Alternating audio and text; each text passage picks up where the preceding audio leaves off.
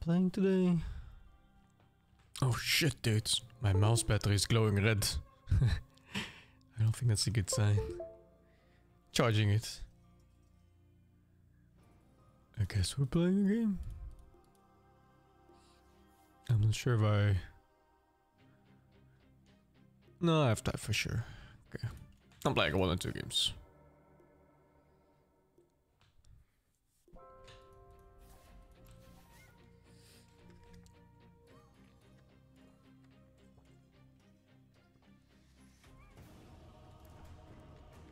Whoa, insta game.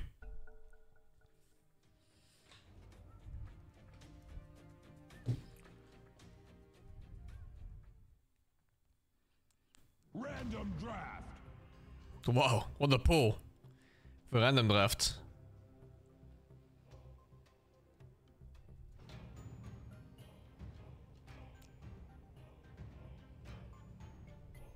Ten seconds remaining. Thank you, allow for the 94 months. 5 seconds remaining.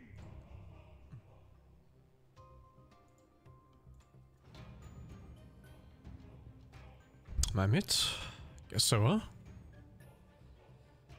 Your turn to pick.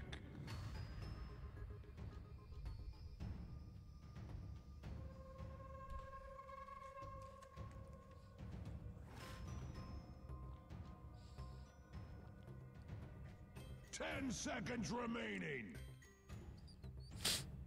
5 seconds remaining. Oh yeah, they fixed the lane mark. That was a weird bug anyway. Your turn to pick.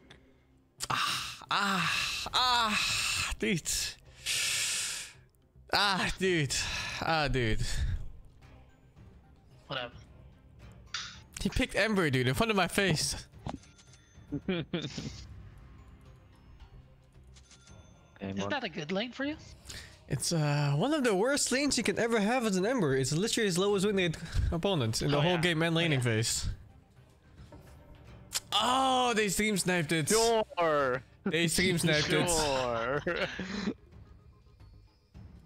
Yeah. 10 seconds remaining. Oh, yeah. I mean, you do play the hero a lot. Seconds remaining. Yes, what foresight he must have had. Hi. Play the lottery. Oh. Ah, see. He's still mad. What did you do to him? Okay, no stream snipe. Just trauma. I have -1 gold right now because I bought items before, but I still have my items. So if I don't sell my items, it's fine. Maybe you start with -1. Yeah, just leave it. Maybe your gold will go backwards in game.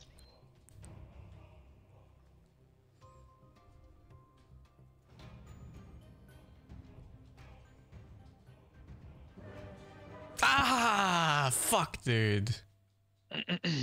No Huskar. I hate pick bans anyway. I'm rushing Lotus this game. Fuck this shit. Before the storm. Why do you even pick Storm? Oh, whoa. My build is not okay, actually. That's always what you like to hear. Right, I'm on a new build PC. If it crashes, good luck. Hey, I still lost my fucking gold. How? It actually went -1, I think. You can't escape tax collectors. Ah, fuck, dude. Here I come.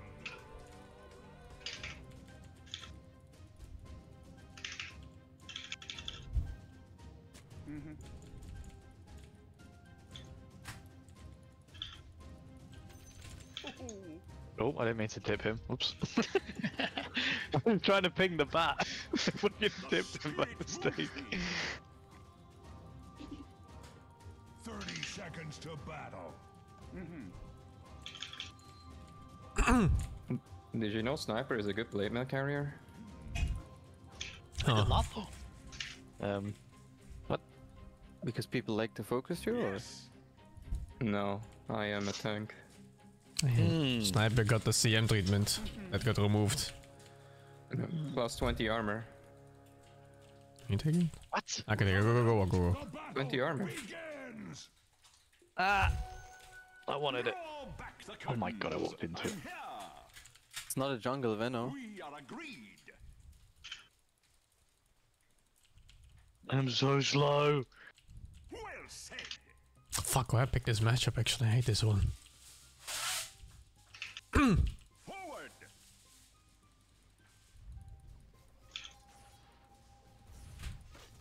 Like the wind. The fuck is... Touchy.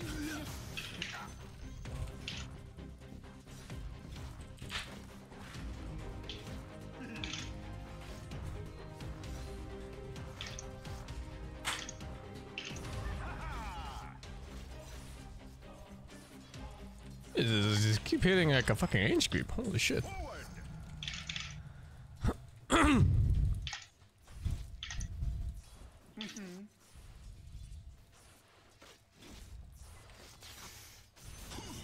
Blow them away.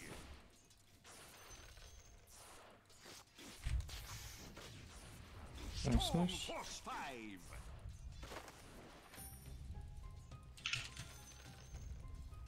Storms are coming.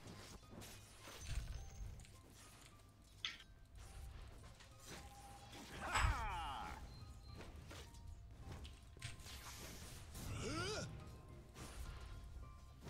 Attack! Level 2 now. Stormy weather time. Left you a little something. How the fucking creep? The fuck? Can hardly contain.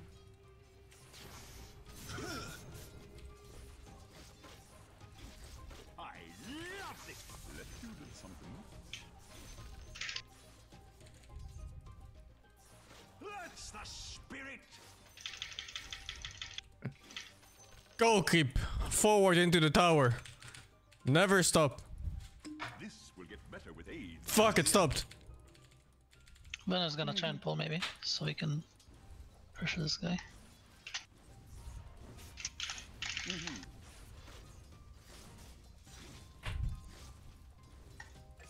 Nice. Nice. Holy shit, these waves are stacked right now. Yeah. What is this? But, I mean, I feel like they should be doing more against us, but hey ho. Has been hewn. Yeah, I mean, I'm getting my last hits. Like the I wind. mean...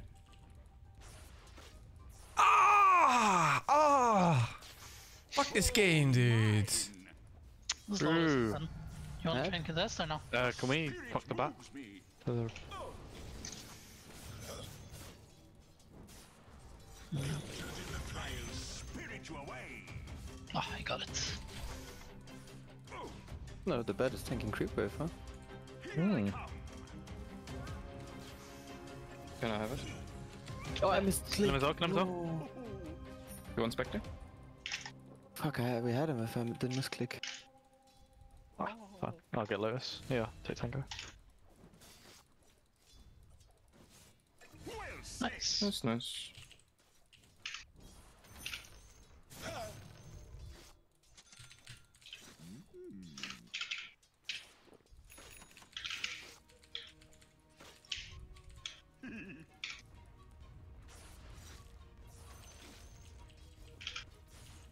Radiant structures are fortified. Hey, with puppy. vitamins and minerals. Take a break. And we're going for Autumn Bounty, I think. Looking good. That's what I expected them to do most of the lane, but hey ho. You blocked again, but we have a cam. It's a Oh, resource you're in for refill for free. hours. Yeah, pretty much. Without a doubt. Oh. This lane usually isn't this free. Ember, I think Ember is supposed to beat Storm. I'll just At least like the first 5 levels. Actually, the first like 8 or 9 levels. And Gotta then get the wave back. Okay. afterwards it gets better for Storm, you just jungle. I think he's goofing.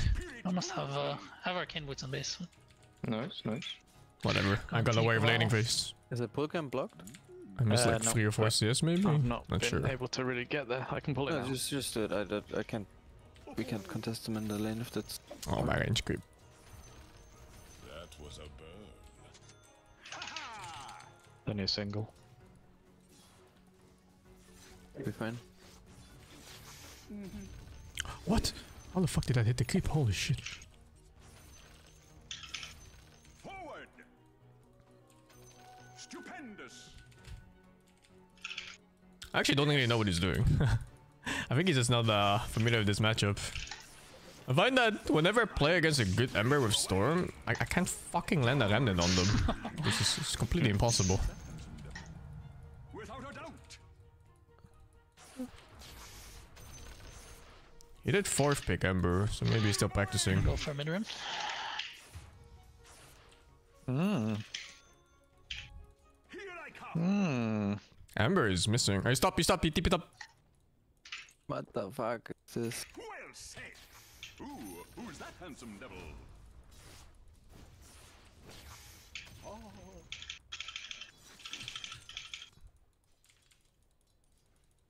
Do I have 2 here? Did you get your bounties? Because otherwise Bat's gone. Oh, we tried. It's 5 o'clock. Somewhere. I took 1 bounty, I think he took the other one on bats. Yeah. XP. Yeah, I'll go. Metaphorically speaking, Axe does not actually cry. Any TP stop? Oh yeah, I do actually. Thank you for mentioning. I'm coming to fuck their assholes. I'm going for wisdom soon. He's gonna test something on me. No, oh, still here.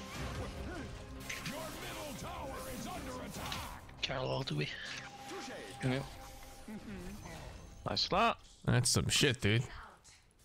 Nice rotation. Or maybe I can snipe the room. I don't think I'm gonna be fast enough though. Creeps, go away. Especially if the keeps chasing you is never happening. Let go of the dream. Let go of it, dude. I don't want it. Holy. Without a doubt. At least 4 seconds, you think I'm gonna run this in this time? Okay, dude. The dream of the warlock. Ember ganking bots. I have no TP on me now. That's the spirit.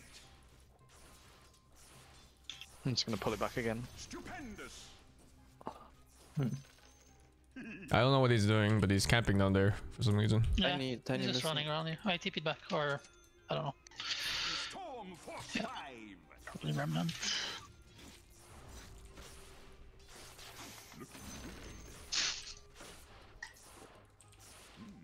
Ember Need TP rotating. stop again? We can kill him.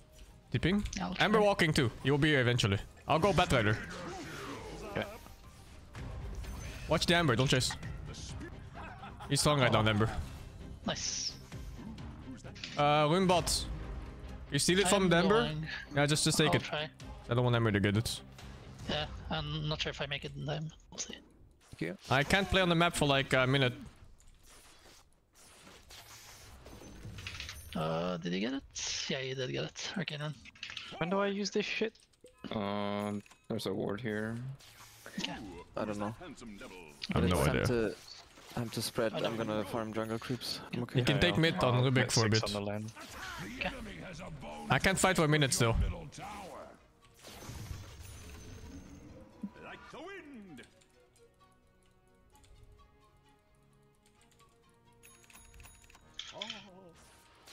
I'm walking towards top.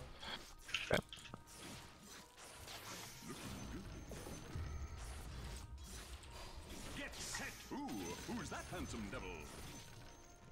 I'll have 6 on this wave. Bat. I'll save this till it's 5. No, it's a bit deep. I don't have mana, I guess. That's fine. He's We dead. got him. Let you do something. Here I can't use a neutral item? What the fuck? Fuck it. How do I use it? Consume. Yes.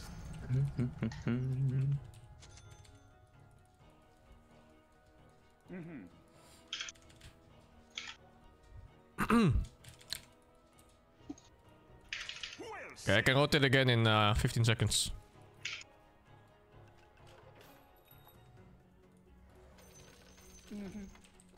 I read this Ember is jungle bottom. will become your bottom? safe place. Maybe he's not. I don't know. I'm Let's go TPing mid for the power. rune. Whoa, was this good mid? Whoa, whoa, whoa, whoa, whoa. Big stick. Yeah, I'm still dead. It's the village, but I have ulti if you can get to me. I'm TPing. there's 5 people. Oh my god. I'm dead gay. Your current fizzles out. You really made the mad last game, huh? Dyer's courier has been I don't know. slain. I didn't expect that damage out of nowhere. Yeah, it was this fucking damage. What the fuck, dude? It's balance, trust.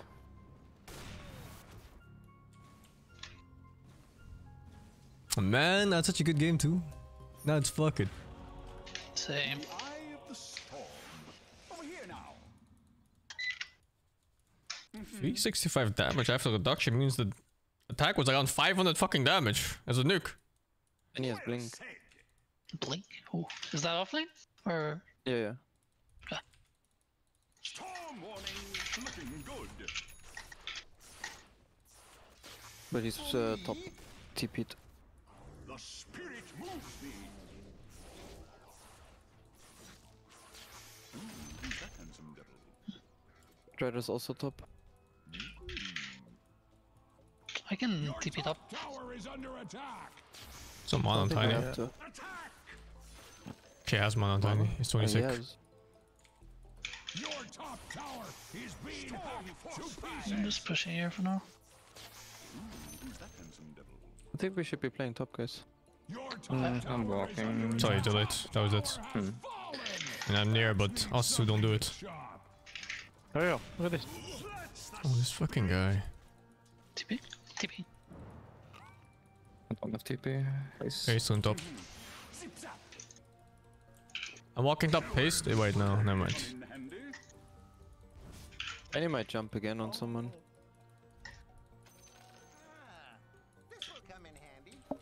I hope he does. Hmm. Looking good. Yep. Ah. Forward. Look at this. 5 seconds. Left you a little something. Such great. Your bottom tower is under Yeah, attack. no farm bottom. Yes. This was the rune in a minute.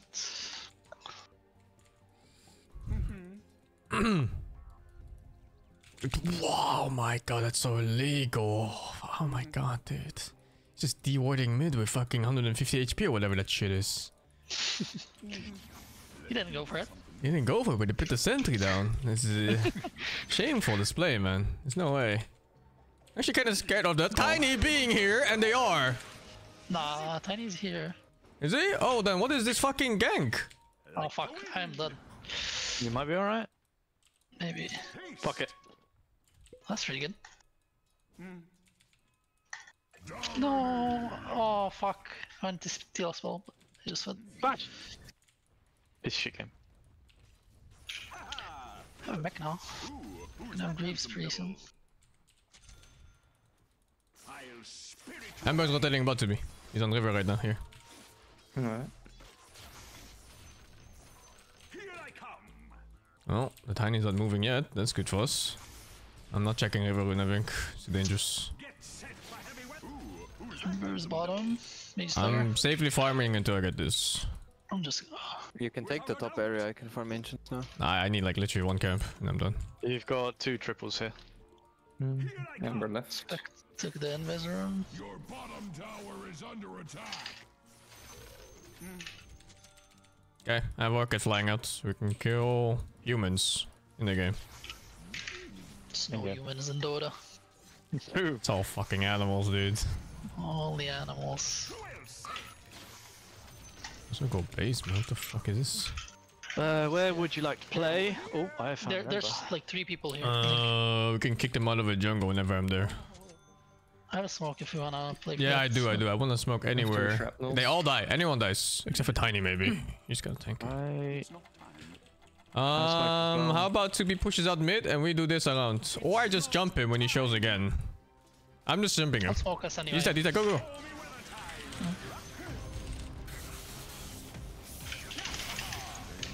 Oh, that's more good review. Nice, nice. Care for Tiny, but we can push here. Tiny Sure. bling. You can't burst anybody. But he can drop us so low that we cannot try it. Yeah. I have mech. I think we should be fine, but I'm not sure.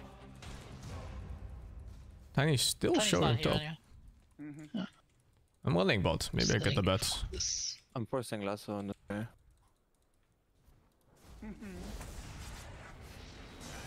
Is that TP bot? What is that? Fuck, I want to jump, but I think Tiny TP'd. Fuck. He did it. Yeah. I'm TPing. I'll heal you guys. Come from. Never mind. The tiny is bonded. Oh shit. No. Oh, I'm fucking dead. I have one more What shrapnel on the them. fuck? Oh shit, Ember is back! Okay.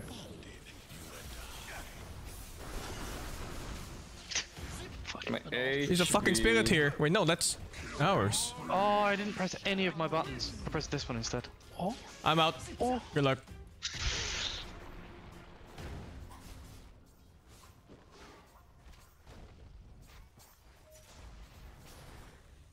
Dagger!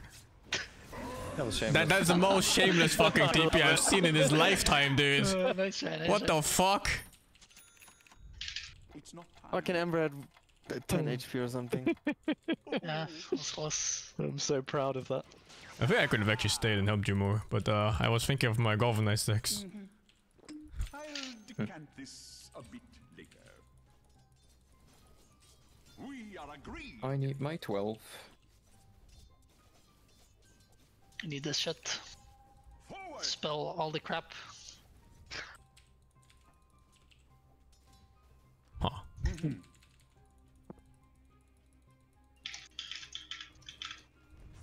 You shouldn't have let you do something.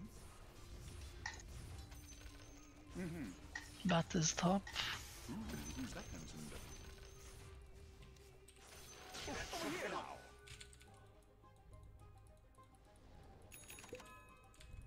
Well said.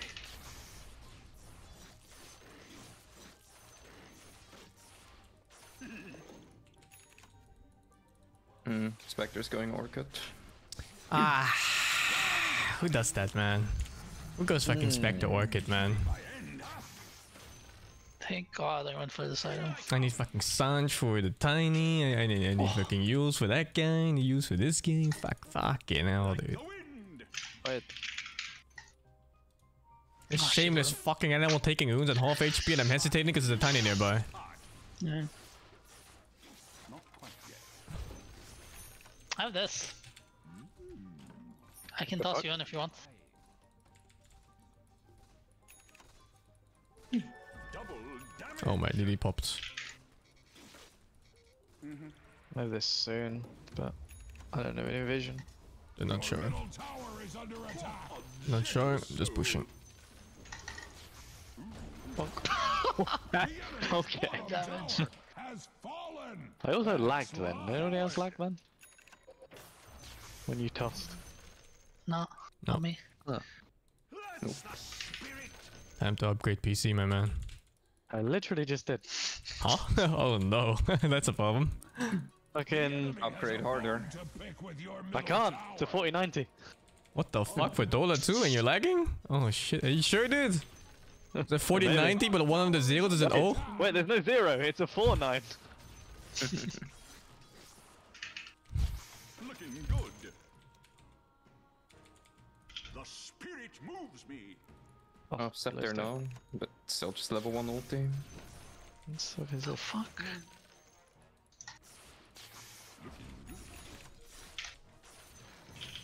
Without a doubt. You get all neutrals already? Oh, we did. Yeah. I'm hitting cubes like, where are they? Bottom? Oh, Yes, blink on bat. we are agreed. Yeah, I think I was correct to jump away. He was no. Yeah. I was thinking maybe I push it out too much, but there's no way with Tiny and You did for sure. Yeah. yeah, Tiny and fucking what's it called, Spectre nearby. No, you pussy for sure. Shit. Run on Ember.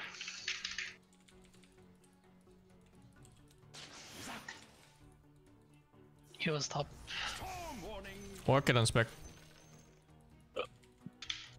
I have Glimmer to shout. You'll Scepter on Ember. Ooh, I want Pussy. that spell. I'm not playing first anymore. I can play first once I get BKB. Same. It's not tower on mid. This guy. Holy fuck, this Tiny has items. They're pushing bottom. We can blow him up there. No, never mind. I'll take. He's going for a Wisdom run. No. Mm-hmm. Can't really step with it, I think. So, more people there now. Oh, I left from top. okay, rip me. I'm TPing. I thought it's more people, but I guess not. No, I just went for the rune. My bad. They fucked up here in the asshole. Yeah, I needed the vision, dude! Maybe I could have gone close to you even, but I don't know, man. Yes. My Galvanized decks. I had a 20 stick. I have BKB, I saved money.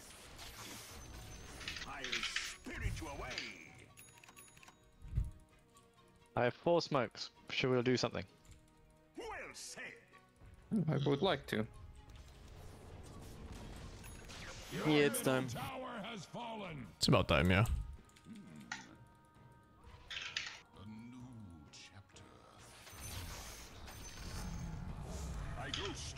No TP on me right now.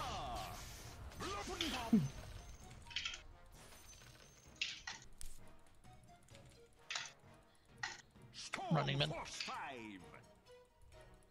Axe does not pick sides, but your enemy sucks. Let it go. What the fuck? Okay. This is pretty good, I think. I'm fucking orchided. You got another stun? What? Okay, that's a weird way that orchid worked. Your top tower It's a tiny standing here. to pieces. Pushing through. This catch. Might get out by time, but I'm not with you guys. I need help. that's okay.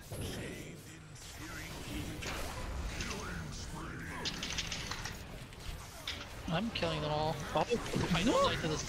What? Wait, are you? One hit! Did I die mid-air or some shit? I don't know, but I was under impression you're killing them all, so I hard committed, and then I look again and you're fucking dead. The Tiny tiny just literally destroyed us. just 2-shot us both. Yeah. If they show here, we kill. But I thought I used my Ember ult, but I guess not. We have 10 seconds for that.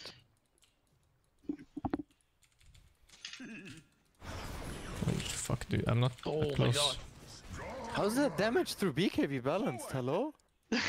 He literally is the strongest thing I've ever seen. 500 through BKB, huh? Yeah. Did you BKB that? Didn't look like it. I was BKB'd. He was yes. Okay. What a dog shit hero.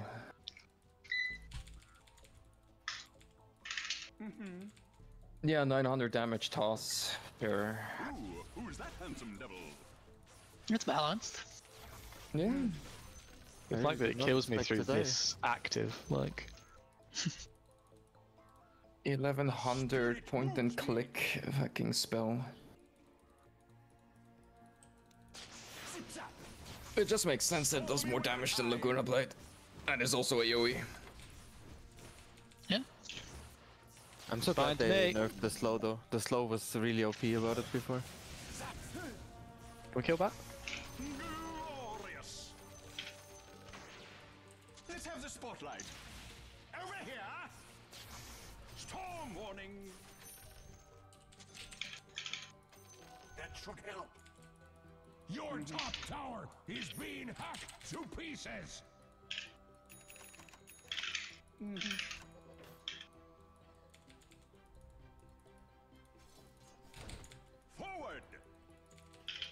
bet on me. Go. I'm over here. Well said. Is he? Which way did he go? He was up here. Just went back. Left you a little something. Oh, they're on me. Okay. No vision here somewhere. It's time to stop walking alone. Yeah.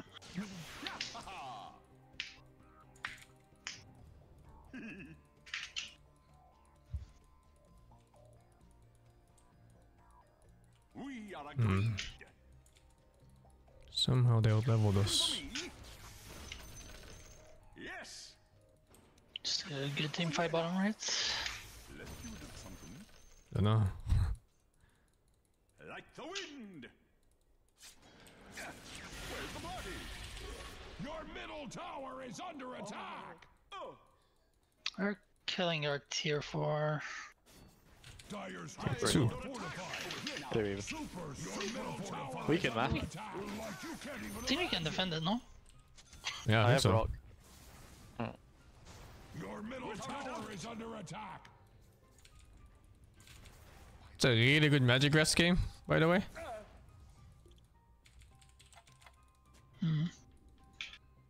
Or it didn't.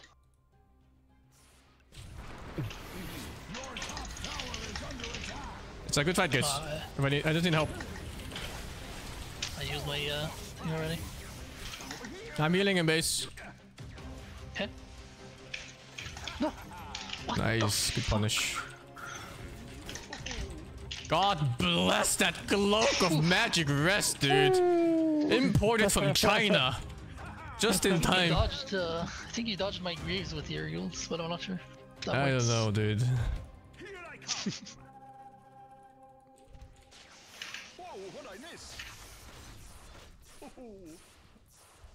I was just looking at it, like, there's no way they burst me, but then they came so fucking close. Holy shit, dude. Oh fuck, my item. Looking good. Alright. No, my item. No! Mary! Oh shit, I TP'd outpost. I'm cancelling that shit. How? This is where you stop playing alone on supports. I was big chilling. Alone. No, I did have Nari, but he just sold me like a piece of meat. I mean, you were farming with Golem. Just send the Golem down the wave and go back to safe. I was gonna like, just have a little ward and then come back. This XP is takeable, right? I need to get on ward, ideally. Left you a little something. Manta on spec. Ooh, who's that handsome devil? God, I always regret buying fucking Orca on Storm. Spirit moves me. Wisdom run?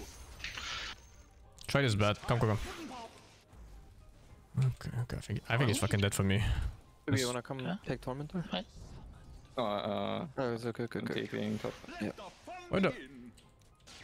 Over here now. Nice. Top tower is under attack. Ooh, who's that handsome devil? Almost messed that kill up. It's close. Blow them away. Yeah, I'm coming bottom now, so you can take Tormentor.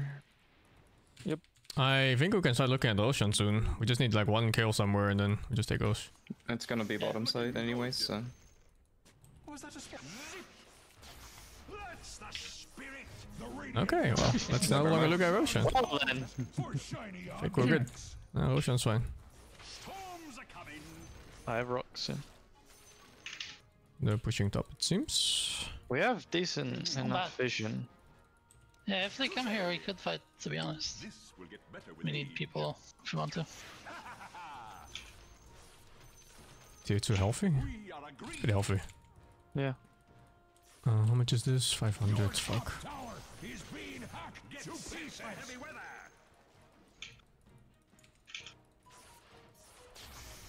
Your top The thing is, I don't really want to tank. I need Satanic before I can. Me either. Any hit? Oh, no, Venice, sorry. Right. Where's the Eagles?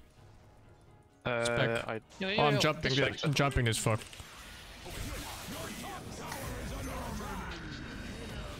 I'll spec ulti too. I got you. He's at the ancients. Tiny's here. Haste run, haste run. He's I'm jumping. silenced right now. Can breathe. I'm everything right now. Oh yeah. Oh, fuck. This guy's local. That guy is in the soup. Haste, haste, haste. Take it, take it. Haste, you fucking animal! I thought he already took it. What do you mean? I already took it and didn't? No, he already took it. He Oh, was you on the run. animal! It's okay. Go back.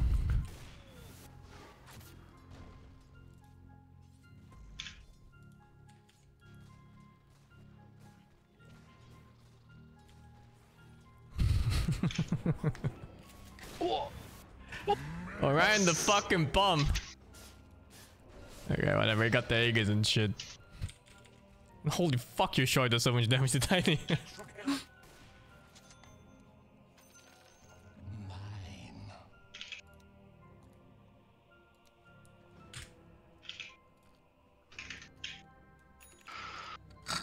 I need a shard this game. I feel like it's a good shard game. Can we take this, the two of us, or no? Fine. Oh, never mind then. I'll just pay the tax. Well said. Oh, sorry, give me 2 seconds. Let's do something.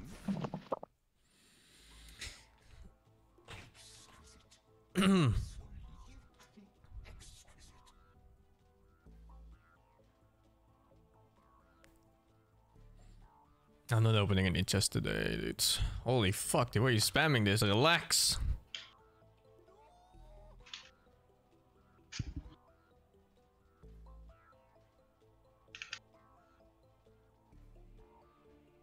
Why does Sniper have a 15 take aim armor talent? In case he gets jumped, dude. In case 20 wasn't enough. And case the he goes 20 blade base mail. armor. Why does Sniper have upwards of 70 armor? Yes. It's a good question. Stop me such a fucking bad hero about Witchblade. I'm never skipping this shit again. I'm just gonna let Embers play their fucking Embers, man. I'm done. I'm not gonna work it anymore. Fucking dog shit item.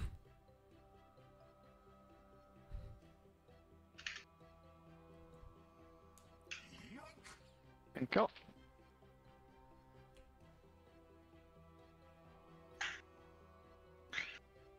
Yeah. 2-2-2. My thanks. Ah! Here I am. I'm over here.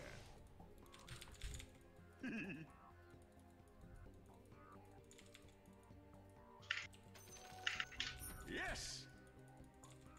No, no, it's Enchanted Quiver.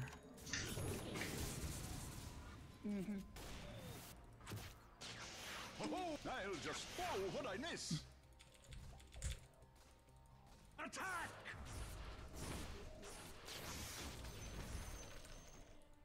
I like the smoking. It was Like the mid, so... Could probably clashed him. I think 20 we seconds. controlled our jungle, right? Probably. Sure. Some wards there.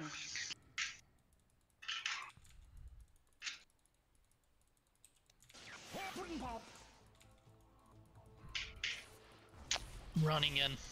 for me.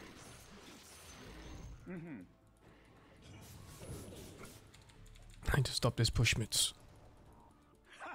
They might be behind them. No, that's top. Fuck. That is top, and Tiny is missing off the map for years! Just like father. Papa? This will come in handy. Your top tower is under attack. I Whatever, I'm guess farming. There's no Roche. Who's that handsome devil? Blow them away! It's not He's very shameless on that bat, by the way. Yeah. Wanna... You have a bit Oh, of vision fuck, there, it's but a- not huge amounts. It's a TP number 2 for me.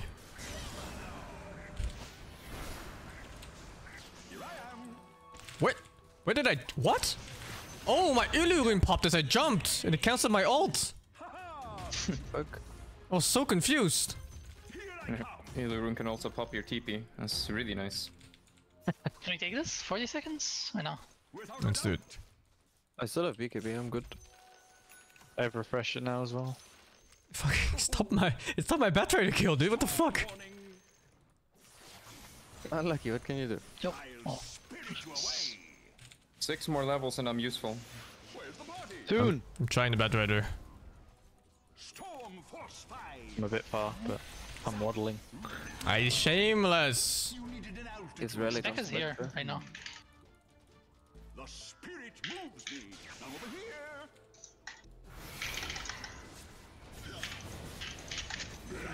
Okay. Can I? Oh, no, that's illusion. Yeah. Nice. I don't have BKB now. I have double rock. Tossing you, but it worked out. Okay. Goble. Thanks, man.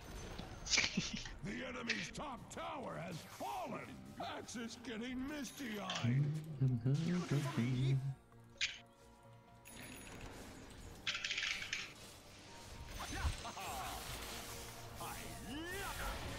Oh, fuck. Help. What? Running. Is that real? No, but the other one is half HP. And the bottom parts. Nice, nice. Very nice. Guess I need a Parasma. We are agreed. Yes, my sniper needs a Parasma. Yep. I'm over here. I never understand why you don't just play core when you want this much farm in your heroes. Yo. This makes so much more sense. I am core. Wait, that's real? Vector feeling okay? He's dead. Huh? Fucking TP'd in. I mean, I did a double check. I was like, hey, he's losing HP too fast. It's not real. Radiant hides behind their fortification. Your top tower is being hacked to pieces. Fuck. Nothing to Warlock toss. did 677 Your damage. top tower is Correct. under attack. I feel like you're getting jumped in like 2 seconds. No. Wow. What do you mean no? Oh, that's a very rude. Oh my god. What an epic Fucking. save. I have Corona. Here, Corona. I mean, I can give people Corona. That's what I meant. Tower has fallen. That was axe. Under attack. Does the second part not do damage? It does time damage. But no The initial fuck? damage. Time damage? Making me old? What do you mean? You broke Yeah. the enemy's bottom tower. Axe approves. Whoa, what I miss? It's a slow killer. Zap. Yes, I grew. The spirit moves me. I'll save this till it's 5 o'clock. Ooh, who's that handsome devil? Hey. Yes. Oh, Not oh, I left again. it. Oh, I'm not there now. Which one's you? I need. That one. Can... Over there. He's Corona. Oh, he jumped. Still have, I have Lotus, so I can remove silences and stuff. It's bad. This is weighted. Hard to fight right now, guys. I can jump their vision on me. Kill it? Oh, I need to kill it. Holy fuck, I half mana back from that? Storm warning.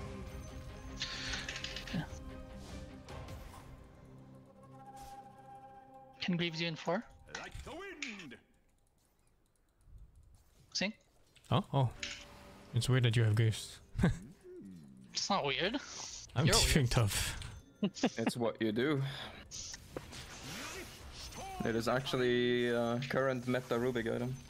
I don't like aura metas, man. This is what it is. But we're back in the aura meta. Yeah, we really are. Care. Oh my god, for some reason I thought that was ours. I'm walking Oh, back whatever, I'm towards you leaving, guys. good luck. Yeah. Well, I was just like, oh, that's my Spectre, it's fine. Not my Spectre.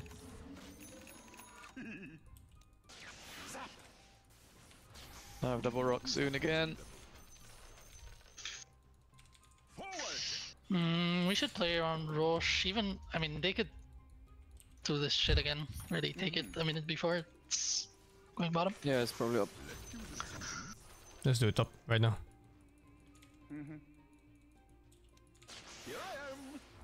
I'll TP in a sec. I don't have TP, annoyingly.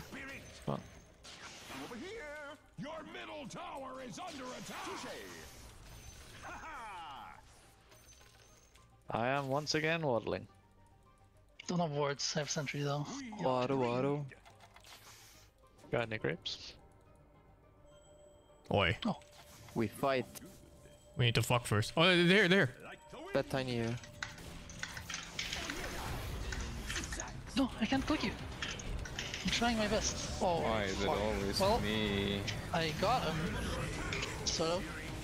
I'm dead though. I'm also dead. Pretty good though, still.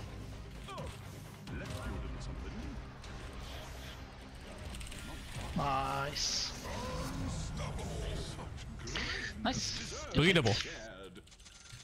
Bread. Bread. Red. Oh, that's no. But we hit him. Wait, what? It changed instantly now. They changed it. Oh, is it because we didn't hit before 40? For me. What the fuck? No, Wait, he what? still has cheese. Huh? Yeah. How did you ping the banner? Because he had the banner on my screen. Yeah. I shan't believe this. Can't believe it. Well, we have a cheese now.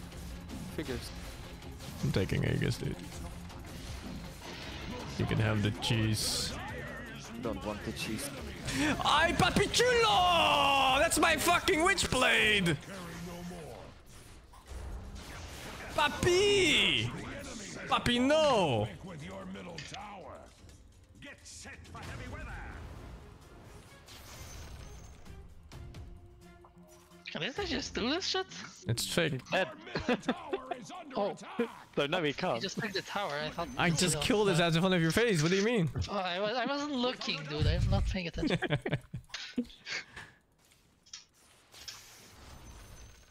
I was dead. If I'm dead, I'm not playing the game. Oh, 3 kills. I can't reach. Remember TP? We are not there at all. I just first to bash him, fuck it. Running. Oh, I fucking pussied out like crazy. And I did bash him. Very fallen. He didn't leave a pussy spirit back.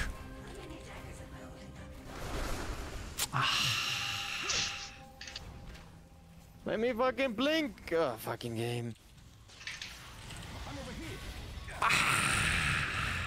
Oh. Fuck yes, it is. Invincibility. I fucking hate Invis, dude. How's Invis a real mechanic? Radiant structures are fortified. Tiny and 10. Does Bat have lasso still? Yeah. I don't have rock. Enemy's bottom tower has fallen. Tiny and How's 2. Invis a real mechanic? Bottom barracks have fallen. I'm still here. No BKB, but I have Satanic. The enemy's What the fuck? Fucker. Oh, fuck, I grabbed the wrong one, I think.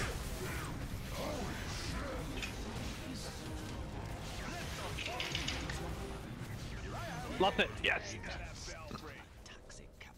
I wanna kill them. Don't have card right now. He's in this, he's in this. Get it. Yeah, he is. Mad thing. Fucking hate this game, dude. Can I? No, it's not. Okay. I'm gonna Okay. have someone. You ready? tower is being hacked to Seth? pieces. No! Why am? Come on, bro. Go Golem! Get him! Get him! Oh, which one? That one. Harry? Okay. No! Bro! Oh! Oh, okay.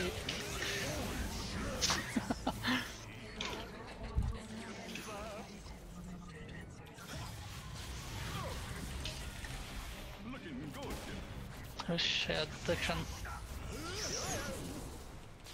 Ooh, who's that handsome devil?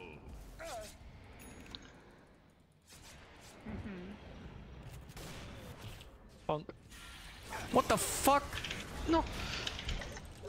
9, man! I'm fine.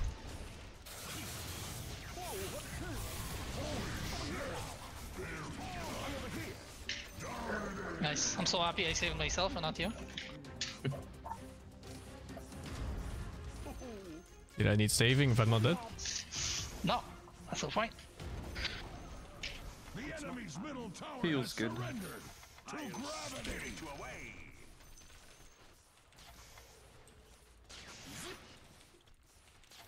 That's the spirit. The enemy's middle barracks have fallen. More like that, please. Oh shit, they can see me anyway. The enemy's Fuck middle am I doing? barracks have fallen.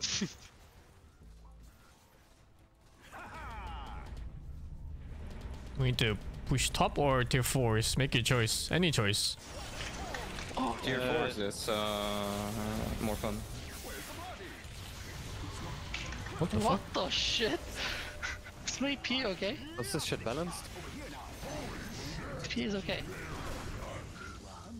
Feels okay, man. Oh my god, why I activated? No. The Rona. I really can't move. Cancel TP, cancel TP, cancel TP, cancel TP! I almost killed myself by activating Martyr's Blade. I panicked. That would have been a sad death. Blow them away! The enemy's middle tower has I need to Nice. finish my rapier. I have blink toss now, guys. I'm putting these guys out of their misery. No more suffering. tower has fallen. No more games. Given the lack of axe. Come on, show yourselves. Fuck. Axe awards the victory Jeez. honors to the dire.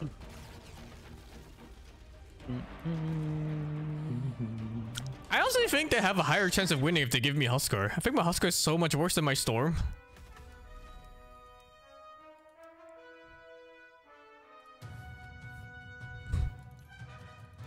Wait, Rubik is a mask hero? Oh, what is ahead of me on fucking Ember? No, changes. Was it the oh, that was the gank bit. Yeah. It was the village bit. Oh, whatever, I guess. Dude, that one village gank gave him so much. What the fuck? Look at that. In like 2 minutes time, he went from 3.4k to 4.8. Hello? The fucking village.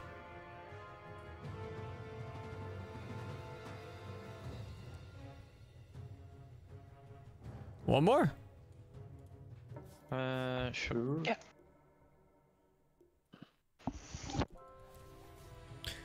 Vacuum Milanita for the 8. You went to see a theatrical performance on Pons the other day. It was just really a play on words. Adam ZDL, thank you for the 43. Mowgli, thank you for the 12. And Bero Roneko, thank you for the 35, man. Your friend in Roadwork is accused of stealing from his job. You didn't believe him at first until you got to his home. All the signs are there. Actually, let me coach. Maybe Kreusi wants to play. Or Nanzusi. Oh, I have Kreusi.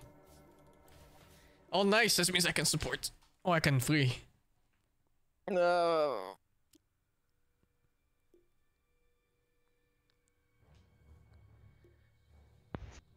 Oh wait, we have a rest. Mm-hmm. There's a few sets I like from the new chest, yeah. I like the tiny one. I'm definitely getting the tiny one before this So you chest go 3? goes away. 3? And most of these heroes I don't I really mean, play, so I nothing don't goes care 3. much. I Oh, was whoops. just thinking, if Blay leaves, then I have to battle with Crayon for +5. Oh yeah, the Meepo. I'm getting Meepo. I'm getting Tiny. I'll carry the burden. Don't know if I care. I think I'm getting this one too.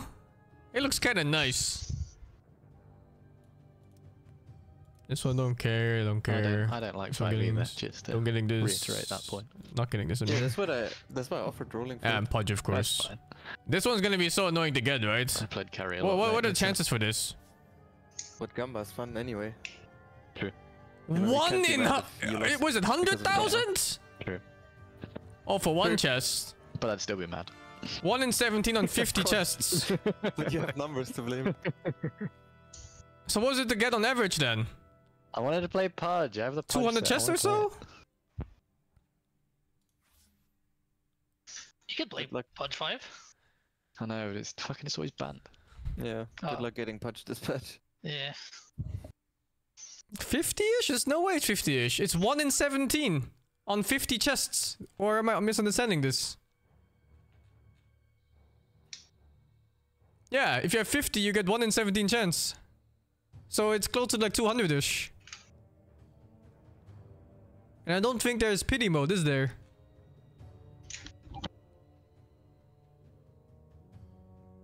Oh no, Sing's trying to open chests. Not yet, not yet. I mean, I Don't need to do get the it. Pudge set, man. Looks nice. Took me maybe 40, 50 treasures to get it.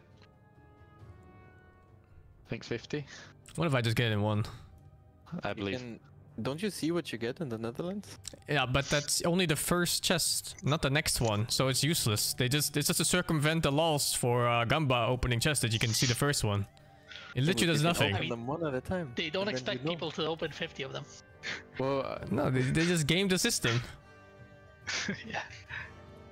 Like, I can see that my next chest is Grimstoke, which is fucking garbage. it looks like a good set though. Grim is I nice. like- If yeah, I was an like the RPG Grim. character, I would fucking play it. I mean, all the Grim sets are like so boring. This is the first one that's like kind of different. Yeah, it's a pretty good. It's actually genuinely a pretty good set. All of them. They're all I think pretty the good. key one looks like dog shit, but all the rest Wait, are we are getting- pretty good. Are we getting tokens? I wasn't even paying attention. Yeah, we got tokens. Oh, I completely forgot about the events. Oh, I didn't play much.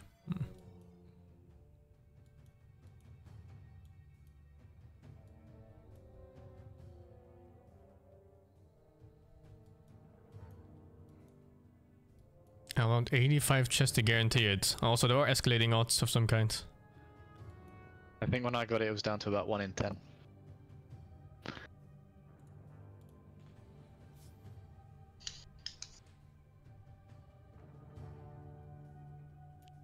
They're so scummy, actually. Fucking head chests. Yeah. How people just spending more money on cosmetics than actual games like AAA titles. Sometimes even quad A titles. I mean, I'm happy to pay Stop. the amount of hours I played. Dota, Yeah, you that's know? that's It's how I like, justify it too, for Dota at least. But not like other shit games. No. I mean, yeah. I bought some stuff in PoE as well, except for like Oh, same. chest stuff. I bought this supporter also a pack like game. 3 times. Yeah, I mean, I played that game a lot too, so that's fine. My eyes. The collector's cash items do get increase in value later though. You can get some money back. In Dota, I mean?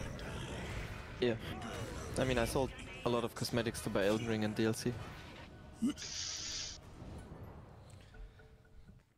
The only thing I ever made money on in Dota is the AM Persona set. The fuck? It's people from my country. It's my people. Huh? Which one? Jack Sparrow, of course. Ah.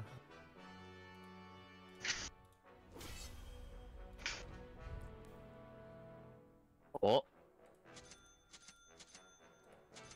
Okay, the super There's reliable. no way stun no on way both this sides. goes through, right? I don't know. I don't get to do it. Ah, you fucking shot. Why did you have to say anything? Who asked you? Who fucking asked you, man? Either you get it or you don't, huh? Yeah, Maybe I thought you don't like Jug. I think it's more like 1 to 99. What the Nope. fuck? 50-50, That's not happens supposed to or it happen. doesn't. Oh my god. My hero. There's nothing left I want to play, dude. This world is empty Me neither. and void of any joy. What heroes are there? There's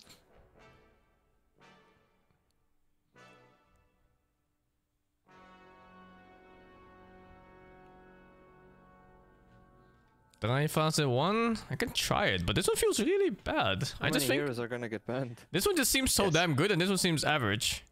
But I'll you try didn't it. need a stun anyway. Doesn't matter. What other stuns? If I remember, this doesn't even shotgun. Fuck it, just to try it out.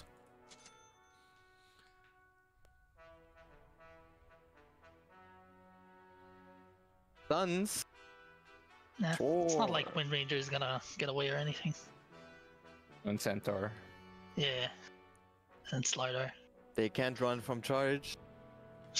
They have True. so many fucking stuns, dude. Have one in each hero. now a big AoE one. Have one in each hero. And we have one. Or I guess two.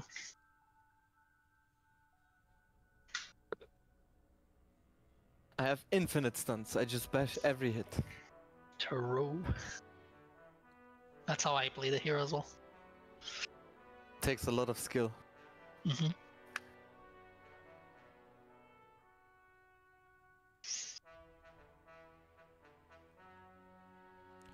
Bam, bam.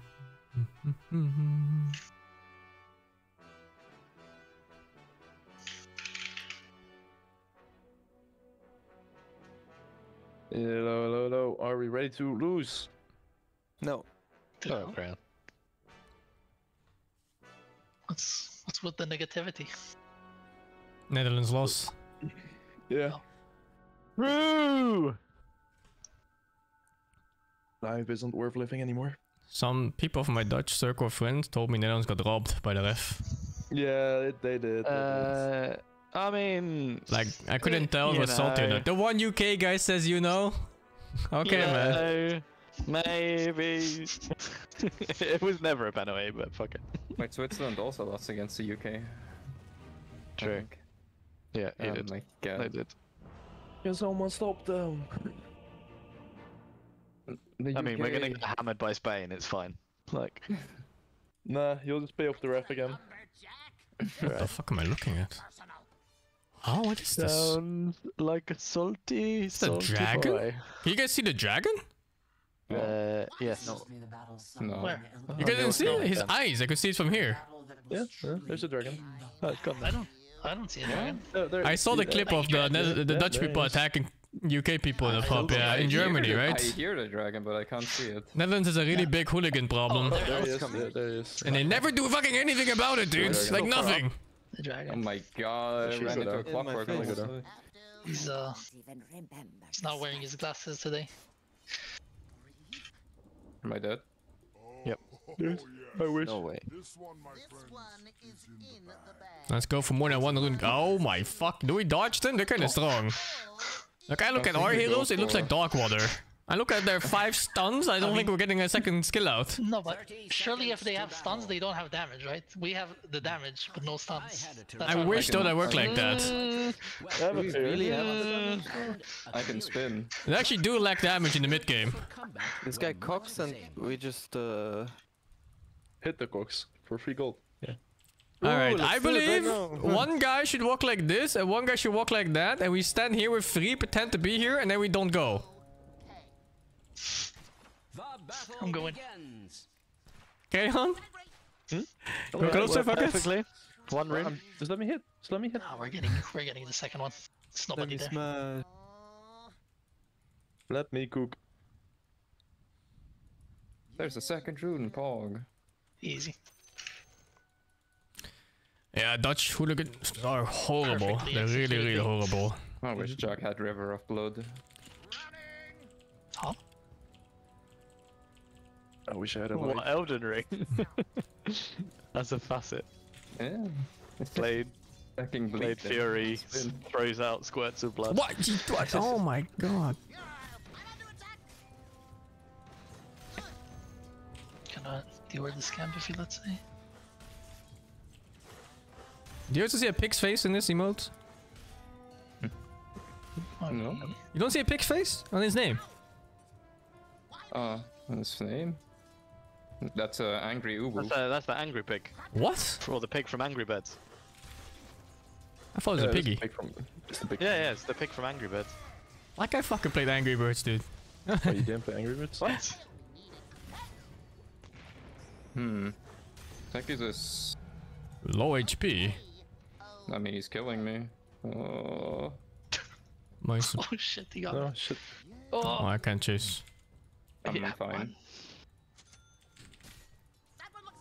What was that? What was that? Center. Yeah.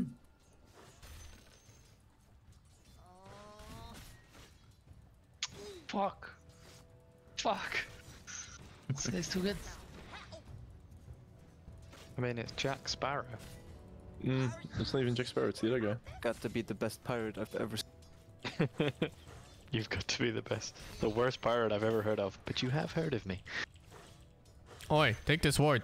Hey, muchacho. Hombre. No. He's... He's stacked. Bad tidings, I'm afraid. Radiant's courier has been slain.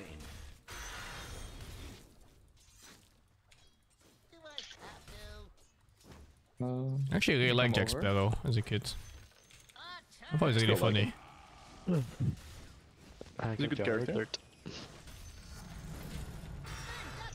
It was just so well acted by Johnny Depp. No. Yeah, for sure. It's super funny. I'm killing this fucking techies, dude. He used his jump.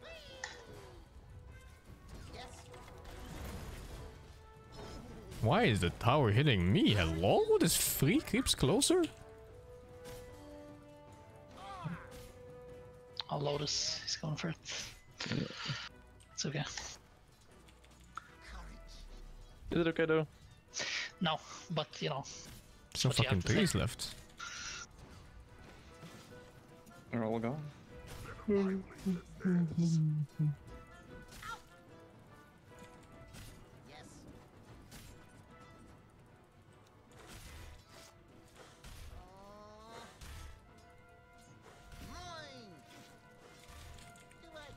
Turk Courier.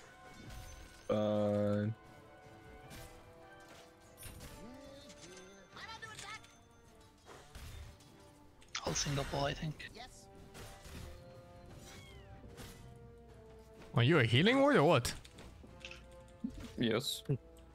That's my lane contribution. Thank you. No worries.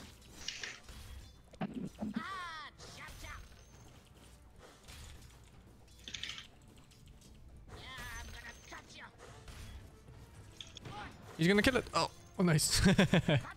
I clobbered his face for it. For thinking Wait, about what, it. they have send 5? Running? Or is it send 1? Send one. Sent one. You heal? Wait, don't heal. Yeah. No, we can do return kills. Bonk. Bonk. Nice. This creep is drunk. Bash. Bank. Bash. Nice. Pretty good. Regrettably, Don't clockwork. your middle tower Worth is the under sacrifice. I'll get this. Okay, I didn't get it. I didn't get any facets. Nice. Back to the block grenade.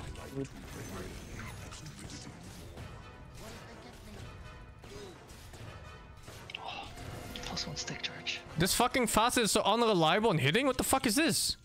Clock missing. That's actually awful. I thought it was way better, but Yeah, me too. I thought it was gonna always hit if they're close at least, but that's not even the case. there's so much empty room. Are you sure about this? Oh my god, I'm dead again. Need you to come. Running. Oh my god. Yeah, okay. I mean, this caucus runs at me. And cooks me, and I'm dead.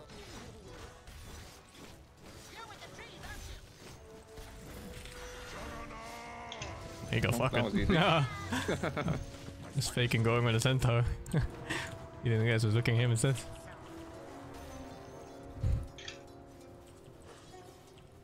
I'll get ya.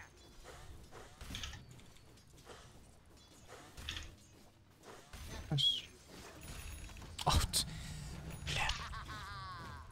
oh my god, this catapult sold 2 CS. Oh, region rune, fuck yes. Are you low? Yeah. It's like 100 HP. Oh, shit, dude. Oh my god. This catapult took 3 CS of me. Good catapult. Clock is missing. Become stronger. Probably going Windrunner for the used wisdom TP zone. from it. Who did? Windrunner. Fuck it, dive. I can charge in 5. Charge, fuck it. Charge in 1, fuck it. Coming. He wasted stun. Fuck Bzzz. is TPing. Kill him as I well. hope he Clock is doesn't not there. cock. I'm because going that for the fucks wisdom. me. I'm probably not gonna make it. Oh! Right. Oh, Slider probably won't, right? Yeah, I think so. Oh, Does my mid have any skills? Seconds I do. Does my mid have any skills to cast? Oh my god. Hey, this faucet is not bad. Kill him, fuck it, kill him, fuck it. I command you. Okay, I missed every skill.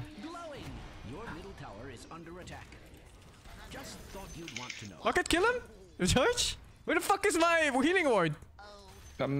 This is I had no HP. The Windrunner is here. No, no. Out, Tank it, Nari, out. tank it, Nari. No, I'm not tanking shit. I'm out. Holy dude. Are my supports okay Where's with the Wind Ranger bolt? What do you mean it's a Wind Ranger bolt? There's no way. My He's top. Oh my god, my Oh. wisdom. I feel like No, this you is- get it, you get it. Wyvern is There. hell. Well, he's definitely both. dead, huh? Yeah, Come fuck. on. Chase. Double kill? Double kill? Yeah. Wind Ranger, just run. Oh, he did. Oh, that was a nice stun actually. I'm fucking this guy. Of course. 5 seconds I've charged. We can kill. Kill him. Yeah, he dies. I'm fucking killing this guy too. Ah, that shit never lands.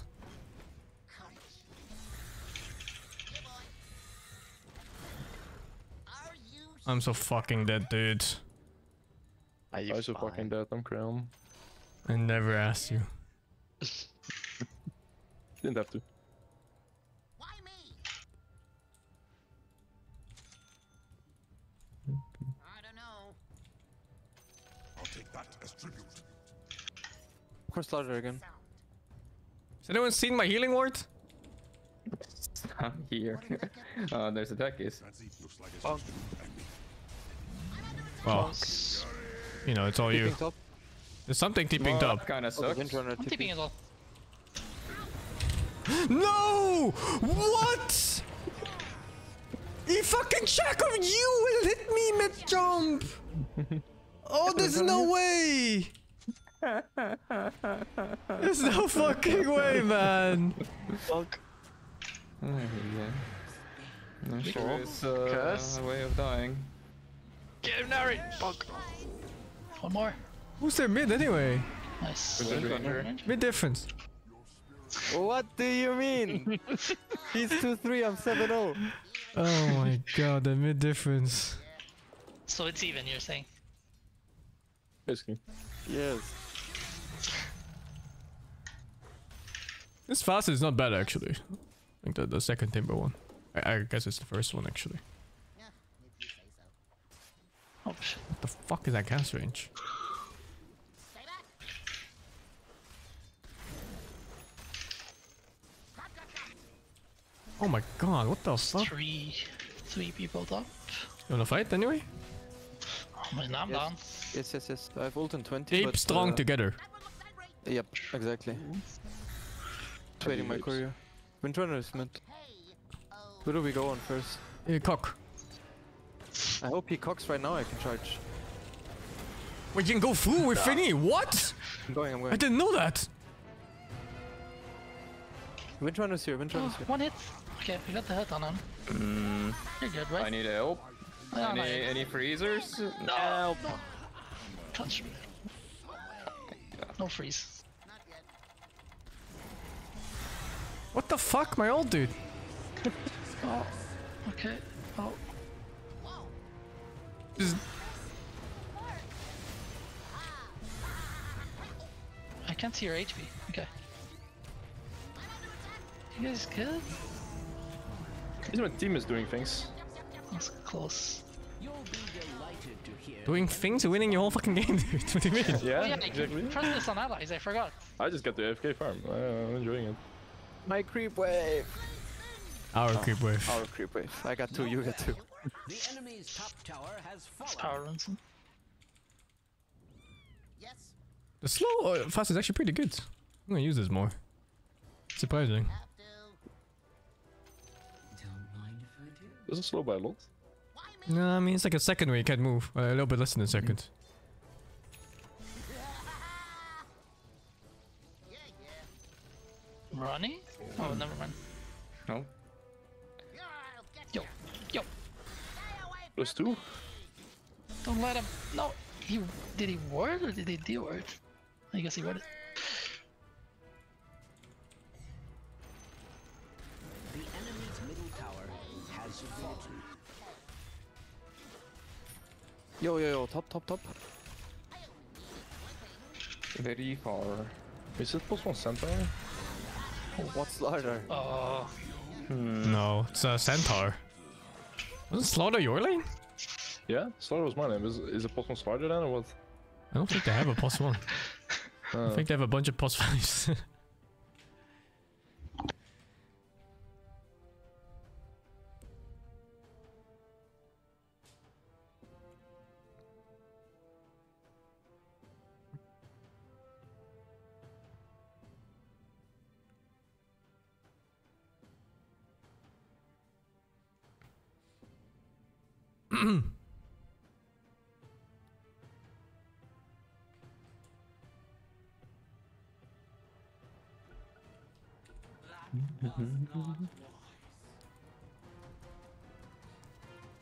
Oh.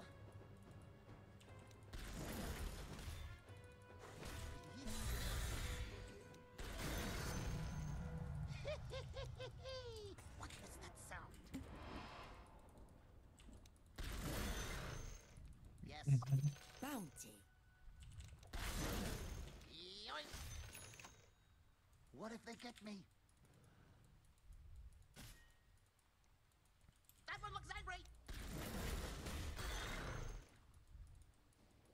Running. Kill this guy? I'm down, dude. Look at me go. It's not time yet.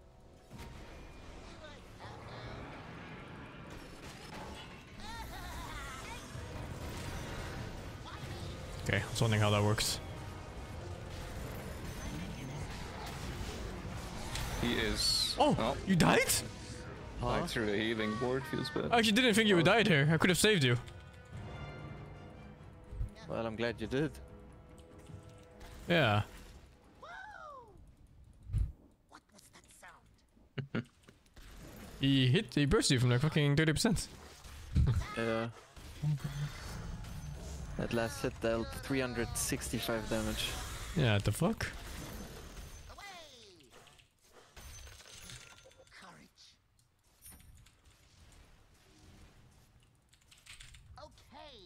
I think Blood still makes the splinters bigger.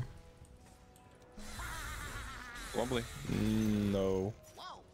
You don't think so? Or makes them travel further. I don't know. No, it should make them thicker, girthier. Oh, Shit, I'm taking shield rune, never mind. I like girthy. Hmm. Maybe he walks into me. Oh, they have a TP top. Oh, He definitely walked into me. I charge in 3 seconds, crap. Nope, I need to save him.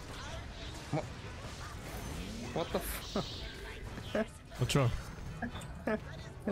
Good save. Oh, whatever. I hope I got attacked for that. But I don't think so. You need to attack them after ult? I'm not sure. Be in range. It's the same as silencer. This game is quite despair for them, huh? Tiny Yeah, bit. mid div. They did Yeah. pick some shit. Like, top lane was shit for them. Well, they don't have a +1, so that doesn't really help either. Are you sure about this? Hit him. Damn, they're fighting about me.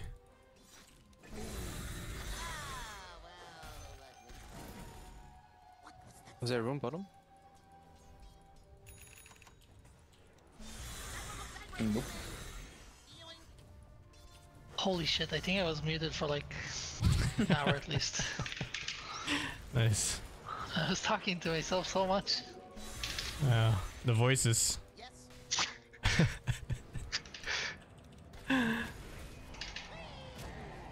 Huh? Oh! What the shit? Oh.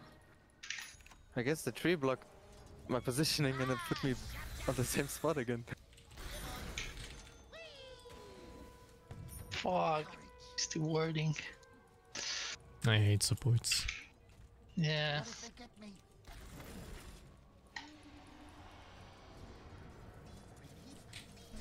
Dude. Imagine buying wards. Our creep.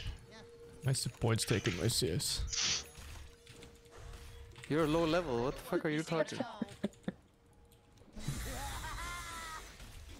Real cores are level 13. TPing bottom, but I think you're dead. That's I my can hit guy. mines, dude.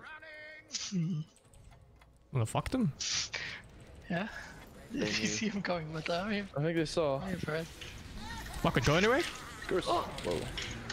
I got a curse. It's a great slightly setup. late. What? This is not a tree? Yeah, Huh? you missed. You missed. What do you mean I missed? You went through You the missed? trees. What do you mean I went through it? There's no I way! know what to tell you. You missed. Skill issue. Oh, I think we lost. I think we lost this fight, yeah. Oh, the game. Uh-oh. Yeah, that is well maybe. It's over. It's over. I missed every fucking skill in the world. Are you still alive? yeah. Wait, it doesn't always work. You need to Maybe hit only it. from the inside. I don't know. He gets blink? Well, I hope he doesn't have farmed. blink. They show I That's charge. not a blink. He has a Crimson Guard. Of all things. A Crimson Guard against Murta and Timbersaw course. No, I mean it's for me, obviously. Yes. For when you start scaling, yeah. Yeah. Charge on cooldown. Yeah. You wanna fuck them?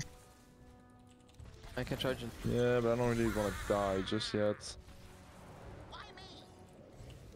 Is Orchid. Holy shit. 5 seconds charge. The use Cox is really good. That spell fucks us. Anything It stopping does.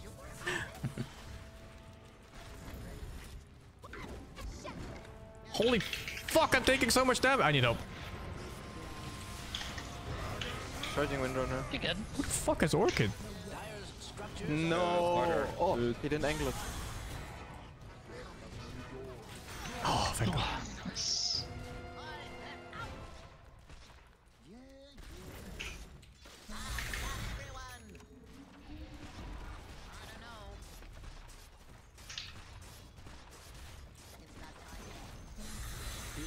enemy's middle tower has fallen. It's hard to see that as anything. This was a but pretty fast kill too, wasn't it? Yeah.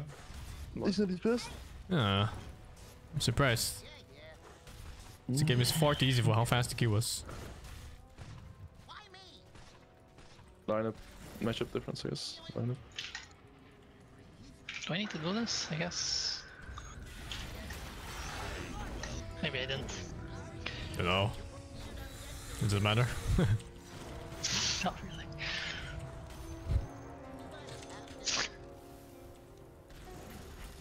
Kinda should have hit me. Man, I just want to play Husker actually. It's fucking disgusting. You play Husker. Disgusting. I played it once to counter to teach your ass. Do I need to give you the chicken fuck explanation again? What the chicken? What? You fuck one chicken, you're a chicken fucker for the rest of your life, no matter what you do, Crayon. Oh my god. You're a fucking Husker player now. What the fuck? Need help. I don't have a healing 5 seconds word. stretch. Oh, Oh, well, you're completely immune. Well, yeah, I You're- can't you're die, I okay. guess. Oh shit. yeah, I'm surviving. Don't have mana right now. No, maybe not. Okay, you had to ulti me? Are we all running from a bot back clock or what? What is this? Yeah, I yeah. need mana. I'm scared. Here you go. Scared? Okay, I'm scared too then. Well, I beat. I have charge. Yo, Nari, there's something here for you, a gift. No, you can fight this with Oh, you don't have one one? base. I wanna Is charge. that for me? Okay, go. I'll take. Oh, no, dude, there's no way you're taking over the Sommer. What the fuck are you talking about? Why not? Makes Why sense. not?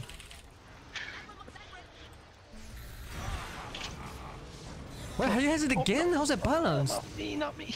How's it balanced, Cinderella. man? Come on. Oh my god, the damage. No healing ward. Kinda fed.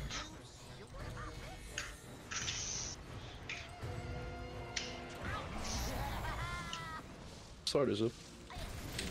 Ah, man, you can only go out of it. It's so weird. No.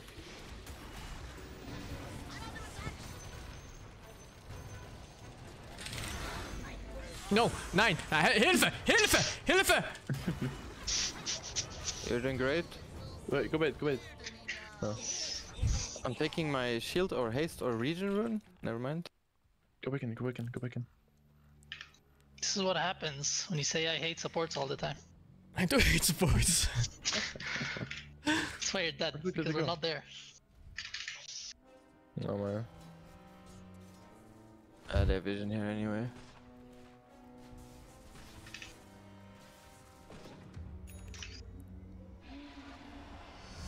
Any tormentor killers? No. You know I'm here. We can do it. Two of us, let's go. It's just I'll gonna heal- take a little bit. little bit. Oh. What? You're crazy. I didn't know you could only slash shit. Yo! Okay with the conversation. Yo? My runes. You healing us? Bounties. Am I just dying? I mean, there is a healing ward there. Oh, What yeah, is comment there on is. me slash that? I don't wanna die. Actually. Attacking. This is the slowest tormentor I've ever seen. But you. it is a tormentor. It's very efficient. We're taking it without cores. Cunningly Yeah. fortified. What? I'm a core, you fucks. You're the third support. The enemy's top tower has fallen. You're welcome, Crayon. I cleared the way for you. Mm-hmm. You're most welcome. Thanks.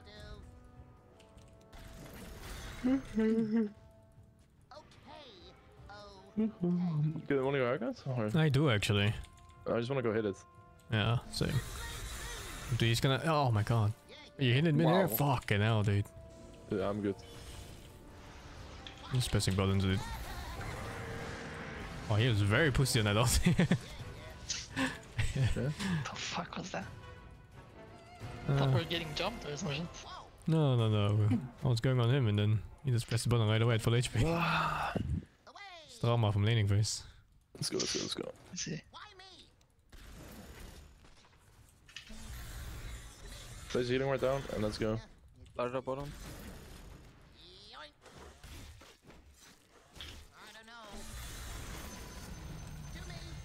At last, the enemy's middle tower has fallen. Are you ulted? I can't tell. No. I'm going on our Yeah, I'm ulted. I can hit towers and to ulti the from now. bottom. I don't fucking know how that skill works. I do. I know you can't ulti. Or hit towers. Oh my fucking god, When they landman. used all their spells, but It's too good to My be mid. true. The enemy's no middle healing barracks ward has anymore. fallen. Hello? Oh, you don't like There? it? I'm They're not gonna 15 yet. Come I don't think from they're coming. here. Yeah, I was about to say they're gonna come from behind here. you don't have We can focus go fire. to them Oh, though. maybe. we can fuck them here free maybe. kill, free kill, free kill. Oh fuck, dude, we got countered. We're hard countered. Holy. I don't want to get caught here, guys. Please. Okay, he found me. Oh, you not found me. Nice. No, healing ward again. It's such a weird stack. I feel like they're out of their bracket. No, they're pretty high, Lamar. There's no way. Ah, I'm dead. He just deletes me. Fuck. Didn't get me off. Oh, it's so weird. I guess I have to go past it. And then I can go from inside to outside. Inside to outside. I'm not stopping this charge, no matter what. The enemy's middle barracks No, so close. fallen. Oh! Oh, so close. he Oh, you got died. him. He died to spin. Okay, you placing your for that? Where's my healing ward? Where's my healing? He didn't press his ult on Ranger. Oh shit! Oh, what the fuck? Thank fuck they're going for you. Very far though. Oh. I'm on my way to feed with my team. How's Powercock's balanced?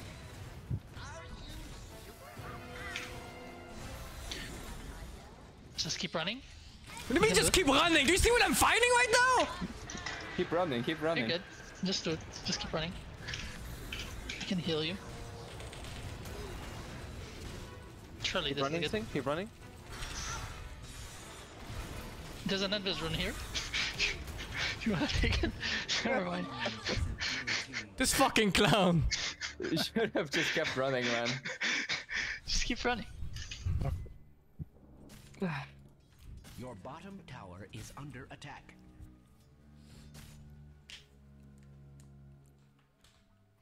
Man, there's no item for this shit.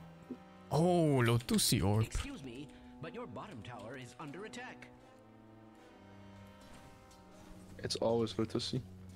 You wanna get the Roshan Kayon? No. Oh my. This guy's chasing me.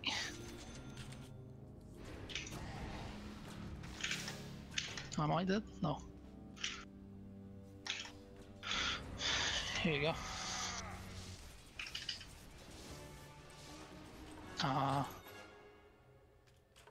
What if they get They do it.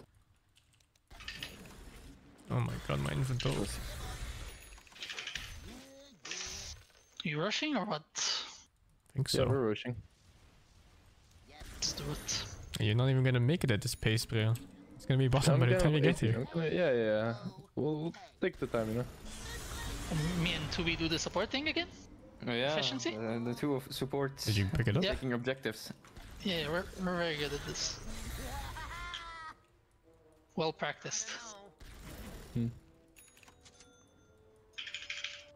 Oh! Your bottom tower is under attack. Getting nuked. We did get scouted, I'm gonna stay to reveal. Under attack. Does this happen or not? I'll just ward this. Yeah. Going towards seeing. Oh, they did Tormentor. Why do you sound so surprised? And so Because they rocketed the Roche. passes into history. Oh. Yo, come defend me. I wanna ward their base. Memories, a taste Sure, dude, I'll defend you. and a question Thanks. with cheese. I'm warning you.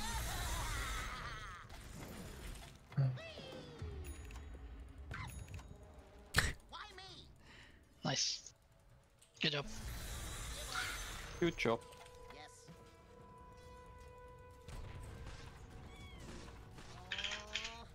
No, my mana. What if they get me? Excuse me, but your bottom tower is under attack. Defend the words. Excuse me, but your bottom tower is under attack. In a stroke of cunning, or perhaps of desperation, Dire's structures have been fortified.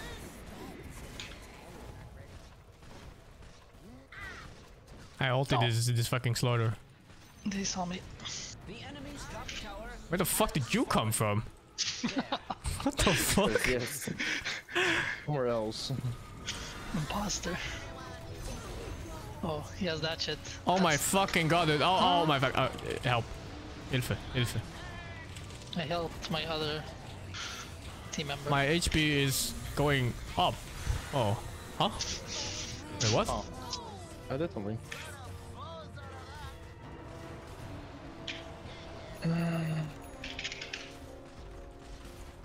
I'll help you guys take towers. You're welcome. Top barracks has fallen. As A contribution to this game. Yo, what the fuck? My contribution was healing ward. Your bottom tower Nice. is under attack. That's more than me. Don't we have the most annoying team to play against? We have 2 heals and then 3 unkillable cores. And 1 stun. Yeah, we're good on this. Okay. You should have seen top lane. It was just 2 heroes hitting me and a healing ward behind me, nothing else. And they couldn't kill me because of it. That's pretty good. No, I fucked up. He's gonna kill me. Save me. Save me. I do minus damage. The Crimson. It's fine.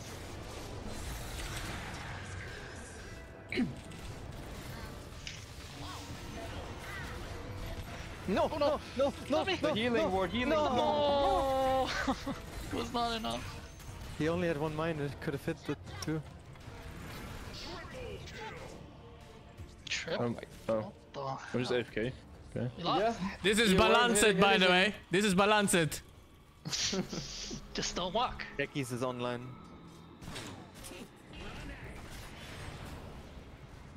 Wait, I have to creep. What am I doing? Oh my god. Not anymore.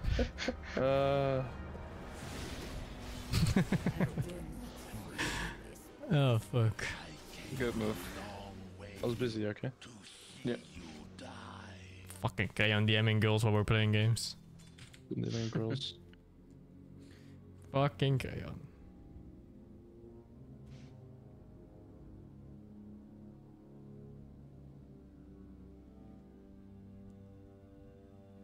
Okay. What the fuck?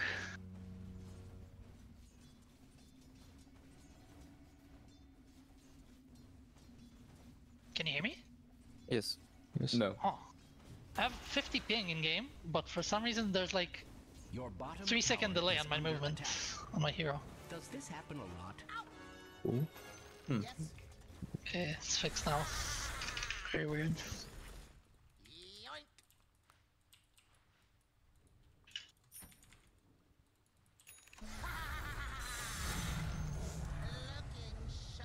Fuck it.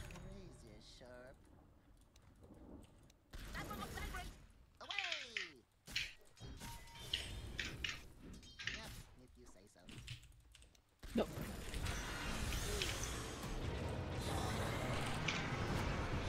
Huh? No! What the fuck? Relax, bro! I was just... What the fuck?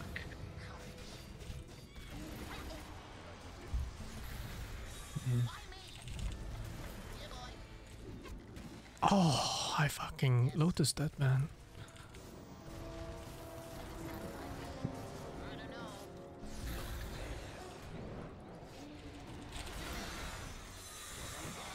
Fuck stunned me.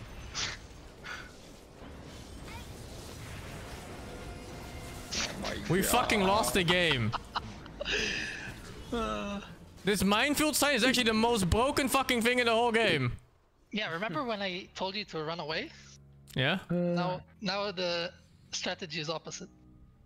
Just don't run away. I need big Yules. Ain't no fucking way.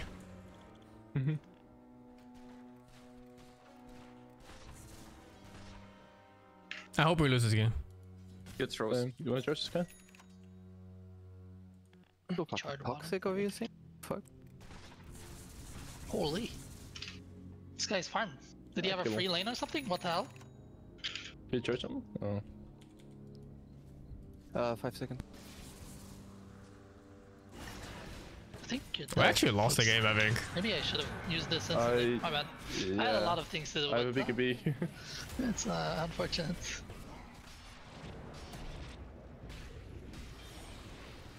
I actually think we lost. I think so. Yeah. Okay, I think we have to play. They're out leveling us. Is under attack. They might even be heading gold at this point. Your middle tower is under attack.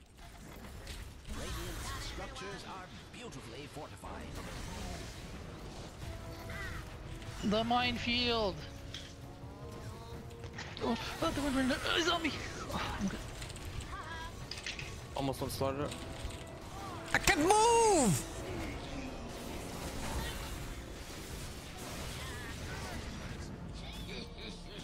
My Omni Slash did something very interesting. We actually lost the game. I think we need to go 5.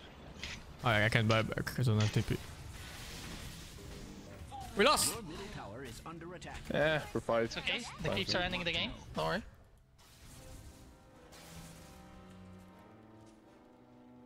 Holy fuck, I actually can't move in these fights.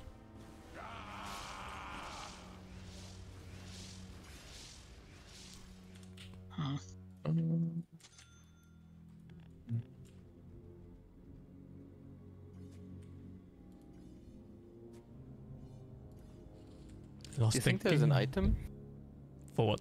that would make these fights playable? Like what? I was thinking, but I don't know, You something that makes I get it him so to you're... rapier and then one-shot everybody. Oh, that sounds good, because then they can't use their spells. Let's get Roshan before they actually take it and we lose the game. That's the rush. This faucet fucking sucks in late game, by the way. Your top tower The other one's is way under better. attack. No reflection on you, you understand.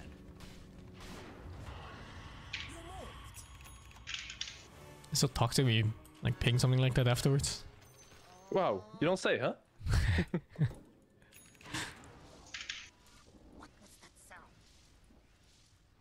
How did he know? Cheating. Where, Roshan is stalled. Let's go. Oh, they're actually kind of near.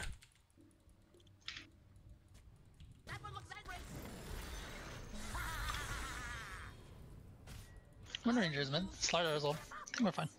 Switch up. He's walking into us. I'm gonna hit it. Oh, they know. Okay, never Okay, sent out the use. Alright, She ran away. let's do Roche then. Let's do it. I don't know. Why me? Courage. No fucking no. We are the wall.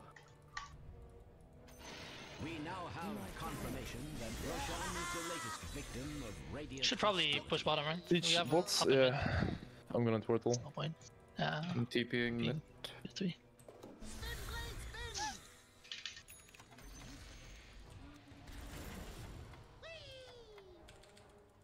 Yes. Whoa. What? Let's pick the. Oh my god.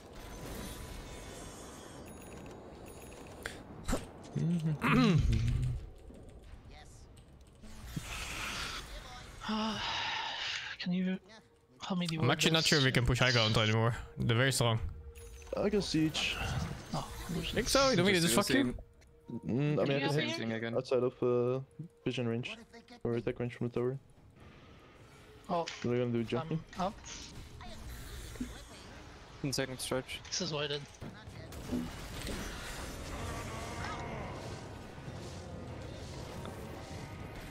Stampede. Let's go with the wave.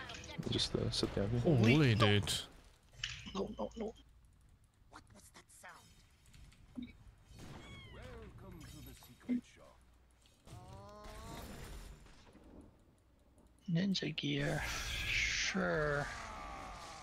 We can steal the Lotusi too. You mean poor Musi? Poor Musi. Any OC? You're mixing up your OCs right now. Never mix up your fucking Usis, dude. It's not good.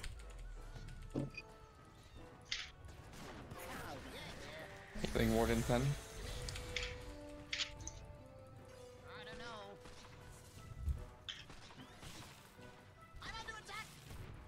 Ah, he got me. This fucking minigame. Oh my god. Oh, something cancelled my blink. I can't hit. Why can't I hit? Yeah, sieging is fucking hard, dude.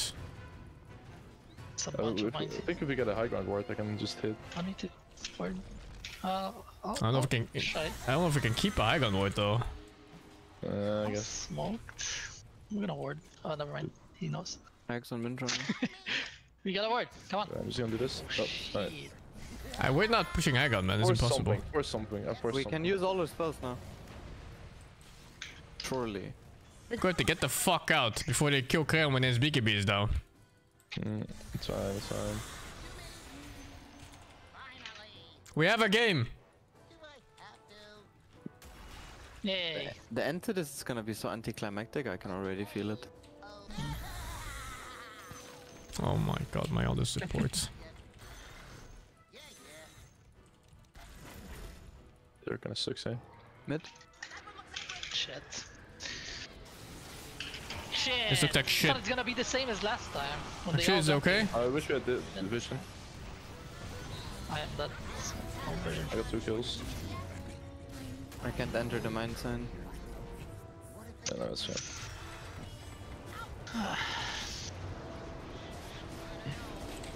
I have cheese still.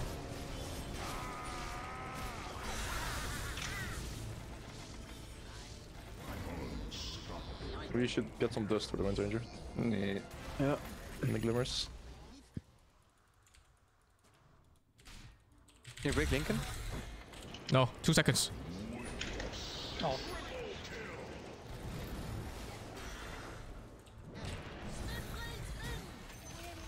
Oh, Nice. I'm Focus fine, I slaughter, think. slaughter. Gonna die back to this probably. Yeah, that's fine though. Structures are fortified. Oh my god. Jack's power, relax. You just kill him, right? I think so.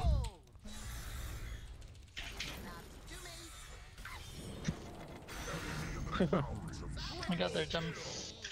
Trees be gone.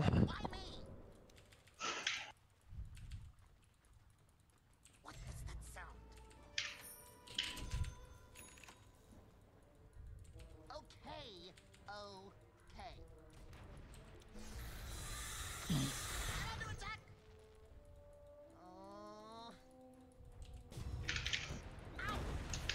Holy, I give up already. What the fuck is this? Double Double buyback. buyback. Triple buyback. What the fuck? Think, take the hint. It was worth it. Stay dead. Why?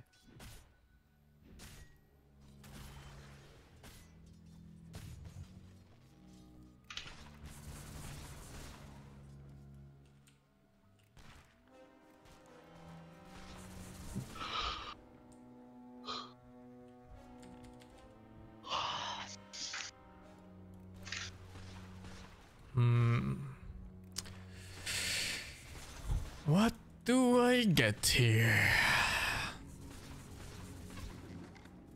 Regrettably, your middle I tower guess I'll is get under it. attack. Holy.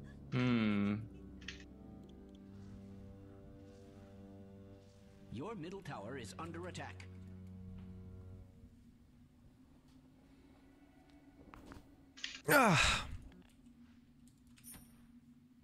That's bad. Nah. Your middle tower is under attack. Just thought It's you all wanted good. to know. Careful hook shots. Your middle tower has fallen. Excuse me, but your bottom tower is under attack. If we have an Oh ops dear, and can your top we get an tower ops has back there fallen. somehow? Your bottom tower has I'll fallen. try. If I when can get charge there. on the creep waves all the time, we can stall forever.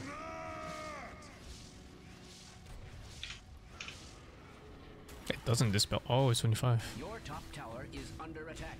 27 even.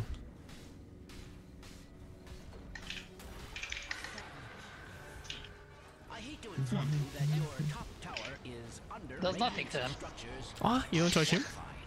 I thought I triggering was the charged midfield before. point. I was Go back, go back, go back, go back, go back, go back, go back, go back, go back, go back. Under attack. I just wanted to trigger the sign. Oh dear, your top tower pretty has good. fallen. No, he has a pretty low cooldown, don't know. Yeah, 45 seconds.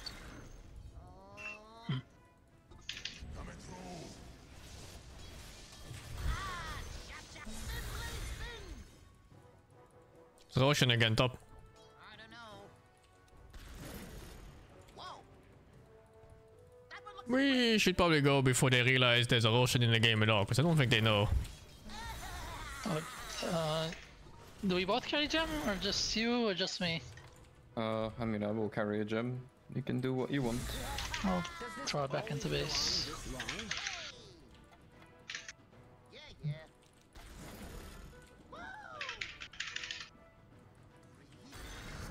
Doesn't Aegis sound really good? That's Yes.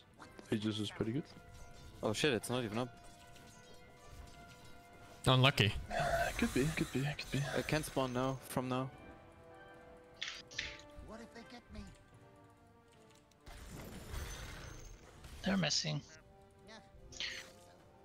Okay, Slider's joining. Nullify around Slider. Oh yeah. Free kill. They're all top, all top. Centaur missed his. Ah, I might be in trouble here. No clockwork. I'm on techies. No, what is this? Oh, boy, I stepped on the minefield.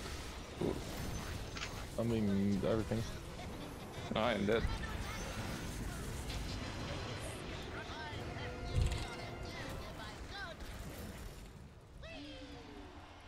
I'm dead. I can't make it. Okay. This game is fucked. This game is It's fucked. free game. Is it 3 game? I mean, Is it 22% spawn? Guess they are saving him more.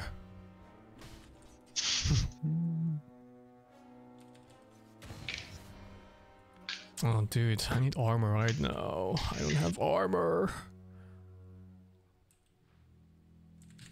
Your middle tower is under attack.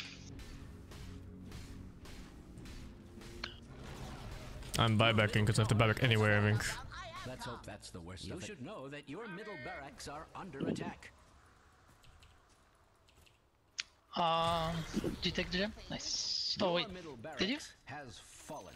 Oh, it's I here. let through Dire's courier two creeps, has two been creeps. slain. I will There give you is the gem certainly once you're up to me. unimaginable retaliation. Just giving it for now. What if they get me?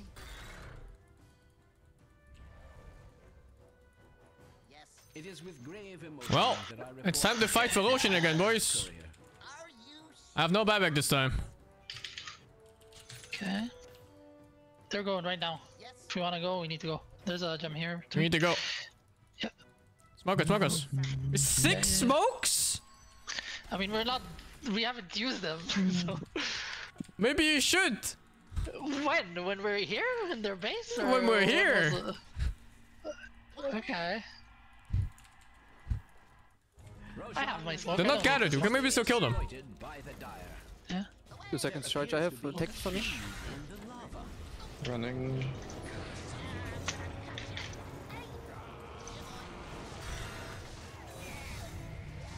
You might not have There's no TP. buyback.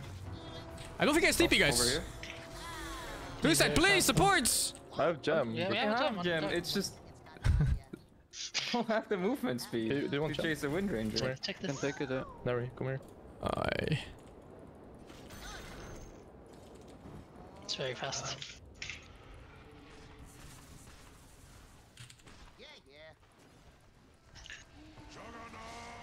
I mean, he's their biggest kill. We got him.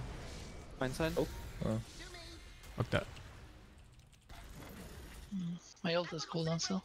It might come to a case where we have to wait for Aegis now. I'm not sure. Pocket C Chargons. There's no clock for 60, but There's a one bottom. they are missing buybacks on Windrunner. What is it? Windrunner Centaur Slaughter. Take the DD. Oh my god, I need help. Oh no, fuck. This mission abort. Take this. We need to Take get the fuck out right now. I'm so dead. this. Yeah, you're dead. You're very dead. I'll buy back.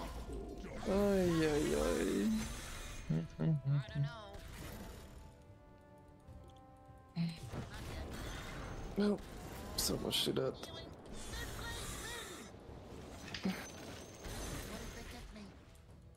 He's here on the Windrunner. Does that be KB? I don't think we kill him in time, do we? Slaughter is so No. close already here. The zoom's past.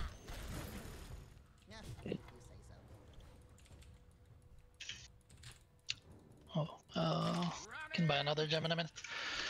We can maybe. Killing next wave If she mid. goes for next wave, you can try if you want. It's super hard though. Tekis is behind him. Okay. Just killing mid wave. I got cock. Your bottom tower is Cock, cock. under attack. Radiant's structures are fortified. He's very alone actually. Clock was at the ancient. Tower is under attack. Pop Lincolns. Your bottom tower has fallen. 5 second stretch. They seem rather prone to that, don't they? We might need more damage though. I dodged. Barracks are no more. His Lincoln's is back up. What? Oh, I got another fight. Oh no, dude. I have no buyback. Uh-oh. Can do. I'm up. I can force you, but I there's can a charge right now. Fucking cocks, dude. I'm dead forever. We lost. They're way better than us. It's not even close. Your top tower is under attack. it's free game. It's free game, let's go. Your middle barracks has fallen. Oh dear. Your top tower has fallen. I fucking used you. I wanted to pre-kick him. I can't reach. Some of this is not. Oh, I'm so low. Need to go base. No, I made him Omni Slash. Dyer's structures are fortified. They are looking quite robust. Age is down.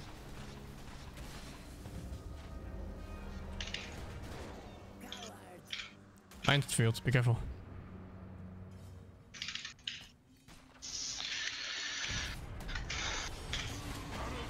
You?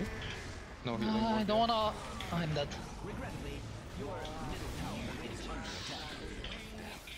Oh wow. Well, drat. Your top barracks. Nice. Buyback Slaughter. Cancel their Lincolns. Your top barracks has fallen. I'm sorry to report the infantry now has mega creeps. Oh shit. Oh my god. Okay, thank you. Care.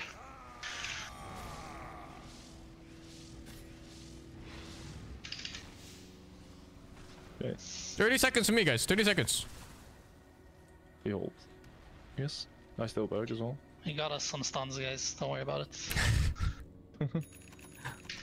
Is that so relaxed? Don't die in these 10 seconds, please. Care. Big words. I can't. Heal me? Okay. Oh. Shit.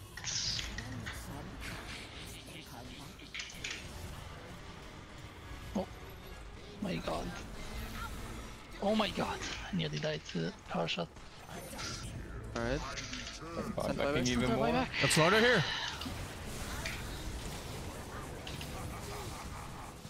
I think I focus fired. I'm not sure. Yeah, thank you. Yeah. He has refresher, but no BKB. You wanna carry the gem Oh again? god, I didn't see this fucking thing. There's a gem here too. Oh, I bought one, so Santa bought back. take. Yeah. Oh, we have 3 gems. Never mind. You have plenty of gems, yeah.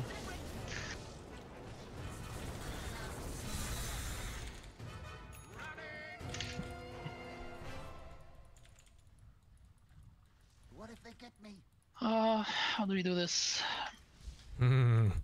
No. First of all, BKB so I can actually charge in. I think we're waiting for Kaon's buyback. If you really want to win. And then we set up for next Roshan or something, I don't fucking know. We're only one side behind, it's not that bad. Plus drone dies in like a second right now in this stage of the game. Yeah.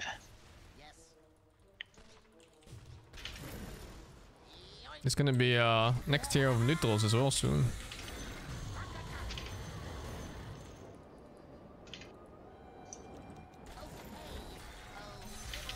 I love 50 or 60-minute games. I mean, I actually do like them. Crazy that they got megas before we did this game. I mean, it's not really not crazy. This is our win pattern though. This is how we win games. We should have to make it interesting, guys. Yeah. Fuck, this game's still going on. I need Lincolns instead of fucking Bloodstone or something. But Bloodstone. Ah, I don't want to change items. Do you not need a BKB this game? I don't fucking know, do I? Do you? I feel like I'm dying through Slaughter, Bash, and Windrunner things. Although I'm getting stunned by other shit too. What the fuck is this delay again? So weird.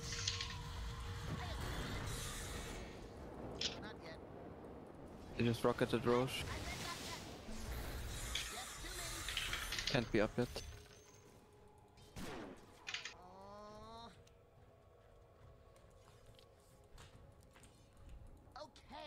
Fuck it, try it. The clock was here. I don't know why we can see his projectile on the map, but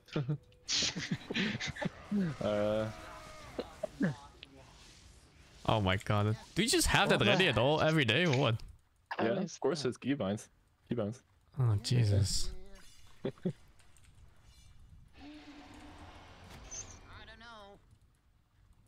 clock is here. Hex on clock. We can fuck them there. Fuck, I'm going Yeah, BKB, fuck dude. them all. They get wards right now. I'll try and ward like here or something. I have BKB.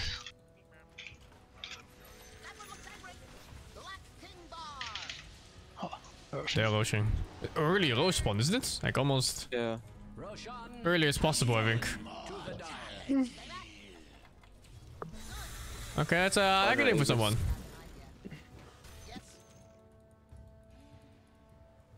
Let's see the problem. Open your eyes. Nah, but I can't see it. Doesn't exist.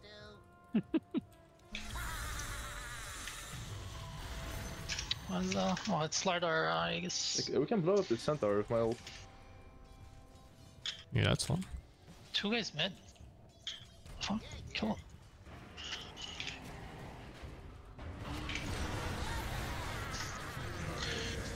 That's The other guy was gonna turn. good kills, good kills. Very good. Slardar's trying? One Nature's trying? Keep hunting them Can charge maybe. him. Can't but- we fight them? Yeah, they're all there. Yeah, I mean, there's 3 people, right? Nari, can you go back to base and defense? We need somebody to defend. Yeah. Regrettably, your middle tower is under attack. Your middle tower has fallen. Oh, I got the winner. Oh, she doesn't have Vegas. No, it's the starter. Yeah, I see, I see. He blinked somewhere, I guess here. Wait, what the fuck is this? What is this fast? Wait, what is? The speed one? Yeah, right, what the fuck? It feels so weird. Can't combo anymore with your key. It's too Are we fast. pushing? mean, Yeah, I have think to we push are. Something. Yeah. Don't die to mines. Their base is probably full. And Nari defense base. Oh, sorry, I nice. mines. Oh, that's already a good start. Maybe I can. As long as you're behind me with heal, I should be fine. I reckon Surely.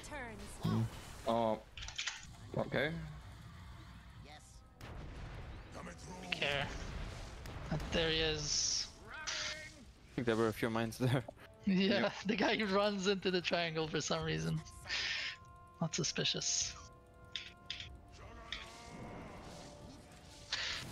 25 seconds. Nice. Oh, Winter is on top of me.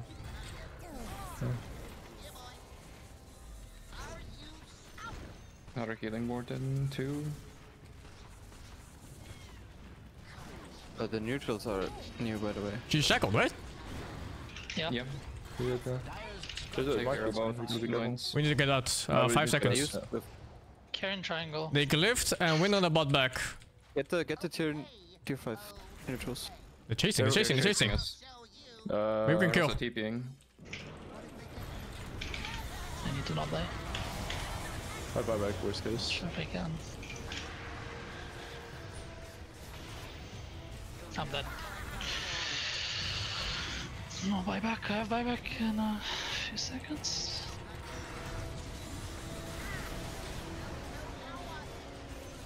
Top there. Buyback in a minute. Okay. I don't know if I... Lose. Yes, lose. Then she TP out tomorrow. I can, but... Oh, I cannot. Ooh, kill them all, Sing. I guess you're buyback. 40 seconds.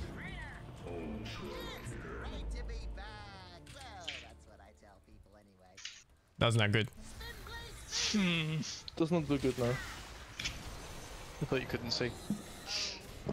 I'm not seeing anything. 20 seconds. Of course. 20 seconds for my ult as well. That's not good. Okay, I 10 have buyback seconds. now. Alright, my item. Big shot.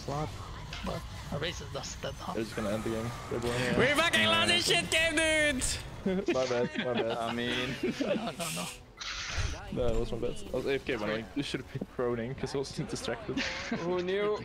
Being AFK on Murder for more than a minute and not hitting anything. I shan't believe it. Unlucky. I shan't believe it. Oh yeah, we definitely flew a little bit. Yeah, a little bit. Maybe I shouldn't have jumped them inside their fountain. You jumped inside the fountain? I mean, pretty much. It was it's not fire. Yeah, we're only 20k ahead, no biggie. I'm gonna go watch Riyadh. See you guys later. Yeah. Easy. Have fun, Yeah. GG's. Thank you, Petanacious Potato, for the 15 months. Dumpins, thank you for the 46. Asian for 70, thank you for the 67. Crispy Bacon, thank you for the 2. Kazuka, thank you for the 45. And Chukian, thank you for the 117. I wonder what rank they were, because they were really fucking bad in laning phase. Oh, I clicked the wrong thing. Immortal? Immortal? Immortal? Immortal? Immortal? Oh, yeah. What stream is it? Is it this one? It's seconds.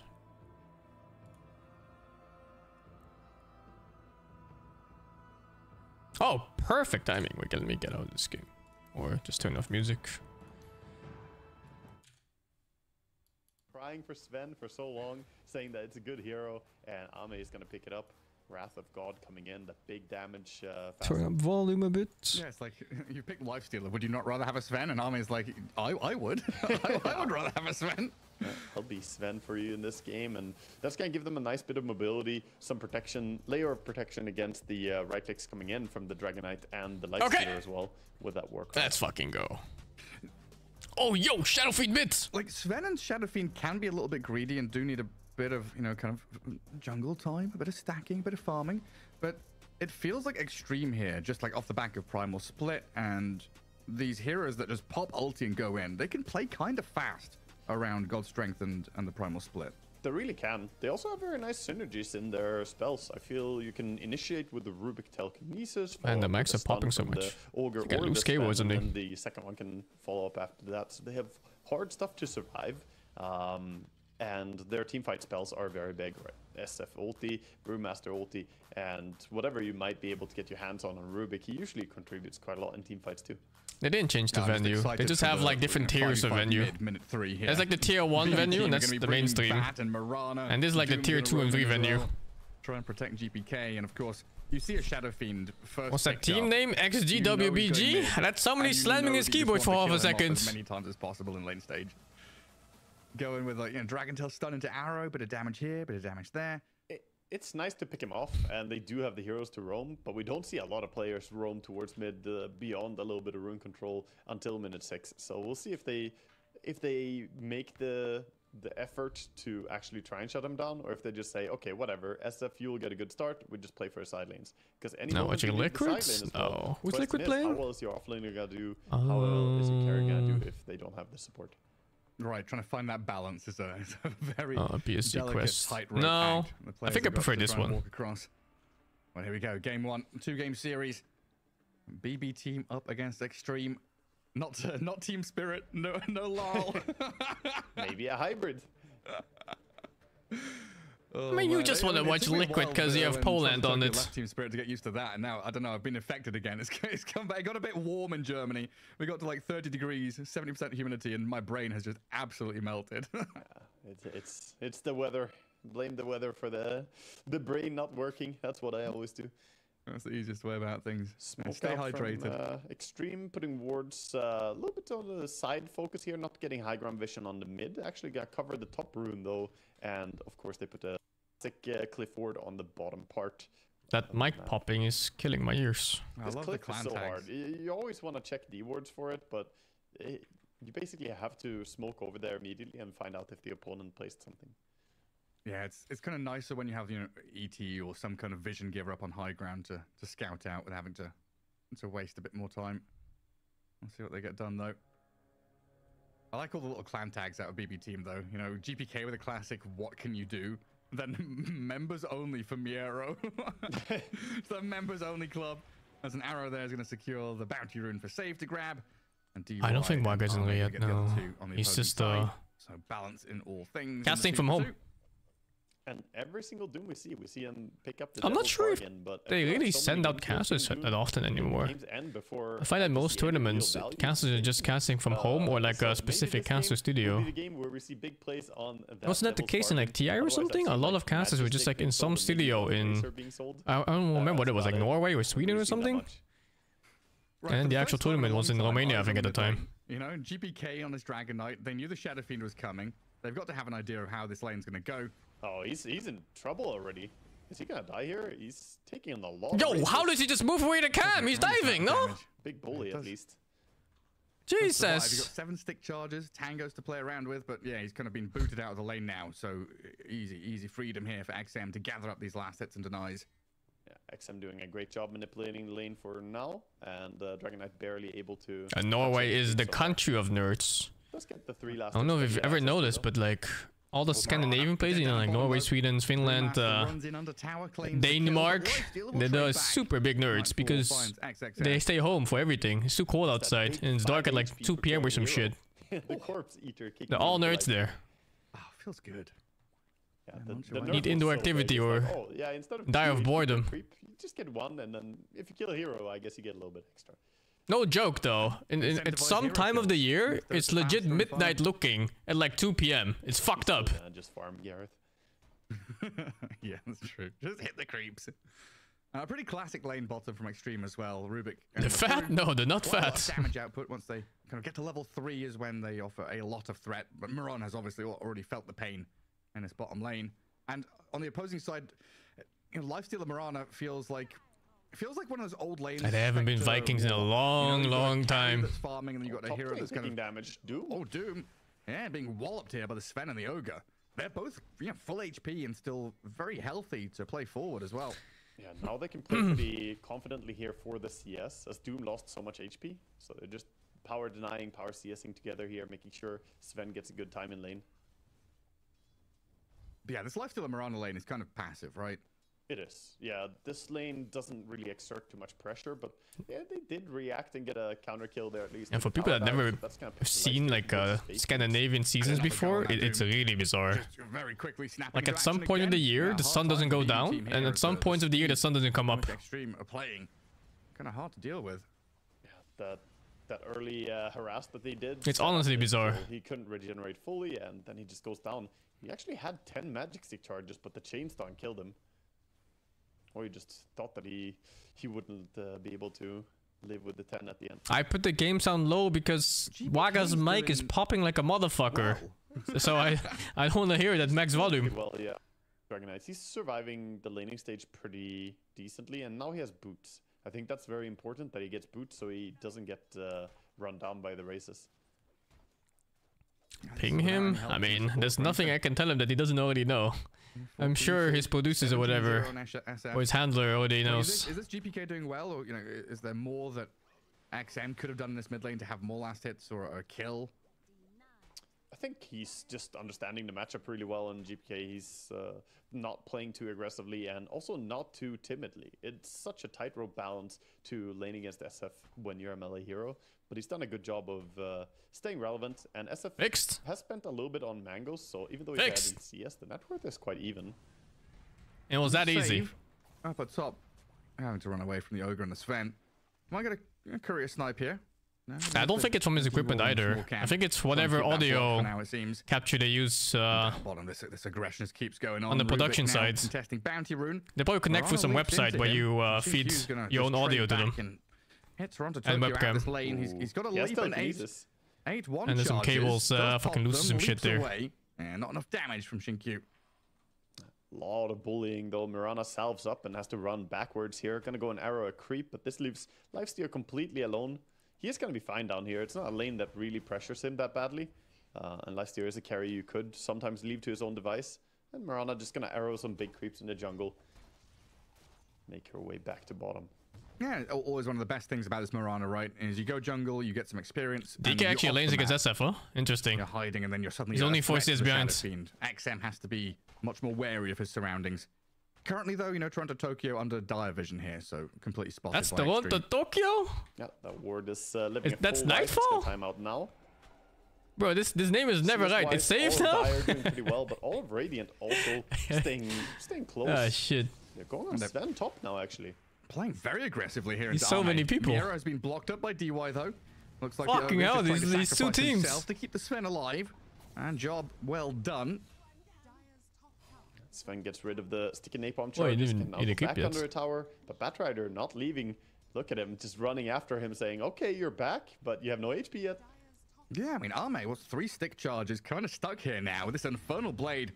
A lot of damage with the Batrider getting over the top of him, and Miera comes out of that with a double kill. Oh, didn't think that lane would be that strong. I mean, that lane is kind of dark order, right? Like, who goes fucking Ogre Sven in the safe lane? As well, and then straight towards that. And then you get fucking Batridered? It's insane. What fart is DK? I think it's usually poison, but I don't know about this guy. Yeah, it's poison again. Yeah, save is now Toronto. Sometimes you see the DK with fire on safe lane, but I think it's not considered to be good. Well, no, bring back save. It's the save. It's like, when people have a cat cam on their stream. That was a little save cam. Well, he's gone for now. Is it a sign that he's gonna start roaming? Him being everywhere on the camps? His Batrider might open up. He's everywhere and nowhere. For now, it looks like he's mostly bullying the Sven, trying to stop his farm a little bit. And we saw that moment, right, where Toronto Tokyo moved mid, wasn't under vision. He's been off map for quite some time now, and XM Shadow Fiend is poison is the best in general, yeah. Kind of afraid of what's around the corner because GPK, he's stepping up, threatening. Even with just a level 1 dragon. I don't know what the numbers are, but dragon form, breathe fire. It's very, very strong movement. And XM realizing he's just jungling now. He's gonna stack up the big camp here as well while pulling it's pretty fucking strong. To farm it with a breathe fire, so he's being very efficient on the Dragon Knight to maximize his farm. As I say that, misses one. I wonder if he can go fast against big heal teams. Bastards. Yeah. I think that was Nightfall also trying to contest Wisdom Rune as well, but Jinkyu gets there just a step ahead. Yeah, he's doing a good job though, avoiding the honest laning against SF. You know that matchup doesn't go well for Dragon Knight, so just doing whatever he can to speed up his own farm.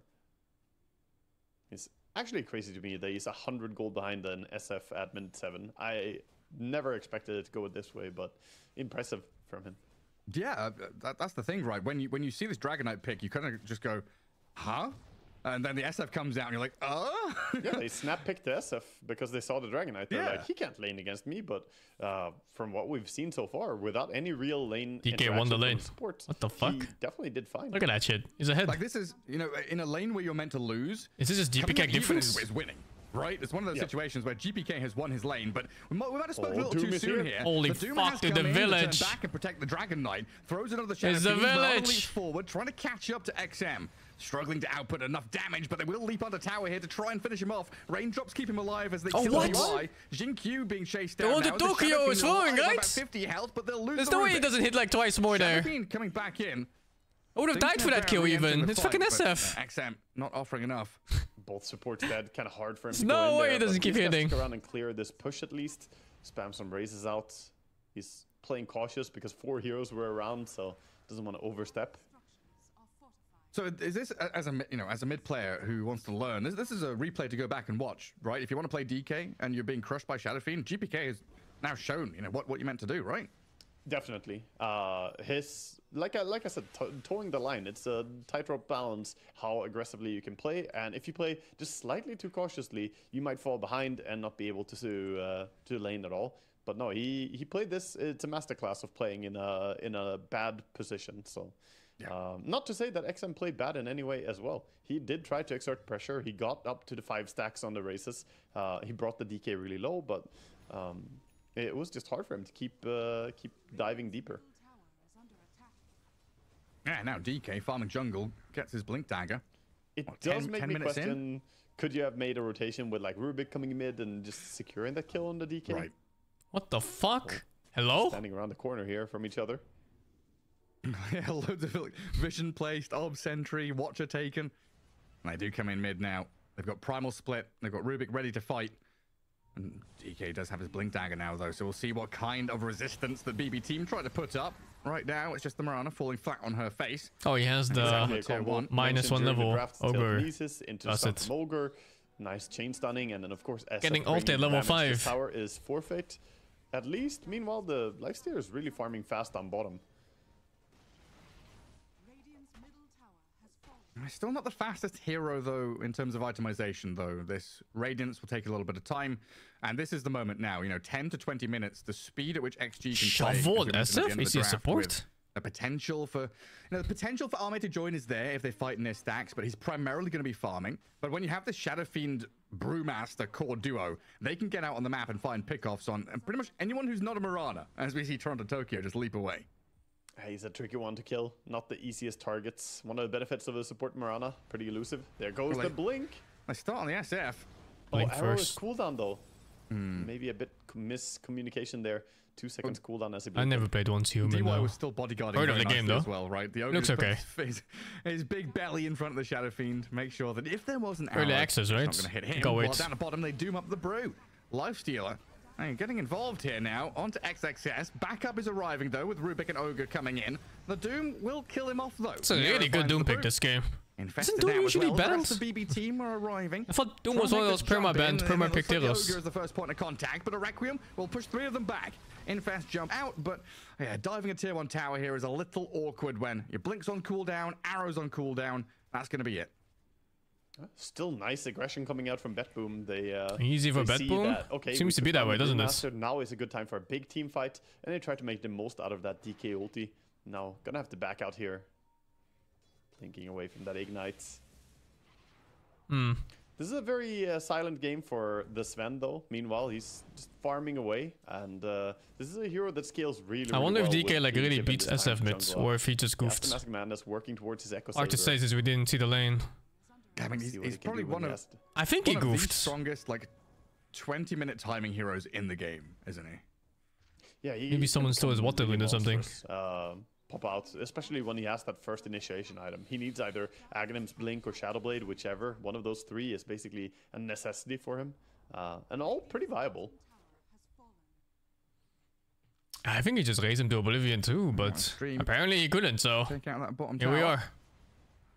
Opens up the bottom jungle for them now, so more space for XM. But he might have been farm cocked through. by a support. As it looks like, Then maybe yeah, if you steal like Yasha one first, water rune into from that SF, that lane gets stupid Yasha, because then you Blink can't dagger zone for the Shadow anymore. Fiend. Needs a bit of time to get there. And Bounty help a lot too. Worrisome for Extreme Gaming is also this Radiance on the Lifestealer is getting closer and closer as we move forward here. Lifestealer is at 2.5k gold and already has, of course, the Talisman. So oh, was Toronto mid lane? I didn't see. Smoke from BB team as well. Really wanting to get some usage out of this blink on the Dragon Knight. Investing into aggression. Want to try and get something done as Nightfall gets out of the grasp of the Brewmaster up top. They scan into the enemy Ancients and the Sven, a prime target to go on. Chain stunning him here with save. That early blink is so strong. For the last moment. Catching out Arme and the final bits of damage out the flame break. That stolen infest. It looked like it might cause them issues, but they kill Arme. Yeah, not enough from the Rubik there. Now, what did he steal? Oh, Invis. They didn't cancel his blink. It was Figgy Heroes looking at him. He's also got his buddies all invised up. GPK gonna TP out. No stuns on him. fucking. He's tucked behind that little tree, wasn't he? Yeah, he was in a beautiful position. Ain't no fucking way, dude.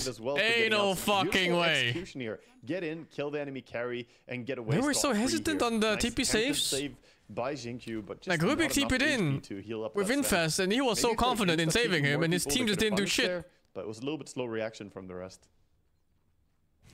Hesitant for sure. Sven and Shadow Fiend still top of the net worth, but yeah, these item timings you're talking about with Radiance on Lifestealer. That was not a fast kill.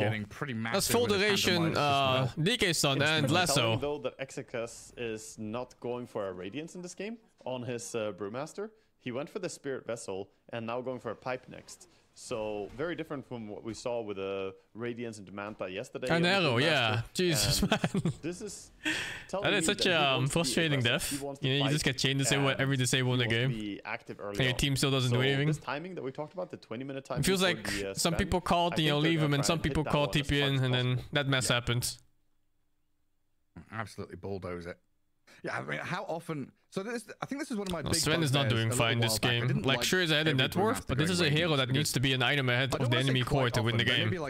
And 700 gold or 600 gold is not an item ahead. There was that lack of synchronization between the Brew and the other cores. Sven is very similar to heroes like Alchemist and Huskar, and you know, like these super fast farming heroes that only win off advantage. No, I need.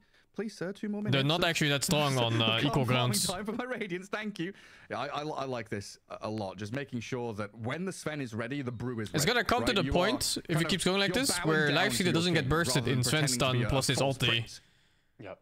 Wow, and then Sven will lose every man fight against it, and they will have to play this shit game where he cannot focus Lifestealer and he has to kill other heroes. And other heroes are not easy to kill either this game. That there was some form of vision, but DK is hard to kill, Doom is hard to kill. A little bit lower, but you can see him running. And the other two are backline or blinkers. Looking for it. Like, where is this god? That's been a Huskar. That's one game Huskar. Every cliff, every place, and he didn't even have a good game, I'd say. What the fuck is happening on the minimap?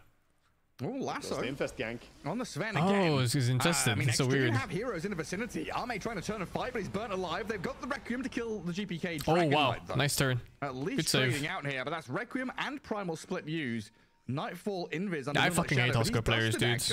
Expiring now. I hate Huskar players, Viper players, Razor players, Arc Warden players, like all of them. Double hate them if they play more than one of those heroes I mentioned. And lifesteals a fair amount. Back off XXS. Miero and Toronto Tokyo bullying the Shadow Fiend, who's doomed up now. And XXS, he's trying to fight into Radiance, but he's just missing every hit. The Vessel's on the Lifestealer. They've killed Toronto Tokyo, but Miero's found XM. I don't hate Storm players. Storm players are honorable. It's a high skill hero. And they got the SF as well. Big kill there. Big turnaround. What's my favorite TI finals? Like I think TI 3. Actually coming out ahead here, Navi versus Allianz. Spent of course as well. It's not called $1 million coil for nothing, right? Down now as well. Sure, you used to. And otherwise, the Wings one was one of my favorites. On the side of Bet Boom, then Extreme Gaming. I think that was 6. I don't remember. The Dragon Knight can I just. I don't remember which one it is. I just know Wings was amazing to look at. In this game. GPK is the Blink Initiator, the Doom, and the Lifestealer are the yeah, it was farming 6. cores. Yeah. And this is looking like GPK is gonna hit a really nice timing with his Black King bar as well. He's only 200 gold away on the Dragon Knight. Once he gets that, he can be a more reliable initiation because we saw the punishment come in. What happened to Wings? Oh, dude. They didn't want to sign up with the main Chinese organization for Dota 2. So they got blacklisted basically from the entire region and couldn't play. Have it built in. Took years and years for them to ever get back into pro Dota. Still kind of impressive that it was a total shit show. After these consecutive deaths. Still up there, still farming, but another Yeah, they wanted move monopoly, from of course, BBT. you know, so you can control the Brewmaster players all and teams stunned and up. everything. They're trying to turn back and maybe kill Miero here with a multicast and big damage out of XM. The chase is now on. Try and find GPK. Move on the Dragonite. It's not so much a China thing, it's more of a human thing. Dragonite They just get the short end of the stick. Trying to run back, but that lifestealer just disappears.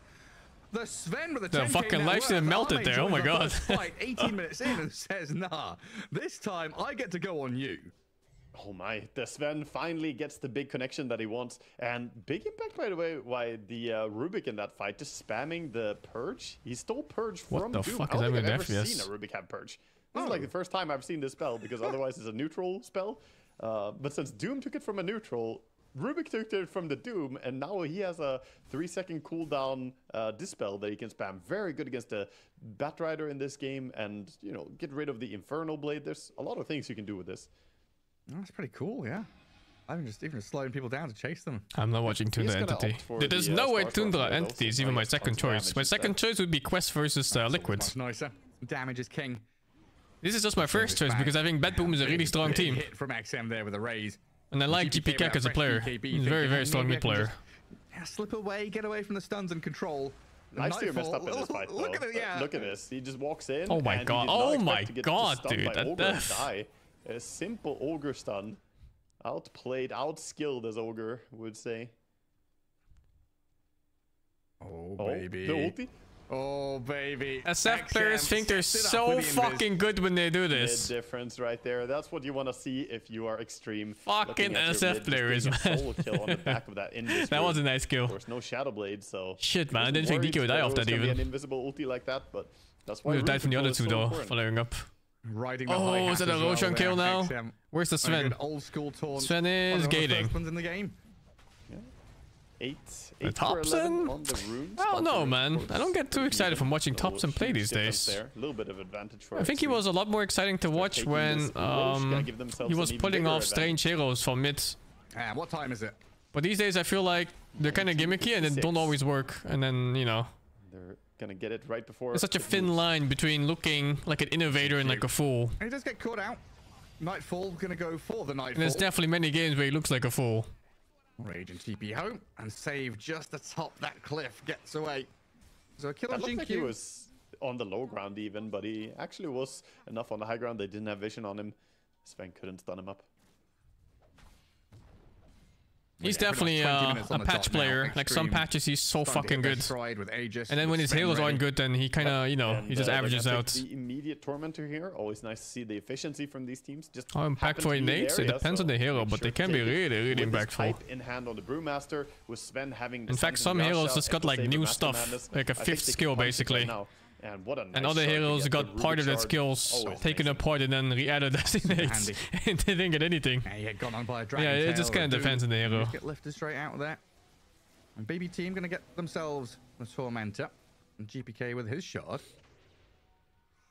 Nice little bonus for him. Yeah, I mean it's a But does good everybody farming have tool. theirs? I suppose they bought it on. They didn't buy it on the Batrider, so they bought it on the Mirana then. Yeah, he Yeah. bought it actually early. Interesting. I've been thinking about this shard on Mirana, that it's Gal. underrated nowadays. A lot of people have hated on it, but it's gotten buffed Mirana's so innate many is times, bonus so healing many on times. low to see It's for all your actually a team. nice one. Of It's course, it actually makes it not easy to land terrible, I think. Starstorm on everyone. It's a lot of It's AoE just that damage. if you play core Pollen, it is a disappointment. lot of people, myself It's like your included, child honestly, kinda hate fucking on it. getting We don't know what it H8 and he's does. not a doctor yet. Like, what the It's fuck do you a do? lot now. Like the shard Replace is him? kinda I don't know, insane. adopt? It gives you one extra charge, which is already good. It gives you the ability to jump in any direction when you jump, which is neat. Skill cap. 170 damage AoE every time you jump in a massive AoE. It slows the enemy for 30% and it allows you to hit them with a secondary Starstorm. I mean, it's so many things. That's a lot of reading to be doing. It is for too an much academic reading, yeah. shard. I agree. He's like, okay, it gives you one more leap charge. I Good, like that's this good. better. That's good enough. One Attack leap speed charge. Well, crits. he's Simple about an monkey item ahead brain now on likes it. Sven. Yeah. Feels pretty Give me good. damage. Give me stats I understand. Oh, Wrap around wrap coming around. in from Extreme though. Toronto, Tokyo, GPK. What is he buying on They that found the stuff? Dragonite, the big Lincolns. target to go for here. Yeah, I And can see BB it. Team trying to drag the He wish he Shadow had Fiend away fucking from the Lincolns right battle, now but in he's this still SF. got his Oh! Requiem wound up Doom and got over fucking on. spun up! Nightfall is on the Shadow But Fiend, SF munching ulted the away. fucking They kill ground. XM. GPK and XM traded 1-for-1 in the mid lane. Wait, they gave Sven Aegis over SF to meet his makers. Huh? Arme and XXS. Rodovatos and Vessel, but there's a Doom there on the Brewmaster now, and another turnaround from BB team. Okay. Nightfall. He's hungry for this. Oh shit! Chasing Oh shit! The Brew all the way cleave. back, while Arme trying to stick on the target. 1v1000. But really struggling Does he even to have find his ult up? man. Forcing Yes. Nightfall There's away no now ult, at right? There's no least, ult. but, I mean, Sven has Aegis here, so he's got a lot of freedom to run at people. It's just a matter They're of doing running the away? damage and controlling them is the struggle for Extreme. Okay, found a target that can't run away. The tower. It has to stay. Dragon Knight up in 10 seconds. So this is just a quick push here before the DK is respawning. But they're gonna be able to I don't know if take you the tower, ever it looks put like. Aegis on Bloodlust is doing Sven work unless for you're Sven. sieging high ground. And I don't think they're And yeah, sieging high ground. unfortunate start there Not to into next fight Aegis. for Extreme. Little bit of a miscommunication. Didn't chain stun the Dragon Knight. They're looking strong though, lifted him, still. Could have stunned him, but They just need to held give it SF a little bit game. Too long. He got the BKB out. Sven just bullying here. Miss. Flame break. Hame just playing with insane level confidence here. Sven is a terrible Aegis carrier, yeah. But it's not just that. It's also that SF is a good Aegis carrier. I love Especially Armstead. when They- you're a lot of squishy characters on would SF not right make this now. decision And Sven here is super tanky. because They don't have their teammates nearby. And he didn't go BKB on Sven, right? The SF is super far No, away. it's a but bunch of he random shit. recognizes there's no Doom ready right now. Doom is on cooldown, and DK doesn't have ulti yet, so why would he be scared? God, look at that difference. I don't think SF loses souls when he dies with Aegis. He should it at least. Maybe some mindful bug or something. Sven, of course, farming all those ancients and stacks, doubling up on the lifestealer in that Oh, regard. it's BKB soon, in like a minute or two. Yeah, sure can. All right, Keep now in what is it, mind- like 4,000 ahead? This Sven, with this facet, scales insanely hard. Like, harder than he usually does. So every level What should he gets BB do to is win this really big game? for him. He gets bonus 0.7 They need to damage stall per a little Sven. bit. So They need to wait out this as we Aegis head if late game possible. here, I think he's gonna take over the game more and more. And they have a really good jump this game, so the jumps Especially could with such a be, nice supporting say, cast. kill Rubik before he gets to Shadow Fiend is play, supporting cast and the then fact doom that either BB SF team or want to doom and cast Brewmaster. the Shadow Fiend, so Sven is kind of left alone And to dooming his that own will depend on devices. who casts ulti, right? Like if you get him before ulti's out, it's free. But yeah, XG is not AFK, so these plays are not free. There's so many good things to have. The DK stun, Doom, Lasso, all these are. But yeah, prime they have a targets. lot of Even options on Bad Piranha Boom. Arrow or Starstorm are both amazing. Yeah, just unfortunate for BB team to not have their Moonlight Shadow now for a minute I and don't a know half. if SF went BKB or Extreme not. Gaming, green lights across the board. Lincoln's now. I can't see his next item. Ready to strike. It should be BKB, I think. Oh, BKB doesn't feel that nice either.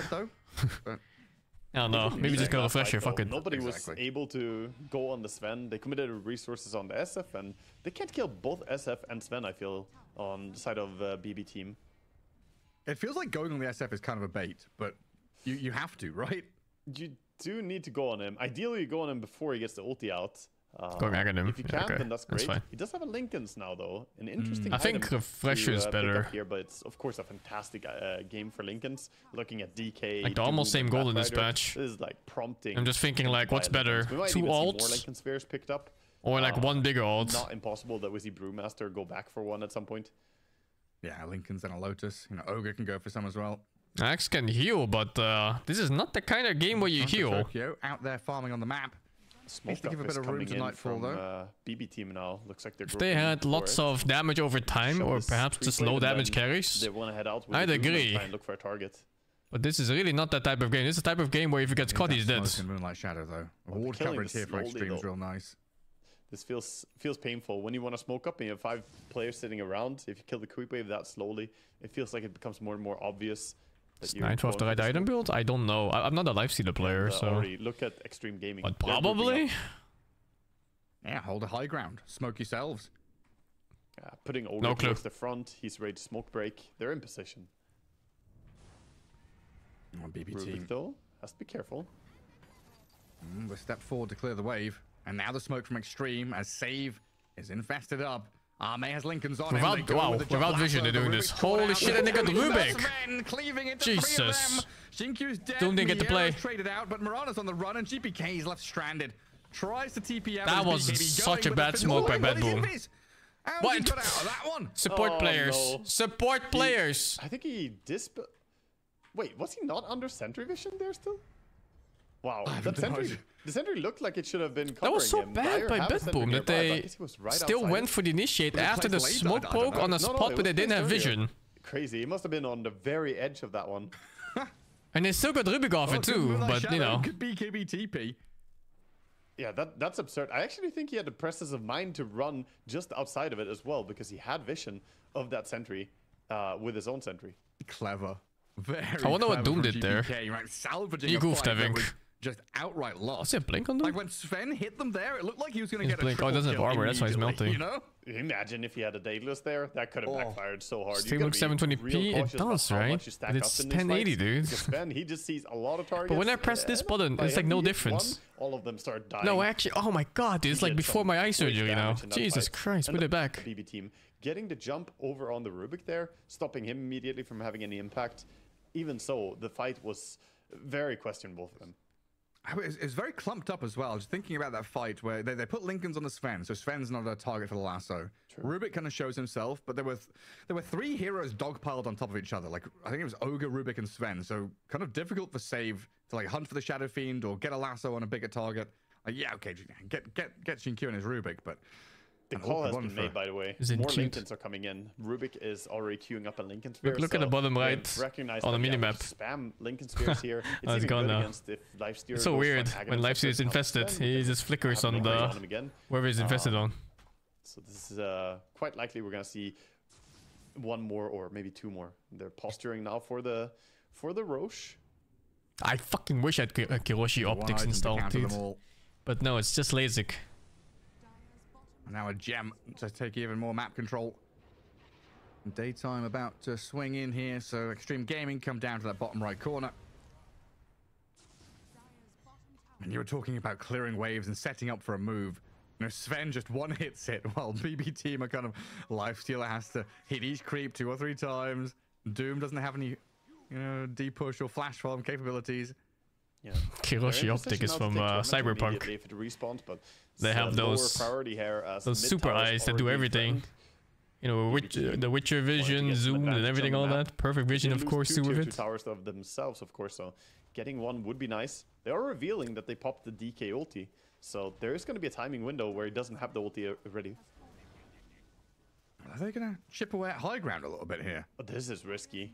They could get caught, and DK does not want to take a fight right now. Nope. I thought maybe GPK hits the tower once, but he says no, not even one hit on the tower, just in case. They forced them back, and now the Brewmaster might get jumped. That's pretty big. Does spot Nightfall here with a gem, though. And he's going to go for the Nightfall TP. His classic move. Rage stolen by Rubik. Can have a little bit of protection for himself. A lot of things are BKB piercing on the side of BB team, though. If he gets jumped by a lasso, it doesn't really save him. So it's felt like the flow of this game. That's our future. I guess the way we've been talking Cybernetic about it as well eyes has been owned by companies. They can just turn them off whenever they want. Play ads. The Sven moving forward, playing aggressively. It's our future in 50 years, dude. It's dead even in net worth. It's dead even in kills. BB team have, you know, held onto their base. We're going into late game now, right?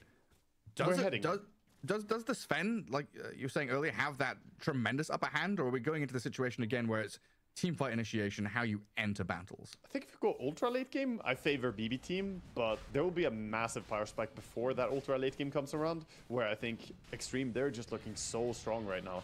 Yo, this is not a Roshan attempt, my man. Yeah, especially if they get the second. Ain't no fucking way you're doing this. Pummeling down the Roshan. They do jump in onto Shinkyu though. They're insane. But he's leapt away. Greaves are popped. He survived. Rubik survived. He's grabbed up by Arme as he just cleaves into Miero and a stun on the DK as well. They catch up the GPK. This is the most ridiculous fight I've seen all tournaments. Already emerging, very apparent there that Extreme Gaming are the ones in the driving seat, and BB team, they're just along for the ride. Yeah, is that a Dragon Knight or a Paper Knight? He just disappeared when Sven started going on him there. Of course, has the MKB in hand. Actually now, looking kind of good, huh? He has a little bit of extra magic damage on top. I think that Roshan attempt was illegal. They should have probably fought it properly. But that was 4 versus 5, like the first 10 seconds, and they still just crushed 2 cores like they were nothing and left. Rubik got caught by lasso and survived. Like, I don't know how that's a thing. Because apparently he has Greaves! And Atos. Yeah, now you lose. What the fuck? 2 lanes? At least, yeah. I don't see how you hold this. You don't have Doom, you don't have DK ulti. Even if you do buyback, you're still gonna die here. And not even Dr. Suleiman Al-Habib is gonna be able to save your base and heal you back. Call a doctor. Call the doctor. The doctor. They need him desperately.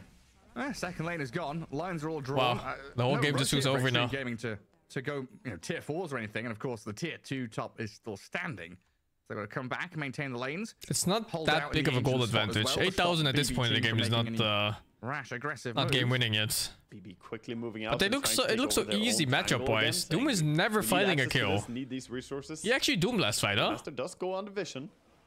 And they've got Moonlight Shadow with the infested bat looking for the backlines. The Rubik again, the point of contact that they're trying to blow Rubik? up. GQ is so tanky. Leaps away Again with a glimmer. Why The is Greaves Rubik are not up, the dying, Nightfall's guys? Turned on. GPK surrounded by Arme and DY. Gets to the high ground with a BKB TP. Successfully back to Fountain. Oh, but Lifesteal. Lifesteal is being dragged back with a Void Panda into the waiting arms of Arme, and Toronto Tokyo just calls it. Wow. Yes, it's over. They know XG they is can't really fucking. fight here without their carry, and good game gets called. God, I was, Hey, I they was canceled completely GG. wrong with the way this series was going to go. I thought the BB team would come out playing a little bit faster. Look how bored they and maybe look. game 2. Just and that another day longer at the drawn-out office. Game. Extreme Gaming, though, just show up, play their hearts out. Super crisp, very nicely done. And the timing hit, right? We talked about it. You've looked for it. You wanted the Sven to be played more and more. And Arme here. A really good showcase of why you've been saying that. Yeah, I mean, this was a fantastic don't get game how for it. It Rubik does survives. a really good job of shutting down the Is this just our life now? Rubik goes pure tank? To run away. I don't know how much damage he was able to do in this game, even on Lifesteal. I feel like he was mostly just running. Even with his Radiance, he only did total 15,000, whereas the Sven did 33,000, just destroying this game completely. Yeah, I mean, we felt the classic move of Nightfall, just going for the Rage TP several times, right? He's trying to split push, trying to cut waves, and... Oh, fuck the he's leap, being dude. The leap active is force on the map useless. in some regard It's more if they you don't can't kill him team in the fight properly. lasso. And they did He get should be some very dying good like 3 pickoff times from over in Arme, that fucking right? lasso. When he's farming Ancients, But when instead he he's getting into survived. this pivotal, critical mass moment. I guess it's like BB Sven did E strike to plus get some Greaves on no solo HP kills on and him, then shit but like that. I just never felt like it was enough. Yeah, I think smart itemization as well from Extreme Gaming. They, opted to go for more active items, not going for the Radiance on the Brewmaster. I think is a good sign that they understand how their draft is supposed to function. He could go for the farming build. He had the option to, but in this game, he wanted to just enable his team, be that team fight presence, and he doesn't want to take farm away from his 2 greedy cores. He has a Sven and a Shadow Fiend. So their itemization is just playing into each other and good synergy between their draft. So I'm doing some quick maths here. Arme was like 1,500 damage away from doing the same amount of damage as all 3 cores of BB team combined. Yeah, that's funny. Arme did 33k, and Doom, Lifestealer, DK did 35k combined, right? That's insanity. It is actually. He did. I think a lot of it comes down to that Sven, once he popped the ulti, just forced everybody else to run away. How many teamfights did we see of Lifestealer, DK, or Doom just absolutely running for their lives in these fights? They didn't have something BKB piercing to hold them in place because they used Lasso for something else a lot of the time.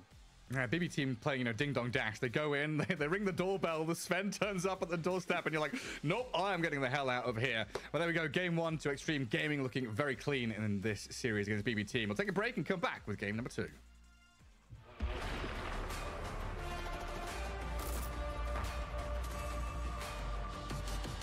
There's no way Lifesteal should buy Orchid Blood Toy. What are you smoking, dude? How much do cancers get paid? I don't know.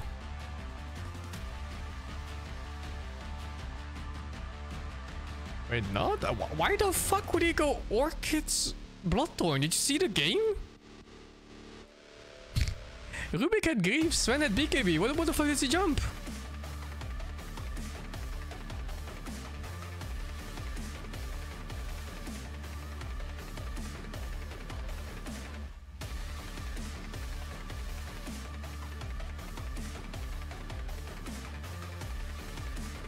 Oh, Agiaskra for the 28.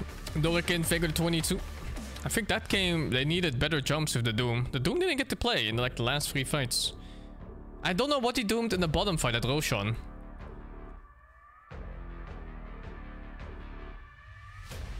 Fake Shadow Ray for the 71. Code figure the 32. It's over 9k figure the 66. Aulun figure the 68 months of tier 3. Yeah, watch Let Me Solo on Radar? No, I haven't. Hypnoba figure the 19 and Bad Aim figure the 58 months of tier 2, man. I'm gonna take a leak. BRB.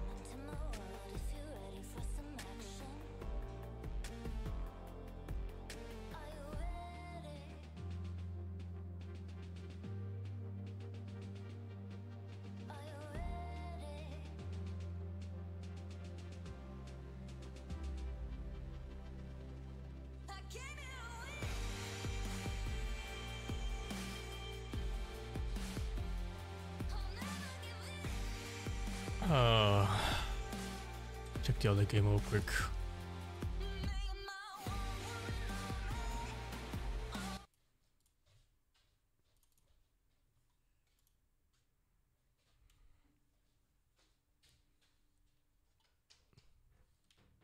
Game is this? Entity, Tundra. Looks pretty good actually. Oh, let's check this one until the other one starts. And also Nisha coming in with a bash. And now they're the ones who's actually going to be able to get that Roshan. They kill it. Oh, it's super close, huh? Yeah, Sven dead for a very long time. So since he did complete that item in the last fight. This game's pretty crazy. Back and forth we go, baby. This is as back and forth as it comes between Quest and Liquid. No telling which way this game's going to go right now. No execution. What item does Lifesteal buy if they're gonna go Radiance? I don't know.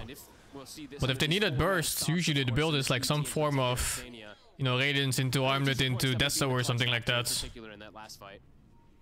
Boxy. This time. That should be an easy one.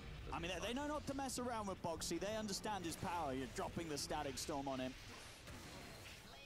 But even that doesn't feel great because you're going for like this fist damage into Sven and Greaves. The Aghanim's now. I don't think you minus his armor enough to make a difference. I don't know. On the Void Spirit. It might just be an outdraft. If you cannot burst Heroes are just gonna get deleted. with Lifestealer, then you know the whole game just feels like shit. Mickey's got backup coming in. Jumping. They're gonna try with the jump. Sania.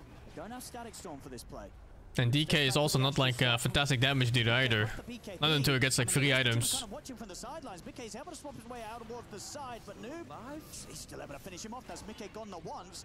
Now they're going to go in there with the hook. Sven carry, huh? So that's Mickey completely out of the fight. I mean, 33's popped the I gotta check what his innate does and his fasted. I don't even know what that hero does, man. Liquid, they're not really he might die. set up to take it. They've got to run. I don't think he can skip Radiance, yeah. I think he needs Radiance for farm speed. Otherwise you just fall behind way too much in the game.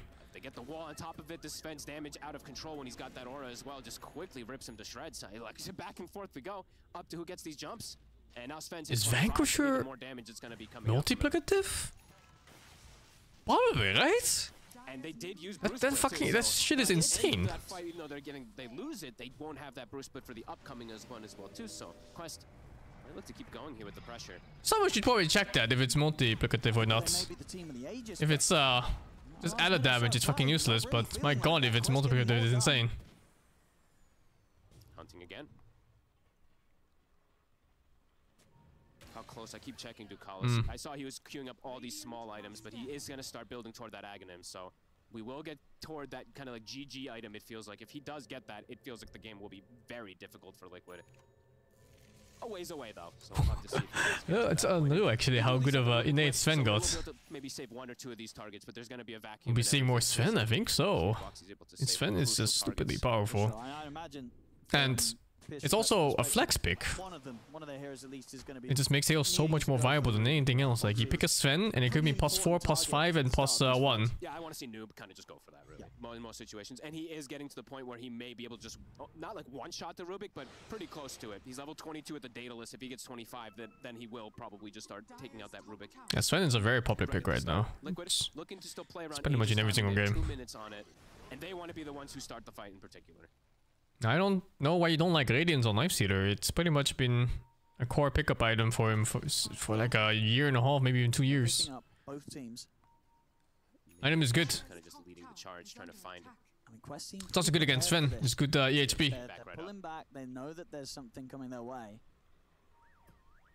Pretty close to Noob having a BKB as well too. Liquid running into Quest is also it's a necessary thing they have to do because they don't want to be the ones jumped on, but it's also a scary one. Just playing versus the Darks here, the counter initiation potential. But is it better than Pollen's innate? Nisha. Omar finds him. Indeed, looking to sort of start the fight. Boxy tries to lead him with the telekinesis, but he's able to hookshot himself safely out of there. They get the stun on towards 33. Quest. It's a mid-slaughter, right? Yeah, must be. Ducalis quick to drop the Static Storm down, but caught outside of the base. Ducalis will fall. Good catch from Mickey. 60 seconds, no disruptor. And they'll be able to what? They steal the Wisdom Rune away too, so a little bit of a move that they make there. I don't know if the extra damage from the Sven innate is I don't know how it's calculated at all. It doesn't say. It's this description is Swinging down Inadequate. bottom, There's no Ninja way. and Mickey. They are looking for TA2000. He'll be wise. He'll be able to get out. Can't go for no BKB TPs in this game. Not possible. Close to 25 on Nisha. Both lineups do scale quite hard. Both do have. I mean, kind of the wombo combo, element is stronger from. Oh, does it say more in-game? Let me see. Their wombo combos I'm so is in-game, the luckily. easy, right? If Insania gets like an Oh, insane I play have off Sven in a here. team fight, then everything can kind of fall into Liquid's hands. But it's very much on him to do the big kind of AOE. It doesn't say anything here. If Quest start to group up. Yeah, if Quest is able to get to these backlines in a couple of these situations, it could be devastating because there's no buyback on either Boxy or Insania. So if they wipe out those two, they doesn't say shit, dude. We've seen for Liquid's fights. Quest, they're gonna look to strike again. How long on Aegis? It's gone. So prepare for battle. They're gonna look to try to catch something off of that one. It's probably not hard to math either if you just hit a target that's stunned and not stunned. Mickey spent his gold as well too. Omar, he's found Mickey. Wrong facet? My man, it's the innate. Take him down quickly once now, and they've caught the two of them in the cogs. Erspin comes out, but Quest don't really care too much. They're able to continue to fight on, take out Mickey's illusion. They want another catch. You can get it at the same time. Ducalis is being dealt with by 33. Right. But Mickey's gone. The bigger loss once again falling to the side of Liquid. He spent his gold too. So And the innate is bonus damage and stunt? Yeah, that's the one we're talking about. TA2000 is actually hunting. He still has the end tail of this God Strike. Right. What was he trying to grab his thing or something? That was weird. He's gonna find him. He is. The stun's in. I mean, there's backup coming for both sides over towards this area. We'll see who can help who first. Hook shot. He dragged back by the Harpoon indeed into the hook shot. Malik and Noob, they've turned up as well. There's going to be no saving 33. Liquid can't get her in time. He's going to pop the cheese, but he's dead for sure. It's not going to matter. He's completely gone. And Quest, they can start bringing around this top lane. Look to take this But out yeah, what a ridiculous synergy between his innate and the rest of his playstyle, the whole Halo's playstyle. Caught a glimpse there of Nisha for a second. That was pretty scary. Almost able to find him too. Big kill momentum now. Quest again getting an advantage. Pretty good one too. Just casually 17% more damage. Him and that Venge. Mika is having trouble doing much in these fights. He has 10 deaths. Yeah, because earlier it was kind of the point where it felt bad to go on him, but at this point, they can go on him. And it's actually very good for them to go on him because now the Darkseer at this point, he just jumps in, punches him, they get the aura immediately, then they throw the wall down as well, so they're getting these double Venges as well. Yeah, early on, maybe when he had those 2 items before everybody else started to get these damage items, but now they're more than fine to jump him. Nisha will have a refresher. He's still very farmed on the Slardar. But it's just, will he be able to withstand versus this Sven, who's just getting bigger and bigger? These items are just rolling in, and he has the great backup of his team to buff him up. I see Quest. At this point, it feels like Liquid has to just completely time of outperform and Dota execute. Side of Quest. Still not started. Team fight just seems to be getting easier and easier. This mainstream seems clearer than another one, no?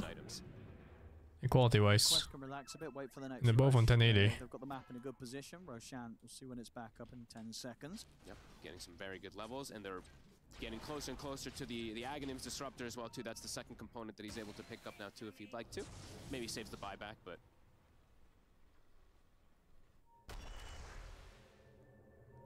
Nisha will be able to get away. 90 seconds for Roche. Probably Liquid needing it more. They kind of have to get the Roche, perhaps it does feel like, for that big upcoming fight, but that's going to probably be the deciding fight for this game. How many buybacks are going to be available, too. I'm going to keep tabs on who does have those available for those next ones. Okay. They try for a quick setup, but it's an immediate jump and silence that comes out from Noob that stops any sort of follow-up. Nice little try there. Quest, they weren't shy away from a team fight. More than happy to go head-to-head once again. Scan comes out from Liquid. Carlos in a bit of a risky spot here, as he'll be the first to get caught. They're in with the jump. Can he get his spells up? He's able to jump up to the high ground. Not taking up. He's gone. He has got a buyback available, and one of the reasons why he didn't panic put down the Static Stone there. Or why he didn't buyback spend. for this team fight. Yeah, he saved the gold for this one. See if he wants to put it into play, Sydney. She shoots the BKB now. The buyback comes out. Carlos knows there's a good chance for the turnaround. It's a 3-man vacuum. So we get the 2 of them in onto the wall. They make the jump over towards Mickey. Mickey pods the BKB. He's got the butterfly this time this round, so he's a little harder to take down. Mickey's able to back off and survive. They're enduring that big go of Quest right now. Liquid forcing the buyback, finding Ducalis right at the start of it. They didn't have to pop anything too big. Insane had to use Splitter, but that's not that big a deal. They have the Brew Split. So them striking back as well now. And Roshan's up. And Roche is up and God's Strength is gone. So that's definitely made things a bit more complicated now that the butterfly has been there for Mikke. We saw that, you know, this time around he doesn't get close to get taken out. I mean, to the point where you'd imagine. I mean, at the moment they're not queuing anything up. But surely they're going to need something to do with his evasion, because it is going to be very hard to take him down with a butterfly. They might just have to go for like the big burst of the astral steps, right? Just to try to go for it there. Maybe go for some like cleaves or something, because it might be difficult to deal with the evasion, yeah. And they're going to have to deal with this Aegis as well, too. Liquid striking back. Hey, this is as back and forth as we really do get. Quest, can they find an angle? It's like got buybacks. Holy fuck, that's so risky. And the cheese. They might still get caught, yeah. They're vacuum. Trying to start something towards Mikke. It's a good hook shot to make the jump over the astral step. I think they scatter, right? Ain't no way you stay for this. Oh no, Nisha went in? They didn't give Mikke the Aegis. He TP'd and didn't make it. He's gonna have this second life, but he's got no backup. He's completely on his own. Could that just be? That might just be the. Who's the carry? They have so much time to push. Venge? Liquid. I mean, well, yeah, we'll see how much they push. But I mean, if it is that Venge. does end up being the game, I feel like that's going to be like the fastest time a team's lost a game after getting Roshan. They're swinging toward mid immediately. Liquid's trying to frantically push out the lane, but it's a lot of time that they're gone, and it's a full AC picked up on the Void Spirit to be able to push forward. I mean, they're going to be able to at least get maybe one not set. The game, but a lot of damage is going to be done here for sure. They're in with the push. Malik, he just jumps in, gets the vacuum kind of perfectly onto them. I don't think Liquid expected that to come there. Not at all. And they didn't give the I think Venge carry is okay. Buyback on the Venge. They didn't have the Aegis, didn't get the cheese off, nothing. He just got burst. They had the Aegis on the Slardar. I just think Sven carry is insane. Sven carry is stupid good right now. 50 seconds without Nisha. They'll have God's Strength back up as soon as the Venge respawns. That's just a bad choice. I think if they just sacked the Venge there, it would have been fine. And then you fight next fight with Vegas. For Nisha, but yeah, the second set of barracks is not going to be saved. Are they continuing? They might continue. Why not? At least try and force out the buyback for Nisha. Quest feels strong. Liquid, what do you do? It's dropping too fast. Holy fuck, dude, you disowning Nisha now? He's no longer Polish after one bad team fight? This fucking Polish guy, man. The glimpse is there from Ducalis, a stolen glimpse will be used towards Malik, but Malik's able to put the beat. It's like French players when LGD had PSG on their tag. It's like, oh, they're French, Paris Saint-Germain. When they win games, when they lose, they're Chinese. These fuckers. I mean, that's huge. They're forcing the Nisha buyback. They get the successful fight right after the Roche. Oh man, this game is giving everything. Now Liquid, perhaps a bit of a desperate move themselves too. They're smoking up, trying to find an opportunity while this Disruptor is dead, but the lane pressure Check if this game started yet. From these super Oh, first pick SF and TA. Hopefully it's TA mid. That's a good watch, but I think it's gonna be carry. That they gave SF away again though. I felt like SF was a big part of their victory last game. He did get the Aghanims from that Roche before we didn't get to see any effect of it from yet, but has hit 20. Pause for TA. 2B does play that. But it's very snowbally and it's absolutely useless if you don't win the lane. Wild game. Quest with that big opportunity though, with that buyback being down on Nisha, all they really need is like one kill to be able to just perhaps just close this game out. 600 damage to a non-stunned target, 701 for a stun target. How much is that in percentage? Is it exactly 17%? So that could be. I can't math. Just nail in the coffin, of course, here for Liquid. Rockets Scout, a Blade Mail. That's a pretty late game Blade Mail, isn't it? Because he's just trying to reflect as much. I mean, they are doing insane damage on his Void Spirit's fans, so trying to find any small item. I actually didn't know that worked on magic damage. Maybe make a difference. It's less than 17. You think they just forgot? Like it's still 15%? Oh no, okay, so it's rounded down. We'll see if that works. Let's see. Maybe this Blade Mail's going to do big things. Maybe, you know, maybe a bit of a risky one. It's a rampage. They will kill themselves on the Blade Mail. Maybe. The second life is pretty good to be able to get the second spells off, but yeah, see if it pays off or not for him. I don't know. We'll see. We'll see. Many a time, buyback gold not being there has been a point of regret for players as the Ancient falls in front of them. We'll see if it's going to be the case here.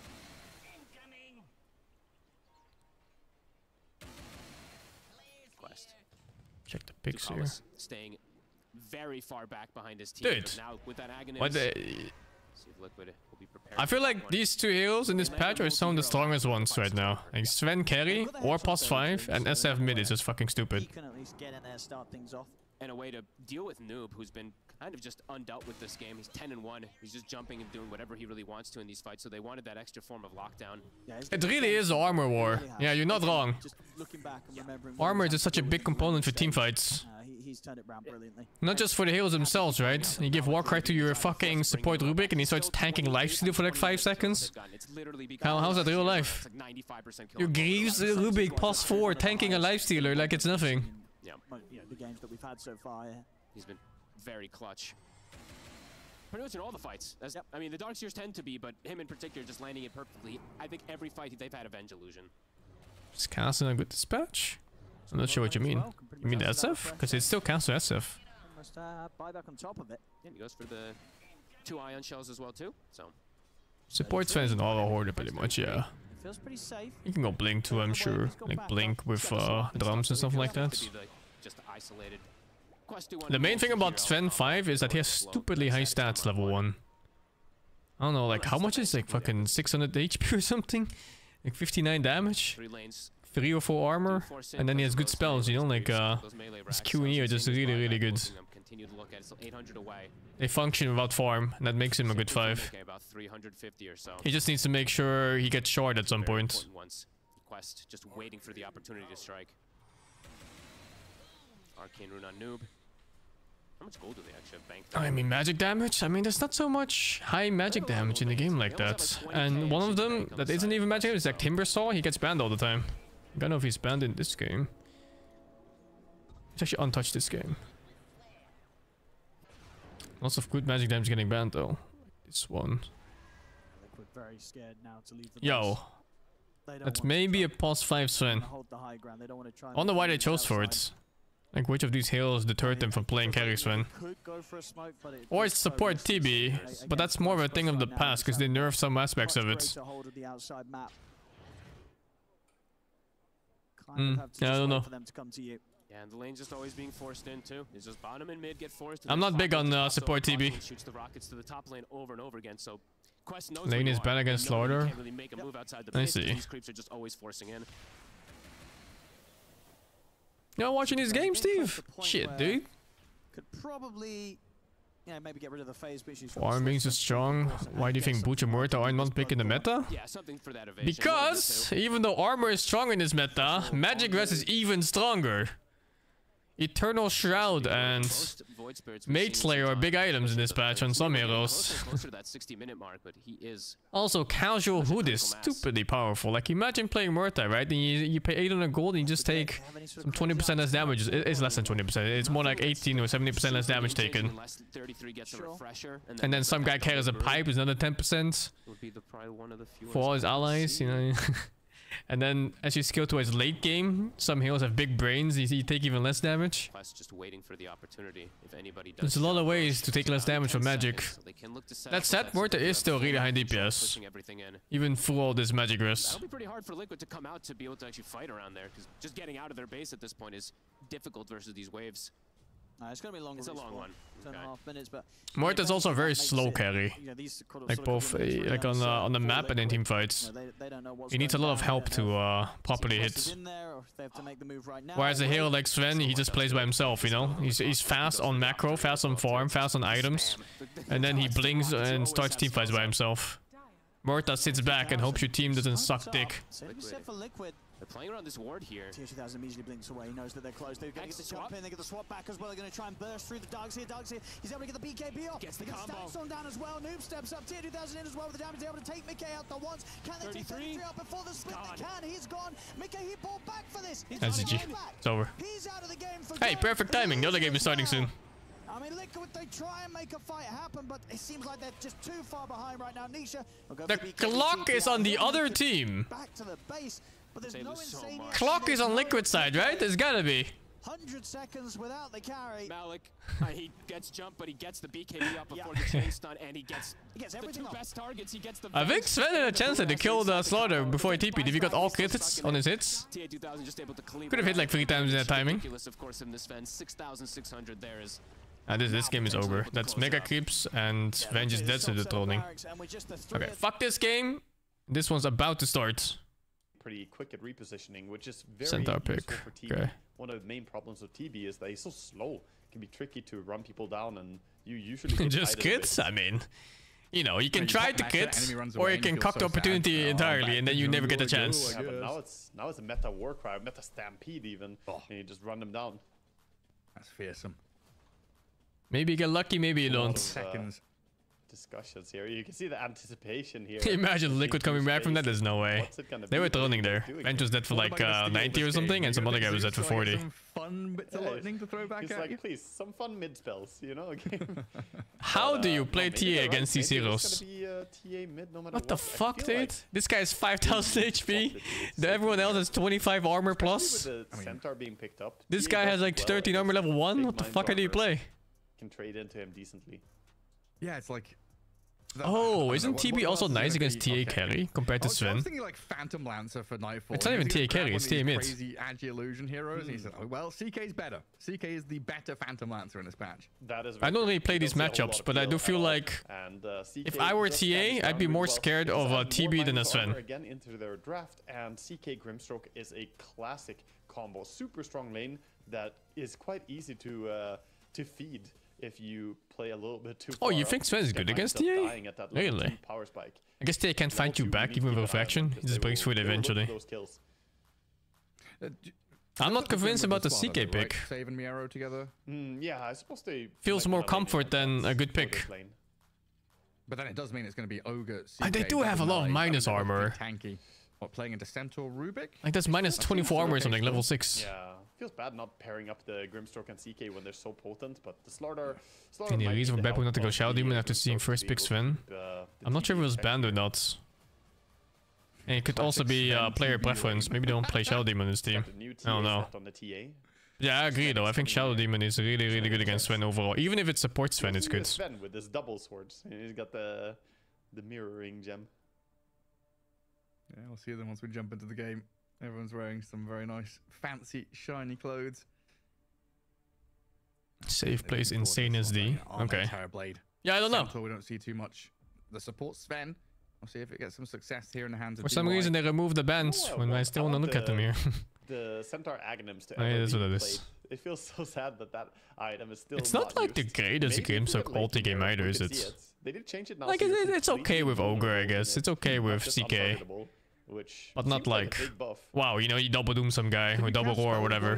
What's the deal? Yeah, you can do stuff. I think you can use spells, you can auto attack, you just can't move around. Right. So you can Requiem then? SD is kind of weird this patch. He's stronger at laning phase than people expect him to be. Because normally SD is kind of shit at lane. But now he has that stacking damage debuff and you actually can't fight him. You have to run away at some point. And you know, if you start running, then you start taking more hits in the ass since he's pretty long range too. It was pretty cool. One horsey pulling another horsey.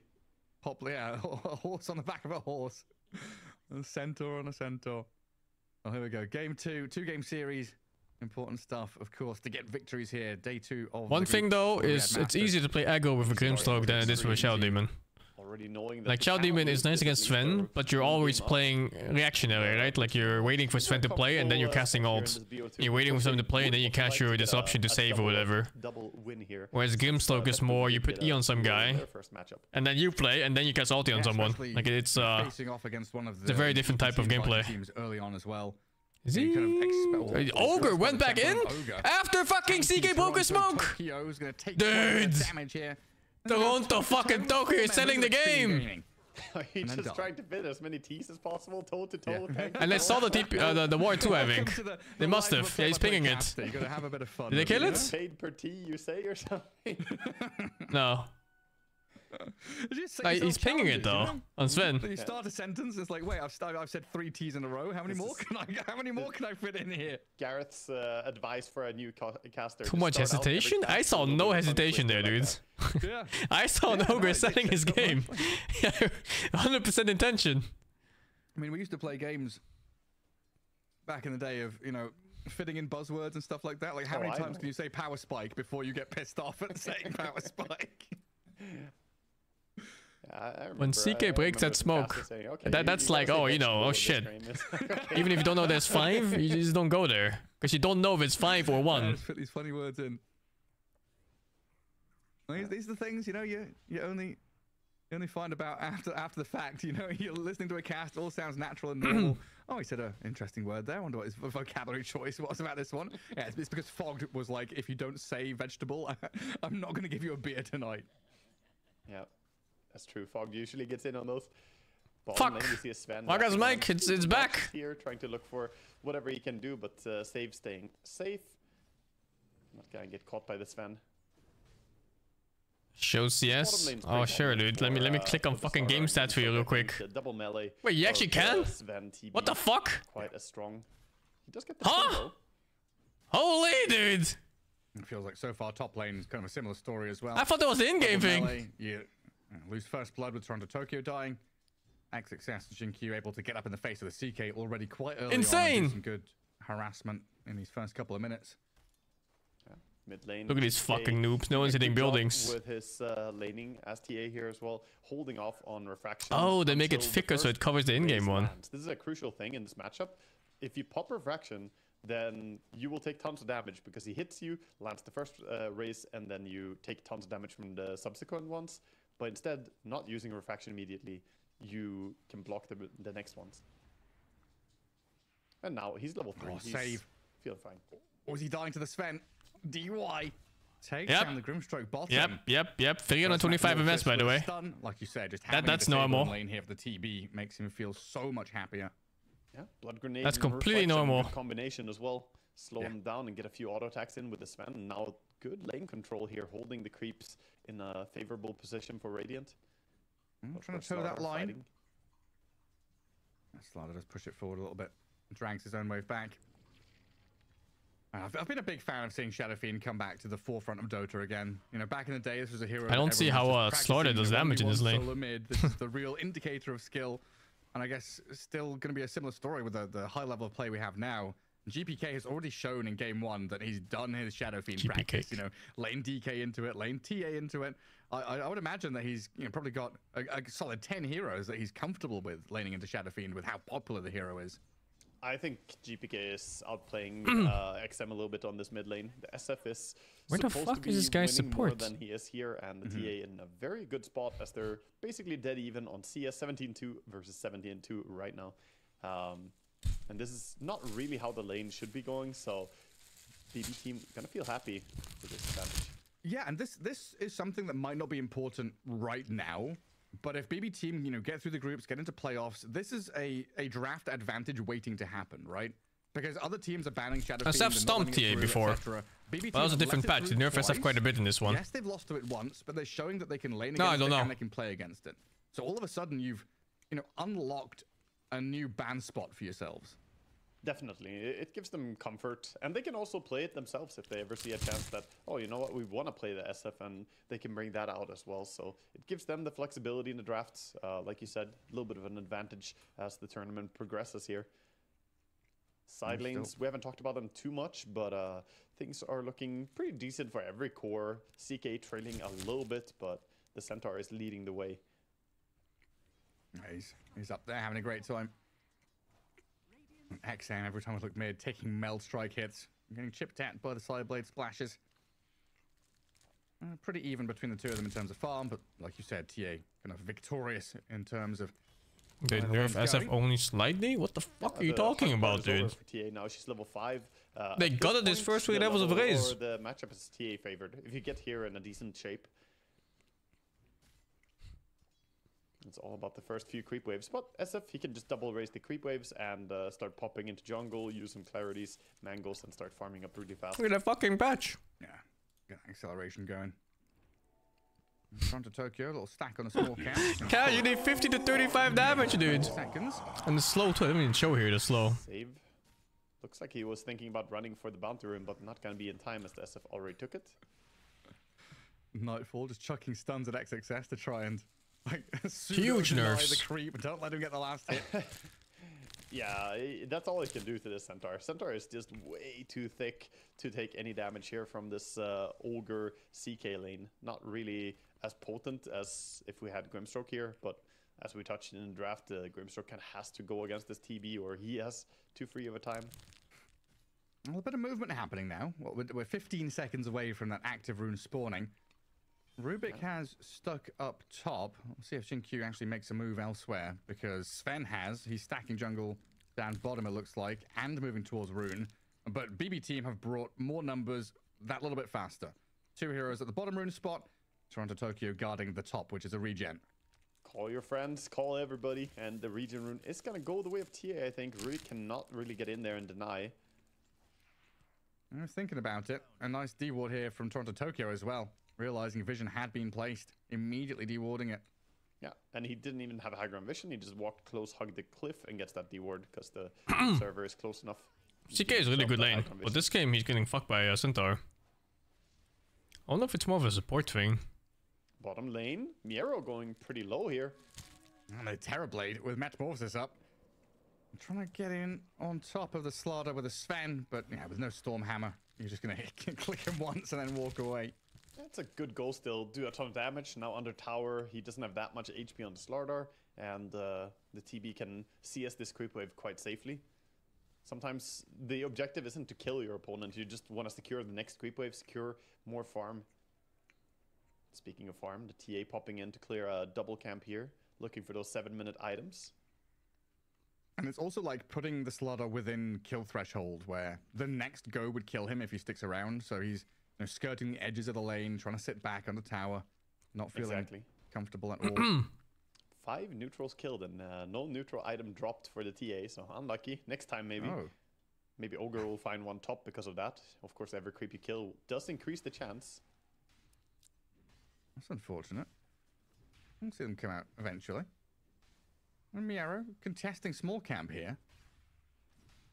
I guess knowing that there's no Metamorphosis anymore, feels pretty comfortable with his Bracer Strength Treads. Jesus, the CK lane. Yeah, he's feeling safe. I don't get it either. Like, why is Centaur just 1v2ing them? The Rubik is getting runes and stacking, and Centaur is winning anyway. Time, so no double rune control for BB team this time. They are still going to lock out and get the top one though. Do traps have souls? They do. Yeah. Huh? If you kill a trap, you imprison its soul. So cogs don't have souls, but traps do. Oh, those traps. Actually, maybe they took it away. Yeah, maybe it was taken away recently. Perhaps they made the... I know they specifically fixed the cogs. I don't know if they fixed the TA traps. Because you can't abuse that the same way. Right, yeah, that's true. Yeah, that level 1 fountain cog farming is kind of nutty stuff. Yeah, but it was very specific where it's like, cogs don't have souls in the patch notes, right? They didn't say anything about the TA traps. Yeah, it was just to prevent that. There were a lot of old, very old school SF abuses. I mean, this goes back to Dota 1 days, dude. We were doing that back when I played competitively. I remember a game that Puppy was casting and I was playing. What a backwards world. Oh, wow. Yeah, Puppy was calling out or something? Yeah, he was calling out. It was in some... what was it? It was a worldwide tournament. We were playing against the Chinese team, and he called out that it was very creative that we were doing a thing with, I think, Venomancer at the time. We ran to Roche, put down Venom wards, and Roche needed 2 hits to kill the Venom wards, so you could just deny them between every hit. That was cool. Man, you guys did a lot of funny stuff. I remember your Crystal Maiden anti-mage mid lane days, man. I remember Dendy didn't like those lanes. No, back in the game, we have the TA clearing up tons of creeps, but meanwhile, the top tower is falling. Extreme. They have made the rotation with their carry here. Active movement, the first move of the game, has been enabled by Extreme, and they're going to take out the first objective here. I mean, that's pre-minute 10 as well. Didn't even need the next catapult wave to come in. Let's kill the tower off, and it also gave money for the Shadow Fiend to buy Blink Dagger. So that first move then topples the dominoes to have the second move ready, so Shadow Fiend can go and fight. Yeah, and going for that Blink before the Kayasha. This is a different itemization from what we saw last game, so he wants to play more combo into his teammates. The Shinkyu TA up the top. traps. A lot of traps, a lot of nonsense. The He's dead so wife is thrown fucking at him good. here by the Grim Actually, Strike, is but he's he? got Stampede. Create a bit of a gap as the Blink Requiem. XM Oh, he's moves Blink forward, sends on them all SF. back with a fear. That's such a DY baller can't build, connect but with a why does it look stun, so shit? And that's going to be it. The high ground's held by BB team. As they think about turning back, maybe get on top of Shinkyu and yeah. I know why it Rubik looks with a shit. Melt Strike. He had no mana. A little bit too ambitious with the SF ulti there, blinking in. It's not quite that fast when you don't have the Kayasha. And didn't really have Think teammates first, huh? nearby, so they use an ulti, still lose their Rubik as well. And BB team gonna come out ahead on that one. Now looking towards mid. Holy shit. Oh, nice crush. That's going to get the distance for Miero there.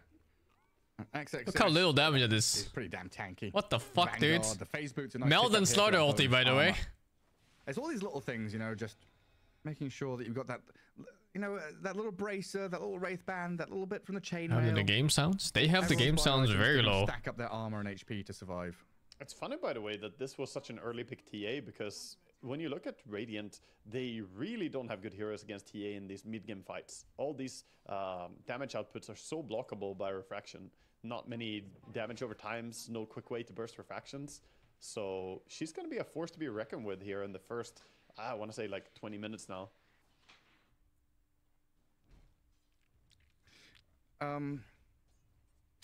Toronto, Tokyo. Yes, sir. Oh, yeah. You know it. It's the Midas. Ah. Greedy supports. We saw the jungling alchemists who we've seen now the laning ogre magi's. You gotta get your money as a support. I don't have FFZ on this PC, I Too think. many games on Invoker, too many Midas is purchased. That's true. Gotta scale. Gotta go late game. This is what happens when a mid player says, "I can transition, guys. I can play hard support." Proceeds to queue up the Midas. Well, it's He's pretty getting classic, there. isn't it? It's I pretty feel like friggin'. this item is a little bit griefy here. I do feel like Pavis would be better. Just get that solo crest for your team, get the Pavis going early on for a little bit of impact. But Ogre is one of the supports who can go for Midas as a support and, you know, still have the impact that you want from him. Definitely a slower approach, though.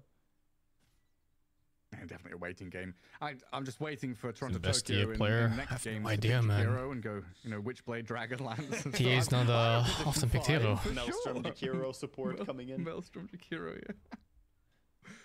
I tried playing that last night in a turbo game, and it was pretty fun. I lost, but I enjoyed the game. I'm not sure if my teammates did. Dear God, I'm glad I don't queue turbo. I'm not gonna find you, Garrett.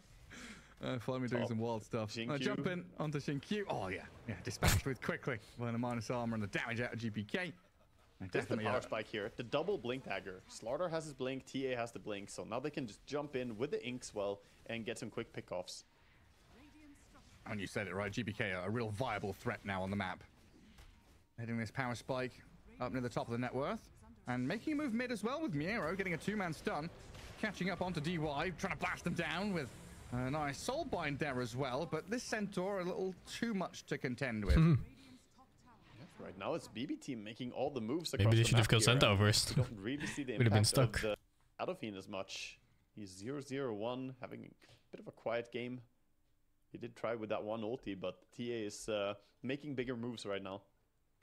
So what's next for the SF? Does he go back into Yashikaya? Yeah, is it BKB? He's building towards the Yashikaya. I don't think you can play the hero without it, is how good it is this patch. Gotcha. Quick races and quick ulti is just impossible to pass up. Yasha over Kaya on SF? Going blink first didn't work out this Damn. time. He tried to play on a timing, but since Centaur doesn't have his blink yet, well, he has it now. The rushed blink dagger didn't feel that impactful from SF, but now they have the same thing as BB team have. Blink on your mid, blink on your offlaner. You can start comboing people. God. I had to go in game and make sure that it is Yashikaya. My brain was like, is it Kaya Yasha? Armor? Yeah, That armor is not Yashikaya? going to save him. Sanjin Sanj and Yashikaya, Sanj, Yashikaya. They all have, one of them comes first in each. SF is kind of in this part of the game where if he gets caught, he dies. I don't think anything with a BKB or something saves him. Even a Gold Scepter, perhaps. Tempted, but both. Look at BB team. They have the read on this. They're like, we don't see you. That's why I would have preferred Kaya just to farm more. Don't see the enemy heroes. Since it makes your mana so infinite. It's like process of elimination, right? They're not defending bot. There's no one showing mid wave. There's no one in top jungle. Auto attack SF is good, but I think casters is better right now, especially for mid. But at the very least, Extreme Gaming gets some. If you go auto attack SF mid, you just have a bit too much of the same. You know, like you're auto attacking from mid, you're auto attacking from a safe lane, and you're both looking for the same opportunities. Whereas caster SF, you control the team fight more, so that somebody can hit instead of everyone trying to hit. Doesn't have it yet. He's still waiting. If he gets one more D ward here, though, I think that could get it. Sick update. 20 more gold. He's so close. Yeah, I don't think you go auto attack SF anyway against CK. Magic SF is a bit too good against it. You just burst all his illusions out. So blessed to have a position 5 like that. It's gonna be huge, Gareth. The power spike. In 10 minutes. No. It all comes down to this, Gareth. Is it worth it or not? I don't think he needs spike on SF this game. I think he needs BKB and he needs Refresher Orb and Aghanim and Yashikaya. Correct. It is all. And that'll be a nice build for this. Then you're like, I wish I was Doom with the Devil's Perhaps a Hex too. Yeah. Slaughter and TA going into Roche, but that's unimportant. Ogre is going towards a big camp right now. He's heading there. Can we get a picture of the Ogre? Yeah. He's doing his warding, and now quickly. Oh, he gets it! He snaps the double multicast here. Oh, huge. Yeah. Big money. He's level 9 now. What kind of camp was it? It was a Satyr, so he got big experience from it. Oh yeah, big XP, big money. And well, Roshan is dying. Yeah. BB team gonna get Aegis here for the TA. GPK is gonna grab it. Pretty well concealed Roche with CK playing on lane during that. So this may not have been completely obvious to Extreme. And Extreme losing grip of this game pretty hard. I am concerned for the support Sven if the game progresses like this.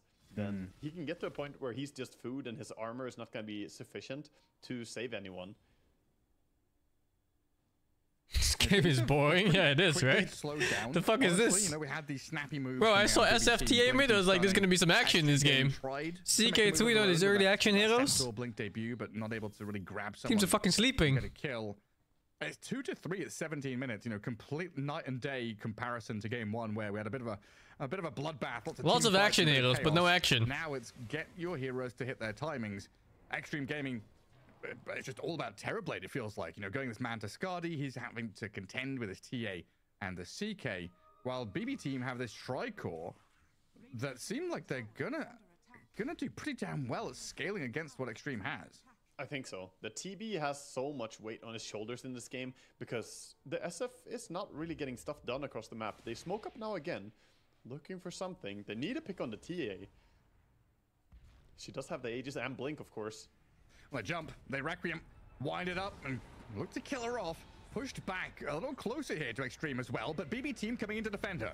DY jumped by the Slardar, the lift up, GPK dragged back in towards the SF. They've blown up Miero though on the left-hand side with Arme opening up with that Metamorphosis. So Aegis down, ulted, right? Yeah, and tier 1 about to crumble. Sent ulted too. Yeah. TB pushing now. Time to go back to farming after this tower. Another jump. XXS. Oh, is it? Swiftly on the GPK, and he disappears. And GPK. Huge blow up on the TA. Nightfall trying to burst the. There's 2 HP from your support. Oh, mate. He just stands there. Support! Give me HP! Oh, he already Sunder. What the fuck did he Sunder? And 3 members down on BB team who we're just praising them at how well they look to scale. Everything looked so good for them, but they take this big fight. They decide to fight without the Slardar again, going into a TB who still had his illusions from the illusion rune, and there was just too much damage output coming in. I don't think they can go without the extra disable and minus armor from Slardar there. You could see the TB almost dying. I didn't see the Sunder at all. If he was corrosive haste, maybe he could have been brought down. But yeah, beautiful fight. Finally, they got the big value from the SF as well. Let me see. He has it here still, Sunder. What happened? That was this is the previous fight though. They catch a TA, make her run down the river with her Aegis, and she couldn't get the insta blink out due to the race as well. He Sundered here somewhere. Come back in that second flurry of That attacks. was a choice though. That was a choice by BB. That was before that. Fight, even though they lost their offlaner. Oh, back in the game. Speaking of the offlaner, Miero dropping pretty low here. Where is he? Over in that mid lane. Yeah, XM finds him. And again, it's this like 20-minute mark. Oh, it's on a Extreme TA. Gaming Okay. just seems so much crisper and concise with hitting this timing and looking towards the next fight.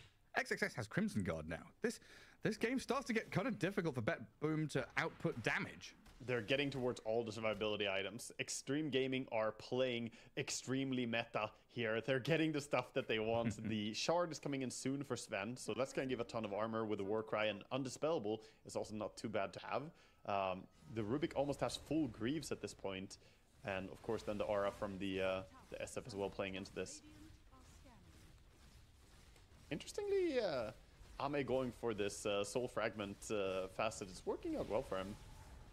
Because yesterday we saw the other facet being played by Watson. I'm sure Bet Boom is saying they need BKBs now before they can fight.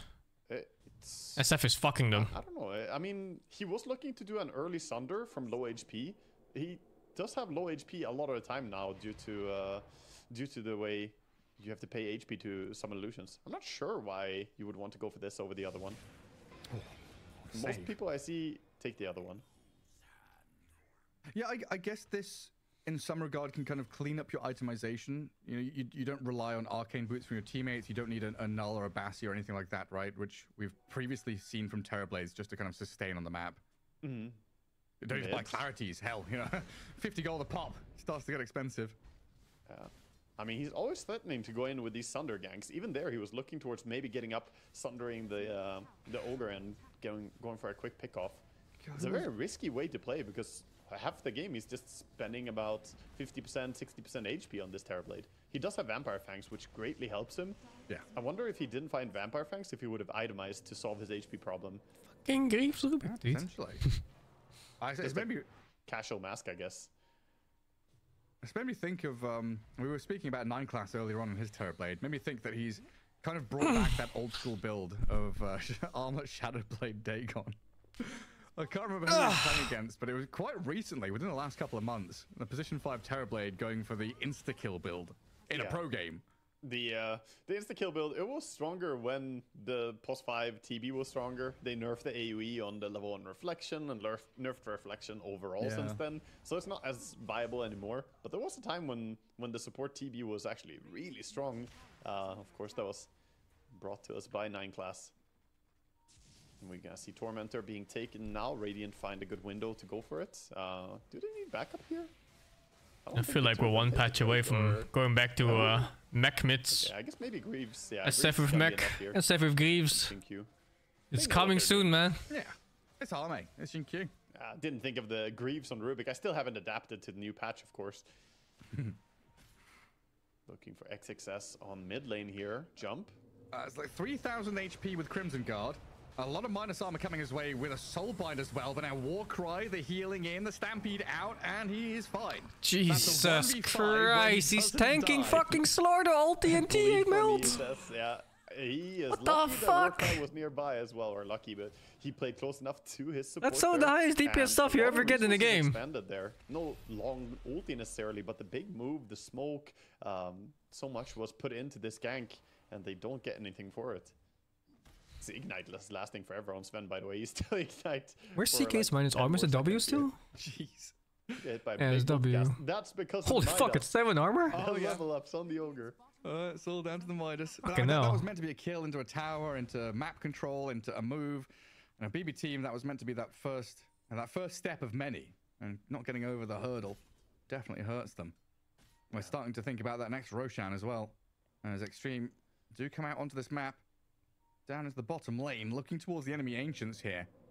Inkswell stolen. The pings are coming out. They're saying they're down here. BB team have a good read of what the move is right now for the side of Extreme Gaming. Of course, they're sieging up the tower. TB has his meta ready. And BB team, meanwhile, not really making an active move somewhere. There's important items on the horizon, though. The Ogre Magi soon has his first real item after the Midas. He is 800 gold away from a Crimson Guard. And the Grimstroke, perhaps the most important item in the entire game, is if he can get his Aghanim Scepter. Oh, He's yeah. optimistically building towards one. He has a long way to go, though. He needs 2,600 gold. So If he gets it, he can make an insane illusion of the TB. Did he get the money rock? He did. He did. Okay, nice. So I've seen a lot of support. I think 3 or 4 people have got that Philosopher's Stone right now in this game. Look at the push, though. They're already just cutting through this tower. Where's BB team? Are you home? Yeah, there's a question That mark. TB shot is absurdly powerful. Anyone People sleeping on that. A lot of knocking going on. TB with a shard as well. Those illusions. And someone comes up to your door, knocks on it with a jackhammer. Just destroy everything. It's an entire lane of barracks gone. This is so unusual to what we normally see. Not with an Aegis, just going in, recognizing, you know what, you're not strong enough to fight us right now. And Extreme Gaming, get it done.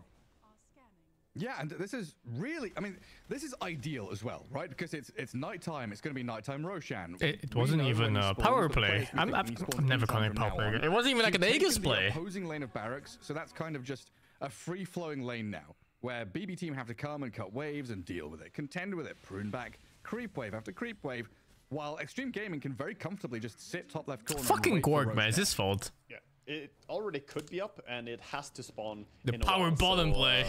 But no, they didn't even have Aegis, and they just took Rex. And I think Losh was killed at what, 14 or something? Oh, there's actually a timer in game here. We need to know if it's I don't have to it's going to be do 1 minute. math. The multicast caught on camera. The picture-in-picture. Yes. Big. He does have the full Crimson Guard now, so that's one power spike coming in for the side of BB team. They also have the BKB on the TA that she didn't have in the last big team fight, but they're still missing Slardar and CK's BKBs in this fight. Both of them close to it, but don't have it. Yeah, I keep forgetting there's a CK in this game. I'm not gonna lie. Nightfall has been very quiet.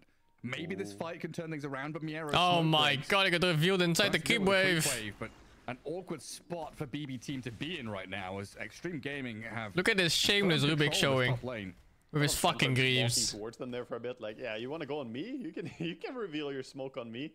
He knows he is nearly unkillable here with Sven behind him to protect him as well.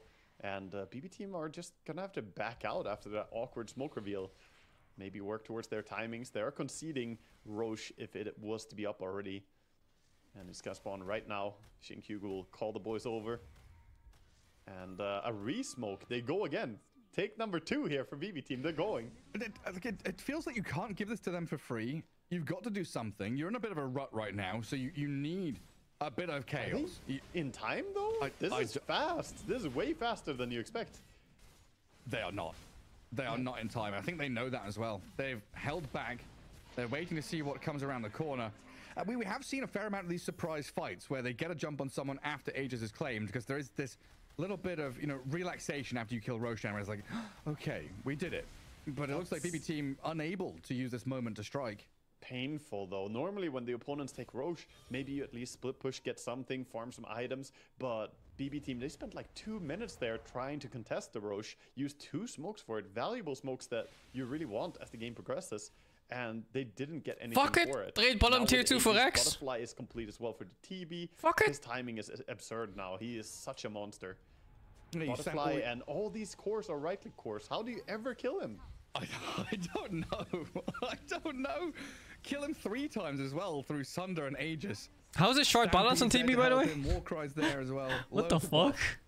And they'll jump onto this Terrorblade and poke him a bit with a Slardar. The CK's moved in. Stormhammer comes out. Soulbind from the Grimstroke. Oh god, there's no damage. He's not taking damage. Stand there and take literally no damage. XXS with the Crimson. DUI with a war cry, and your tier 3 crumbles. Like, okay, nobody's died, but you're not defending your base. You're meant to defend the Ancient, not let it fall. Miero's jumped in again, trying to kill off the Shinkyu Rubik. He finally gets the Rubik is invincible. Buyback out of the Rubik now. There is how absurd. For the Slardar. So Arme with this Metamorphosis just cruising through the Dire base right now. Yeah, creeps coming back as well. Backdoor protection is going to go away. And still Aegis in hand. They can just let the TB be on the front line here. No Slardar available. Yeah, they can work it in all they want. Doesn't really matter. Oh, I'm silenced, am I? What a shame. I'll just continue clicking these buildings, shall I? Another tier 3 down. Reality Rift drags Arme back in towards them. Maybe a first kill here, but the Requiem takes out Nightfall. Oh, no. Oh my god. How many souls does he have? Look like he even bloody needs 29 souls, by the way. One shot the fucking CK. In this game too, just falling far, far short of expectations. How's this game? Quite able to get in Oh, front of him. yo! Ayo! It just started! Switching title. What Insania's gonna be able to do since he's playing this Jakiro versus What is this? What is short into the team names? You just a double attack and they're gone. So He's J Both of Liquids. these heroes, right? You're against the Cogs, and you're against the Supernova. he does not have Omar's backup. They Just in time. Take advantage of that level too. Omar playing far on the side, they're unable to protect his buddy. Oh, maybe I should call him PSD. Take the Eidolons either. He lost them all. We saw this. We did see this last game, right? Mickey getting complete free farm in the laning phase.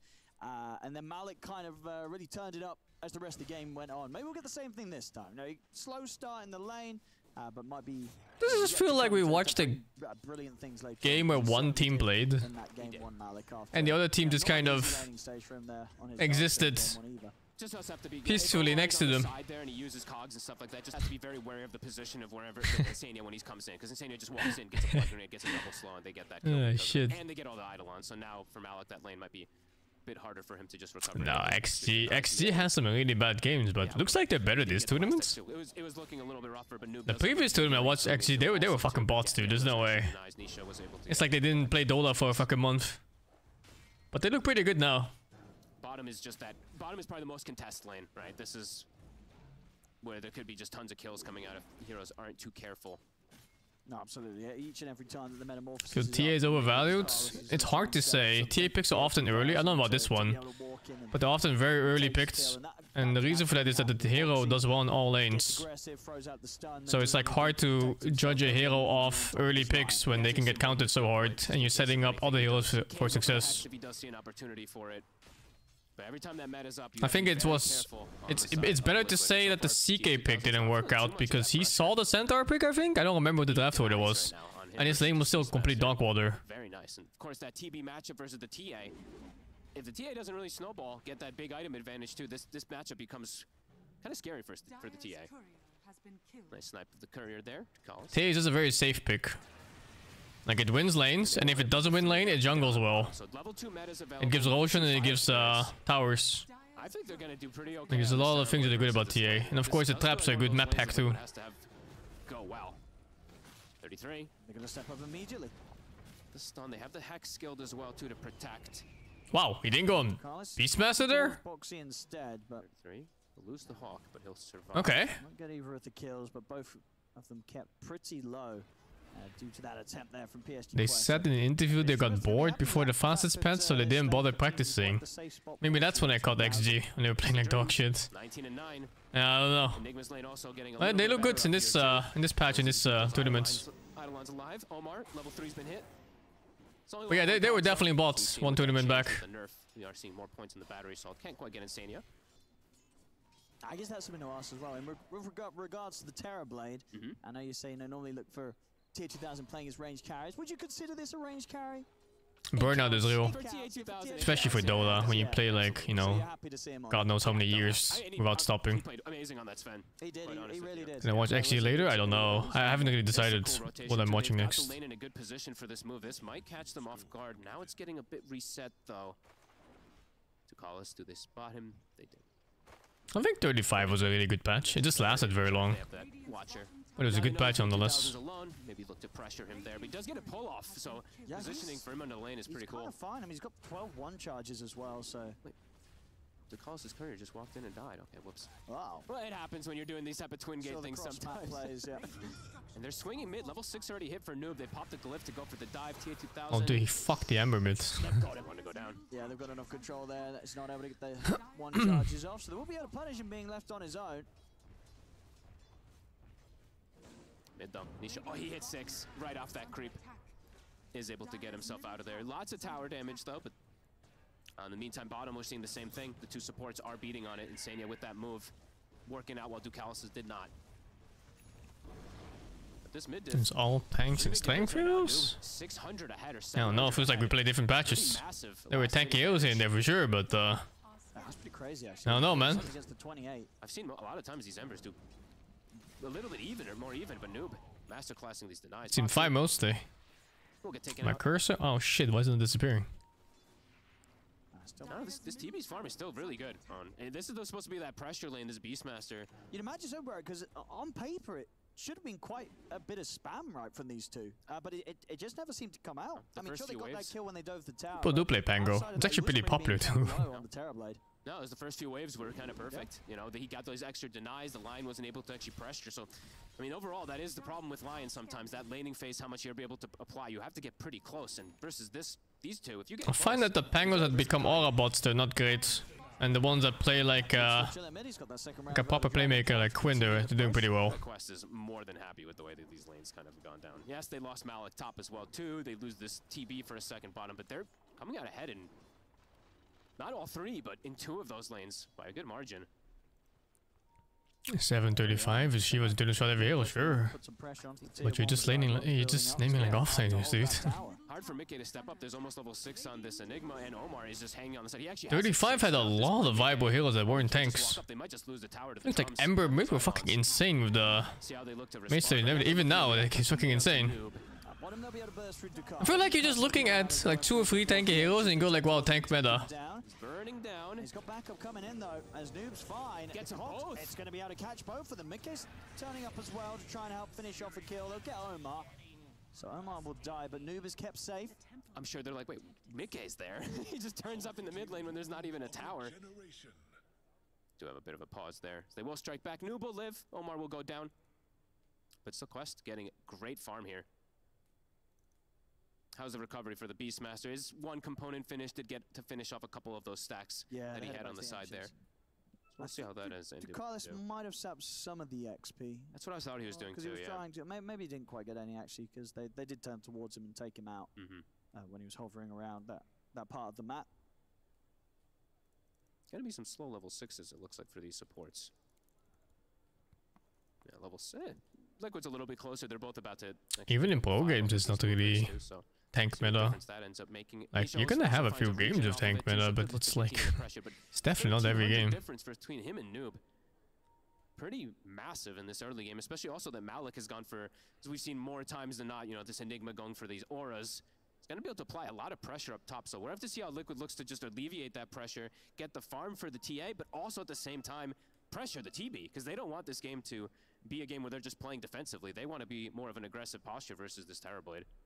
Oh, this is definitely one of those games, yeah, if the Terrorblade gets to farm, gets his 5-slot, 6-slot, he's in a pretty good spot to carry against. I don't know why TB is back to being popular. I think it's literally these last few matches where TB is becoming, is getting picked up again. Get some type of extra farm, but right now they are quite slowed down. I think TA2000 not going to be too. Who wins, TB or TA? I think TB in general is favored in this matchup, but that, you know, that's assuming it's purely 1v1. Top lane as well, you know, advantageous for sure for TB. A little bit of a slower beginning, but indeed he's not being left behind. In fact, getting more out of his lane. But also the heroes serve different purposes, right? Like TA is much more tempo based and map control, whereas TB is just straight up a hard carry. And he has 2 kills on 33. Yeah, so Malik has died and still has more. He's got with the full drums. I don't think it's Rubik specifically buying Greaves. I think it's more of a +4 thing, where +4s are buying Greaves on like every fucking hero that exists. Are you getting an early blink and looking to make plays? They just want to stack as many auras as possible in the game. And you often can't buy everything, you know? You can only buy like 2 or 3 of them. You're just usually going to be pipe and whatever bullshit. They have the Jakiro too. Could be something like that. Could just go down Greaves pipe. Wouldn't blame him entirely if he does want to go for it. Looking at the DK 1800 gold saved up. Do you think he, you know, Noob will want to rush the blink, or are you getting the Mage Slayer first? Blink looks good.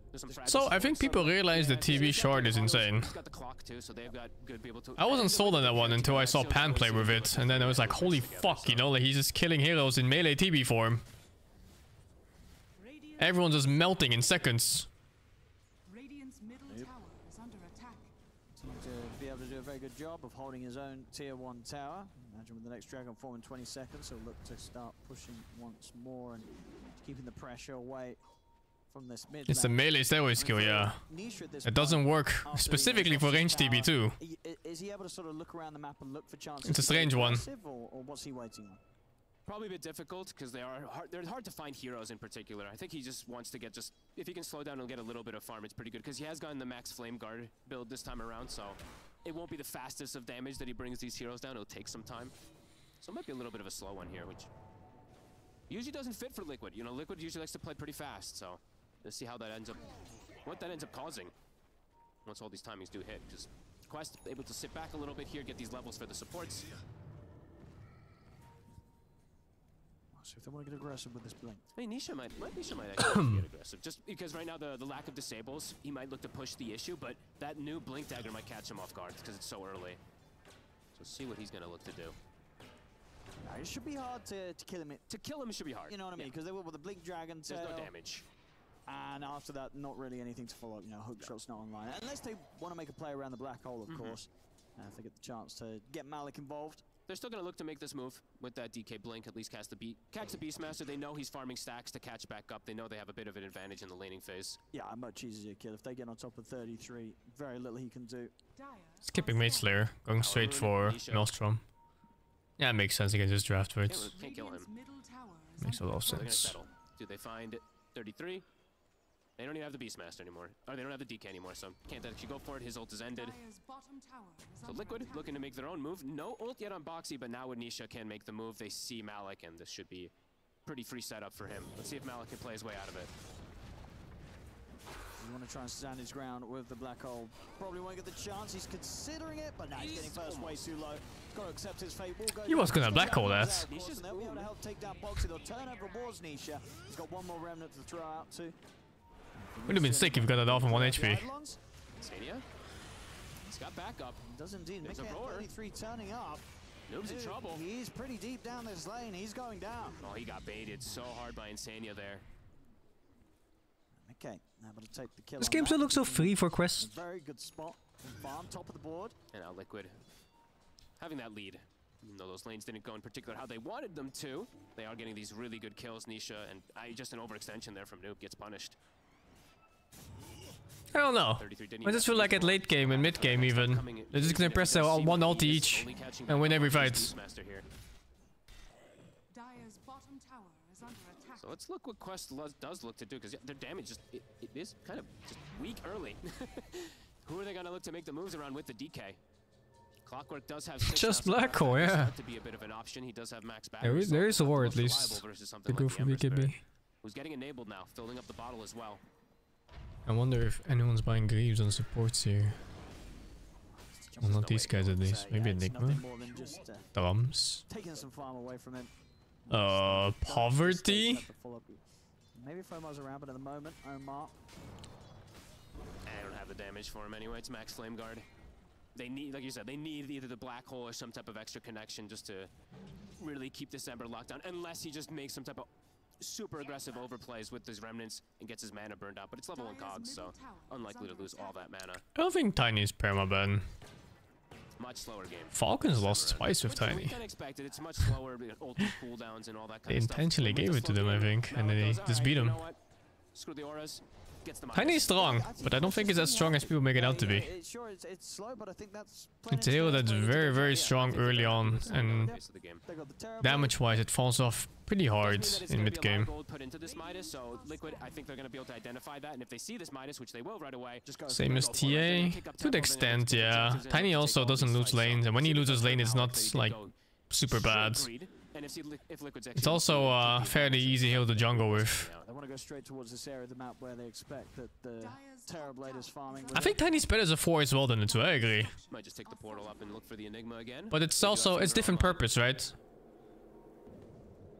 Like, plus 2 Tiny is much more of a snowball / control or just a killing position, whereas plus 4 it's like a positional fucker, and then still damage later. But yeah, I like how Tiny 4 does like the same damage as the Tiny 2 in mid game.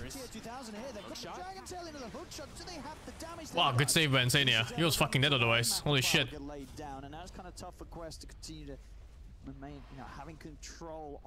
Tiny 2's go Kanda, and they still can't keep up with burst. Is this kind of how the hero is? Like, you get level 18 and you have Kanda, and that's the peak of your hero right now. I've seen a lot of different builds from different players too now. Trying to salvage it with, you know, Moonshard, with Echo Saber. Trying to go some other random builds. And nothing really works that well. I still think the way is to go Octarine Core and Super Yules and you just reset your fight all the time. I don't know. It's hard to say. Aghanim is not worth, it's fucking dog shit. Maybe they get ahead. I think Aghanim only works if you have a really good lockdown, like Faces Void or something. But Faces Void is not popular right now. It is picked though, I think. I'm thinking about what you're saying. I'm like, yeah, that's actually a pretty good point. Because sometimes with the double greed, you can just lose control of the mid game super hard. So for me, sometimes it's a bit of a worry. But I mean, with the way the Liquid did play last time, it was a little sloppy. So I think that's what Malik's thinking and what Quest are thinking. They're like, these guys are gonna mess up. Yeah. They're gonna make mistakes. Yeah, We're gonna be able to outscale them. This Midas is gonna pay off. I mean, like there for sure he dies, but the Liquid ready to do anything after killing the Enigma. Not everyone else is farming. It's cast tiny right now mostly, yeah.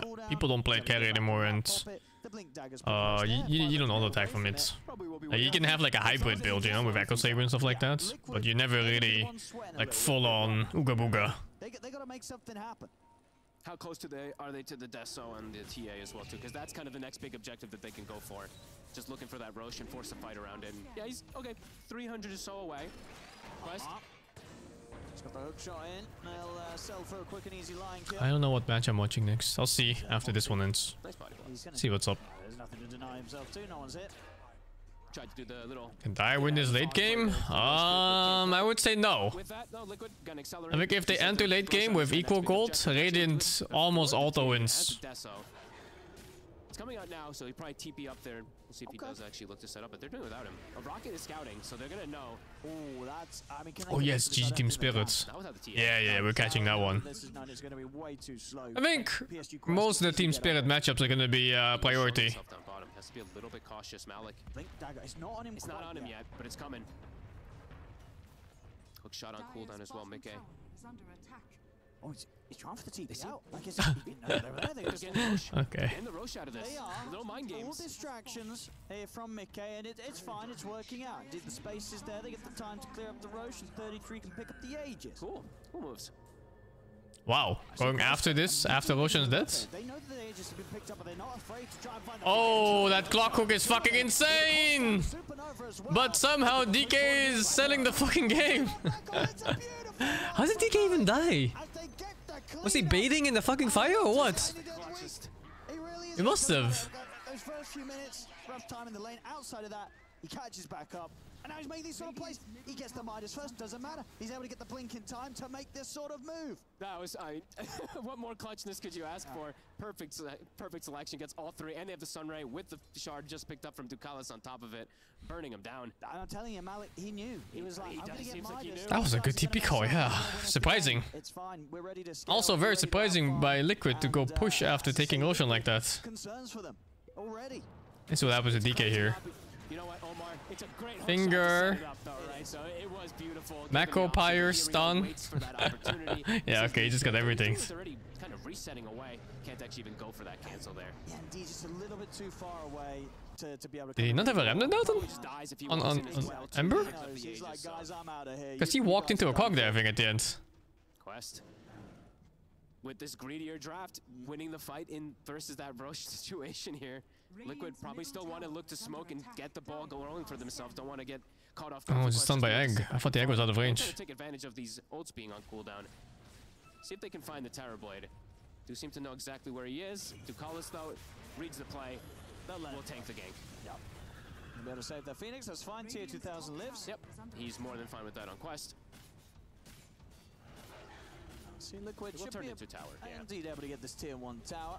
Yep, and 33 has gone the route of Blink. I like it, just being able to jump in, find a target, because he's very strong right now in this Beastmaster.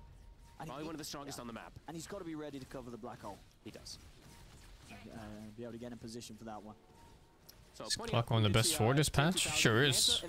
4 and 5. So using that Demon Zeal to accelerate the farm. Using that, of course, with that new Clock is one of those rare supports that has everything. It's good stats, good spells, BKB piercing stuns, initiate. Extremely good hero. Especially now they can also mana burn you for 1 billion. That's what I've been seeing more. That said, it still depends on matchup. Like, you can still get fucked. The players just using the illusions with themselves to farm, and that's what we're but luckily you can play both pos 4 and 5. Yeah, I guess when you do it like that, then the hero got buffed. It got buffed in a way that way. Quicker in that sort of setup. And I've seen more of this Demon Zeal kind of thing when you're playing around. So your illusions and everything around you just aren't that. That's been patches where clock isn't great. Max HP and get that kind of push going with yourself. So it is a really cool kind of build. I haven't seen everyone buy the shard though immediately. So Alec has been found in the mid box. He just opens up straight away with the finger. Macropie gets laid down. 33 is going to jump in. They'll get the kill. Able to make that dive there under the tier 2 and not getting punished whatsoever. Pick it out cleanly. Looks like there was not even a single TP reaction. Radiant structures are fortified. BKB finished up on Noob. So Liquid still getting good timings. Even though Quest was able to get that fight up there, they're still farming very well, applying pressure. Still 90 seconds on this Beastmaster Aegis. Radiant are scanning. How far from Boxy's blink? He's still a ways away. He's just gone the drum round. So this is kind of the adaptation for these Lions a bit. Sometimes that blink can just make you too fragile, Omar. Fucking clock players. Got back above the DK. He is a little bit tanky here. The line, right? Maybe? No, he backed on DK. He's gonna say no. I'm good. That's a pretty big kill. Omar K. Killing spree in mid K. Going for a solo play. Good pickoffs, wow. Like what is this pickoff? There's no way this works. He's gonna go for it. No, fuck, that's so illegal. There's no way. Why did he not drop the black hole there? What? Am I crazy? He died almost immediately. No, but he had time. He had time. I probably just felt like he got burst too fast. Okay, right? fair. Yeah. So I was like, he had black hole, right? Yeah, he did have it. He but probably could have just turned and maybe used it, but yeah, maybe just died a little bit faster than he expected to. I guess maybe also thought that maybe Mickey wasn't completely on his own. Yeah, could be that as well too. But Mickey gets away. Yep, dive fast. I mean, double melted, I believe it was to start it off as Liquid. Finding some nice moves here, getting themselves a nice Aegis power play. We'll see it again. Right? He had a chance to, right, Malik? But I guess what's going through his head? Oh, he could have blackled for sure. I don't know what the fuck. What is this? Huh? Is he selling the game? What is this? Yeah, hesitation, indecision. I think because he casted Q and E first. I mean, it's a good call. Oh, mistakes happen. Okay. Yeah, I think you can kind of see it there on his face there. He knew he should have gone for it. Maybe he kind of assumed that with the TA shard. I think maybe he thought that the silence was going to be there, but there obviously wasn't because he doesn't have the shard yet. But maybe he just took that. Thought the enemy was behind TA? If he thought the enemy was behind TA, he would have not blinked in. He was the one that initiated. Yeah, you can see on his face there. Yeah, mistakes happen. Capitalize on it massively. Now up to a 5K lead. I think he expected to survive one more auto attack, but he didn't. And then he's like, not like this. Pretty decent usage of the Aegis. Nisha's been able to farm a lot out of all this. He goofed. Got the Gleipnir and that Veil finished up, but also looking at TA2000, he's also very farmed. He is. Yeah, Mickey. Yeah, to die. I mean, that's it, it sucks to harp on it, but it would have been quite a big kill. It would have been huge. It would have been a pretty big kill. So yeah, Malik's gonna. I'm sure he's gonna be able to clean up. Wow, getting a death instead of a TA kill. He can make it. He that's pretty fucking. Perfect performances. In that last game. So a couple mistakes will happen. And Mickey, as you mentioned, does have the Hurricane Pike. Now he will go back for that shard. Yeah, it's very good this game, of course, versus the Black Holes. Pretty much. I mean, it's good every game, really. There's really no games where it feels like the TA shard is going to be bad if you do get it as like a second or third or whichever one of these items. Definitely gonna need the BKB on Malik. It's not a hard game yet for them. It's still fine. They're just gonna make some smoke plays into some big kills. Beastmaster is a big kill, an easy one too. Because I think he doesn't have blink, right? Oh, he has blink actually. Never mind. Worth a try. But not quite there in time.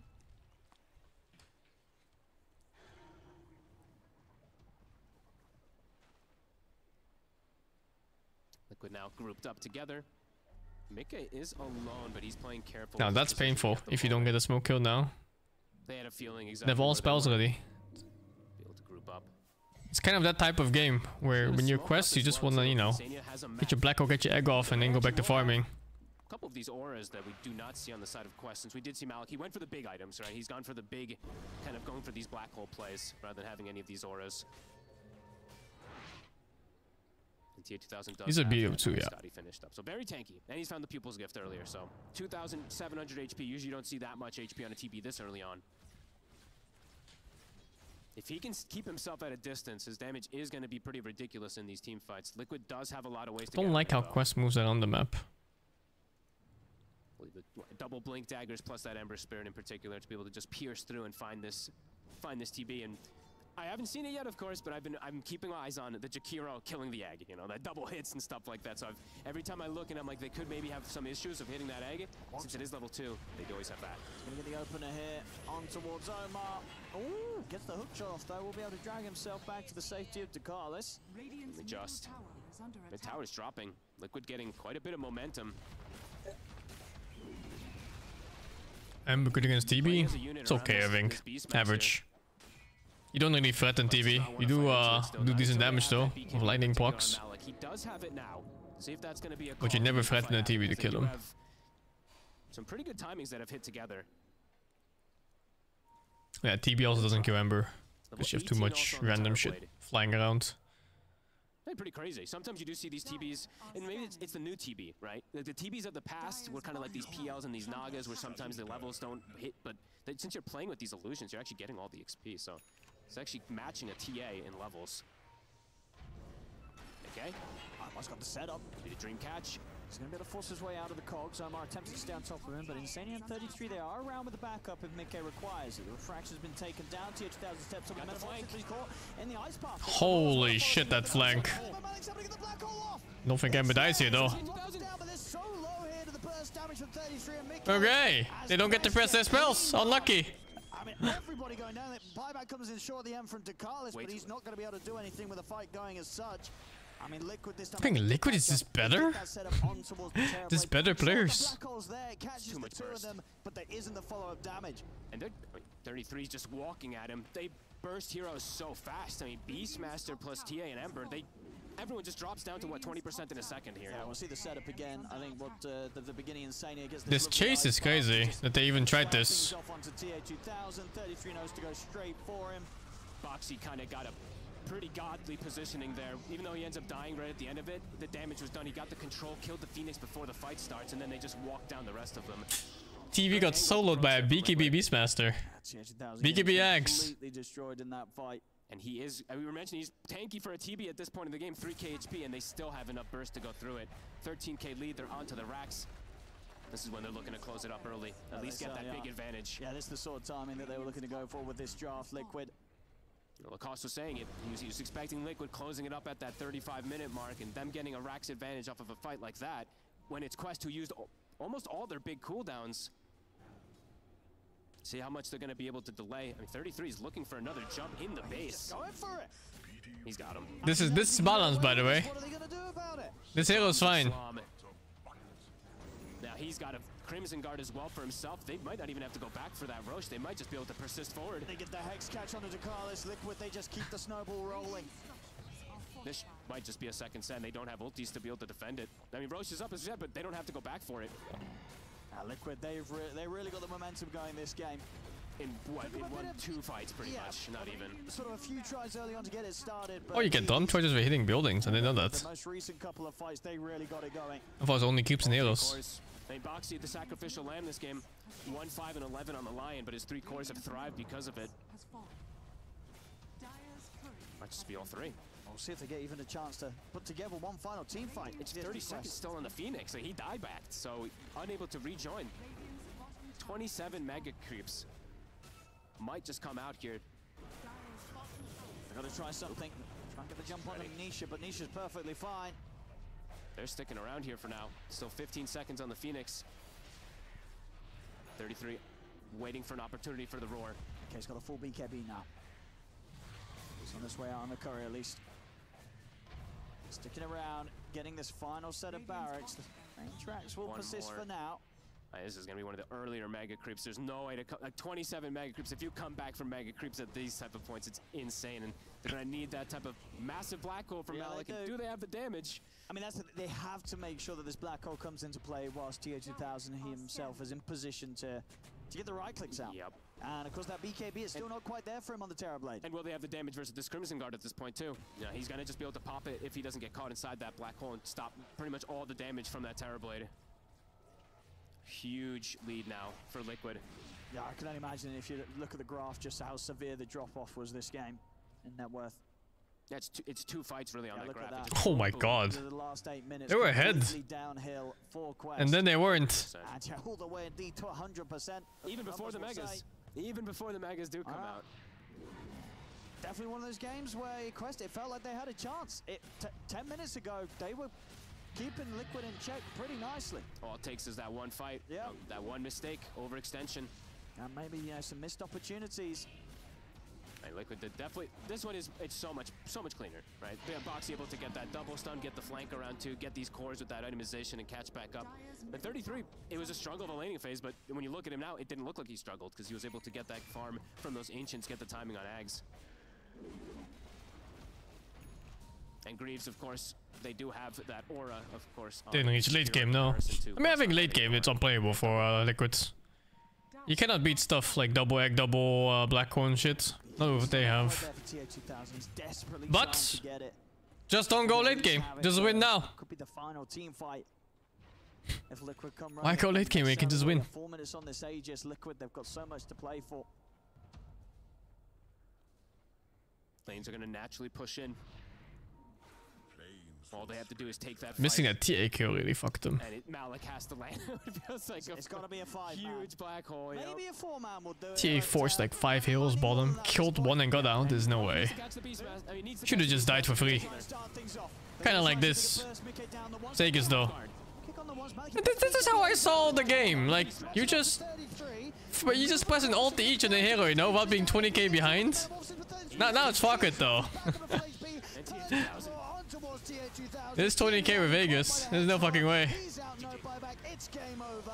GG is called. Liquid, they clean up their acts coming into this game too. This is the type of Dota they want to play, right? They want to just run you over, as you say, 30 or so minutes in.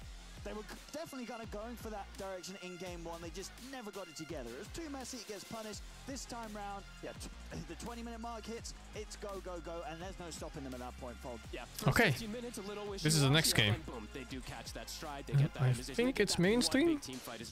It's mainstream. Okay, so it's gonna be here. The perfect catch from that wraparound up top. Boxy, he ends 1 and 5. Definitely had some good impact though on this Lion, the hero that can sometimes just feed out of control, but did well to secure all 3 of his cores this type of game. Yeah, well on them. And for Quest overall, I mean, they had a really good game 1. They tried to make this one work, but he had to black hole that BM there, I think. Had no choice. I'm still the question on the Midas. I just think the whole lineup did get. He can't black hole the TA that's respawning because he's gonna get wards. So I guess the other option is to wait and see if something else happens. On the DK just really fell off, right? 0-4-3 was not able to have much impact outside of taking the early tower mid. So a rough one from him. Liquid, as you say, their cores out of the 3 of them. I think there was the 1 death on Nisha. Outside of that, 0 deaths on Mickey, 0 deaths on 33. Yeah. And you know 33 as well, who didn't have kind of the most dominant of laning stages, but the catch-up was there, and the rest of his game he played perfectly. Yeah, Noob. You know, I'm glad you actually mentioned Noob because what it really was, he lacked a partner to pair up on. It felt like this game. He got this blink tag early, and then it was like, maybe I shouldn't have gotten this blink because I have nowhere I can actually go with it. So some things that they could have perhaps itemized differently, but overall Liquid, much better game this time around. Yeah, this, as I say, this is clearly the style that Liquid feel the strongest in when they're able to get it going. They start to get that sort of lead. It's hard to stop them. If you don't have the I didn't see the draft for that game or the laning phase. But I didn't pay attention to it at least. This time round. At least for them, they'll be able to take. Well, I think they had all the tools to win. They just didn't use them properly. Like especially at bottom lane when Enigma died to TA. Like such it's such a shit death because you fuck your whole team for like 3 minutes. You know, like everyone TP'd there, like the DK gated over from the other side of the map, all just to get that TA, and then he kills when he gets out, and your fucking game is just over. Thank you very much. Yes, I am joined by Nisha of Team Liquid. Quite the reception from the crowd. And since technically I had Insania stand in as you for the pre-match interview, now you have to stand in as Insania for the first post-session. Dude, that game 1, your Elder Titan in game 1, so good. You lost the game 1, but man, that Elder Titan, the Earth Splitter is amazing. Thank you, thank you. I mean, honestly, I wish I played the ET than Slardar, but I mean, I don't own the, yeah. I'm proud of him, and I'm proud of you, Nisha, because I think that you've been grinding out games and pubs more than ever before right now, and I'm curious what that experience is like for you to actually be hitting just the ranked matchmaking so much recently. It's not great, because I'm like meeting, you know, pub players, yeah, and I mean, I'd rather play with these boys. Yeah. You're spoiled by all the coordination from these guys, and so your pub teammates maybe a little bit less reliable. Yes, I'm losing some brain cells for sure. And as far as your experience so far here in Riyadh, it was a split series against XGWBG, a split series. Data gathering right now, is that what's happening in this group stage? Yeah, I mean 1-1, 1-1, not happy, not satisfied, but it's not bad. Not great, not terrible, but a Game 2 win regardless. Well, congratulations on the win regardless, and we'll send it back to the panel.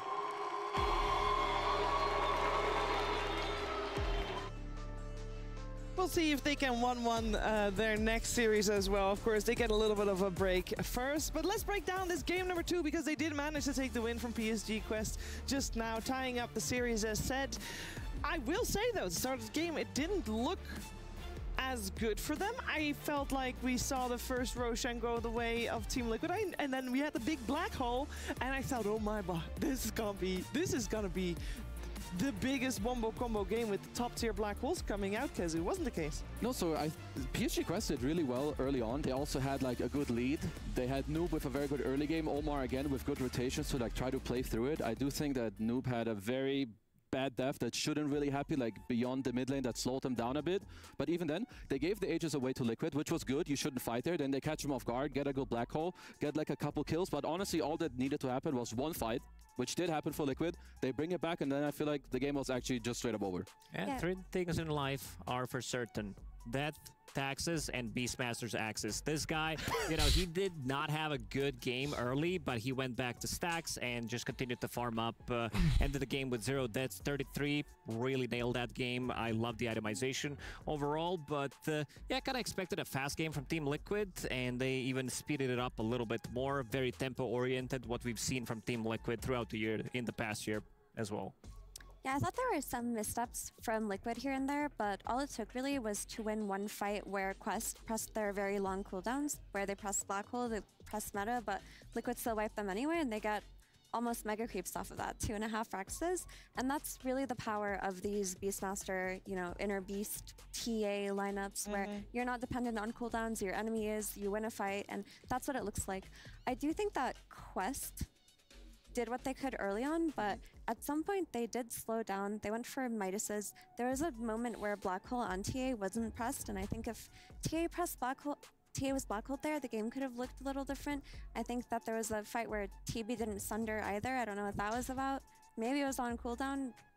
So there were not the cleanest game from either team, to be honest. Not the cleanest game, but there was one moment, I think, Lacoste, that I think we're going to see a lot still today. Oh, absolutely. There was a beautiful play coming up from Malik and his Enigma, the combo that he did with Ducalis, and that's going to be the one. A little bit of a bait. Quick reaction from Boxy, instant Hex onto Dragon Knight, and then Sunray Supernova with the Shard. Perfect timing. That was a blink reveal from Malik. Gets 3 of them in the middle of it, and this fight's just immediately over.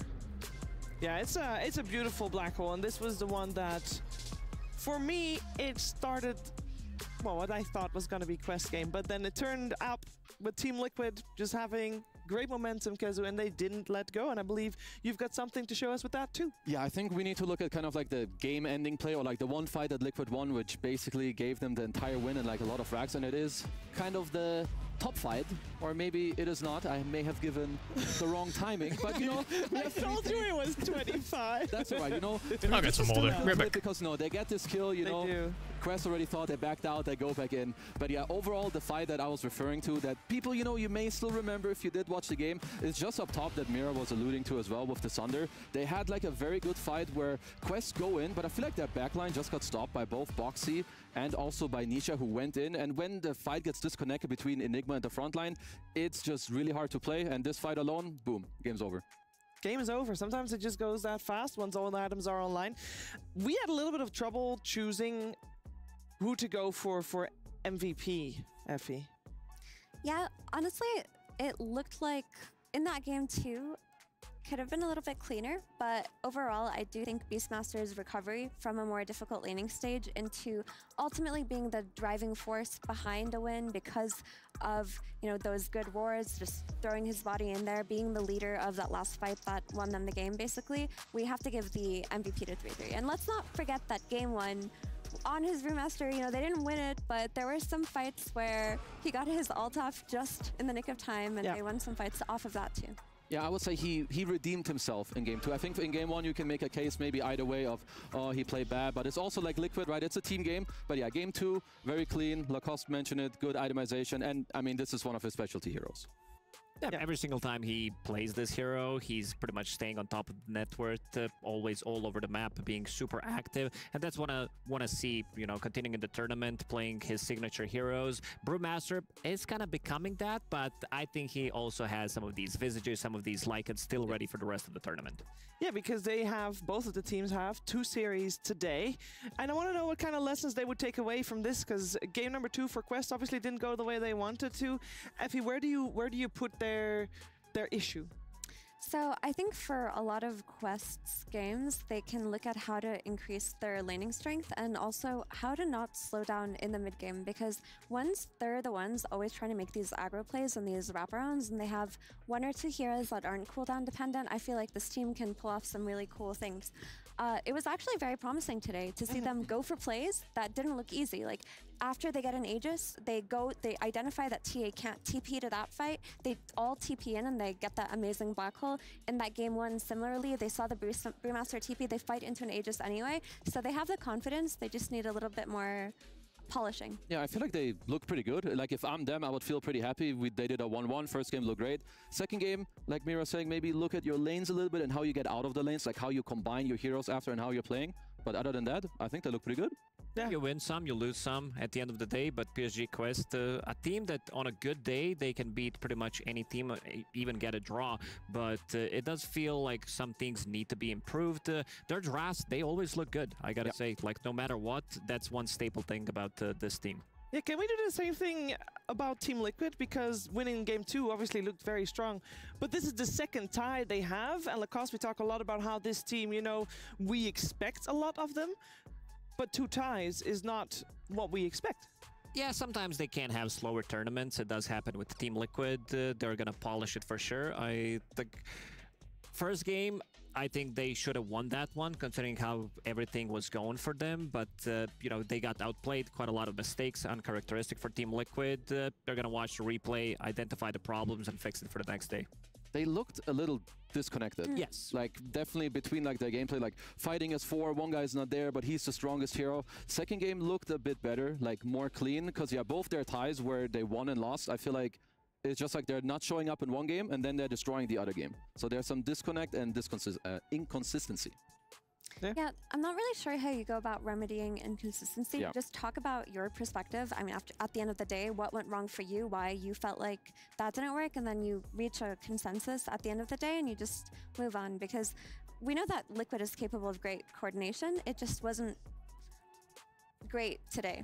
Yeah, well, I hope at least it stays for them to that first game and they can get the coordination for the rest of the day, because both of these teams, as I said, they got more games to play. As there's a lot of games going on at the same time, I think it's time for us to check in with how those are going with Purge. Thanks, Sheever. I'm here watching Tundra versus Entity in their super height match, and something I noticed when we're standing here next to the players, you get to see how many inches separate each player from the monitor directly in front of them. For Thompson here, it's actually very, very close. And another very interesting thing is we've got a ton of wireless mice on this team. 4 out of 5 players using wireless mice. How times have changed. We'll keep checking back in and monitor their forehead progress. But until then, back to you guys. I appreciate the insight.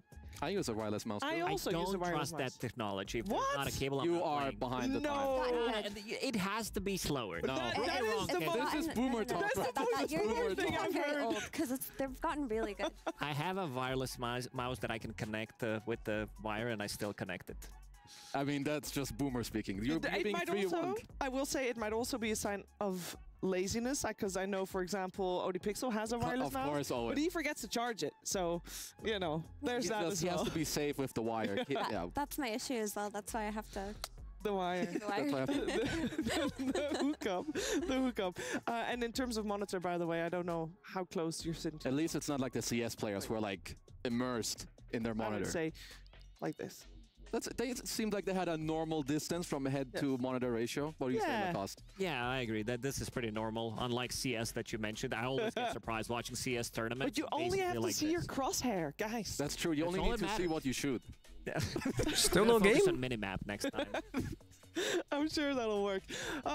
So there's a lot of games going on at the same time, and here as well, we're gonna have to move forward with our next match. We are gonna give Group B a break. We're not gonna give Group A a break because that's where we're headed next. And for me, I know this wasn't our match of the day, but for me, it is the match of the day because we have the two teams that were able to beat Falcons yesterday up against each other. It's Gaming Gladiators, it's Team Spirit, it's a 2-game series, and it's coming your way after a break. Nothing? Oh, feels good, man.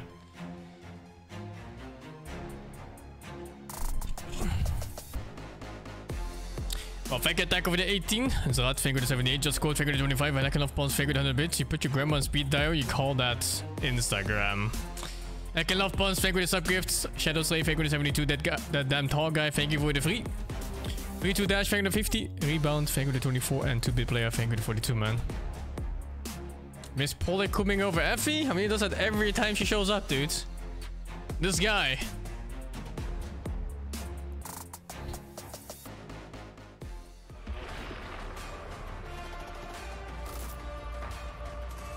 There's 2 people he cooms over whenever they show up. One is Effie, the second is Nisha. Unless Nisha loses games, then he's suddenly not Polish anymore.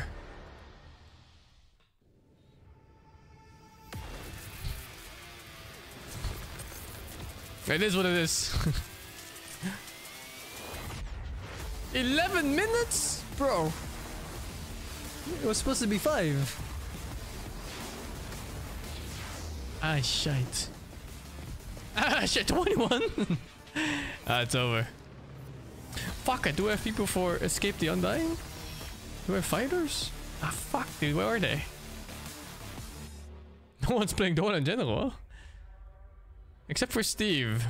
Because Steve has no life. Oh, is that $2 game still?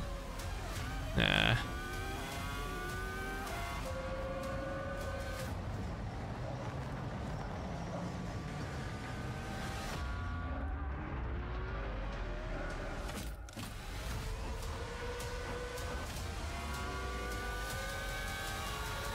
The game looks like it ended.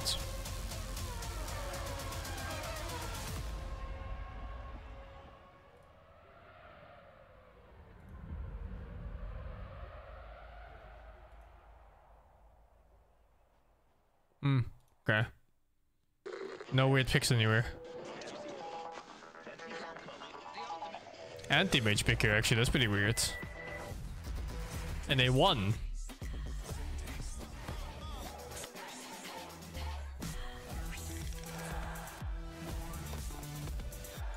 See if I can find that game. Is it fixed? Wait, this is not even the right one.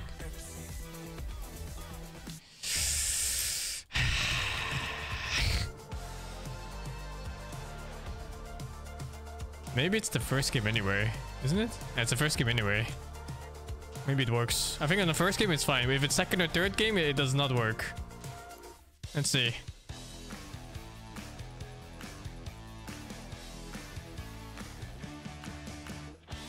I played the Street Fighter minigame, yeah. It's funny. It's funny how much effort they put into it. Radiant team pick. Radiant team ban. Oh yeah, this is game. Nice, nice, nice.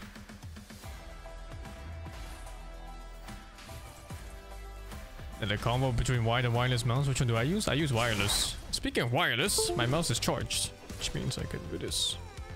I fucking hate wires. Wires, they clutter your desk so much. And they're so ugly too. And instead of having like a clean mouse pad look and keyboard and everything, you have fucking wires everywhere. I hate it. Consisting of keys, game trophies, the club championship trophy. Also, the delay these days between the difference between wired and not wired is almost non-existent. I think if there's a difference, you as a human will not notice it. Winning a competition earns you a game. My keyboard is not wireless now. Key will be inserted inside.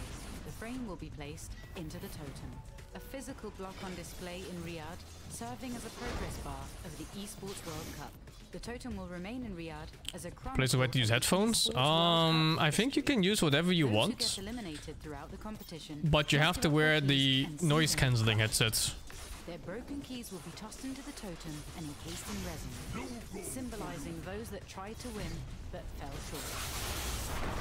However, as an additional privilege for winning, tower is doing its best, but it is fortified. That means you can't hurt. No, the noise cancelling headsets are not nice, dudes.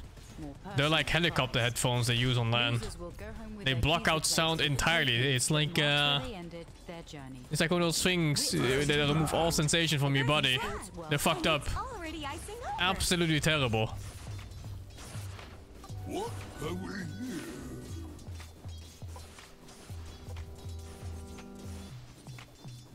Also, they're really tight on the heads.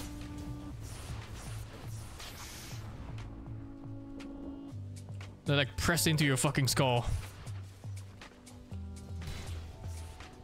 My waters rise.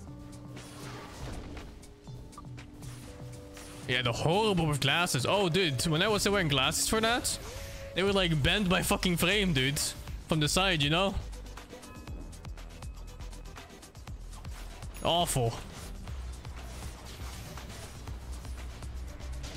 I was like, I got the wrong brand. It's the one they use for fucking lands, dude. They're like helicopter headphones. Stupendous.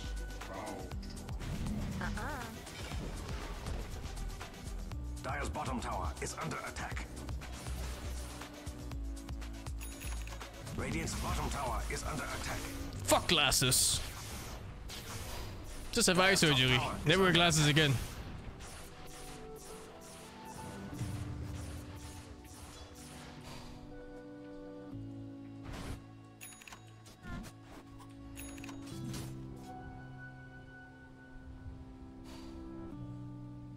The fuck is this game anyway? PA Storm Alchemist in one game?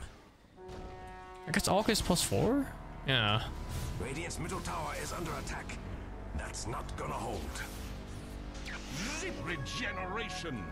Slower volume. Top tower is under attack. Oh, that's got to hurt.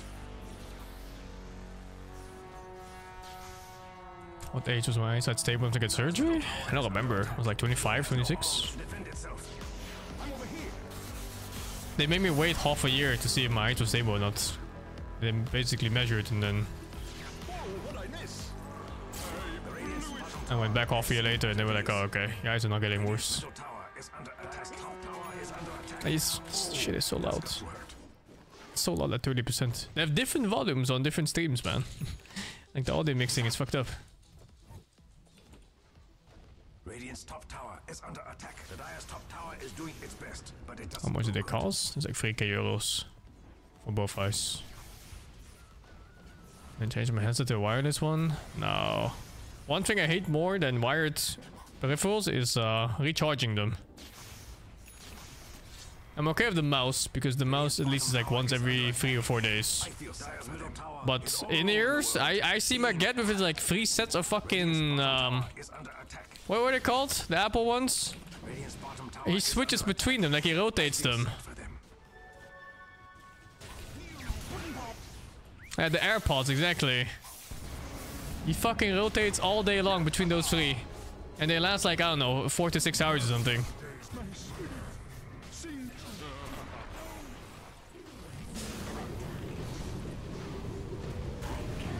Oh, this game is completely fucked. Dire's middle tower is under attack. It has no arms to defend itself. Over here now. It can last 2 weeks before charging? What the fuck? Maybe it's like based on how much you use it?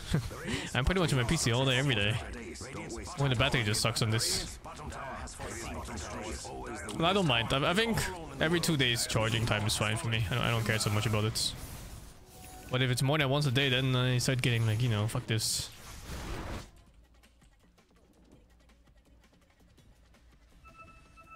I'm using SteelSeries Super Light. Don't buy this mouse if you like using middle mouse buttons, because that shit breaks after like half a year. But otherwise the mouse is really good if you don't care about middle mouse button. Oh, sorry, Logitech, not SteelSeries. Yeah, you're right, it's Logitech. Oh, that's got to hurt. The Dire's top tower is doing its best, structures are fortified. Good. That's what that wispy glow around the tower. Dire's top tower is under attack. Dire's top tower is under attack. Dire's top tower has fallen. Over here. I can repair it? I mean, sure I can, dude, but I can also just buy a different mouse, you know? Instead of become a fucking mouse engineer. Bro, what is this build? Dude, what is happening here? I feel sad for them. Kaya into Shroud? What the fuck am I looking at? The Radiant should really do something about that. He's really scared of the burst of Tiny, huh?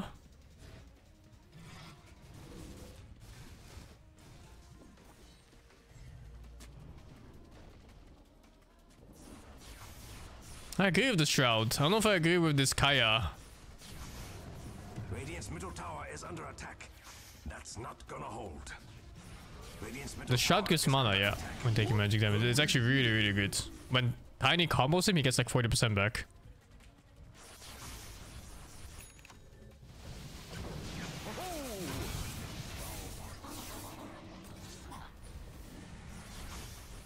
And of course, you get to survive, which is also nice.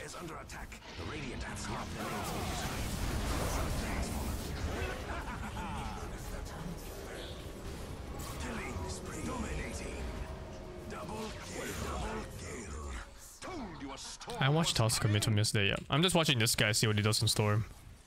Eternal Shroud seems to be increasingly popular pickup on Storm. It's very strange because, you know, the healer usually doesn't play like that. Usually play for that one big jump and you fuck someone up and you resets. But now, you initiate the fight and then you tank for your team. This'll come in handy. Radiant's middle tower is under attack.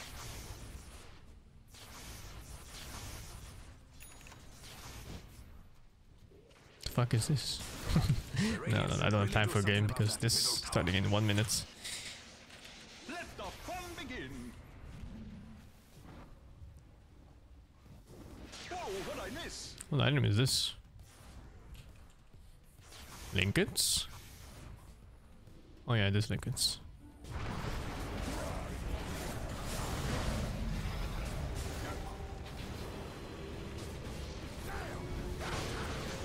Holy fuck, dude, he was stunned since the Middle Ages.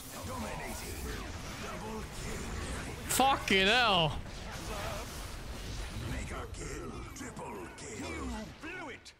Didn't they lose this game? What am I tripping here? Yeah, they lost 0-2. How the fuck did they lose this? He got the physical shooting from a shield rune. He got lucky.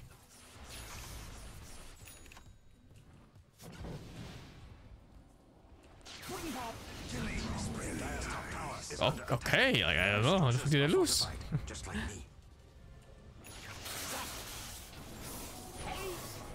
Okay, that was potentially game losing right there.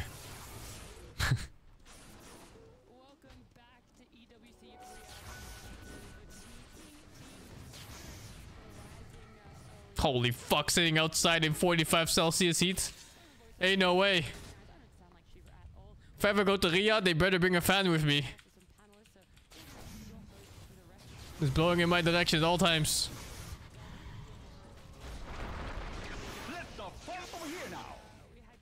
Radiant's bottom tower is under attack. I feel fortified. That's not outside? It looked outside. Group A yesterday, so you get Group A again today. No, it was more like I had to torture people with my constant presence. I stayed here. I made them do it. It's not torture to me, so I'm happy to have you on my panel for sure. But BSG... Okay, it's actually too fucking low.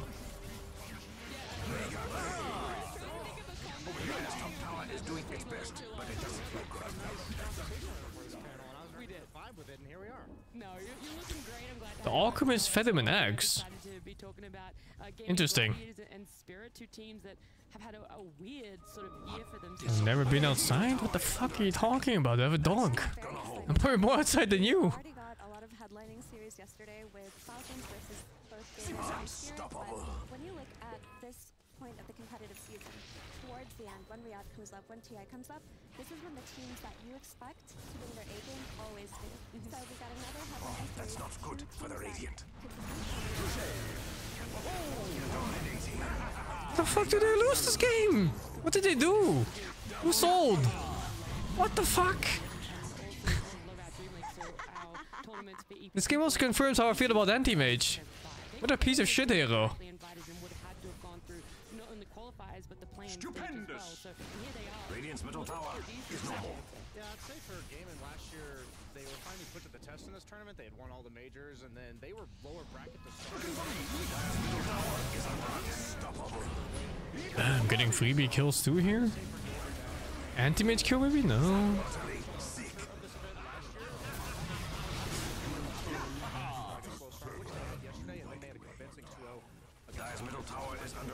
Is it a bugged result? I don't see how they lose this game. Radiant's middle tower is under attack. The Radiant should really do something about that middle tower. Maybe it's the wrong result. The Radiant's bottom tower has seen better days. Radiant's middle tower is under attack. Much slower than expected, I'd say, going into the year.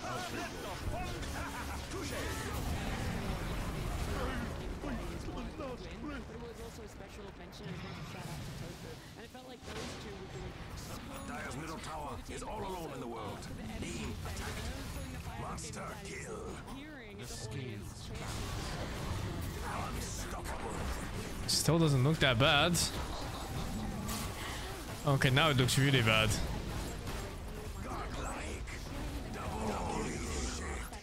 Feeling the same feelings that carried you to Dire's middle tower is under attack. They got AM'd? Does it feel like they got AM'd? Like when you look at this Storm Def? Does that feel like an AM play? Like here. Does this feel like an AM play? It seems like this meta fits them, Brian. Yeah, and also Let the fun begin. like 0-4. This feels like Storm fucked up really badly, going aggressively with 20% mana, whatever that is. And his team wasn't even that close. They were like all the way down here somewhere.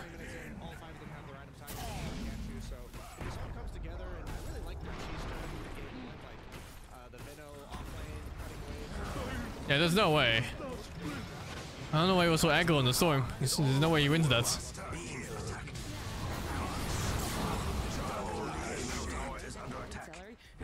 Okay, well, it still looks good for them, I think.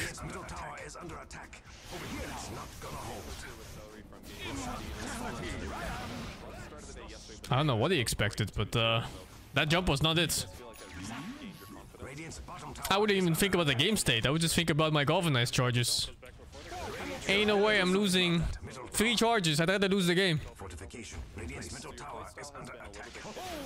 So far this tournament, and Radiant's top tower is under attack. Radiant's top tower no longer radiates. You can't counterspell W on Storm when you have Axe. It stops being a targeted spell. entire game.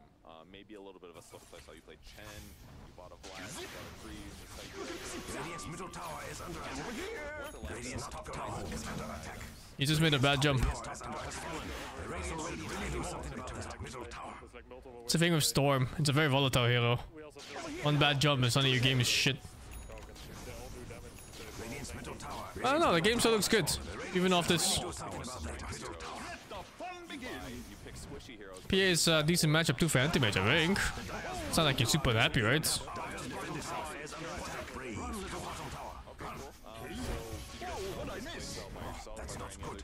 Now, if your PA dies for no reason, that's a different matter. We definitely saw some things in our practice leading up to this tournament. Some teams might be a bit annoyed. We kind of took some of this. Then I was not fully already, but it was fun to play. Did you think he was old Blur or what? Seems like Ace is always ready to cheese. Are you just like totally down? What I miss? Radiant's top tower. So he didn't BKB that? Hold the fuck up, dude. But he didn't. If you don't have the lane, then What start was that? Hex? I hope it was Hex. And good luck in your upcoming matches. Thank you. Old. Fucking old. That wasn't even a Hex start. There's a fucking avalanche! Fucking old man! What the fuck? Radiant's top tower is under attack. About time. You can BKB Avalanche the cast, and you can still BKB the first 3 ticks of Avalanche. And he didn't BKB any of it. Radiant's middle barracks have been overrun. Radiant's middle barracks are under attack. Radiant's middle barracks has fallen. Oh, wait, they don't have legs. Radiant's bottom tower is under attack. I feel sad for them. Oh wow, that's how they lose, because PA doesn't have buyback. Oh no, what a loss!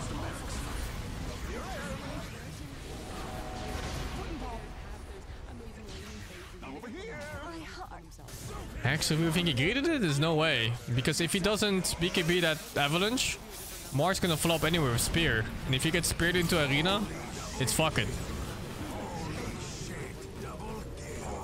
Unlucky. I think he just wasn't ready with his BKB button.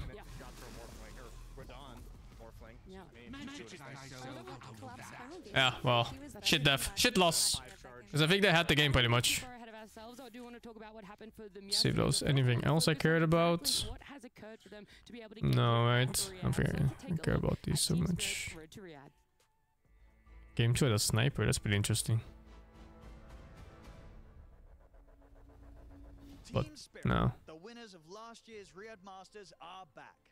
Let's take a look at how they got here. First of all, as expected, they've made no change. Wow, they got Ember, Weaver, and fucking Darkseid in one draft. What the fuck? Oh, they gave her a Tiny and Sven, I see. And they got Darkseid again for a second game. What the fuck? Against all expectations, they came in looking They didn't even get the Tiny return in the second game. looking like the best team in the entire world, and kept up their momentum by winning the first EPT event of the season, Dream League Season 21, and making it look. No, what the fuck happened here on draft? To skip ESL1 Kuala Lumpur to rest up. Understandable after their massive okay. success. However, their success didn't last too long.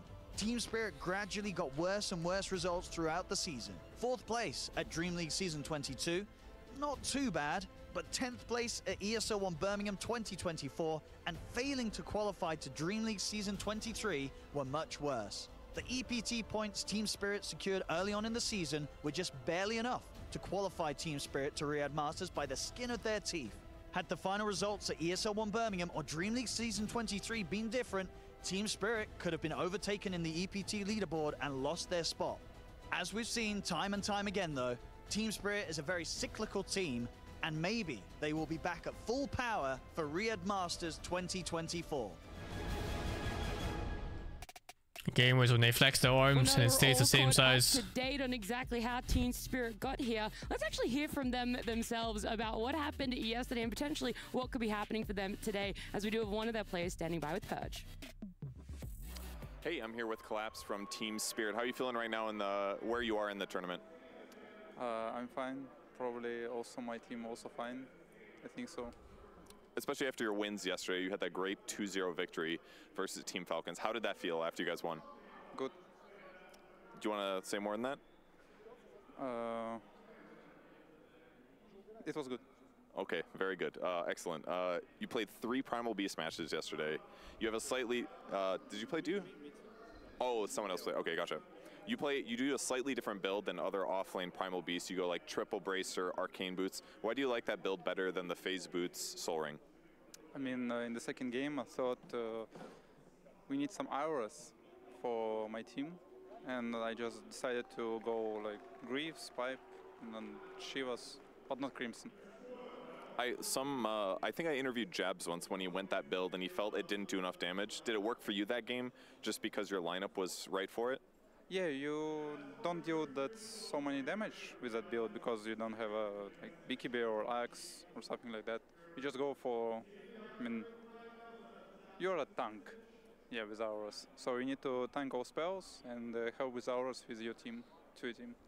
And I also noticed in the drafts that very few offlaners are getting banned in the first phase. It's pretty much just Darkseer. They moved your Primal Beast up, I think the second team that played you at the end. Are there any other offlaners that you think are worth banning in the first phase, or is it all about supports and mids right now? I mean, it's all because of meta, and like the strongest heroes in patch, like Beastmaster, Darkseer, maybe also Hoodwink. I think this hero is like maybe the best boss for hero. Yeah, so maybe just 3 heroes in the first stage, like offense heroes. Beastmaster, Darkseer, and maybe... Huh? Bruh. Welcome everyone, it's time to get our second series started on the group stage, day number 2. Although it seems like we are having some split series on this stage today, but elsewhere, it's been a lot of 2-0s, Fancy. That's right, we had 3 matches going in the backstage. XCWBG won 2-0, as well as Beast Coast and Tundra all going 2-0 against their opponents during those matches. But now we have another match going on stage, and we have no idea. Holy shit, how do you say his name? Yeah, these 2 teams also got some 2-0s yesterday. I was trying to read it, and I think I saw Abdul, and then right. I mean, then I have no idea how to read it. Falcons were the favorite coming into this tournament, so they are under a lot of pressure right now. Fuck it, his name is Habibi now. Last night, 0-4 is not an easy comeback to come back from. So. But meanwhile, Gaming Gladiators, people didn't really have very high expectations of them, but they are exceeding those expectations, and maybe they'll exceed it even more once they bring them on stage. That's right, and they are ready to come on stage right now, so please welcome Gaming Gladiators. Like a 70s rock star. This roster had been unstoppable last year, but expectations were limited coming into this tournament after the last year's performance. However, their 2-0 against Falcons last night, it could be a sign for good things to come.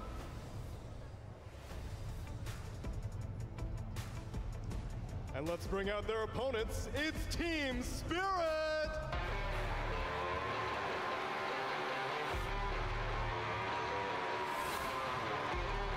A team walking proud and one that is well familiar with Gaming Gladiators. Not just all the way thinking back to Seattle last year, but in fact, these 2 teams had a grand final around 2 weeks ago during the one-win series spring series. So I think that Spirit is well familiar with what Gaming Gladiators is capable of. Hope they destroy Gaming Gladiator. They're both looking pretty good right now. I'm actually not sure about score, but the games I watched, both teams played very well. Let's see. Right, update just in case. They're actually not doing super hot. Spirit is though. I mean, this is still passable, I think.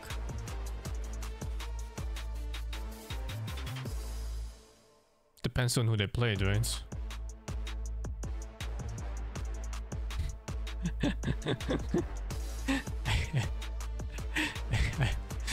Okay, Vulcans.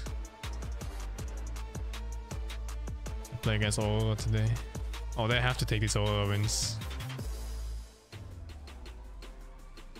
Gaming Gladiators up against Team Spirit. Our second series here, halfway through our day. I need to remind everyone at home. I think I'll watch Liquid Tundra after this. Formats for group and the stages next matchup. where we have 4 best of 2s a day. We only have 3. Get so right some now Nisha games in. It's going to be an interesting endeavor, I feel.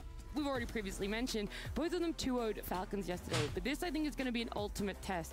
It was a lot between these 2 teams last year, both in Riyadh Masters, but also TI. And I feel like there's a lot of vengeance that Gaming Gladiators want to prove that they're able to make the comeback, that they're able to deal with the pressure.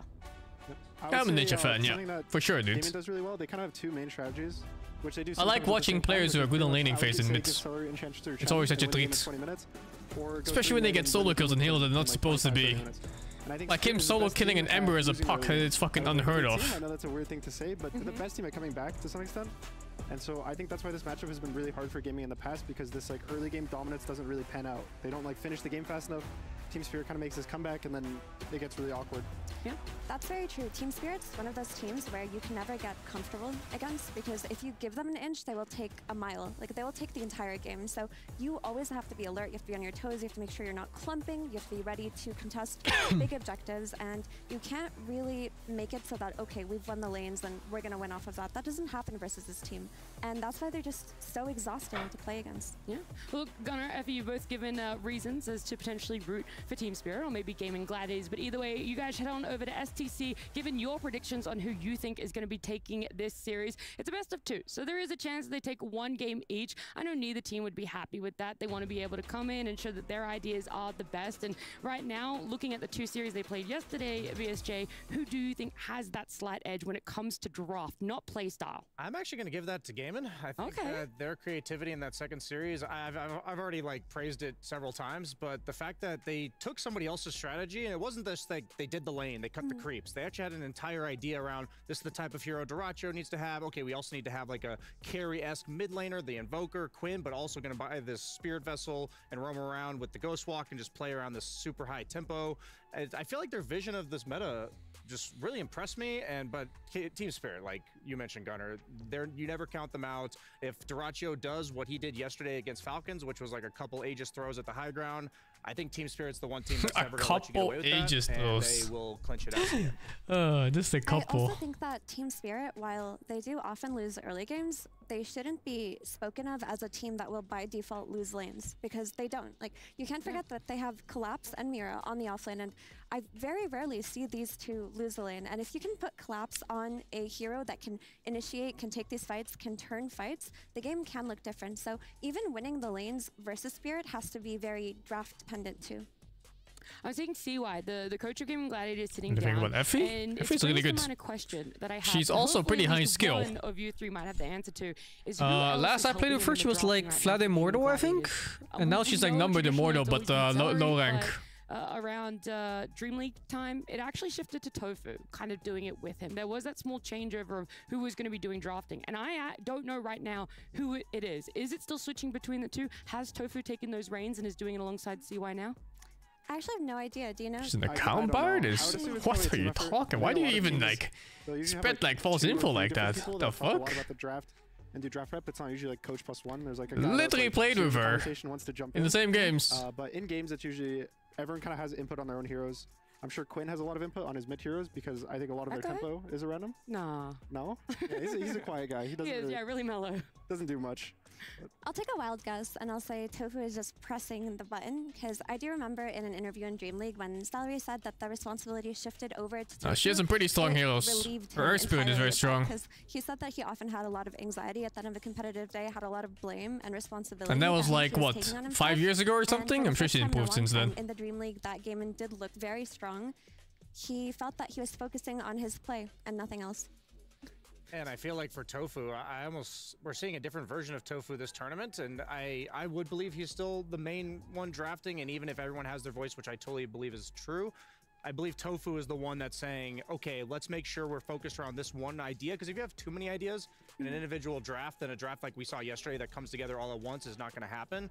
And the way Tofu's playing now, he was always the Glimmer Cave 4-staff mech buying, like even on Rubik you'll see him buy a mech, but yesterday we saw the Gleipnir, BKB, Scotty, Monkey King. We're seeing the carry Tofu back. And I don't even say back, like he's taking the reins from the other 4 positions. Like he's higher more than me, dude. 8K? I'm 6K player. He's saying, okay, if we're going to be playing more of this cheese like Vino, Aura, off-laner, then we need an actual third core. And Tofu being able to have that dynamic play style, even if he's the one really focusing on the strategy of the game, it's just impressive. I would say both these teams, they're 4 He's players. so under the desk, go ahead. What is he looking for? Ace, who's, I think his best role has always been these aura buyers, which is really good in the meta right now. And on the other side, I would say Collapse, not that he's bad at the aura, he buys it on Primal, but he likes playing Mars, right? Like you think of Mars, you think of Magnus, he's like stuns, blinks, initiations. And I think both of their support players kind of like try to help their offlaner and play a play style that fits with them. It's going to be interesting then if they want to go back to that style, if that's something they're going to keep going, or if there's going to be a change in direction, if they feel they're going to have to bring something different when it comes to beating Team Spirit, to putting up that fight. We're seeing the countdown now. We're going to have game number 1 draft coming up on our screens right about now.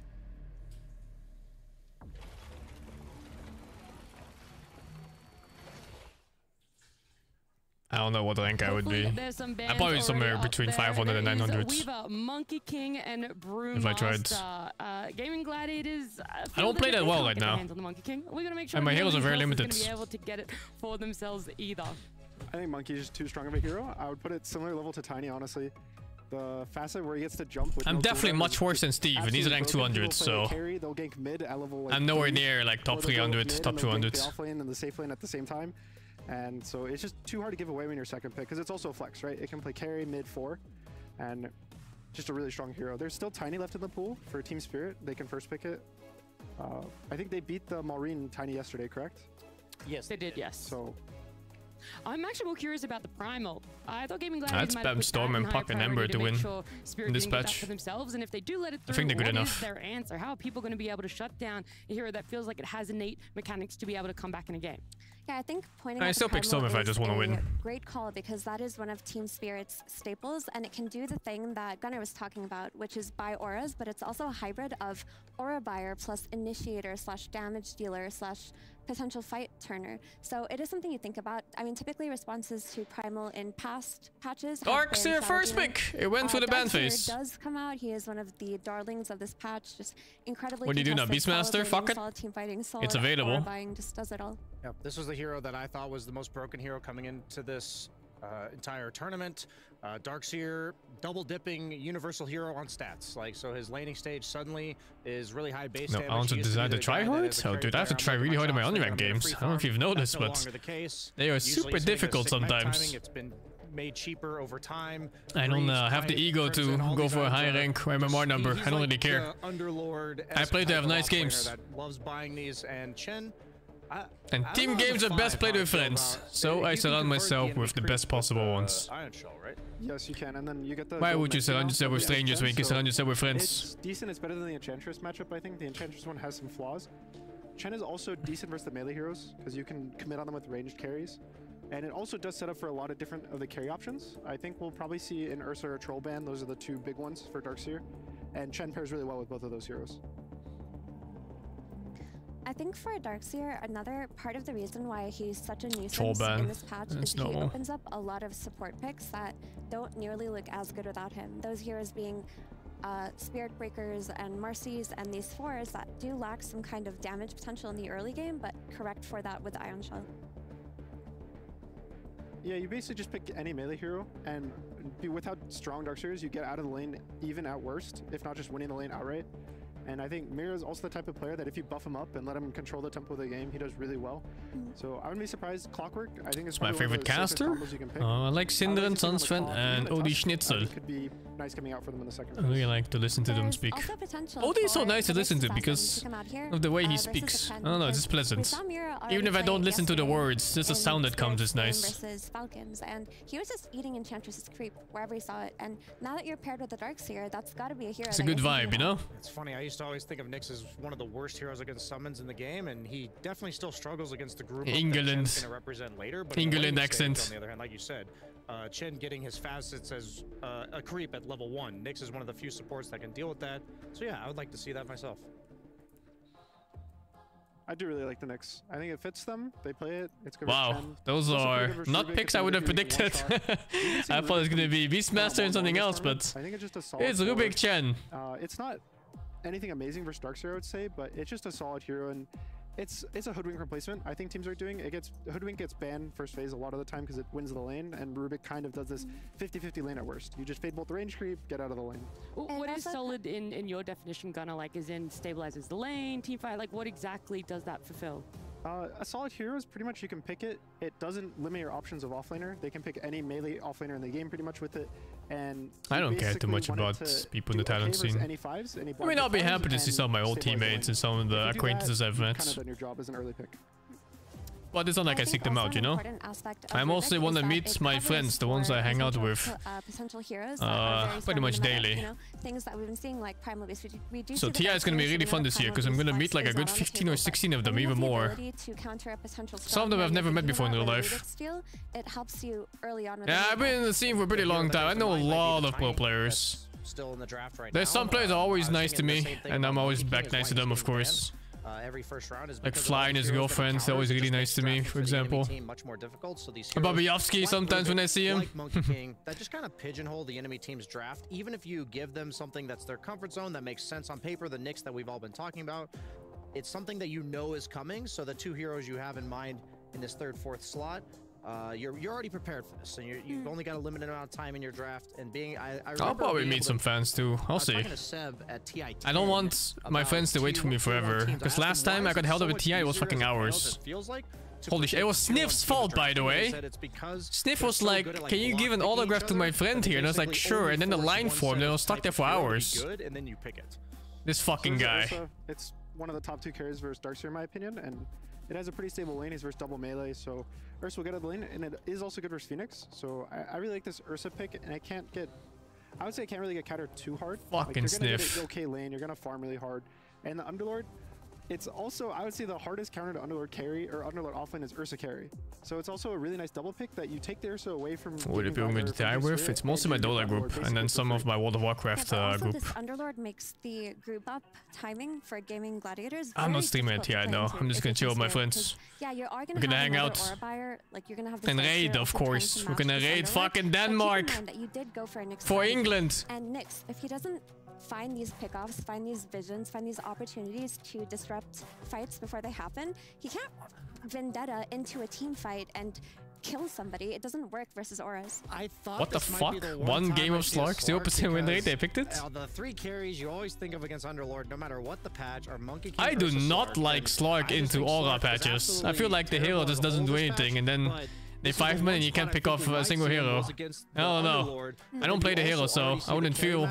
Which is Ursa. I don't have the feel for it. But just thinking of it feels bad. In team fights, not only can you have a difficulty focusing the Slark, but he can also use his shard to prevent you from Slark hero this patch? It's a second Slark pick so far, so. How much do I love it? I'm not sure. Other teams don't think so. Game for Slark ever, this would be it. You know, there's a vision here, guys. This is such a team spirit thing, is it not? Slark versus Chen terrible? Oof, I think it depends. I think if you can survive that 5-man death ball push, you will fuck Chen. But I think there's also an opportunity where Chen just ends the game before you get to play and they ball up too early. I said there's a vision here. I respect the vision. Same with the Slark is a hero that obviously benefits from long team fights, right? Like you want to have as low damage as possible on both teams. And then you build up stacks and you start picking people off. But fast games where they push and where you cannot play on pick off, I don't know. You're gonna wait so long. You need your BKB, you need your shard, you need maybe like a fresh orb, like what the fuck? It's gonna be a while. I'm curious which facet he takes because they've buffed that Barracuda facet pretty significantly, and it really helps the laning phase. It makes it so your ult lingers if you're alone. For an extra, I believe. They need to stall. Team Spirit needs to stall. They win late game for sure. Like Darkseer, Phoenix, Slark. It doesn't even matter what GG picks anymore. They win late game automatically. They just have to get there without being some 20,000 gold behind. And cause chaos. And if you feel like you have to also do damage as Slark. Also, I don't know how this lane goes. It's Slark versus Pit Lord in Slark safe lane. Allows you to do damage just by existing with the I'm not sure if Slark just kind of kills him, or if Slark even gets zoned. I think there's no middle ground in this one. You're going to be going like BKB, SNY, Scotty, just items that make it so as long as you don't get bursted, the fight's eventually going to break into chaos, and Underlord and Chen type heroes just hate when that happens. I do think Team Spirit need to tie this draft together, though, with a pick for Lara. I think Slark also destroys on the Northern lane, but I'm not sure. I don't play either hero, so it's hard for me to say. Can't really gauge of theory crafting inside my head. That ranged hero that can stand its And does Ursa peak? Usually Ursa peaks around Battlefury, Blink, and then +1. And that +1 is dependent on the game or what he needs. This game he needs BKB. Sometimes he can skip BKB and go Basher or some shit, and that also works. Get destroyed by Chen, like walking mid with the creep, but I don't really know if that's what they need. Yeah, he definitely needs BKB this game. I think when you see a Nyx Assassin in a Phoenix, you cannot skip BKB already. The Brute is really good for Storm, Void Spirit, those kind of heroes. And they need catch on Team Spirits. Awkward because the Slark, I would say Slark is probably going to lose his lane, honestly. Versus he is going to lose almost and so they need Void Spirit, Ember Spirit, Storm Spirit, Puck. Whichever. I think they're all super good here. You need your blind pick mid to survive the lane. Puck is hard, because if they go Puck, I think the early game might be too weak. So I honestly think there's a lot of pressure on Laurel to pick a really good hero here and not get countered. Is Ember banned? He's going against Ember's available. Quinn, right? I would say Quinn is probably the best laner in the world right now. He's been consistently he banned Ember, and they go Invoker. Oh, okay, Quas Vex Invoker. Really scary if let's fucking go. Yeah, that's sick too. I think this Invoker actually is probably one of the best heroes they could have gone for. It's that range type of damage that was mentioned. It's also a way to... They have problem catching in this draft. They did cover for this Invoker. With They rely on Nyx Assassin Initiate or like Cold Snap in the Tornado, which is both very awkward. Aren't succeeding early on. If you can't run to these side lanes and get a few kills, Invoker doesn't really want to play crossbacks into this group up lineup with the pipe and the greaves and everything that's coming out. It really is dependent on these rotations being successful. Does the rest of the lineup promote that, though, in your mind, Effie, that when it does come to leaving that laning phase, that it is going to garner a lot of opportunities and there will be potential for multiple ganks to be successful? And that's a very good question. I think I never know what to pick against Invoker mids. Go well. Hero feels invincible. I guess Ember's okay, but it's banned by them, so what can you do? Just look really solid. They look very sturdy, and if Brian, who saw the Slark coming, thinks that Slark will lose the What lane, does Quinn even play right now? Pango? It's just you don't pick it. He for plays the Pango, lane, Ember. and I Oh, Puck into this? Okay. This game of Ooh, GG okay, versus, okay. Puck into Nyx Assassin. Liquid versus GG last year, where GG picked Slark in a Wouldn't feel like super comfy playing this Puck, but Quinn does pick the Puck, which offers. Quinn is a much better player than me, so maybe he can make it work. But I just have a pretty clear vision of how I think this game's going to go one of two ways. It's going to break into chaos, and Team Spirit takes kind of a scrappy game. The lane isn't super easy either, mids. You are facing a hero that has like 15 to 20 more damage than you at all stages of the laning phase. I really think if this game breaks out into like any amount of like split pushing catch game, then Team Spirit's going to take it pretty convincingly. But if not, I don't see how Team Spirit really stops the push. I would say anytime I see Chen or Ench on gaming, I already am going to give them the advantage in the draft, like no matter what happens. So I would go with gaming on this, even slightly, just because Team Spirit's Team Spirit. Like, you always can't count them out, but I like what gaming has for the draft. Who wins? It's very dependent on how laning stage goes. Team Spirit auto wins late game. Like, I think it's not even a contest. But they need to reach late game without being 20,000 gold behind. And GG has some pretty strong timings. They have a good roll shot timing too with Ursa. And we've seen him do it before. Spirit have a good shot. Alright, it feels like it's pretty reliant though on one player for Spirit. Obviously then it will shift to that Invoker being able to curious to see what Quinn's build is for this game. If he's gonna go for more of a magical build or that's something else that we're talking about. A hybrid. I saw like a Gleipnir Puck the other day, but then he went back for Aghanim, which was weird. I don't think he go Gleipnir in this game though. Okay, shit. Is that going to be really prevalent here, or are there ways for Spirit to shut down how they move around that map too? I think it won't be as important in this game because there's a Nyx. Yeah, we'll see. Nyx kind of forces you to have to group up anyway, so this like splitting the map with a gate play on Underlord isn't the best. I would say if anything, they just want to get mech pipe and go hit towers as 5 and use the gate more.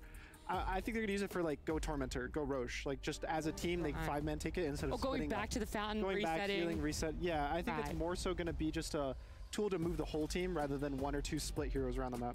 It's a very uncomfortable Puck game. After I'm thinking about all the things we were talking about, I'm gonna go pretty going into Nyx Assassin, the lane is not easy, and Invoker is a natural Orchid carrier.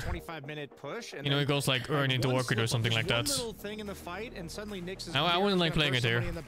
And like Slark's gonna shard save somebody, and I feel like it's all gonna break down. All right, let's head on into our game and to our casters. The history between Gaming Gladiators and Team Spirit has not been a favorable one for Gaming Gladiators, at least at the biggest tournaments. Biggest one, of course, being last year's TI I don't know if you want to play Slark in Team Spirit's lineup. Slark is a nice pick in the sense that it guarantees your late game. Like Slark versus Ursa. Ursa doesn't even play in late game. You just have... You don't exist. And 2 alts, 2 shards. Ursa is gonna... Slark's gonna show up with like 45 stacks before he comes out of any of those. Which staff would I prefer to play? I would prefer to play Gamings, but that's because I don't play well on Invoker. A much better place to be. Like I would be pucking this draft, right? Here, especially doing it against some of the top seeds in the group. I think Spirit's draft is comfortable to play because they need to survive, and surviving is easier than playing actively aggressive. they're willing to give you the tempo, they're willing to give you the early Roshans, even let you go high ground. But as long as Team Spirit get that one fight, I wonder if Steve agrees on this. you know, in that 25 I'm not sure if he agrees with the carry matchup. That's all they need to just swing that entire game their way, and then they believe in Yatoro to carry the rest. So this is another very similar setup to that. Game and have all the tempo in the world. Yeah, GG can definitely close the game early. Oh, for sure, man. Like a 25 to 30 minute timing where they have like Grease and Pipe, and they just run down every lane. Against the clock, because I do not think you want to go late here if you're gaming. I think Slark with an early Roche too, since they have an Ursa for it. Or Steve is sick, I think. He's laying down in bed. 5 that can lack damage as this game progresses. Like, you're looking at a Rubik Chen support duo. The downside of the support duo is the damage output in those later team fights. So you really have to be careful about how much you give Team Spirit here, especially around the Roshan pit, and how fast can you get Ace online. If I'm looking at Team Spirit's lineup, the one hero that can slow all of this down for me is that Invoker. We've seen this Quaswex Invoker really stall out the tower pushes, be a menace around the map, be very strong in the turnaround in terms of the reactionary counter ganks. I'm looking to Laurel this game, and I mean, the hidden fourth lane. Look to him again and again when they need these games to get slowed down just a bit for their other two cores to get online. A lot of lane pulling shenanigans, but Mira might pay the price for it as he lets Dyrachyo get too that's one of the downsides of Nyx's Assassin as a pick. It is absolute dog water laning phase. And apparently Dyrachyo is selling the fucking game. I think he didn't see the second shell on the creep. Bonus attack speed here is going to get the deny on the neutrals as well. That mana burn creep was doing a lot of work for them on this lane, and I think if they just play that slower, they win that overall exchange, especially over time. See, Buck is doing fine. You can even it's one CS behind. It's gonna whatever. The tower and the Chen just deletes the mana from the Darkseer. You're pretty happy with that, but that is a big turnaround for Spirit. A lot of experience going into this Darkseer, which is exactly what they want. Keep the lanes pushed out, slow this game down, and it's going to empower the Nyx. The stronger this Darkseer is, the more Mira can maybe get Ion Shelled level 3 or 5 and TP to another lane. Yep. Have to think about those moves as well if you're gaming in this game. So lane's already off to a bit of a wonky start here for Game of Gladiators. Not quite what they wanted out of the situation. If in this story you're talking about how Team Spirit rely on Laurel to be able to slow down the game when they need it, means this matchup has got to be particularly important, right? Laurel versus Quinn, who Quinn has shown to be able to dominate some of these mid matchups, but Laurel is definitely no slouch in the mid lane. We'll see if who gets the advantage out of this. Right now, Laurel's doing very well for himself. 14-4 has the Slot getting stomped in his lane. I think once upon a time Puck would have won this match. That's big. Harder, but nowadays Universal Invoker versus Puck with a lower base damage, it's not actually that fun on these early waves for Quinn, and not really going to get better, especially if you can land the EMP here from Laurel. That would be a huge boon. Probably not reliable enough, but even if you can just keep your resources up, keep that TP off cooldown. He had to go Quaswex Invoker this game. If he doesn't go Quaswex this game and he goes Exort, his game is fucked because they need someone to make space. It's a game where they need to survive and they will auto win eventually in late game. So naturally you go for Quaswex to stall as much as possible and go for early game teamfight with an Urn. Aggro and gets just about as low as Dyrachyo is going to be. Spirit are still okay with this. I mean, you're putting pressure on the Ursa, which is going to open up space for the Darkseer on the backside. And I mean, Mind Flayer has really changed this matchup. I don't think Nyx would have ever gotten through some of these early games versus the Enchantress and the Chen as well as he has. Yeah, no way. I think it's one of those things you really. I think the Rip Facet is okay. This game is nice too. These competitive matches, but like the pull stops you from moving too, right? So it's really nice for like surged targets. And it also stops movement spells like Phoenix Dive and Slark Pounce too, I'm sure. I bet if you catch it mid-air, it just stops the pounce entirely. Important movement speed is in this matchup. Yeah, it looks pretty good this game. The other facet took the attack speed one for the better farming and potentially the Quinn falling behind mid now. Extra damage that he got out little bit only. In that double kill situation. And Dyrachyo keeps on trying to threaten. This is just, I feel like this is just classic Dyrachyo. Putting more emphasis on trying to shut down the enemy laner, even though he's a carry. Would really like some extra kills on this lane. I just don't think it's going to happen unless Team Spirit want to man up in some exchange. Quaswex is supposed to win against Puck, yep. I mean, biggest thing for gaming everything wins against Puck. When they make that rotation top. Especially if you don't take the curveball facets. You're either going to bring Celery through the gate, or you're going to bring Celery through the gate plus the That's Puck. why I said it was so notable that Nish had been in Ember before on mid lane with Puck. It's unheard of. The biggest point in the early game for both teams, because if you have the resources, And he just fucking killed someone, you know, in the pro game. You're going to kill a lot of that early game momentum. And again, you're looking towards Laurel, you're looking towards resources on the two supports here for Team Spirit, and where that lane equilibrium is top, because Ace is going to be winning that top lane. Like, this is an Underlord Rubik versus Sark. You're reducing Yatoro's base damage. He's not going to have fun in this isolated matchup. They'll hop on Amira. They'll be spared by the surge from Collapse. Maybe the stronger collapses as well.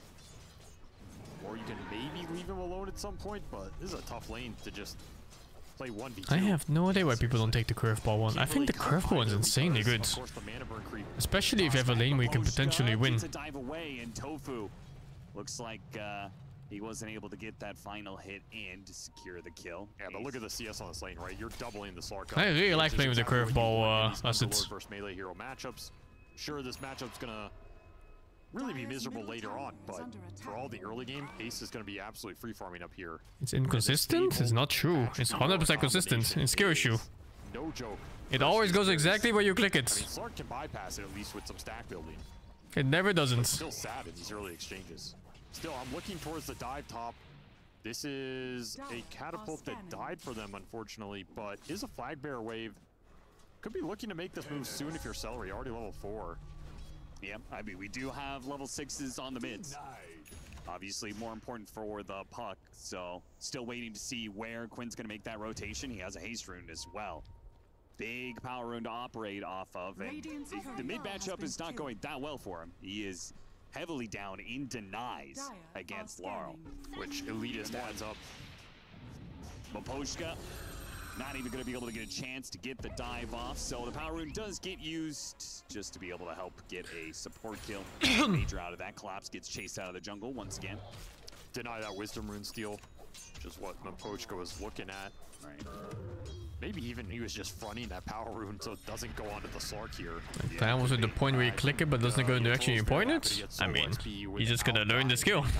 I don't know what to tell you. Right on the cusp right now. It's 100% consistent on where you click. Feels like one of the scariest It does the parts same of thing the every Sark time. game, just before you hit 6. I mean, if you're going to make this gate rotation as gaming, you got to make it soon. Yeah, they're going to miss out on that timing if they don't do it now.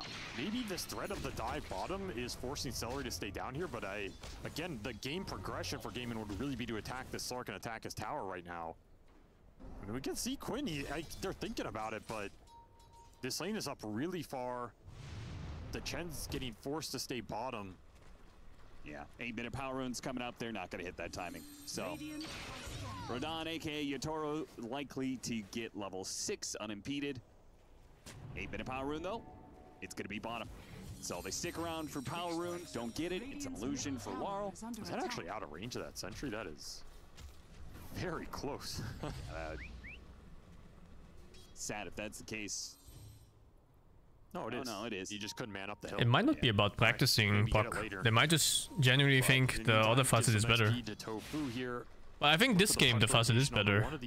Just because there's so much random stuff you can stop. Around.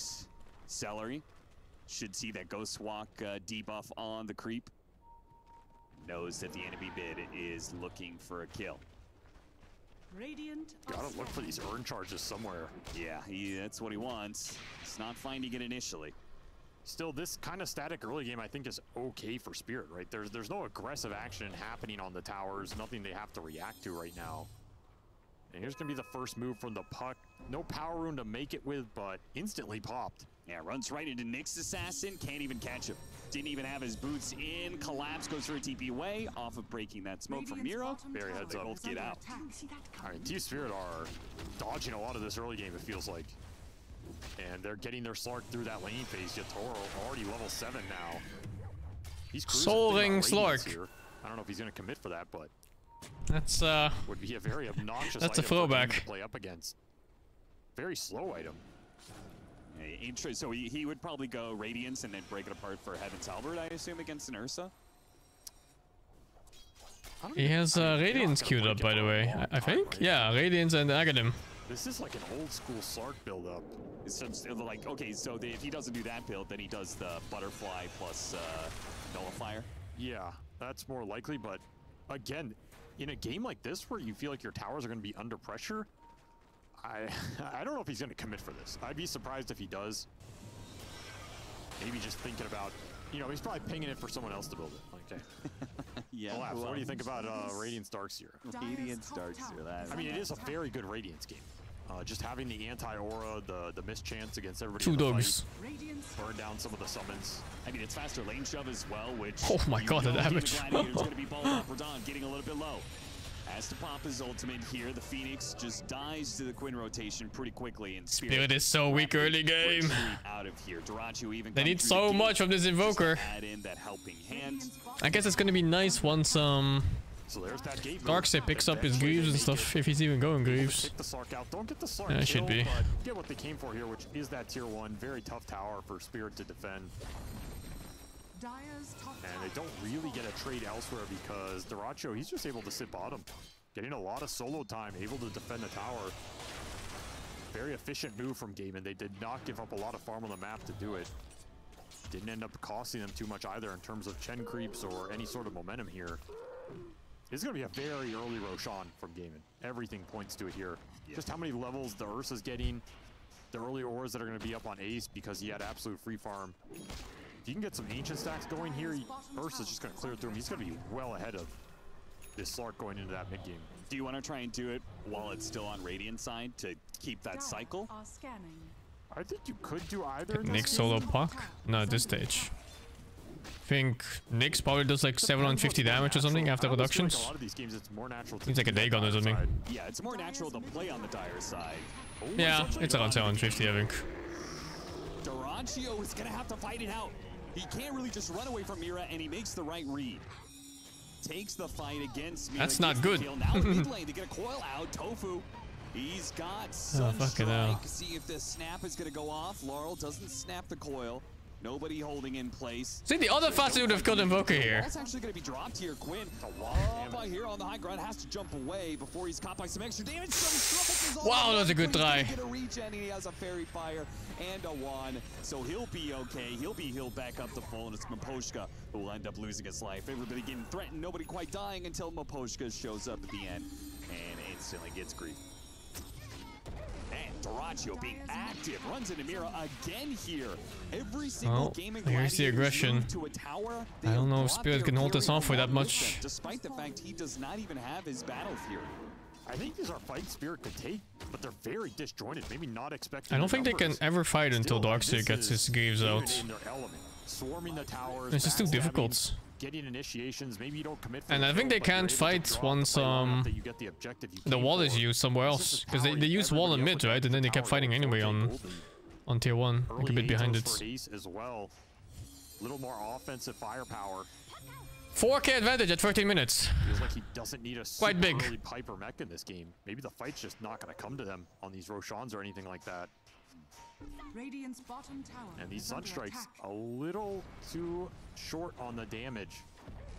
One more Exor point, you maybe get that Ursa and that puck. I don't think he should skip the Greaves.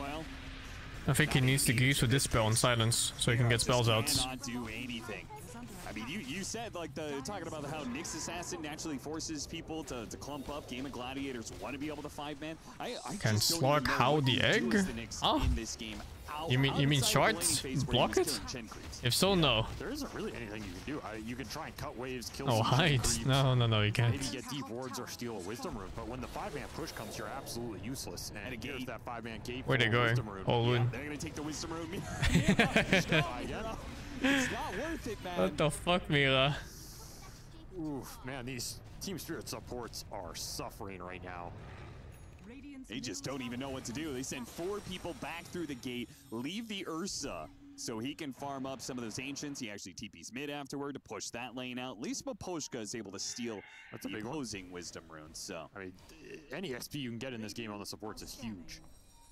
Nyx Assassin feels so bad as a hero when enemies just get up as 4 or 5. You just can't do anything. Like your ulti, your hero without ulti basically. And your spells are also not good because you can't fucking get close enough to make use of them. Yeah, they're gonna take the chance. Oh, they're actually going for this orchid reveal. But they're trying to use the orchid to get the pick off on the Ursa. No initiate. Hurricane push them a little bit farther. The heals come out from the Chen, and Duraccio is perfectly fine. I think they need a cold snap tornado to get a position. That's twice now that Celery's made a big play with that Wildekin. And that was the real deal of the Orchid, which does not pay out. Team Spirit still trying to play for a team fight here. Oh, better resets. Might be a chance here. Ursa's in a shit spot. Back another Orchid, but again, the Ursa getting healed up heavily. They have no fucking stuns, dude. Most of the damage not really sticking to him. 8-2, 6,000 net worth lead. Oh, was he going Yules first? Did I see that right? I mean, the spellcasting honestly wasn't bad. He's going Yules next. Skipping Blink for now. At this point. And unable to get that kind of surprise Orchid kill on the Ursa. This will buy some time for that Radiance. Does get committed here. It's almost done. It's just the Invoker is such a pick-off oriented hero early on, right? With I think Slug's okay against Pit Lords, but it comes down to surviving, right? Not surviving the fight. I mean, like surviving the game. Like if Slug ever gets his core items, you know, his BKB and whatever, and then Pit Lord is just not a threat to Slug, and he's just like this fucking this free stats for him. Oh, more than one apparently. We're gonna watch many deaths of Mira. And it's really easy to play carry when the enemy offlaner is no threat to you. Like, who are you compared to, say, having like a fucking Refresher Hex Mars or something as an offlaner. There's nothing really for you. You can maybe get or Magnus. Game, be a little annoying for the Ursa, but we have seen Spirit go back this hero again and again. This is one of the toughest. Dire's timing? They don't really have a proper timing. They have to wait for items. Slug needs his like 2 more items maybe. Breaks on to vendetta up Nixus. Well, that Radiance is his farming item. He needs more. For the reveal there. And I mean, if you're looking at Team Spirit on the map, they are very deep. And Darkseer needs his aura items, and he has one of them. He went actually for pipe instead of any of the healing ones. This is pretty good positioning by them. You want some heroes deep on game inside to force them back to deal with you. Well, you don't want to lose that, but left a neutral item behind. Ace does not seem to in order to get the Rod of Atos out, but Collapse is close. They'll get the vision of him. Oh, he has Nick stun on the roof. That's shameless. There's no way you still impale. Clear out some of the rats trying to take the Radiant side of the map. Team Spirit lose Collapse, and the space they get for it, it's all up to Yatoro. He's got the Radiance. What can he do with it? Yeah, this is a situation you just want to force the fight. Like, you don't have the Shard, you don't have Ags. You have a limited window in that fight to make the 6k at 18 minutes is not too bad. I don't think it can work into the Aegis. It's still winnable. Gonna have to see how the high ground goes. Oh my god, he's just hitting high ground. His own plans here. What the fuck? He just chunked like 35% HP in the tower before they even showed up. Collapse, cutting that wave, by the way, did not stop them from being able to take. He's not going Blink. Well, not yet anyway. BKB They first. must have had like 1 creep or something. Backdoor Oh. Aegis down? Yeah, they're gonna take out this Resets? They need to back the fuck. Oh my fucking god. Oh, that looked so bad, and then the pipe came out. Trying to pull him in deeper. Wow. Wow, that pipe. How's pipe balanced? What the fuck? That looks so shit. Their series against Falcons by going too aggressively into that high ground. Something that Duraccio talked about in the post-game interview. Yeah, that looks so shit until the pipe came out. Gaming Gladiators certainly playing a lot more discipline. This is the sticky part of the game for gaming. Like this next 10 minutes here, can you sufficiently close out the map? Can you stop Team Spirit finding farm on these side lanes, deep on your side of the map with the jungle? You can use the gate to your advantage here and some of the catch that Quinn can offer you. Wow, Quinn is fat. You really have to play it well, because if you're not building a gold lead here, it's not. He's like 1.5 item ahead or something. Nah, one item ahead of normal. See, the Team Spirit, they do have the firepower to blow up a hero. Do give Impale again. Yeah. Something to look out for. I mean, this is an incredibly good spell in this game. Scary game for GG. Yeah, gem pickup here from Game of Gladiators. I always hate facing better late game, because then every fucking move you feel is just, it's despair. You have to play perfect all game. And playing perfect is easier too, of course, when you have strong early game heroes, but even so. Going into his pocket. So that Orchid efficacy just went down a lot. Yeah, who do you Orchid? A BKB on one, a Yule's on another, and a Guardian Greaves on a No Blade third Grisser. core. No good targets. What the fuck, There is Ace? nobody you can Ace, Orchid. hello? He At walked least the faster than first his go fucking around. old man. Oh, yo. That could have been so bad. Oh, it's BKB now, There's a actually. world you can pop this Ursa with Sunstrike, Nyx combo, like Vac chain him.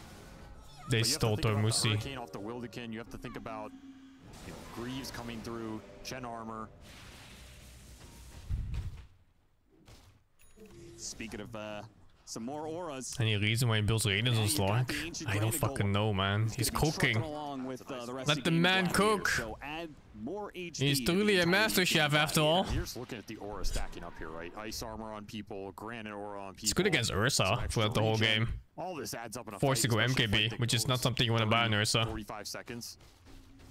And you're going to see Team Spirit do not want to have to defend high ground. They're trying to rat it out right now, but you know Game of Gladiators, they see these heroes out on the map, they say, okay, you're going to do that, we're going to push the high ground, we're going to force you back. And from there, it's a decision-making process of how much Game of Gladiators want to be able to try and take advantage of their net worth lead right now, or if they wait for another Roche. He's alone. He is He has very gate low. that can get to him. Pops out PKB, Wow. instantly goes down Duraccio. The Nightfall. Very safe. Yeah, that was... Rage, BKB, TP out. Dire's middle tower is under attack. That felt like a play where he knows. Is Luna bad as has a bench? No. tendency to I think die Luna's in those average. situations. Yes. He's like, I'm not throwing this one. And sadly did not even get the Wisdom Rune for that little play.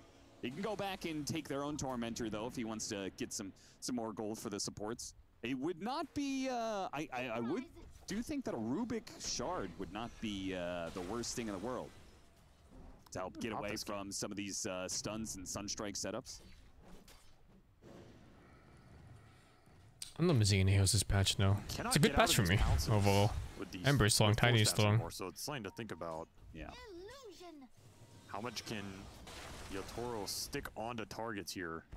And he does almost have the Aghanim Scepter. They pop out of the jungle, hit him with the telekinesis. That's luck, right? The gate behind it. They're going to make sure they can swarm him after this coil. Okay. Dark picks off the stun, but immediately caught inside of the pit. They have the disables. They have the damage, though, but Supernova on Not the dead. side there. A little bit hard to commit. And Quinn has to jump away to his orb. Blinks back in. Hits Fucking him with dead. a silence, and it looks like... Not dead? Not dead? Maybe in some Not dead? trouble. The Firestorm trying to burn him out. Not Quinn has quite blink soon, I enough. think. Quinn can still jump forward. He hits the Yules on the Nyx Assassin instead. He'll try and take that kill for their troubles instead of the Slark, which they were so close to finally kill. Okay. Little too slippery. Pipe comes in just at the right time from Collapse, bails out his carry. Straight Sunray into and those Octane spirits Core, did okay. a lot of damage mitigation as well. It's another Nyx death, another Impale stolen. Some more net worth lead accumulated here by Game, and they continue to scale in this game, and they're looking BRB. towards that next Roshan. Coming up soon, should be theirs almost guaranteed. Gem on Quinn is also just gonna make this Nyx's life even more difficult. And the Slarks as well. Just no chance of being able to keep up vision. And the and BRB in a outmaneuver sec. these heroes. Could open a door for a package. What faster do I get on Ember? That's what you Double wanna be able to slight. do right That one now. is very good. Spirit need to be able to get out on the map and stay ahead, one step ahead of Game of Gladiators, but won't be able to keep their 13K vision now. down for it. And GG is doing well. Not sure if Spirit can come back from something like Potential this. Spawn time starting in 40 seconds. It is going to delay things a decent amount, especially if it's a late Roshan. How long do you think Game of Gladiators can Jesus, don't Google stall support out the net game worth on and build up Spirit. an advantage before it starts getting concerning? Still a very long time here, especially if they can get a couple kills. Especially if they can kill Radon, they won't be able to. Once again, it's going to be Mira. Mira, man, hardly get to play Dota in this game. 7 deaths, 1 assist. I have never seen Mira have a game like this, I think. I mean, I think it was just predicated on the draft. Oh, 100%. It's not much you him. can do here. Picking Nyx into a push team with a push lineup. Yep. This is the outcome. Once more, your base is getting sieged. Can you get that big? Fuck, what a pack! What a bad timing with a package. I don't think you want to. Nah, it is what it is. You need the extra damage output. It'll be completed here. It will be completed. Game of Gladiators At the same time, do you want to keep this push going? If you throw on this high ground and give Team Spirit the opportunity to take Roshan, you will seriously regret it. Yeah, this is not the time to make this push. Feels like Toro knows it. They're going for a TP away here. Full retreat from Game of Gladiators, which leads an opening for Radon. Can Yatoro catch anybody? Collapse and him are not fast enough. Too much vision down. A nice disengage. You'll lose the Chen creeps, which definitely hurts. But you did not give up a bad fight into that Roche spawn. It will go dire side. I mean, that is a little bit of a saving grace here for Team Spirit if you're willing to contest it. You have a couple buybacks to commit to that sort of fight. Could be a turning point, even out this net worth gap. But not if you lose your darks here at the start. Collapse. A massive pick off. There goes all your team fight. Wrong place at the wrong time. Just misjudging how quickly Game of Gladiators would get back out on the map. I mean, can you Roche right now if you're Spirit? There's no way, right? Their lineup is not great at doing it. I mean, you can like alacrity Slark, but it's pretty slow. Yeah. And Gaiman, they don't even care about Roche. They're just going base here. Let the Fuck, what did I miss? I missed the push. How'd it go? Rex is still standing. Darks is dead. Sure, I mean, once you force Team Spirit back to their base, you could always just gate to Roshan. Yep. Make it super efficient. Take that tier 3. Pipe now no push. Oh, okay. So he got his Rod of Atos, made use of that by next Roshan is up. Team Spirit, and still has all the aura items you need for a high ground push. Greaves plus. Possible Team Spirit comeback? There is, but it's very difficult. They're falling too far behind. Big problem here is that Team Spirit supports have no game. The combined net worth of the supports is the same as Rubik right now. Does he really value his own life more than the cooldown of Supernova? It doesn't feel like it's worth more. I don't think so either. I mean, that courier kill feels like the only thing Spirit have gotten here in the last 10 minutes. It's very important for supports to have like these two small items so they can kite. Right now they're dying on any catch. Oh yeah. Both supports are dying on any catch. Pulling people in, getting that just extra bit of distance. It's looked solid this game. Yeah. And then a little two-man Roche action with a lizard buff. Yeah, we'll get fucking support players, man. Is gonna be a high ground. Why are you gonna die so easy? With Aegis on Duraccio. Have to gear up for it if you're Spirit. That's probably your point to try and turn this game. Are down almost 20k. But we have seen them turn. Oh yeah, this could be game. This Roshan could be game.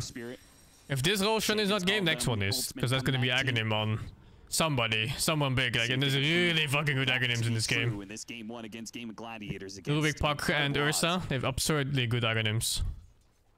Maybe not so much in Rubik. The actual odds because he's a fucking support. Okay, well that's a little disingenuous. I mean, I think Mira's game is a bit too poor. Like his performance in this one is just lying to yourself at that point. It fucked their game a bit. But it's not too easy too though, because he doesn't have a setup to play with. When this push comes, normally teams play other heroes with Nyx, so Nyx can stun freely. But now he's getting map hacked apparently. But Game of Gladiators not gonna let him do it twice. Hey, you see what I mean with his items? Look at this. What is this? The tankiness of this lineup oh my really god. Right now. His best item is a fucking diadem. Puck is gonna bump him up a pretty decent here too. His best item is a stick. Really need this sword to just it's 28 minutes. This is Dota 1 shit. Where your support gets a Blink Dagger, you go like, holy fuck, this support is so good. You know, it's like 35 minutes into the game. How much he can actually stick around and hit those heroes. Couple hits there, but immediately. Oh my god, the CM has boots already. Looks pretty nice. The sun ray is out, but they're just all focused on the Slark. He got off his ultimate though and is able to slip away into the trees. Duraccio with his BKB is able to back out. The impact. 5-man wall, nothing happened. Not stunning him underneath that tier 3. So Game of Gladiators remain healthy after that big throw around of spells. Oh my goodness, that was like half a second of hitting for Ursa. Does he have Aegis? He has Aegis. Trying to get up those stacks you're talking about. Meanwhile, 3-man stun from still alive.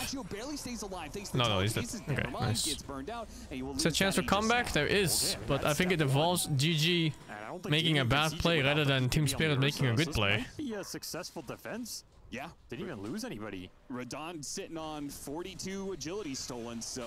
Yeah, you cannot win late game on your own place when you don't have damage. They can't kill. There's no play to make. They need GG to like dive their fucking tier 4s or something, and then you counter kill them. Kind of a corner of that cliff with Sunray Egg going on top of it. Looked beautiful, and well, Like he went Octarine Core, right? So he can spam spells now too. The pipe and the sustain here. I wonder what his next item is. You're looking at a second Octarine. Where would I go? So it's going to be that Octarine Shard, Ags build up. I'm not sure where that would go here. He is a build I think Shivas maybe? This is a matchup that can suffer versus the Sark if he can continue to build the stacks, and we did see... Pitlo is going Shivas. You know, Radon, he's able to sit in there for a decent amount of time with his ult, with Depth Orchid Shroud, Hex? No. Evasion. I think I'd be too greedy. Double Pounce means you can go in and out at your leisure, but... You could go back for like an Aghanim build. It's not terrible. Aghanim Mjolnir or something. But I don't like it against Lork, because he can just hide away from it, plus his teammates. Yeah. I do feel like Team Spirit... I think Parasma, yeah. Team fight might start turning to Parasma into like Lincolns or something. BKB on the Slark, but and he is going. I saw a big int thingy, so probably Parasma. Holy fuck, the entire village! May not have the luxury of being able to do. He pops his ultimate. Now he has a second ult to be able to TP away. They have the stun with the telekinesis. Tofu drops the telekinesis down on his head, and Radon gets picked off. Super heads up. Blue big shard. Well played. Very rare you get to see it used offensively. That's GG, I think. Tofu. He's forced to buy back here, so they're gonna be like what, 26k behind, 25k behind. And this should secure at least one lane, maybe two. Do a buyback on the Slark, but I almost wonder if Yatoro commit it.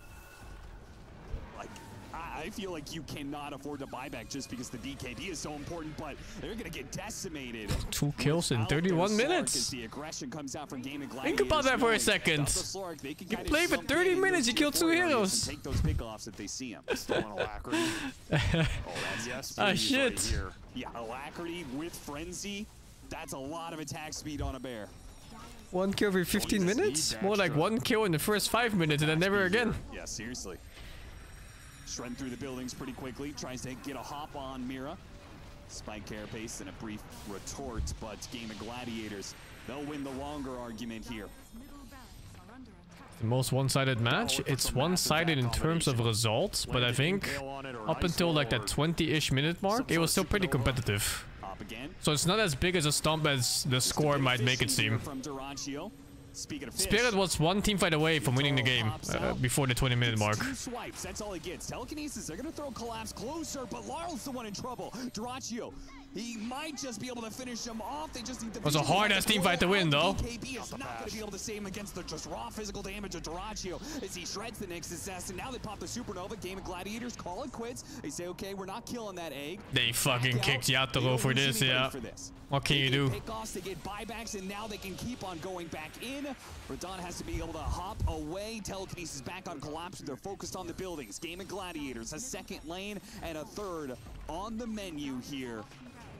With 4 heroes from Team Spirit. There were smoke gangs, but GG has been 5-manning since minute 7, dude. 5 men stun everything, and they're full HP. Even the Chen is unkillable, dude. Oh no, fuck it now. Keep his little claws on any of Game of Gladiators. They all slip through the fingers. Now a buyback on the Invoker is going to result in nothing as they continue to get shredded by Duraccio time and time again. More buybacks from Team Spirit, but the damage is done and Megas have been taken. I mean, if you're not winning the fight off of a 5-man vac impale, you're not winning anything this game. And Ace just goes in, he pops the gate at minimum distance just to get out some of these Necrobook minions. The demons come out to start taking tier 4s and Team Spirit. I guess they needed something more impactful for mid from the first like 10 minutes of the game. Invoker is pretty rough sometimes like that. I don't know. Like, what's his build even? Orchid Rush. You go Midas first? No, I think it was Orchid first and then Midas. Oh, well played by Game and Gladiators. Not a single mistake. Perfect game. Perfect game for 32 minutes. This is how this team has wanted to play all year. Get these auras up on Ace, ball people down, and have the discipline on those base pushes to not overextend. I think that was the biggest difference to me in this series compared to yesterday. Gaiman won those 2 games against Falcons, but even as we saw in the interview with Dyrachyo, they felt like they threw those games at the same time. Yeah. They gave a lot of that net worth lead back. It got a bit shaky. They easily could have lost some of those games down the stretch. This one felt like they I think the first 2 kills was in the 4th lane, right? At the beginning. Not overextending. It's like the level 1 and 2 kill or something, and then never again. Not giving Team Spirit too many openings. You did give them some nice vacuum combos at the end there, but by then it's just too little too late. You don't have the damage follow-up, and it really showed the power of ores in this patch. Focus is playing too, yeah. Let me have a look-see. I don't know what team they're playing on, so... Oh, is this one? Oh, this game is over? Oh shit, dude, let's see. At what point is it too little too late? Falcons won the game! Let's fucking go! They go 1 point now. Team Spirit, they gave him that opportunity. They gave him a push lineup to a push team, and that got heavily punished for it. It was a tough one to watch. You are a Gaming Gladiators fan, which, I mean, sorry, if you're a Team Spirit fan, which I know BSJ, you were right at the last minute of that draft. You switched and you said, hey, it might be a bit of a rough lane for that slug, but I have no doubt that will be comeback mechanics for Team Spirit. Yeah. Take OG Aloic. Let's see. I hope it's this team. I've one team missing, I think, like the 4th one. Oh, this one. OG won, they stomped, it seems. My prediction, I'll be not honest, sure. was kind of banking on that, and that did not happen at all. Let me see drafts for other games. I had to Gaming for a very clean performance, and we all saw it coming. Oh, I watched this one. The way you envision a Dota game going and the way it actually happens takes that type of execution to make that happen. Yeah, I mean, it looked like for a moment before the group up happened. Sven winning against Gyro seems to be a common theme. They did get an early level 6. I think Sven hard counters Gyro so fucking much in this patch. Damage control done, you know. Wave your flag does nothing when everyone has like, I don't know, 40 armor bonus. Lane from mid, but it never really turned into anything. All it took was a rotation. Oh, Night Stalker pick here, interesting. Kick start of the lane. You start applying pressure. You bring it to the mid lane. Invoker hey, what is this? To play with. Nyx can't play into a. One of these is carry. I'm guessing it's SF. Starting underleveled. The map is very. Is it like an NS counter? You do Shadow Feed mid and NS can lane. Your melee heroes can't run. It's gotta be right. Yeah, I thought it got a little awkward because we knew Sark was going to lose the lane. Makes sense. Ended up being slightly better. I think I'm just thinking of how to lane against SF as a Night Stalker safe lane. Sorry, SF safe lane, Night Stalker off lane. I think this had a lot. And it feels like fucking despair. Just being underleveled, they lost the 14-minute rune, the XP rune to that big like gate play as 5 heroes, and they never really got this pick off. Why is it so bugged? Like, wait. I would say one of the biggest things as to why it felt Gaming Gladiators had cleaned up. SF carry is pretty good. And that's just not. There was that one patch where SF carry was played every single game when it was stomping in group stage, and then EG played it on main stage and lost every fucking game and got knocked out instantly in the first like 2 matches, like winner bracket into lower bracket. Really rough game from start to finish. Yeah, and this lane right here was very scrappy. Nyx does end up giving the first blood away, but Collapse does manage to secure a double kill for himself there, but it doesn't really turn into anything. And here, this could have gone both ways, right? Yep. That was so close to being an Ursa pickoff, but suddenly it turns into a Nyx feed. And those, I think, were the only 2 kills they got all game, right? I believe they ended the game with 2 kills. That is actually correct, yes. Yeah, so it looked kind of really good this first like minute. I think Ursa's a really strong counterpick to Darkseer. And I actually had some hope for them when they got that double kill bot lane. But do you have Companion this time? I doubt it. After that, if it would have a Companion, we'd be out already, no? And as you can see in these highlights, Nyx just it's usually pretty early on. A situation where he wanted to make something happen. He wanted to move on the map, get some wisdom runes, get anything done, but it turned into chain feed after chain feed after chain feed, and that's the risk of picking Nyx into a 5-man lineup. You think you're gonna bank on potentially getting the pickoffs and splitting them up, but if they get to the point where they're grouped up with those auras, what do you really do from there, Brian? Yeah, I mean, the fact is that game looked like a stomp, but all those little plays you saw, like if that had gone as an Ursa death and Nyx suddenly getting like a solo kill, maybe like an extra 1 or 2 levels, this game looks very different. And why is it so fucking bugged? What is this? I just want to say that this is one of those games where Team Spirit has won from that situation at like 25 minutes going high ground against them so many times that I'm just impressed more so than usual about a stomp of a game, quote unquote, where Gaming could have easily lost that, or at least other teams that we've seen try to do the same thing against Team Spirit. So it's on like a knife's edge, even when they're up by 12K, because if their plan breaks down, if they're not able to 5-man at any point in that game, we're seeing a very different type of play style, and they're going to be allowed to use the heroes on Team Spirit the way they wanted to, but hats off to Gaming again. Yeah, it was a beautiful game from them. Let's take a look at some more highlights, though. This was, not a massive game, definitely not the longest by far, but this was a tough one for Collapse here, getting caught out. Yeah, I like this play a lot from Gaming. It shows that they did want to keep the momentum going over and over again, because 20 seconds before the smoke, before they found Darkseer, which is the perfect target for them, you know, Roche was spawning around that time. They just disengaged from Team Spirit, where Slark used his ulti. They forced that spell out of him, and they instantly smoke right after that. They don't even give Spirit a window of 10 seconds to recuperate. Yeah, that was the whole like Slark escape, right, where he barely lives, and they basically stay as 5, which is something I said before the game, that with Underlord they wanted to use the gate as just like a tool to stay as 5. I think something that was pretty important was the Nyx pick. It was really good in the lane versus Chen, and it kind of ended up working in the lane, but I don't think their draft really had the tools to deal with this Gaming Gladiator strategy of Chen Ench. They just kind of lost to this 5-man wall. This one's over too. And they didn't have the tools to farm on the map safely. They didn't have the tools to LGD losing games, huh? I think that they need to change something up with their draft in the next game. Oh, they're not doing so hot. Well, outside of the next other part is the Slark. Tundra is I'm going to prefer this to you because you were talking about, you know, you predicted the Slark, you said the Slark was going to go bad. I want to know about the facet, the build, and how it wasn't able to push out this game for them to go the build with the Radiance for the Slark. I mean, China team doing great. XG is the... Yeah, we had talked about that. He had a good one here right now. He had a lot of damage from the supports if they actually get there. They do have a much easier group, I think. Like this group compared to this one here. And we saw later, it takes a really long time to kill this guy, but nobody's dying on Gaming. So if you're going to tank all that damage and build those agi stacks, who cares? This feels like playoffs, and this feels like group stage. Right now, we want to give you guys a bit of variation, so let's see exactly where he is.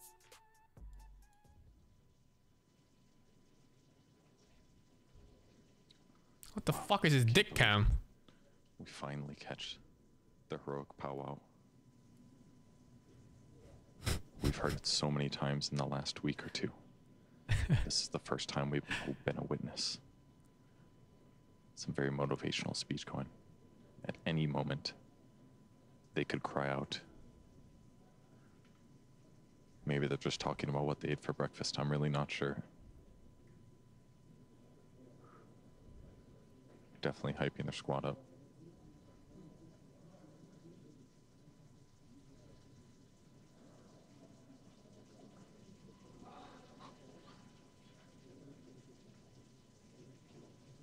Is this really awkward or what?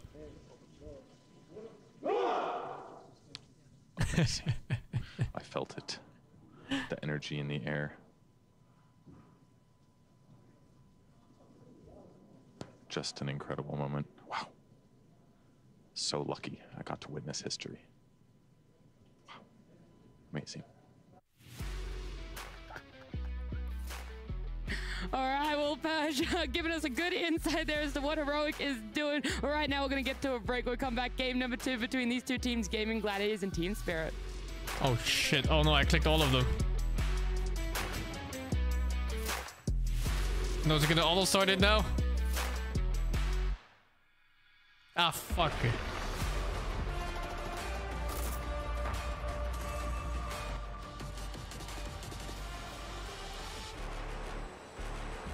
I'm not really rooting for anyone though.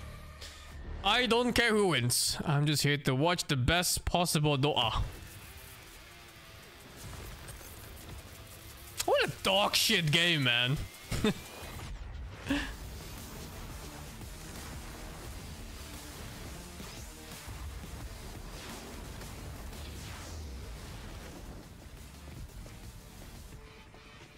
Try restarting my game. Maybe that works.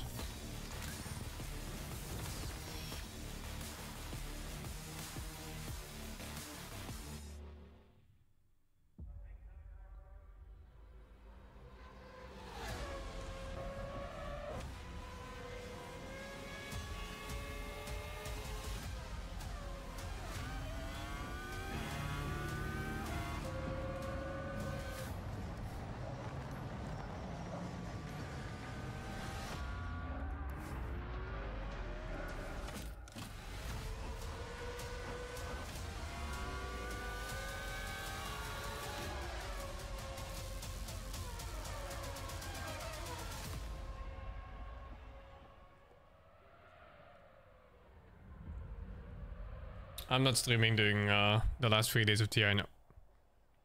I'll stream all the days before that though. Honor 200 series, the best portrait phone, AI empowered. Studio level, AI portrait camera, 3 hardcore portrait modes. color, vibrant and classic to capture portraits that truly stand out. AI-empowered magic portal. Snapdragon 8. Are we even looking at humans anymore in these pictures? 5,200 milliampere per hour's silicon carbon battery, 100 watt, Honor Supercharge. This is Honor 200 series. I guess we're barely looking at humans already anyway.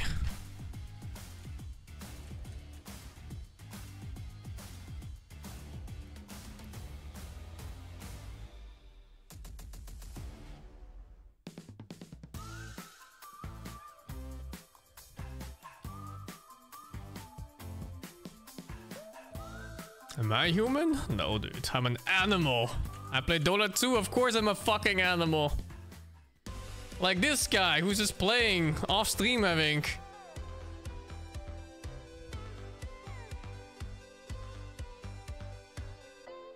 Nothing works. What can you do? Nothing works.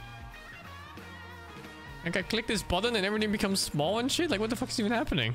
I'm here with Ace from Gaming. Download doesn't work. Game history doesn't work. Nothing works. About the journey that he has taken to be here today as a pro player. But firstly, Ace, how are you feeling today? I'm a little bit tired, but besides that, I'm feeling pretty good. I know that, you know, when I look back at your Wikipedia, it says the first pro team that you were on was all the way back in 2012, which is quite a number of years ago. But would you have classed yourself as a pro player all the way back then? Or when exactly, what team or what year would you say that you felt like you're actually a professional Dota player? Well, I don't know exactly what it says on Wikipedia. Hey, cut the mullet. Okay, that's bad. Like, I feel you like mean you don't Google yourself every day? Nah, I remember there's a lot of teams, but I also feel like there's missing a lot of teams. Okay. Yeah.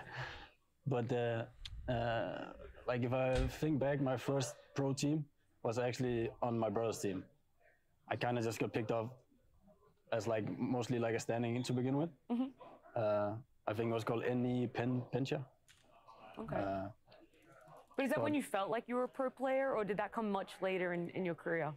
I mean, I guess as soon as I started earning a little bit of money, you could say I don't know if you would call that pro. Yeah, you like, still even then wouldn't have felt that, like... Not really. It's not like I could live off it at all or anything like that. But yeah. I think when I became pro, was probably around like Danish Bears times, where we actually started winning tournaments and having decent earnings from that. Okay, that was it. That's the sort of time in history that you pinpoint as, yeah, this is it. This is going to work out for me. Yeah.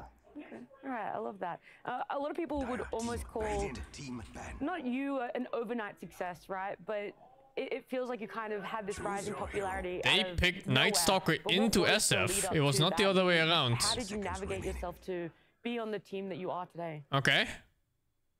I mean, I'm sure it looks like it was just an overnight thing, right? But I guess it happened when I got picked up by Secret from Danish Bears. Let me see. Because I think this lane is absolutely horrid for and small tournaments played and like all this stuff. Night Stalker. Wait, what? Who was that? Who's a fucking agent checking in by himself? I got to Secret. And how did the Secret come about? How did that opportunity happen for you? Well, I think we were doing holy dude. We played so many small tournaments. I don't know, we had like 80%. Did they not place the second wards? Puppy just cold called you. Oh my god, they didn't place a second ward so they couldn't see the enemies in time. You put it now. Puppy has added you or something. I fucking hate it when teams hold the second wards. I hate it so much. Okay, cool. And then you just your whole rune check becomes a fucking gamble. Or like you wouldn't, even though sometimes I still feel like I would have also liked to play with things. Like it's not just about seeing where the enemy is, it's also not seeing them, because if you don't see them where the two wards are, then they're probably on the other spots. Ace, thank you so much for taking the time to talk to me. I really appreciate it, and good luck in this tournament.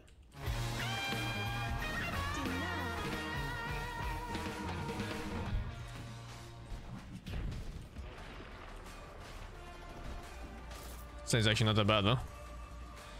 Let me check subs too actually. Hey more, Faggot 22, Fashion 88, Faggot 89, Chinese Sub number 1, Faggot 68, Nangs, Faggot 60. Let me die first, Faggot 18.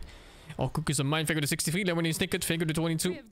Your kids may be kind, but German kids will always be kinder.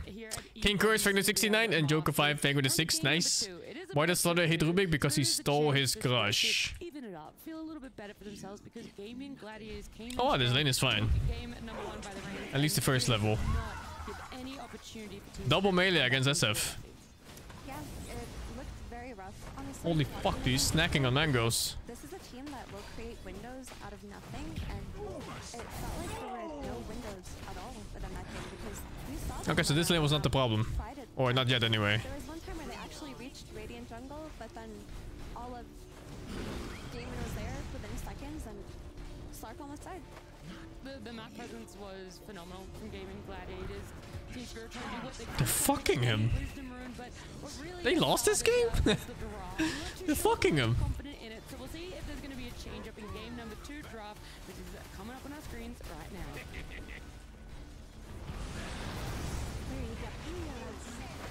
Bans is what I want to talk about. Jesus, you can't catch a break. 0-3. And Enchantress, that massive one for Gaming Gladiators. They love to have at least one of them. And I was going to ask you, Gunnar, do you let one of them through? How do you even try and combat them getting their hands? I marched it, and it's a very all-in kind of lane. So they get an extra ban now.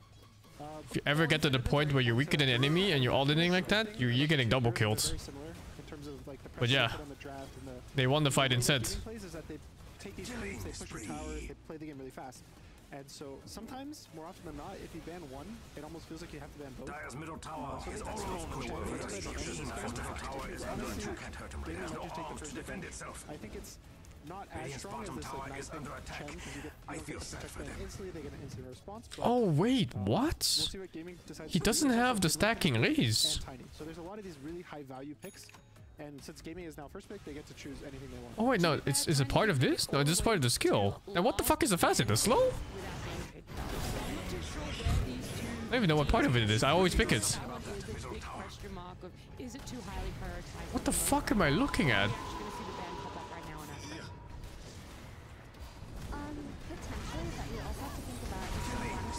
Bro, this whole game is a disaster for us if he's 0-4 10 minutes. It's the worst game you could ever play, and it won this?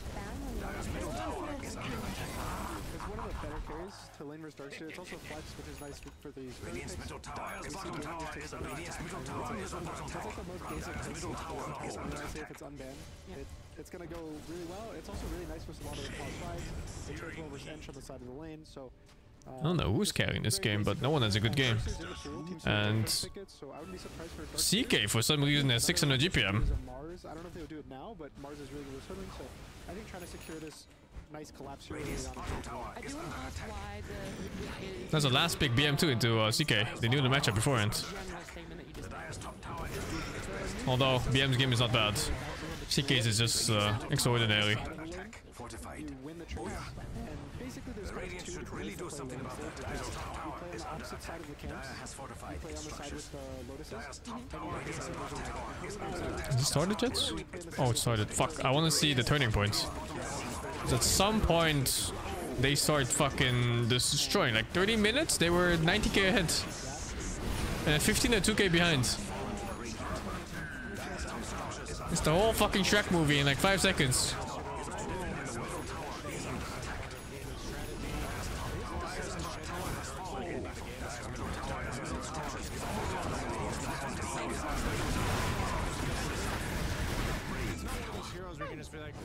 How the fuck do they get 20k advantage in the next 10 minutes?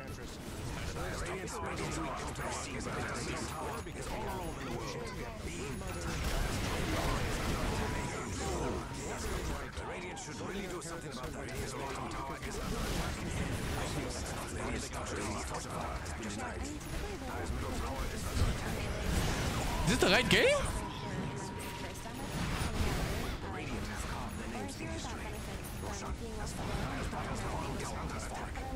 What? They took one ocean and just one? Really?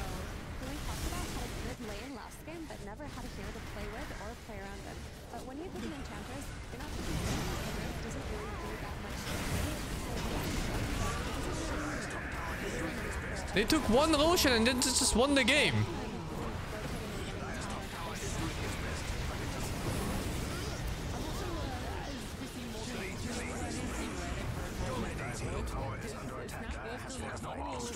picked it up, but they placed the Hoodwink higher, but they still go back and ban it. They're like, we don't want it to be on post 4 Team Spirit. It's something that we're not comfortable dealing with, and is something that could potentially be... Holy fuck, that tower damage. Yeah. Okay. That's draft difference, I guess. If you lose off one play like that. Or whatever.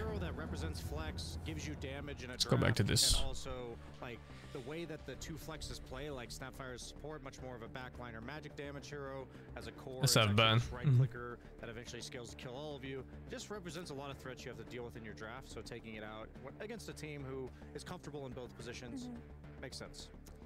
Does Tiny not look appealing though for Team Spirit?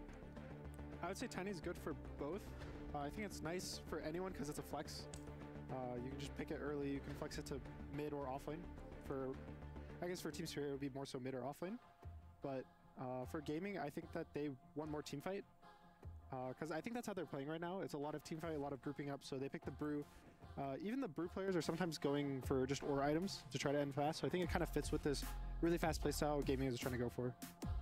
Really, what would you say? I can never predict the first two picks on Team Spirit. The original one for the past few Every months game is just Manta, so weird. Very greedy. And now I even see some people Holy shit, he's sweating on Ace. And they go like Vessel Pipe, Greaves, stuff like that. Or even they go hybrids where they go Radiance and then they go back for auras. And they play more team oriented than just a few. Yeah, Ace yesterday in their win as Brewmaster went Spirit Vessel into. It's funny how these teams don't value Beastmaster. Shivas, but then they ended the game, so you can tell that. Such a contrast to teams who have a good Beastmaster player, like say Liquids. Okay, we're gonna do nothing until 15 minutes and hit this timing where we at least take one fight and then we slow down the game again. But that's not the way that Gaimin uses this hero. Yeah. Now that we see this brew pickup and the Celery Undying comes out after, just a good ball. I don't know what Ace plays. I know he's a good pit lord. He's a good Darkseer. Go for a carry that kills these rulings. I don't know about Beastmaster. You see the matchup already, and there's nothing really threatening you. How confident do you guys feel that Sven is still a brew counter? Because this has been a debate in my mind and with some other analysts for a little bit now that we've seen people even actively pick the brew into Sven because it doesn't feel like the counter that it used to be.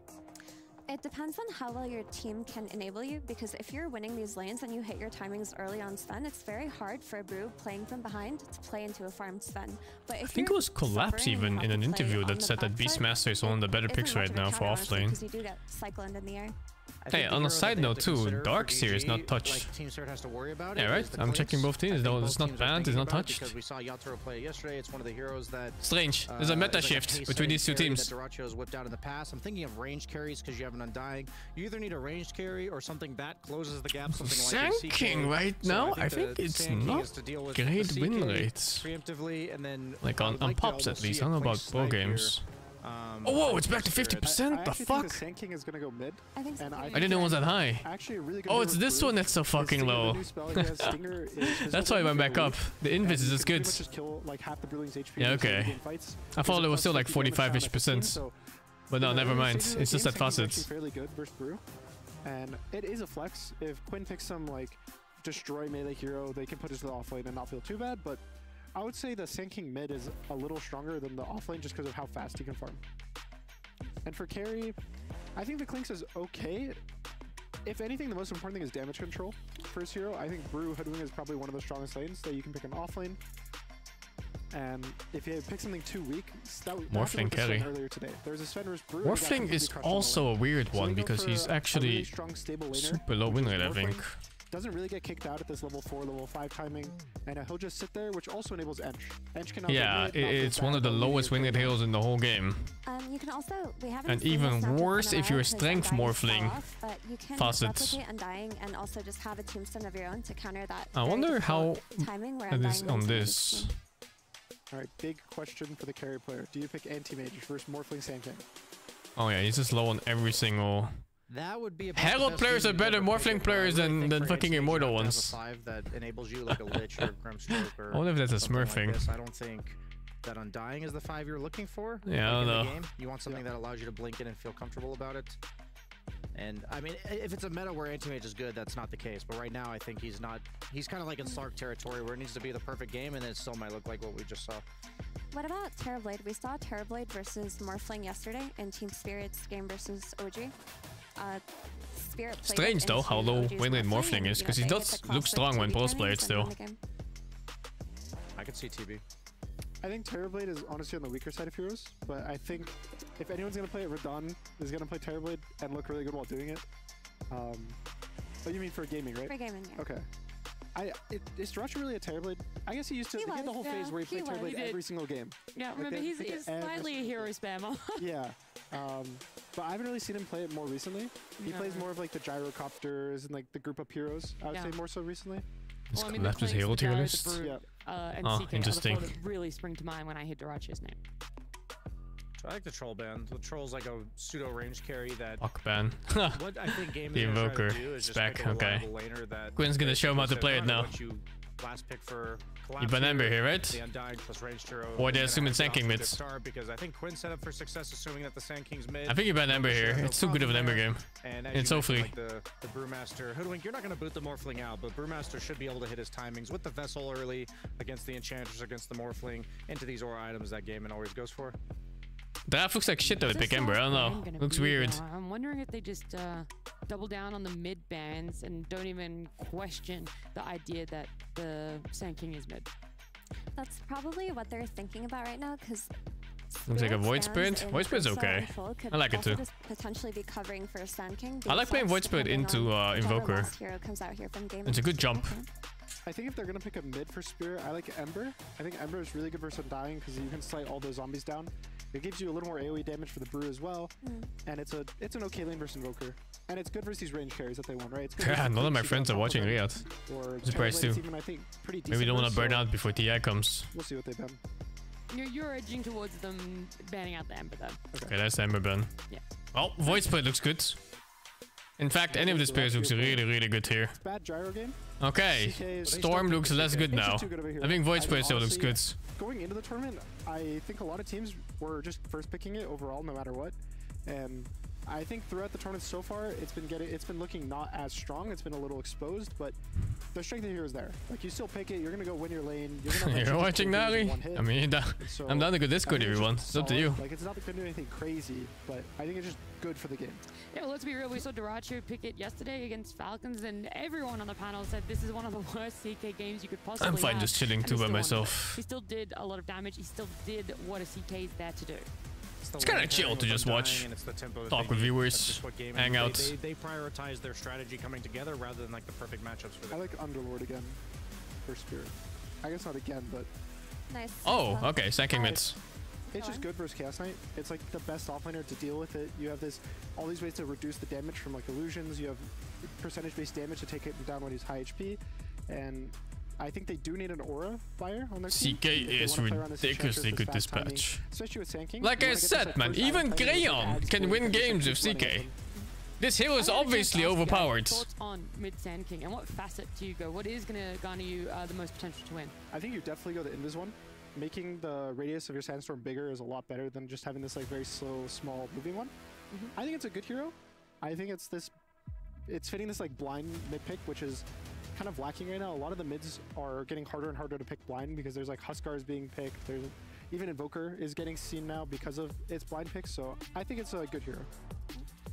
Yeah, I think that it can do a lot. Like, we saw Falcons run it on Malrine and get completely crushed, but still turn some fights around with a really well-placed epicenter. I think the Bloodstone build gives it a lot of value, and I was thinking that this CK build looks good because the lane's gonna go well and they get an Orchid, but between the Sand King and the Underlord, now you have two really good Lotus Spires that can potentially defend their Morphling, and it is a game that Yatoro can carry if you give him enough time. The question is just getting there, and it's 2024. Do that on Spirit with and Morphling still has like a grand total of 5 polygons in his model.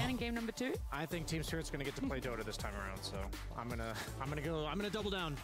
They were so fucking ugly, man. Team Spirit, nice lanes for themselves. Anything else we have to keep an eye on though, BSJ? I'm just gonna say that this time around Team Spirit has a lot better tower defense, like the Sand King Sandstorm, the Underlord Firestorm, so it's gonna allow, it's gonna force Gaming to rather always be grouping up. They have to now be hunting heroes one by one, and it's gonna be a very different way of playing the same pace that they played game 1. They can potentially stall it out for this morph to get that farm Exactly. himself. All right.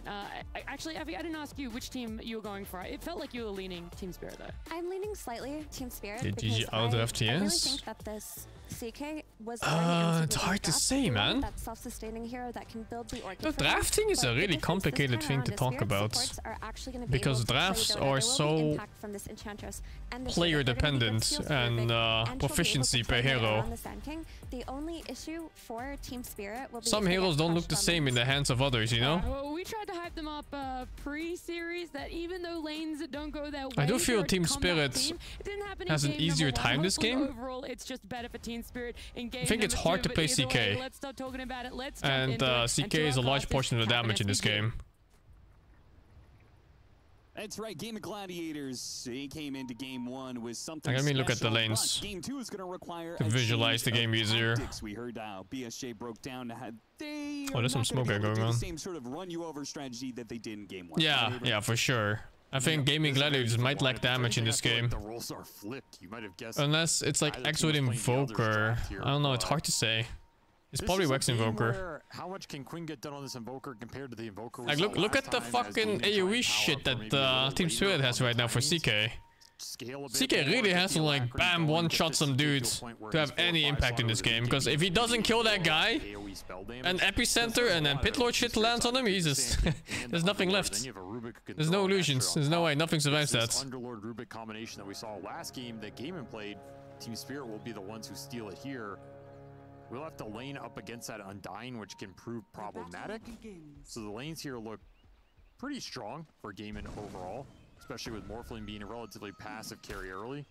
That is an area where Gaiman could pull ahead again, and Team Spirit need to watch out. They want to get into this mid game and take the team fights that they're looking for. You don't understand Sanking mids? It's pretty simple actually. Sanking doesn't lose lanes. Not hard anyway, and he farms super fast. Like you just kind of press Stinger on the wave, and then you have that innate. It's innate now, where the whole wave explodes, and you just farm. You farm the lane, you farm jungle, you farm the lane, you farm jungle. And if it happens to be so, and you get a good lane matchup too, like sometimes you face like some melee shit, you can also stomp them.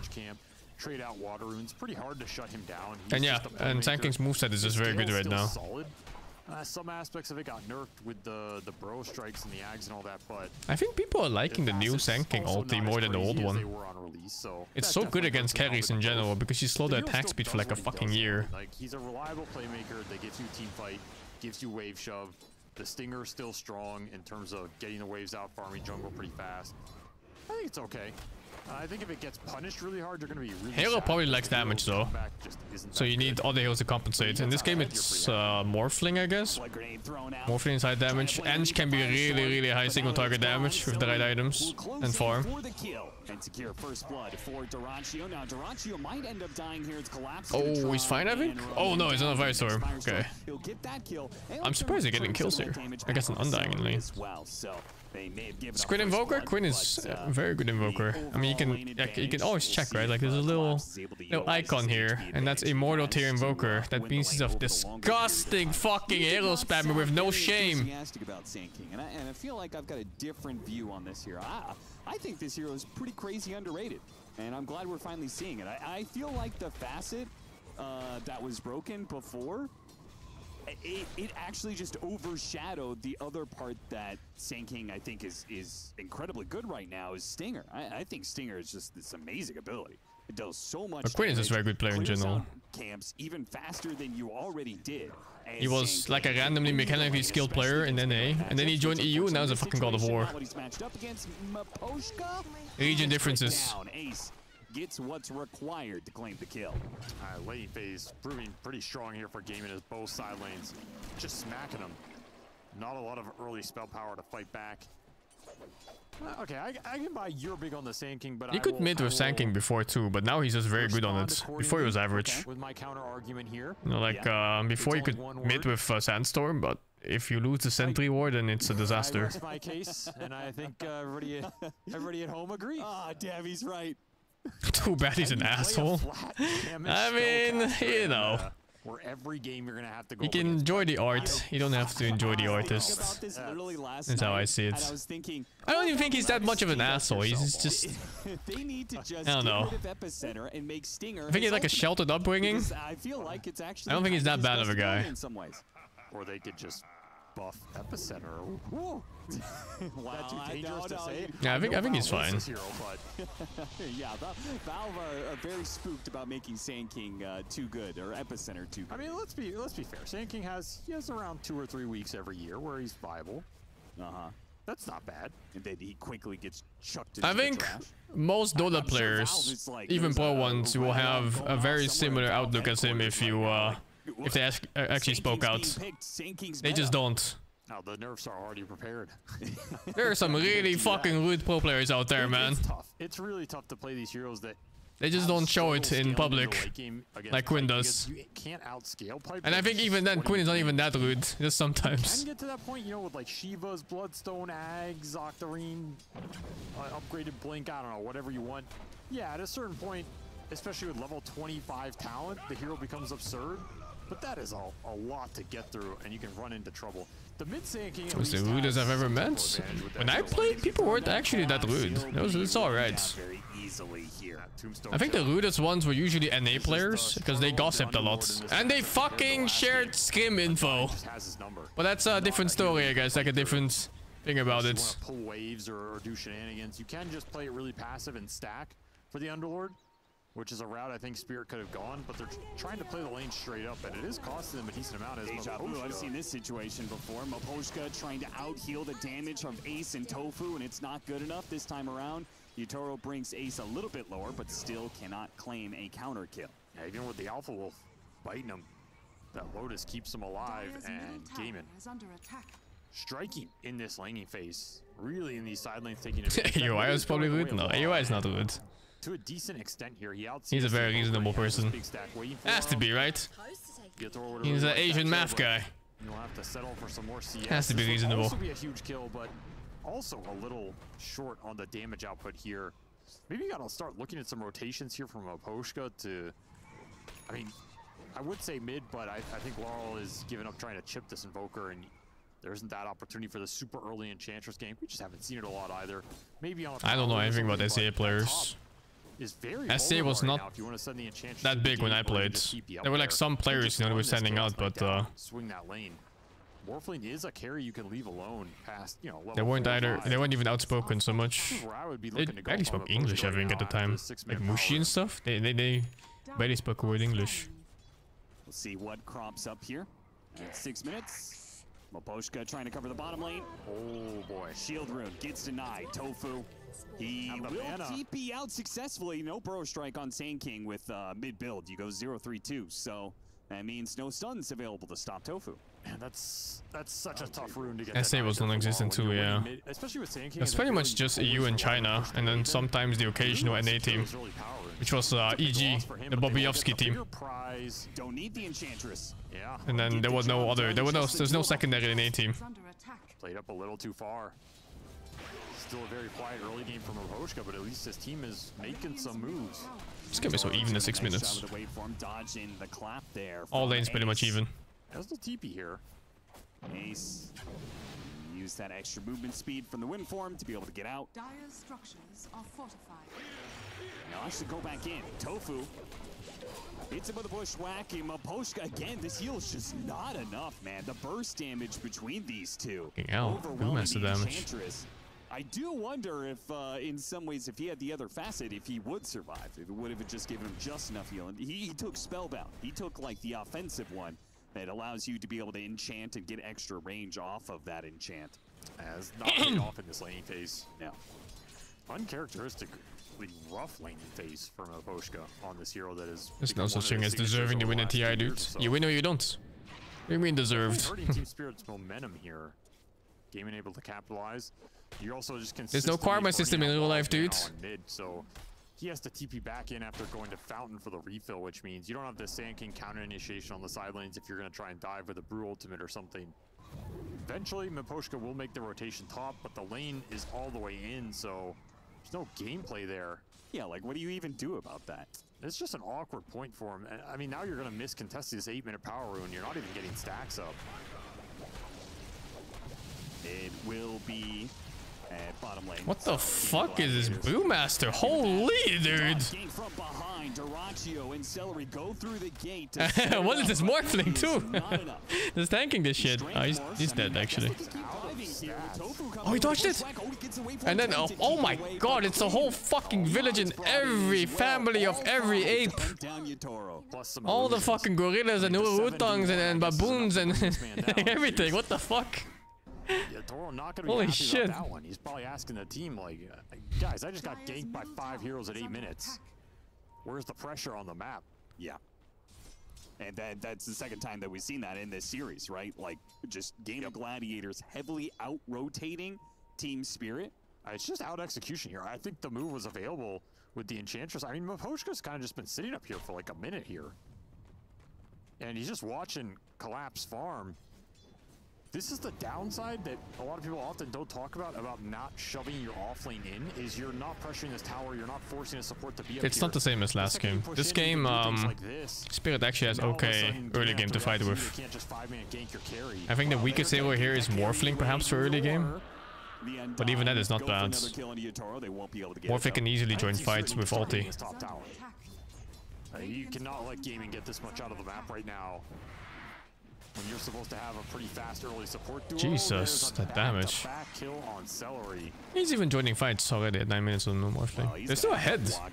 And here's the tower siege, I think. Could happen a bit sooner, but they'll get there eventually with the Play more than 1 8 game? I think we're done with that.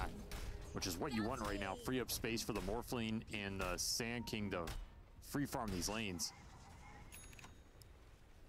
Vessel is done. Pretty solid timing here for Quinn, all things considered. It's gonna be top 4, top 3. Apply some decent pressure Spirit Gaming, especially. And then I don't know for it. These open area skirmishes like we saw with Falk is looking like shit, but I kind of believe they'll bounce. We did see that last game, Laurel struggled to be able to keep. They will bounce back. Charges. Wasn't able to get the pickoffs necessary. We'll see if Quinn encounters a similar problem, because Team Spirit's lineup, it may not be as fast as Game and Gladiators and what they did in Game 1, but it is. If we got Miran's in 8, it's fucking dog shit, man. It's a joke. Yeah, you still have a lot of team fight here between the Undyne and the Brewmaster. You'd like to be using these Brew ultis off cooldown, especially if someone's going to. Some heroes got 17% more damage on their peak moments, and some heroes get more Lotus heals. What can you do? Sit in this lane solo, and the numbers are coming again. He knows Yotoro's going to wait for him. Oh god. He's trying to catch him from behind, but Yotoro actually pushes forward, goes away for him through Quinn. Tornado goes out, but it's not good enough. Underneath the sandstorm, they can't take that. Duraccio now has desperately trying to kill the tombstone. go for a support kill, but he can't even get that much. Now he's pushed in. This is the thing about CK this game. There's so fucking much AoE shit. You will never get a proper ulti out unless he like insta-kill somebody with Blink or Shadow Blades. Because any follow-up will mean he gets, you know, this pit shit into Firestorm into Epicenter and it's just all gone. And getting the kill. Huge team fight for Laurel. The exact setup he wants, right? Game in, dive in a tower, you come in with Sand King, all of a sudden. Oh, Sand King is huge too. 6k net worth, 11 minutes. Compared to Ace on 1700. That was just a crazy amount of spells thrown. It's a late pick too for CK. I suppose they didn't see Pit Lord.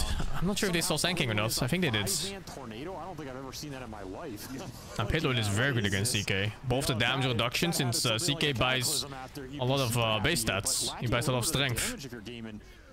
And of course, the pit stops you from moving your illusions around. Between the Sand King and the Underworld are really strong in this type of engagement. No, it's huge. And it's not even something you can fix with BKB. You're just kind of... You're just kind of this illusionless CK in mid-game. Yotoro almost looking like he's taking a page out of Duraccio's book and how aggressive he's being. And they invade. Any old school team, the Secret Enigma could come back. It depends. I'm not sure if the players are so motivated. He is getting omega fat. Like the current top teams are all like these players. I wouldn't even say they're kids, you know. You have people like Seb who are pubbing 16 hours a day, 16 games a day. Sorry, not 16 hours. And then you have players on like Nigma who don't even play pubs, and it's like, oh, and what's going on? Into Burrow Strike with the MP burnout. Tofu's dead. Man, that damage, cannot underestimate it. It's almost like it's his best ability. I mean, it for sure is. I'm not doubting that part. I don't think age is the problem. I think it's really more about the mentality of the players. And, you know, the fire, the passion. The biggest upside for Laurel. He's going to have a nice mid-game here. Do you disagree with Ace's choice? I don't think so. Seb is an old fart, dude. He's like fucking... He's like 1 foot into the grave. So it'd be nice if your Brew and he plays like he's 15 years old, so... can Brew with Radiance also can. You also didn't really want to go something like Urn here into a pipe because you had the Vessel on the Invoker, right? So your item buildup was pretty limited here if you're Ace. Snap trying to stop the aggression. Celery. Can you imagine being 30 and passionate about Dota? I'm passionate about Dota. I'm 33. Wait, am I 33? Or am I 34? I don't even know. I think I'm 33. Huge, and the heal that he gets off of it, if anybody is inside, is going to be too much for Game of Gladiators to contest. This is the strength of this build with this facet buildup. I never keep track. That Sandstorm AoE is no joke. You have to respect it in these fights, particularly around the objectives. And the only answer they really have to it right now is that Vessel, but now Quinn is out of charges. I mean, you're out of charges. You didn't get the Wisdom Rune. Yeah, I don't think passion has an age limit. It really just comes down to the person. And the money is a big motivator too, of course. You know, if you're good and passionate and you happen to play in TI, you could maybe up your game count a bit daily. This guy on one of these side lanes when the gate can back him up instantly. Because again, it goes back to how much burst damage do you have. If you don't burst him down and he gets spells off with this Bloodstone, you are in massive trouble. At the same time, if you can stall out this map, it's giving Yatoro a lot of time to farm up on... In theory, is maybe the hardest scaling hero in this game, outside of some ultra late game Invoker here. Adopt you? Ah, fuck off, dude. I'd rather adopt a dog. Like the hardest, Are you kidding me? Scaling carry, but do you think that Team Spirit's whole squad outscales Game of Gladiators? They have a very decent shot, yeah. I mean, like there are worlds where Invoker dances on you in the ultra late here, but some of those level 25 talents, like the level 25 on Sand King, is just ridiculous. Yeah. Well, Ace some Bloodseeker picked? Ace is not very good right now, I think. And we'll see him go back for that pipe because it is still... Oh, for sure, age can mess up things when you have like families and schedules and stability, but you know, in the end, you're competing, right? Approach. And a lot of it's gonna come down to how many hours you put into the game. And if your excuse is that you have to take care of your wife or child or whatever when you're older, then maybe you never had a chance. Might go farm a single centaur.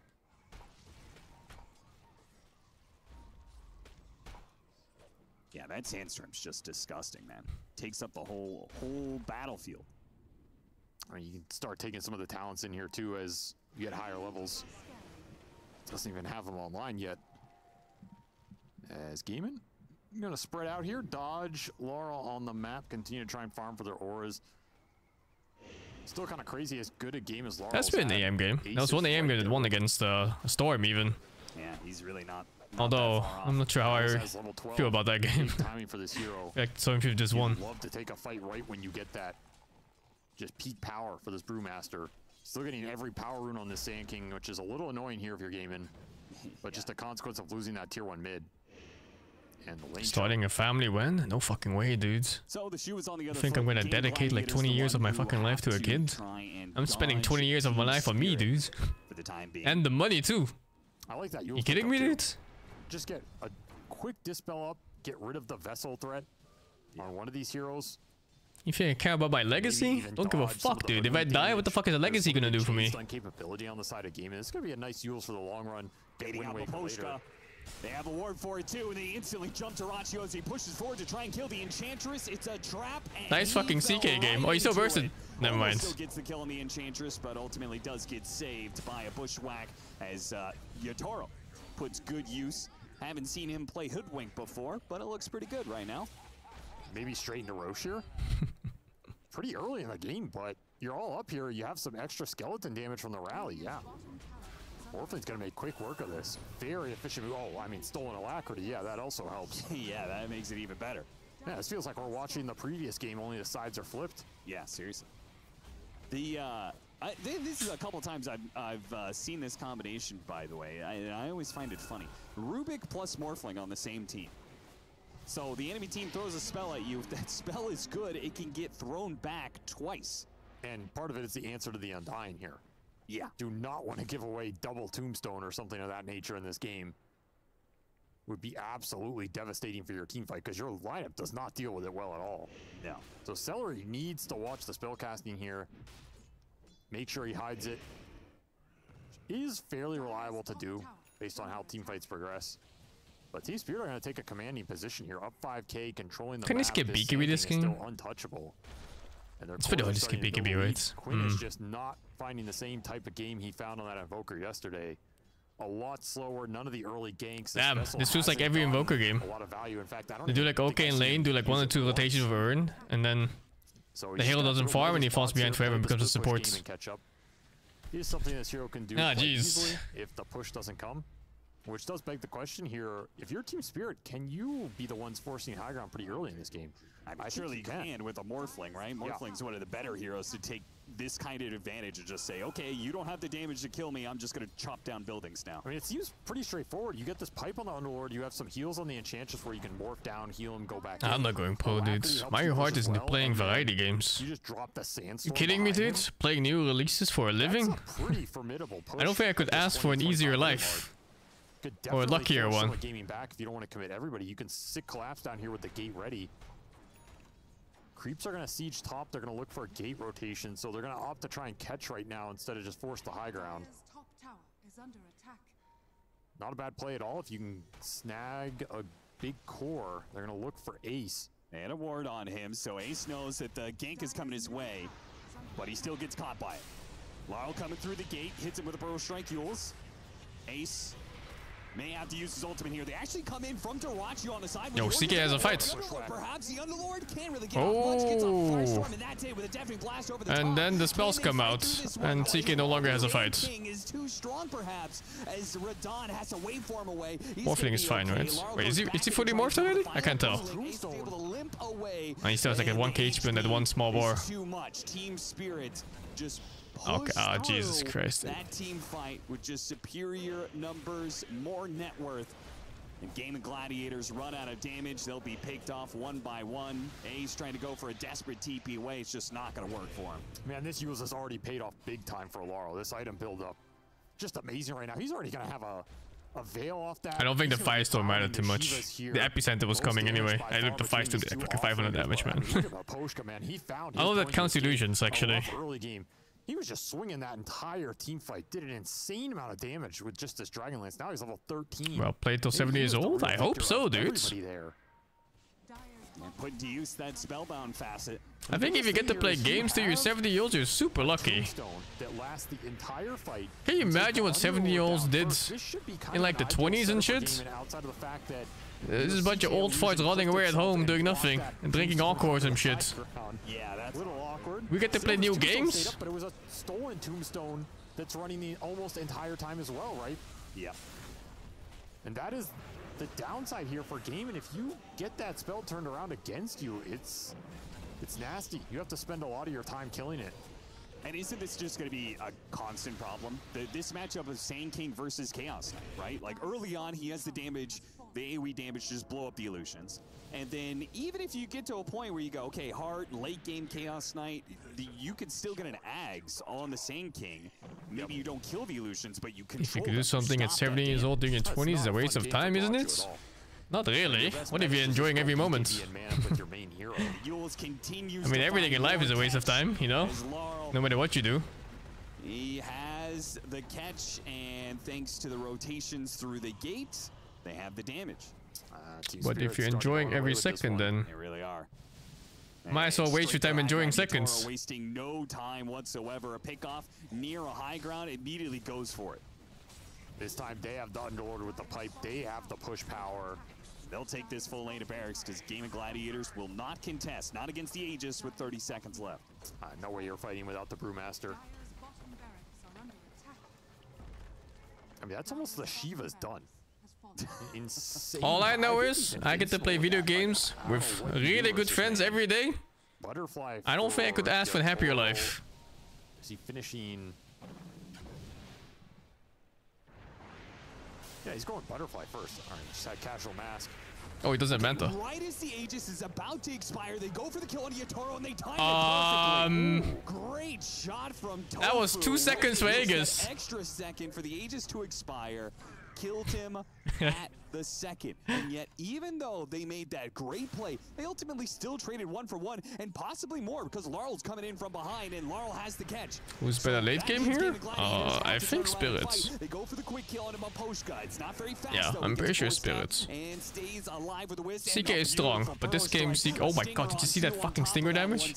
Yeah, CK is strong, but in this game I think CK doesn't get to play properly because Pit Lord and SingSing are too good against it. He's in trouble. Pulled back in once again. And because of that, Morphing simply outcarries.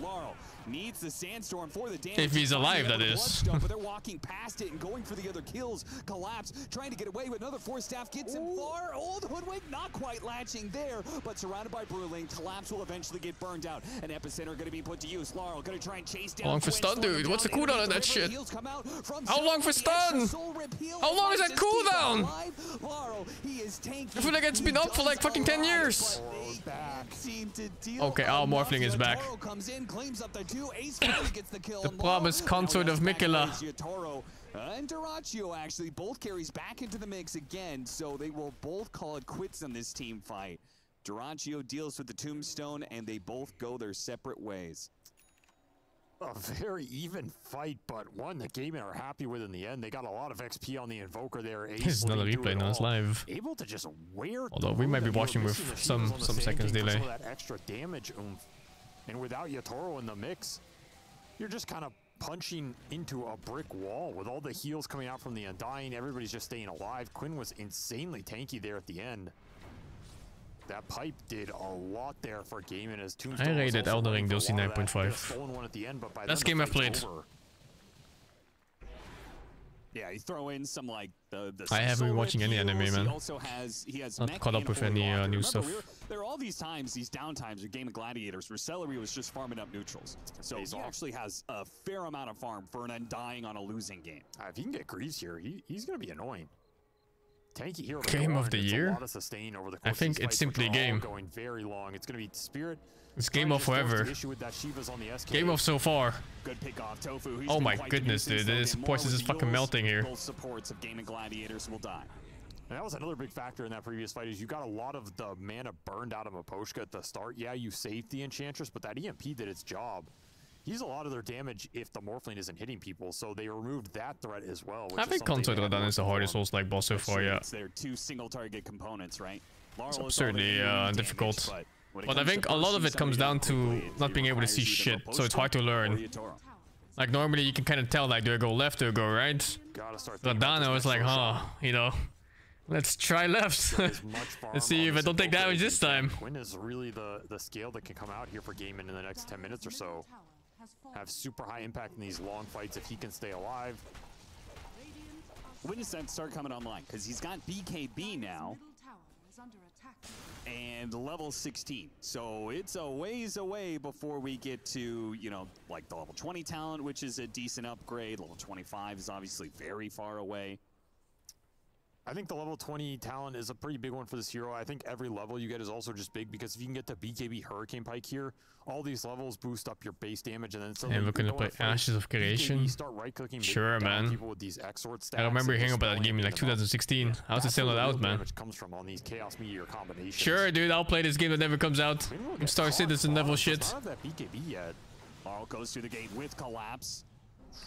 And just outside of the range, he can hit him with the Shivas. That slowdown might let him catch up to hit the Yules, but is it too far? Okay, some of the team is still going to be able to be here. The telekinesis, that's what they needed. The extra disable from the third hero of Team Spirit to get the catch on Gwen. I'll play Silk Song too, yeah. The catch range for a Blinkless Sand King has been very nice this game. SingSing has been nerfed hard in the other facets. It's the non-invis one. The invis one is so pretty high win rate apparently. Oh my god, dude, Law is just winning this game by himself right now. What the fuck am I looking at? They just got that rundown and they're killing top 2 at the same time? DD Morphling? This game is over. As Brewmaster Ultimate had to be used, so that's effectively just as good as getting the Brewmaster kill. Just collapsed the whole map here in the last 30 seconds. And it's going to be high ground again. You're missing 3 heroes now. Yeah, I mean, from the dropped bottle earlier that they gave to Yatoro to allow him to pick up an amp damage. This could just be looking at Megas here, as Game of Gladiators are going to have to hold out. You have to fight into the sandstorm now. You don't even have the Brewmaster. Another 2-man stun. He just keeps on finding BKB him, man. force. 2-man Pro just very casually on 2 cores. Got the BKB out of Quinn. Stolen EMP also very nice here. You just have to commit to the fight. There's no way around it. They're going to have to play for the top Megas lane. They do not want to take the team fight without the splits, and I'm curious if Team Spirit. I'm actually surprised they're back. So. I don't think there was a clear way into that fight without the Brewmaster ulti. I don't think so either, but at the same time, might as well keep it safe and go for Roche. Yeah, they're It's not the Spirit playing clean. I think they just have a very easy draft to play into a CK. And when CK is also your main damage source, it's problematic. No need to rush it too much. It's so easy to play Dota when you just identify the source of your problems and eliminate it with 2 buttons.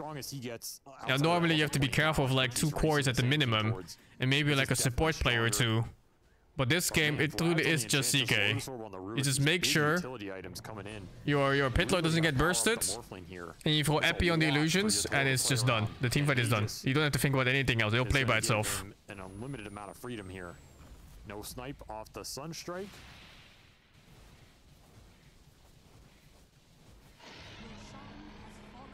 Okay, Gaming Gladiators. Nobody wants to cheese, huh? You've got less than a minute. minute Max's second and third skills? to put together I think he what you're gonna do did. Is it a bug? For this incoming push from Team Or is Spirit. this some... They've got an Aegis. Some Master Chef shit? I don't really think they need to deal with lanes too much. Feels like Is he cooking or what? I didn't even notice he didn't scale up anything. Morph does get bonus stats, I think, from the thingy, from like the talent stats. His innate does it, I believe, like 100% more. Look for supports. It's not really happening right now, though. He's fucking cooking, I think. Straight up. Yeah, and that means it could. You might win this fight, but still be up against Megas at the end of it. As Yatoro takes another building, a bushwhack landing on 2, not bad. Force staff clears Laurel of that disable though. And they go for the Brewmaster. Deafening Blast stops a lot of the damage, giving him some chance to get off his ultimate. Got burned out of a lot of mana, but still has a chance. He can pop his ult. He's holding on to it now. He doesn't want to pop it prematurely here and just have Team Spirit reset around it. But if they don't Morphling, one of the lowest win rate carries of this patch. And Team Spirit basically look like it's invincible. What the fuck? He just popped for like 40%. Going out now, but they have to get clear of this sandstorm. A fresh life out of Yatoro. Gonna deal with the tombstone first. Now the melee barracks. Horacio tries to approach, almost immediately gets pushed down to half. Yeah, nice seeking illusions, man. He can't play. Oh, there's no solution for this hero. It's simply an outdraft from hero matchups. Just as hard in game 2 as Gaming Gladiators did in game 1. And they did it in the same type of Is this Sanking? I don't know how his talents are. I think Sanking has that mist talent at 25. I don't know if that's still there.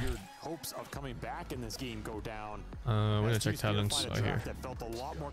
Yeah, you see that 25 talent's unplayable. Like, even if they went to late game and Sanking starts putting blind on all of the fucking illusions. Wait, what do you do? I can't see? Ah, shit, man. Find the Brewmaster. You can't do anything. He did an absurd amount of damage. I think a lot of it comes down to whatever. That bottom tier 1 push in this game. Let's see. That team fight to that it's one of these games next, and I am probably watching Liquid Tundra. 9-1 and 16 with the most damage by far. 33 took the other one. Well, it's matchup dependent. In this game, I'm pretty sure you would take the blinds. So good, even we can't beat it.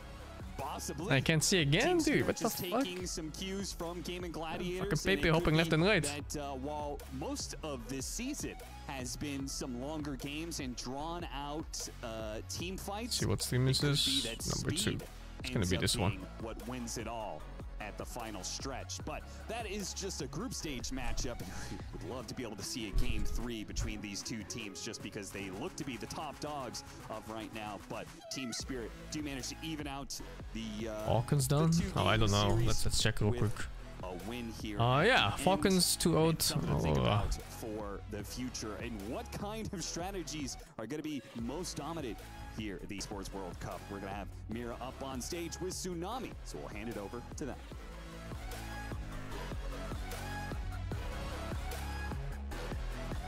Sven versus Gyro again. I really think this Sven versus Gyro matchup is not it.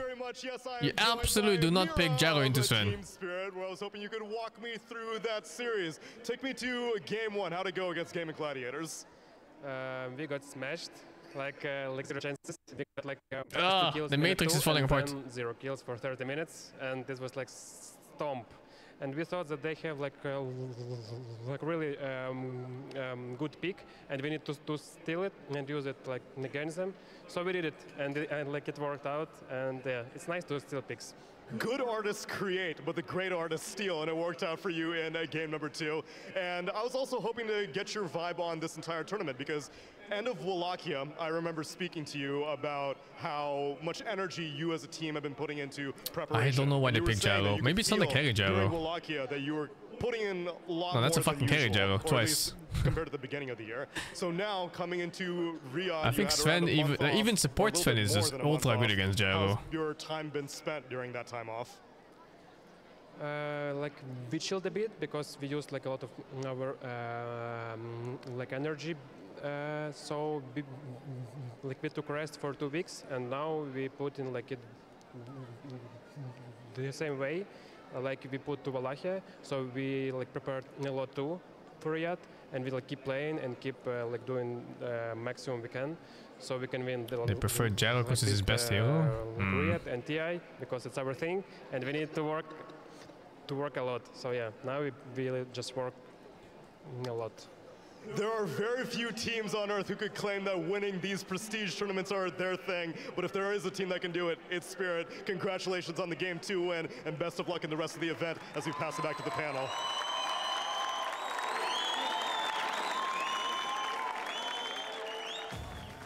I love the honesty. Just ban the Sven if you pick Gyro. Like, yeah, Riyadh, yeah, they're our events. And I mean, it is. These guys won Riyadh Masters last year, and they're off to a fantastic start already, even though it's only day 2 of group stage. The fact that they can bounce back in this game number 2 and do the inverse. You get stopped. It's tough to bounce back from that mentally, but they do it. They do a fantastic, they do it in a fantastic way with a phenomenal draft as well. So you love to see it, and I just love the confidence is still there despite going 1-1 today. Fucking hell. Great, thanks guys. Yeah, This looks like a nightmare puck game. They're just so, like, all 3 of you are just looking at the highlight replay. Yeah, I can see it. I think the big thing is they got Enchantress, so they banned out the Chen, they take the Enchantress for them. Again, I think that was one of gaming's big things going into the tournament, and so kind of taking it away, you can see that it's not like it's a crutch, but it's definitely their best strategy. So I think other teams are going to look at this draft and kind of I mean, it doesn't matter if it's his favorite or best hero. If Puck is my best hero, but if I see a Night Stalker, I ain't clicking Puck, you know? How Quinn is at least in the top Definitely have to adjust. One of the best players in mid right now, and that really showed even yesterday. Oh, the picks are net ordered showing. I didn't realize. At any moment. Quinn was Wait, let me check He was then. a very stable player for them, and Was obviously Force picked then, I winning think? most, if not all, of his lanes. But this time Where around was up this against game? the Sand King, it wasn't as clear-cut, Effie. It wasn't, and it felt like he was having a great time on his lane, honestly. He was out denying him. Yeah, I would not pick Puck against Mars. That's the power of Sand King. If there are stacks Rubik is kind of annoying too. You don't even have to commit to the lane if you're suffering. Morphling's annoying too for Puck. The trash stacks, he's up in the net worth. Why did they ever pick Puck in this? A counter rotation to the bot lane, actually, where Game and then TA is just a fucking... Sand King joined, yeah, they get you their know, turn kills. it's unplayable. Team Spirit supports, they go mid, they What even the bring their fuck? Morphling and their Underlord mid, they kill Invoker again, and that's why Quinn was so shut down. I don't know. It was those 2 deaths in a row. I wouldn't pick Puck into followed these by 3 Sand heroes King here, hitting the his first 3. timings that made Invoker's game very hard to play. Yeah, I remember when we were watching game 1, Mira was like, oh, they're just going to take Yatro's tower, he's going to get booted out of Slark, and we see the You'll spare catches Puck, yeah, and I wouldn't be surprised if Mars went Yules in this game. Timings in the Sandstorm than they saw in the previous game, and they thwarted that push. Like, they just said, no, we're going to defend our tower. Yatro can stay in lane as long as he wants, and that's slowing down the pace against game, and I think it's crucial moving forward for any of their future opponents. Let's have a look at some highlights, because one of them might actually be about that bottom push that you're talking about. This one here was what you wanted to... That's exactly what I'm looking at. Yachiro's patience with the waveform, like using only level 2 morph like that, and then forcing basically all the spells on him, saying like, oh, you can get me, and they eventually do, but he takes the tombstone with him, and that sandstorm, it's just ticking. That's 100 damage a second, and that AoE is massive even before the bloodstone. Yeah, and if you're trading your mid and your carry for a death on Morphling plus the 4, you're honestly happy there, because you don't want to be put in a position where you lose this tower and then you lose the map. Spirit, because they were able to get return kills, they didn't lose the map. Like I said, this transitioned into a later play where they went mid on their heroes and they were able to kill Invoker again. Honestly, seeing Spirit make these early plays where their supports are active and are not underleveled, it really changes the pace of this They game. nerfed the Axe on Sand King. In that game 1, they weren't really a factor. And It's not great anymore. Do when these supports come into play. Yeah, I mean, Murray even said it himself. He's like, we got I 2 kills think I around the will stun walk in my 30 dog minutes, and BRB. nothing. And we wait for this stream. It's 17 minutes? Alright, man. So I think also he said about stealing the draft. They kind of did, in a way, like steal. They picked Underlord plus a Okay, Zoo 5. I will BRB. And so they have And a I'll very walk similar dog real draft. quick. They played a very similar way where the game's just very stompy and you group up and you go. So it's nice to see like you can adapt and kind of like play what the enemy team is playing in a way that it feels confident for you and like you're comfortable with it. You're not just like stealing it to steal. I think that's the biggest thing, is anyone can take a draft, but can you make it work? Are you still playing on comfort? Are you still playing in a way that works for your team's playstyle, for the synergy, for whatever communications you also have going on? So the fact that they have, that 15 minutes between game 1 and game 2 and go, hey, we can actually take that draft and run it ourselves with slightly different heroes. Yeah, I've got a question for Gunnar, because you were playing Underlord yourself some this tournament. Is this hero stock? Like, we already know it's good. People are picking it, but is it going to start making it the ban phase, you think? Because it's looking powerful. Yeah, I think it's pretty strong because Monkey's getting banned early phase a lot of the time. I think Slark is a pretty bad hero.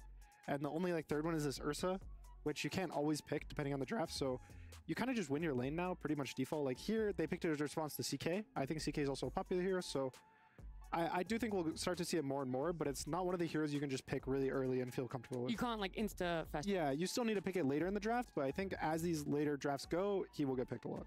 Let's check out some more highlights as well. I'm not too sure which one of you guys was looking at this one. Oh, this was the other rotation bottom where we see Gaming Gladiators also not able to make it too successful for them. Yeah, this fight was after, it was into Spirit's Aegis, but it was on Gaiman's Vision, and they actually got the jump that they wanted here. They went on the Underlord, they took him out, they placed their Tombstone. The Tombstone lives full duration, but this is where you see the power of the Sand King, really. The brew split almost instantly dies to that epicenter, to that sandstorm. You can't get effectiveness out of your brew. And in the backline, your Enchantress is just right-clicking everybody. Mipushka went absolutely ham in this fight, and you're trying to deal with so many things. You're trying to deal with the Morphling, you're trying to deal with the Sand King, you forget about the Enchantress.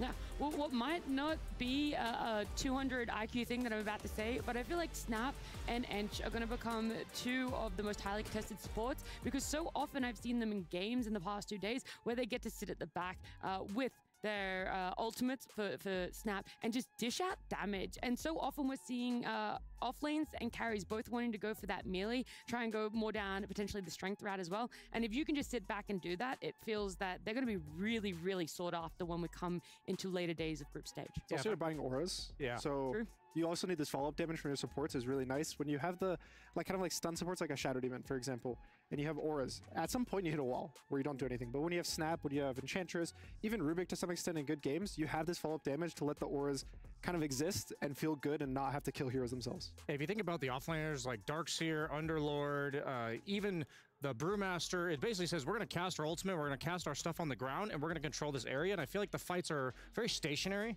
right now, which is leading to these backline damage dealing supports being able to position very easily. We're not seeing a lot of the chaotic like Storm Spirits and Slarks of the previous game jumping around and catching you in the back. It's more like we're going to stand our ground and you're going to stand your ground, and eventually one of us is going to have to run away. And these are the type of fights that these supports flourish.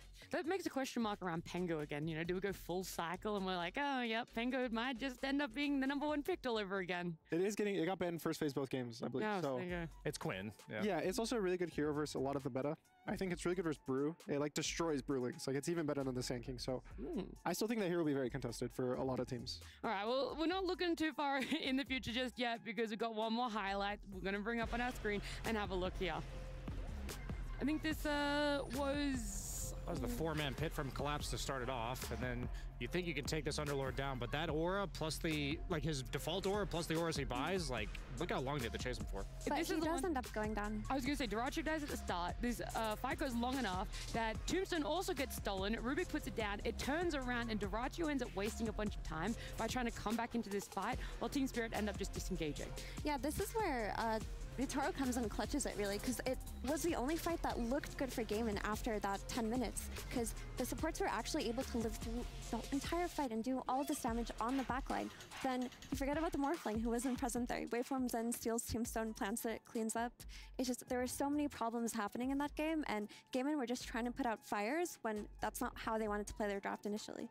The real question, though, is who is our MVP across this series? That one kind of went down to you, Gunnar. You had more of a say in who you wanted for MVP. I think Laurel in the first game, I think he didn't personally struggle. I think he did really good in his lane, but I think in the second game, it kind of really popped off on the Sand King. That death in that last skip was his only death the whole game, I believe. And it was just nice. He picked it blind. The Sand King, he got counterpicked. He still did okay in the lane. He stacks for himself. And just kind of dealt with the Brew, if anything. Like, if his only job was to deal with Brew, he did that, but with flying colors. Like, he controlled every single fight. He did so much damage every fight. And he played the game, like, amazing, honestly. Also, his item build, I want to shout out. Yes. A lot of the mid-Sand Kings go Ags, either first item, second item. They rush this Blink Dagger as well. But he goes Bloodstone into a Yules. And I think that kind of just set up them for a really, really nice, like, fight. And, like, allowed him to, like, stand still in the fight, but not die. Why exactly was he able to skip the Ags, though? I think his team just had enough stuns and control, and from his perspective, he just needed to be tanky, and I think he really wanted to just stand there and exist in front and let the Underlord kind of play more back and protect the supports. Anything else, either FE or BSG? I just hit my hats off to him in game 1-2 for Laurel. I thought his spellcasting was really good. I just don't think it mattered. One player can't change everything all the time when it's a stump like that. Yeah, it's hard to say, because they had an idea. Their Nyx stun into Sunstrike and things like that they would do. They just never really got... The 1% just too short. Never really got to doing it, but Laurel is probably one of the most improved players of the last 2 years. I mean, he has had such a wonderful growth throughout the last few years, and people always talk about Laurel and they don't think he's a strong laner. They don't put enough respect on his laning abilities, and they assume that lane is always being stacked, but Laurel's proven that he can win lanes against the best of them.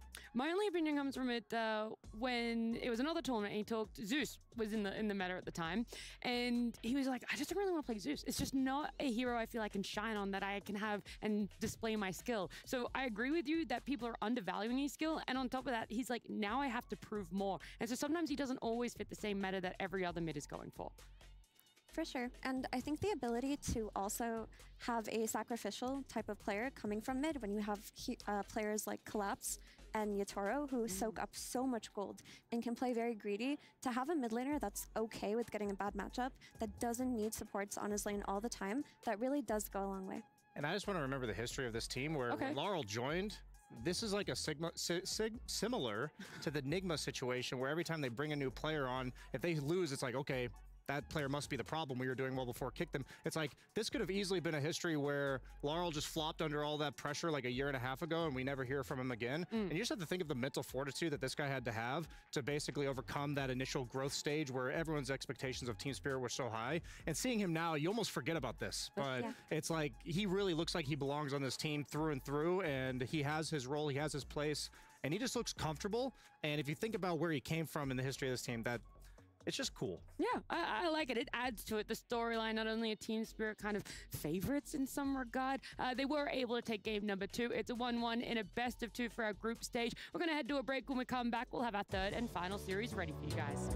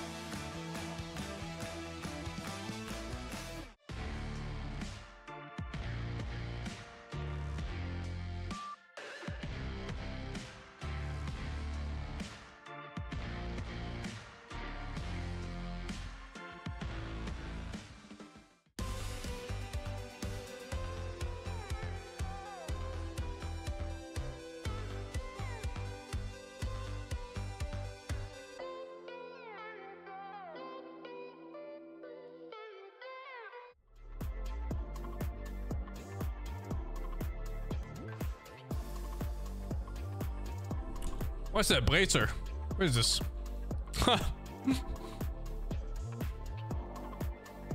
I'm Brewmaster.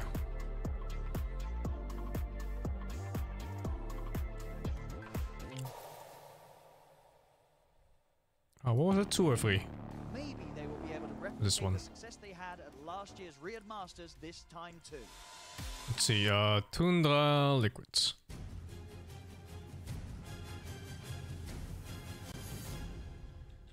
I've got 33 from Team Liquid here joining me at Riyadh Masters. We're going to have a bit of a chat about everything related to Liquid and also some of the history within your career. But starting off, 33, how are you feeling?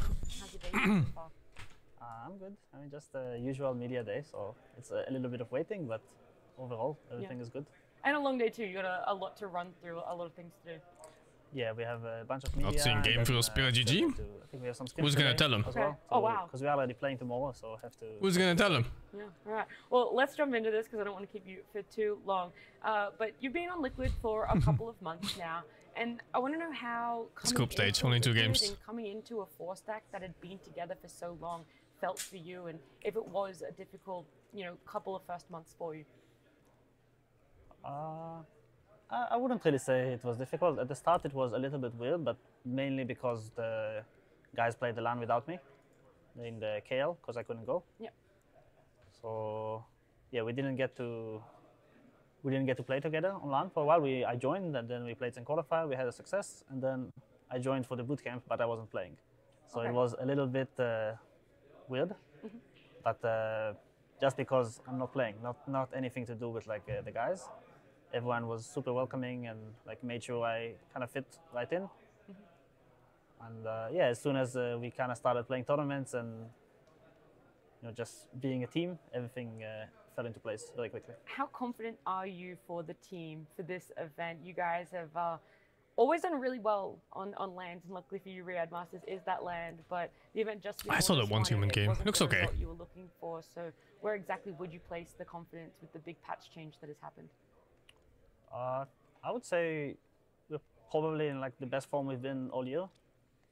I don't want to like jinx us or anything. Of course, that's not what I'm looking for here. Yeah. So like again, I don't really come into tournaments with expectations, but our bootcamp was pretty successful, and yeah, everyone has been working like the hardest they've been all year. Everyone I think is really excited to play on a new patch, and yeah, we've had a good bootcamp, and we're just excited to see how it goes for us. Right.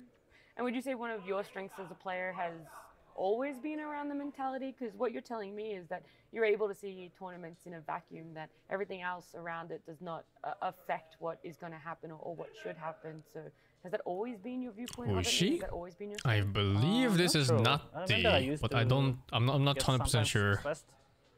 But I guess just I think I've seen her before in a few other tournaments as a host. It just passes. Hostess. Yeah, some tournaments are going to go well, some tournaments will go poorly, and that's just how it is. And how much you stressed over and how much you really, really wanted to win, at the end of the day, didn't end up making an impact on the result. Okay. So it just comes with time, I guess. Sometimes like random nerves just appear out of nowhere, even if, I don't know, sometimes you will play pub, you didn't even double down, but then the nerves are coming. And there's there's no explanation. But, could happen in officials, could happen in pubs, but 33, thank you so much for joining. I appreciated everything that you've had to say, and good luck in the tournament. Thank you. You can check the result of matches on Liquipedia. It's all there. Very clear format too. I can show you too right now. UB_ Faker to 120 months. Bakanomi Faker to 14. King of Evil Faker to 44. I also bought 9 souls. I'll play that eventually. Seth Wild Faker with a 5. Playing in SE. Pops with the best anger management therapy ever had. Sure is, dudes. Luna L VGD Faker with a 41. Dinosaur, thank you for the 50. Tundra, and Coluxios, figure the 7 dudes. Organization spent most of 2023 slowly drifting towards becoming a shell of its former self. Late last year, after a disappointing ESL 1 Kuala Lumpur, they decided to almost fully rebuild the roster, keeping only Topson, who was also relatively fresh to the team. Around him, they picked up Pure 9-class Whitemon and have played with several different offlaners to fill the last I didn't open any chests yet, no. Ramses 666 I'll do tomorrow, maybe. I'm not in a rush. I'm not playing much right now since I'm watching Riyadh. Albeit only very slightly better.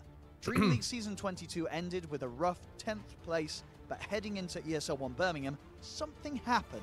Despite Toby standing in as their offlaner, they smashed through the group stage and even beat Falcons in the first round of playoffs, before losing to BB Team in the upper bracket and then getting knocked out from the lower bracket by the team they themselves put in the lower bracket, Team Falcons. The last EPT event of the season, Dream League Season 23, was Ramses 666's first event with the team. They showed up, but got bested by the eventual second and third place teams, Gaming Gladiators and BB Team, to finish at 5th place. Despite having only played 3 EPT events with this roster, Tundra managed to secure enough EPT points from Birmingham to secure an invite to Riyadh Masters. Maybe now that they've gotten some more experience playing together, they will really show their best selves at Riyadh Masters. Why is he standing alone?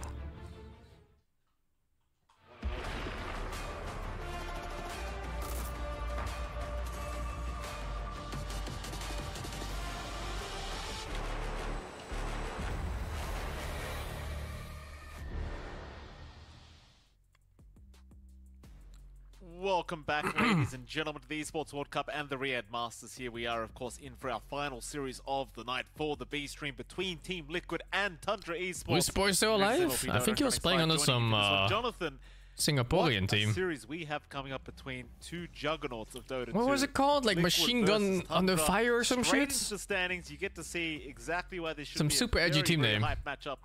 Tundra, Jonathan, all the way at the top of Group B. Team Liquid, 4th place. This should be a real banger.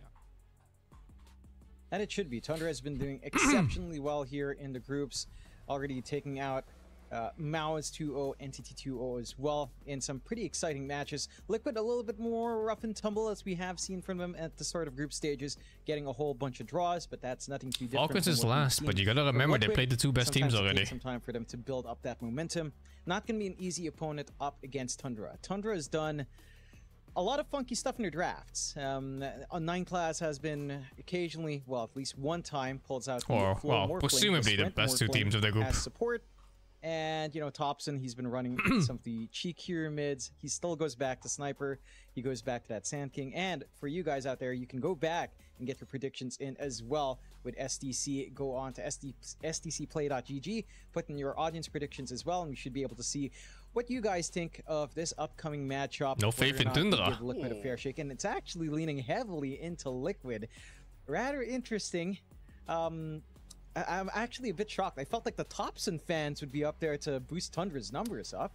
Yeah, I'm quite intrigued by this this prediction from our audience. A lot of Team Liquid fans apparently are currently waiting to see exactly how they will perform here up against Tundra. John, historically, I believe you were telling me the stats just earlier, and historically, what, they're like 50-50 when it comes to these matchups with each other? Yeah. Right. So it has been 50-50 in the past year. Okay. That's pretty even. It is, and it makes it really exciting, again, considering how I ain't clicking links, dude. Tundra's been on. Liquid could be the one to cool that off as well. And they've also done a couple of cheekier things in their draft. You know, we saw Boxy just earlier on in the day. He did pull out the line with the Fist of Death. And he started off with what I like to start off on line, so I felt vindicated. I was like, all right, there's the... Okay. Again, this lineup with Pure Thompson, Ramses, 9 class, and Whitemon has been spectacular so far. They've done exceptionally well for themselves. And again, they do some interesting stuff, you know. Sometimes Thompson pulls off, he pulled off a Rubik mid. You know, they recently just ran some like the Rubik mid. They still go into the Sniper. They've got the Sand King mid, you know, all those I like that choices pulse. are up there. The double index finger forward one. Exciting to watch out for these Tundra matches. Oh yeah, it certainly does, of course. I mean, this is going to be, again, a very exciting one, I think, here between Nisha and Thompson, of course, in that mid lane. That's where our eyes will probably be most of the time during that laning stage, as we are having the handsome lads of Tundra. And John, I know you in particular had a bit of insight as to why Whitemon's haircut has been getting longer and longer as of late. We assume it's because he doesn't want to pay the hairdressers in Europe, because the prices would be way higher than SEA, but we'll confirm, Jonathan. Assuming Tundra can get a win here in Game 2, maybe we can ask Whitemon himself why his hair has grown out longer all of a sudden. Yeah, I'm not gonna be too surprised. I'm sure he'll say, "Oh, I just want to have it done in Indonesia," or he'll give a blasé answer, just like, "Oh, I just want a different style." No, he doesn't. It gets warm. This guy wants to be cold. He always has his hair short. He doesn't want to pay for the barbers. He's been stuck in Europe for too long. He wants to take a break and see, but they've been winning too much. You know, I feel like I have ADHD watching these poses being played constantly with different camera angles. To get a haircut, so that's what good old Matthew Philemon has to deal with. Absolutely. And we didn't even have these media days when I played. Only TI, I guess. What can you do? Sometimes it is hard. They were also the first one to do it, and then all the tournaments started doing the same. Their winners in and of their own right as well. Here, Jonathan Liquid again, a fantastic. But even with TI, people just post like this, you know. It's like every team was just like this, and then 5 people sitting next to each other. It's only until later TIs they started doing the wacky poses. I mean, it's just such a close affair between these two squads. You never know who's going to pull off the wins. You never know what's going to happen. We're on a new patch as well on top. This really does feel like the match of the day, does it not? It does, even though, you know, Purge called the earlier 2-0 match or Falcons the match of the day. This is the exciting one. It doesn't matter what Purge called, Jonathan. It doesn't matter. This is the match. I suppose you know, I've said it. This is the match of the day. Don't worry about what Purge said. Fair enough. Maybe the weatherman, you know, sometimes the weather changes ways, Mikey. And Liquid, again, they've had a little bit of a rockier start, getting a couple of draws. At the very least, not the rocky, turbulent start we saw from Falcons. You know, going 0-4, they did manage to go 2-2 for Liquid. But it does feel like that's the story we've seen from Liquid for a long time. Maybe a rougher start in groups than, you know, in last year, going far into the playoffs, going for these deep runs in the lower bracket, but never making it to the finish line quite in the manner they'd want to be. They'd want to be on top, and it just feels like that barrier. Picks are quite tame in this group stage. Can't help but, you know, want to cheer for these guys, sticking together as a core unit for so long, having all these interesting ideas. Whether or not they can overcome that is the next question, and we'll have to see again if Liquid can start to shape things up in these 2-game series. Every single series count, and if you find a 2-0 over Tundra, that could set you up very nicely here. No, I dare say if they could 2-0 Tundra, it'd be sitting very pretty in their own groups, and obviously the confidence booster of beating Tundra 2-0 would be very, very nice for Liquid going into these groups, but that is not going to be very easy, I don't think, because Tundra have been playing very clean throughout these groups thus far. And again, when it comes to new patches, this is the kind of squad you get worried about, because you've got players like Thompson, you've got players like Pure. Yeah, these guys, they tend to run the wackier kind of stuff, and well, I can only imagine again where we are headed, as I believe draft number 1 is now getting started, so we will be able to find out very, very soon what we are in for. John, any particular picks you want to see? I mean, I'm sure you've kind of looked through the history of what Thompson's been practicing as of late, whatever the hell he's got up his sleeve this time around. Like, any wild, wacky picks you want, Jonathan? I want to see that support morphling of 9 class. I want to see Boxy go into Lion with Fist of Death. I want to see Thompson maybe go for, you know, stuff like the Sand King. Maybe the Rubik mid could be interesting. Nothing like the Sniper, you know. Sniper, we've had enough Sniper. We've had quite enough Sniper, especially in Southeast Asia. I want Thompson to bring out some cheeky stuff. Heck, Oracle mid. Do it for some reason. Yeah. Earth Spirit mid with Rolling Stone. You know, Thompson's done that. Do it, Thompson. How does Neta sit like a crab? Confident, I'm sure he will. We'll see. Oh, fuck. As we are having a fine look at him on Liquid. You can see Coach Blitz in the side. I still get so many comments. We look alike. Guys, come on, give Blitz some credit. He looks way better than I do, okay? You don't need to drag Blitz down to my level.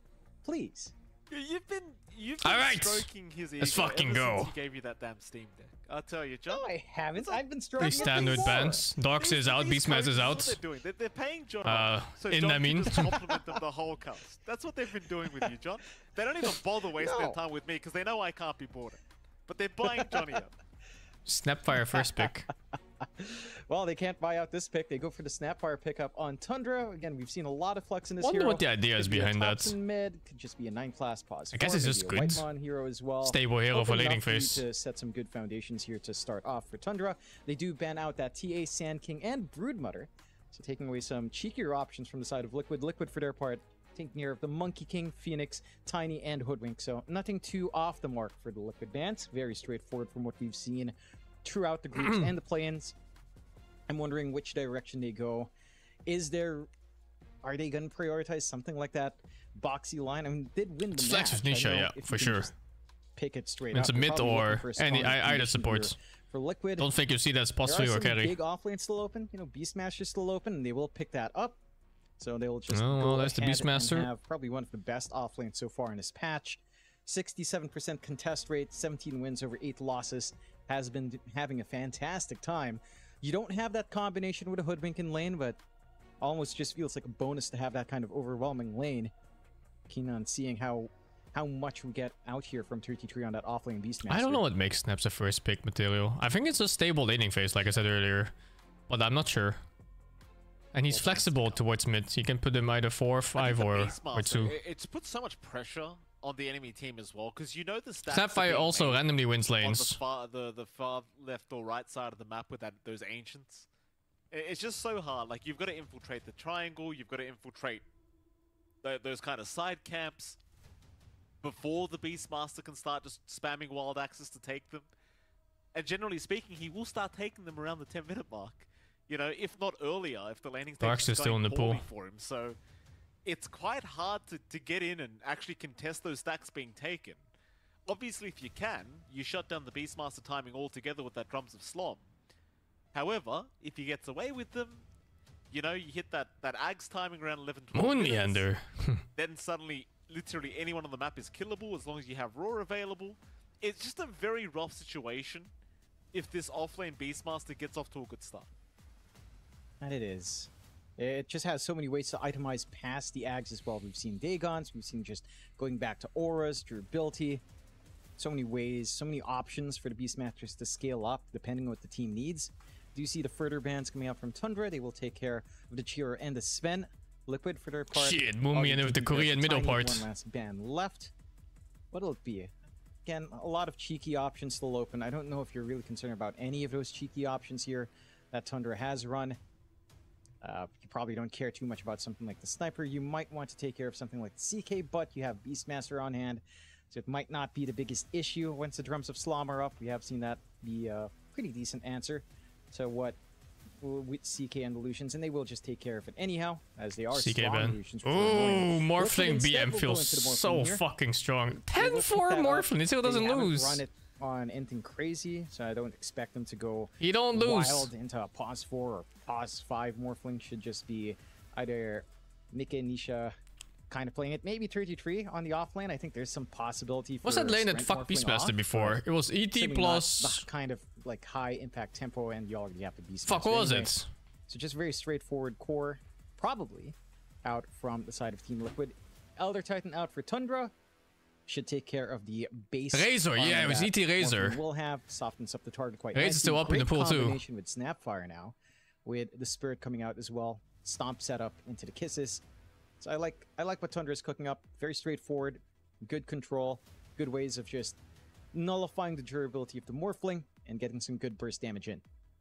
That's certainly a very nice pick from Tundra. TB. They do go right into the Terrorblade, and Looks like a hard-ass lane for We're Beastmaster. going to see practically every time I feel like we see a Morphling coming out. The I don't think Razor is good against Morph. Oh, they don't want a Razor against Morph, yeah. Against Morph. I think people Like, pick once you hit the Scarlet Morphling timing, into Razor, and it's very, very common. You just kind of BKB and fuck his ass. Increasingly annoying for the Morphling. There's Melee really just TB? not Oh, much Pan, can did do you see about the it once melee it's TB started. earlier, man? What was it, Ame or something, I think? True, but He fucked I am with a it. bit interested in the Terrorblade into the Beastmaster pick. In lane, it doesn't feel great. Down the line, you should be able to sustain. It wasn't like a through, full but melee Drums TB, of but he Slom definitely does played a make lot short on work of the melee. illusions. He abused the And shard. You do kind of tend to lean towards a more aggressive Terrorblade, or at least a Terrorblade that kind of plays along with his team and his illusions. You don't just split push nowadays, of course, for Pure. So I'm keen on seeing how much Pure can get out with this Terrorblade if he can sustain that lane up against the Beastmaster that 33 will bring out. And if 33 will be an issue down the line with the drums. Again, the illusion's not going to last too long with the drums to slam up. You've got good control on hand. You still worry about your Terrorblade into Morphling matchup, but again, Beastmaster can be somewhat of a back and forth answer to the TB. I mean, I suppose that's a good point. Like, the landing stage is probably going to be very, very challenging here for the TB. It's, Team Liquid. What's the thing with melee TB? TB has a shard. Spirit. You know, I was that about makes to say, his John, this is all melee assuming form the Morph Legion ultra is carrying or powerful. playing core anyway, right? 'Cause, yeah, And I think it works in its chances are illusions they too at the might same actually run time. support Morphling that we They just get like 100 MS, 100 attack speed or something like that. Again, And it's just Oxy stupid. could bring it out. We haven't But seen it him doesn't play work when you yet. I metamorph. think that's It why just I'm a disappears little and you cannot cast apprehensive it. about it, but does look like they might be So lining TP up for melee that, form has stupid high DPS. which is interesting. You pick the Ember. But you know, here. it comes If you run down to Snapfire attack mid opportunity against since Ember, you're that's melee just a instead of complete ranged. wash. And, you know, Thompson knows You that might not matchup reach. really well. Go to the Disruptor pickup now. Is the to Ember more pick too able early? control I coming think from so, Liquid. yeah. Good magical damage. I think a as well. third pick That can be a Ember bit of a nuisance for a leaves you Terrorblade open controller for since the V is up. Huskar. And I hope we So see you have Huskar, some but I don't good know if answers Tundra for plays Tempo that. already on Liquid. Who's Tundra's mid? I'm a little bit Thompson? concerned about that Ember pickup overall. Again, if I'm not sure if Nisha is Thompson just has gonna Ember play punishes Ember, you as put a the pick. Morphling in support, which feels like the most straightforward way to go, unless you just. I mean, also I can just check, run right? safe lane How- Morphling. what's it? Then Ember matchup up against Snapfire is not amazing. It's a lane we've seen Snapfire win before. We've seen that lane won by fuck. Snapfire like 4 years ago almost, and I don't think that's changed too much. Tundra into the Mars, very No, straightforward. he doesn't really have. I mean, there's a Viper You've got in his Kisses, last you've like got 60 matches. ET with his stomp, But he doesn't split really Ridge, have Ridge Splitter. Ember punish. So the combinations tie up nice. You've got good damage, good control. Thompson plays everything? That sounds like you could still run someone would say that can't play shit. Whenever people tell me they can play anything, I don't trust them at all. Last pick, a Thompson mid. Either option works, but again, if you're just expecting Ember mid here with no Flux and Liquid, which again is the most straightforward. There's another player in the Snapfire world just that can play crushes everything. It's Even Yato is limited to carry heroes, and he played like fucking 20 different ones in the TI. Well, we'll see how they try and contest. Like, you are going to run that mid Ember against the Snap. It could be a pretty awkward scenario here for Team Liquid. But perhaps they're just assuming that the Snapfire will just be played support anyway, but the flexibility is. Oh, they certainly could still snap there. mid. That's pretty hard for Ember. Carries being Not currently banned impossible out here though, by if you Tundra, can so dodge they the do not Q, believe but the Morphling is dodging Q playing is position it's kind of on the one. They are, in Snapfire. fact, kind of accepting the fact that it is probably going to be a support morph coming out. Tundra, they will indeed ban out the Bat Rider, so. Oh, it's still flex. Perhaps assuming that. Well, what is it, John? What are you having a laugh about this time? You want to see that bat with the building damage again? Yeah, I think it's fair to actually ban it. Again, it matches fine into Ember's Spirit, but really, Man, Disruptor is so zoomed in. the siege, it's just a little bit too much. Even the resolution It's is just fucked too up. silly. 8 minutes in, you're just spamming that damn napalm, and tower takes chip damage. Sure, it looks a little bit silly with lower levels, but once the levels are up, Is SF that's good? a pain SF in is the butt. very good against Do ban Ember. out the techies as well, so they are expecting Snapfire mid. It looks like. I mean, there's some. But I'm not sure if Thompson is a SF bully type player. I'm sure Thompson's done it quite a few times in his pubs. I don't know if it's worth banning out as a mid. I like how they're not even banning Ember counters. Thompson has played techies quite What the a few fuck? times, I'll tell you that. It's kind of disrespectful towards Thompson. They don't even care about this matchup. They're just fine. I mean, like if you third pick Ember here against like Falcons, I think you're eating dick. Be playing carry, which I think is pretty fair to say. You're gonna get Vipered, you're gonna get Huskard, you're gonna get whatever else. Can't wait to It's see unplayable. myself support Morphling. I've been hearing so much about it from you, Jonathan. I can't wait to see it in action. Oh yeah. Puck good or bad against Ember? Puck just- used to be bad against Ember. I think it's so still weird. bad, even now. It's so quirky. And I'm speaking I know. strictly laning Like, phase. Puck is actually okay You against already Ember have if you some good survive base laning forms phase. without too much farm. Terrorblade with Reflection's gonna be annoying on a low cooldown if you are going support morph. Mars just spearing people on that cooldown, shifting around. Pretty fun. Some potential. Still having a pretty deep think about this final ban out here for Tundra.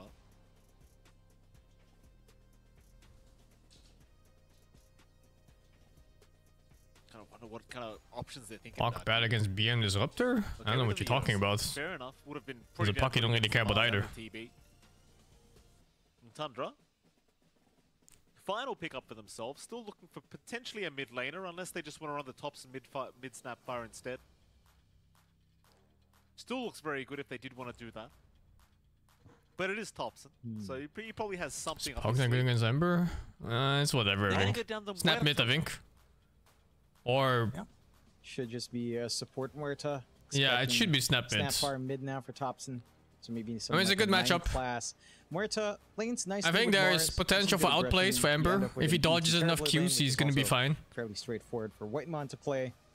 I do like this. And if he doesn't, he might get zoned for, you know, at level 4 or 5, but that's still whatever, I think. He can just jungle. To deal with. I'm sure he knows the matchup. It's not a matchup we see the Ember actually pull away on, like in every single time. I played against a Snap ES, it's fucking bullshit.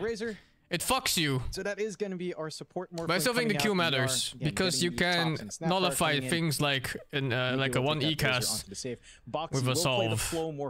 Like, you just make sure your water rune doesn't get stolen, and you have a bounty rune, and one solve at like 4 or 5 minutes, and you'll be fine. We finally see it. It's something that Tundra ran at some point here in our groups, and now Liquid will get to pick it up. Should be an interesting time. I am still very concerned about Nisha. I think this Ember Spirit into Snap can be. I've seen Nisha beat Pucks before. Sorry, beat Embers before with Puck. So with a slight I think he'll be fine in this matchup, man. He will be to get full Scatter Blast effect. You will get a lot of. I bet you could even dodge like a few of the Snapfire Z's. On seeing how well Thompson can with the super attack speed, he shoots out like 3 hits. He just slides. Fairly interesting. I wonder if that works. Which way I'd lean towards here, Mike? I'd say the teamfight potential of Tundra is a little bit more straightforward. But Liquid, I want to try it real quick. Really strong. I want to see if he can do it. Potential as well to just run around. Like outside of the laning matchup for Nisha, controlling the Ember Spirit doesn't feel that straightforward.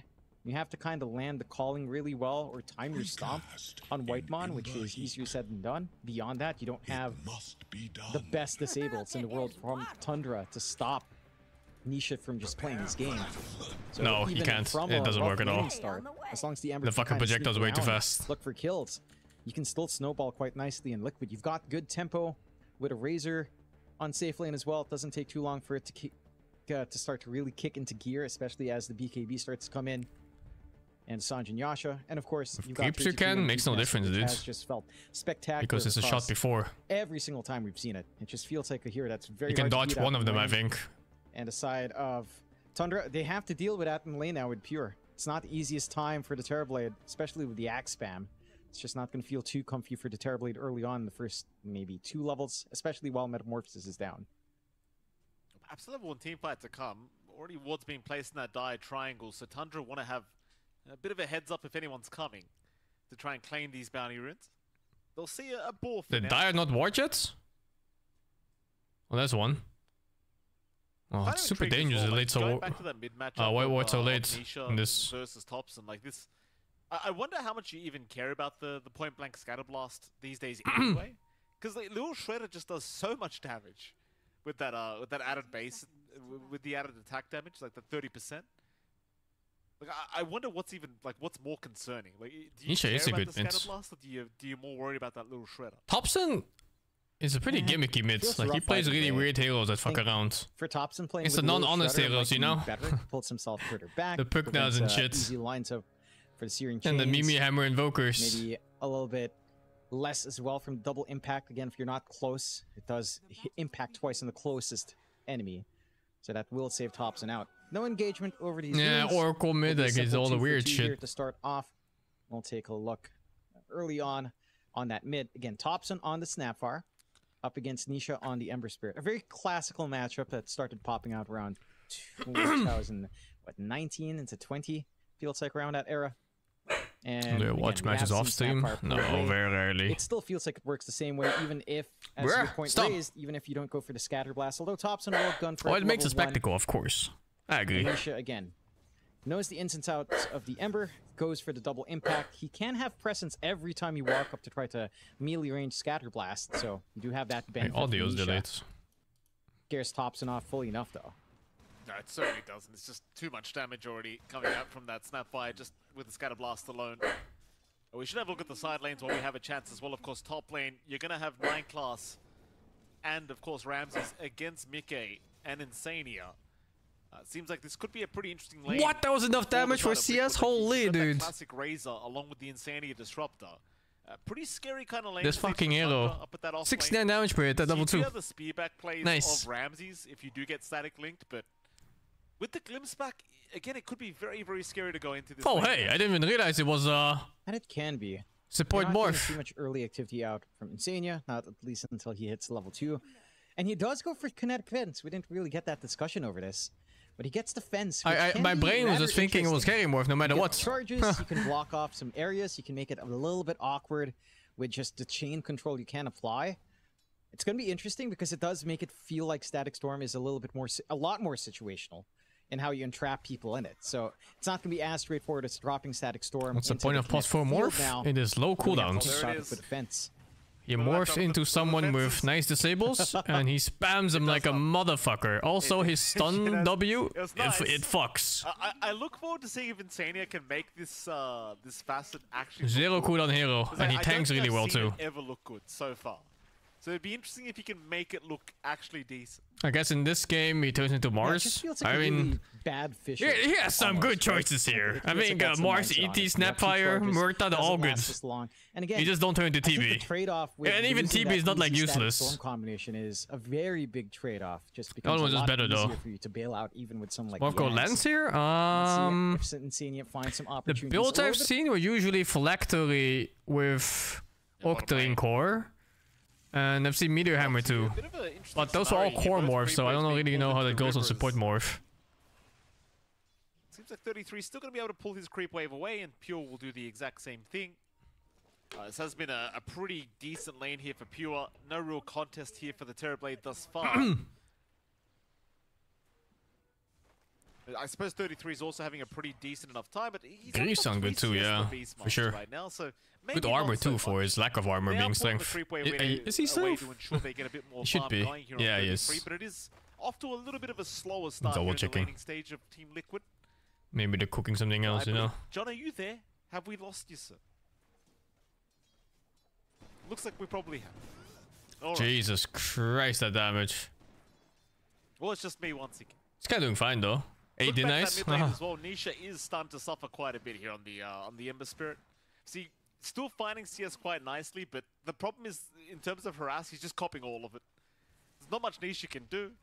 See, he's trying to abuse the Sleight of Fist, but Thompson, of course, every single time he sees Nisha come close, he will just go ahead and abuse that Scatter Blast into the little shredder.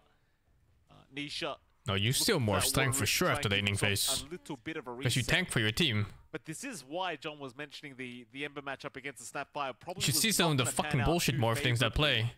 For Nisha. No cooldown spells and they're just fucking zooming around. With like 5,000 HP. When it comes to that mid lane matchup.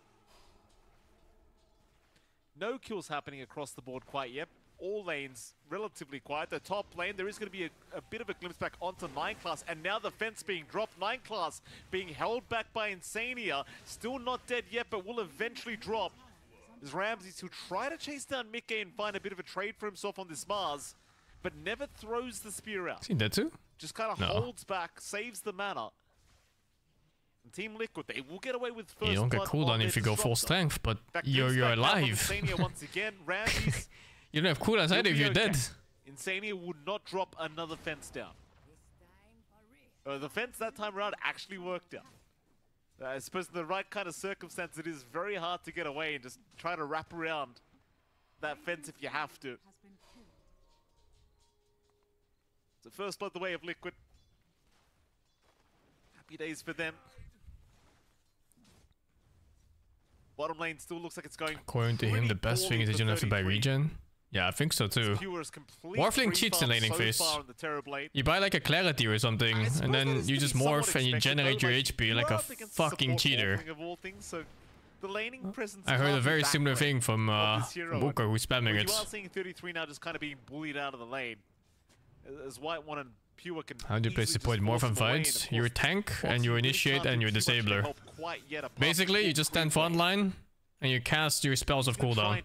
And you hope that they don't have like a CK or something, or other heals with really high DPS. There to intervene, and we will take a fair bit of damage. There's now mid lane, a big group. If you haven't seen it, it's absolute horseshit. Kisses out, trying to go on to Nisha. When they manage to steal a thing like, say, who does show up that last Last Shock or something, it's just infinite stuns coming out. You can't move. Go the way of Tundra. Thompson, he'll find I've seen an Octarine Core, Arcane Rune, Morphling, copy a Windrunner, and he could stun Windrunner forever. Like the shackle time was longer than the downtime. This mid-tier 1 tower. Absolute horseshit. Tundra really want to try and apply that pressure with the siege creep. Yeah, you're just a better Rubik, basically, on how it plays. Now getting away with a hell of a lot of damage here thanks to Thompson. Liquid, again, desperately trying to slow this push down, but it already feels like the damage has been done. Like, maybe you stop the push, or maybe not even. Nisha dropping low. Thompson. Oh no, he wasted some hits on the tower. He is not. He is fucking Thompson A-moving on the ground with that. As annoying as possible with these fences. Here comes Boxy. There goes 9 class going oh down my God. to the Morphling. Is now Whitemon getting body blocked up. Should also drop and does. Boxy on the support Morphling.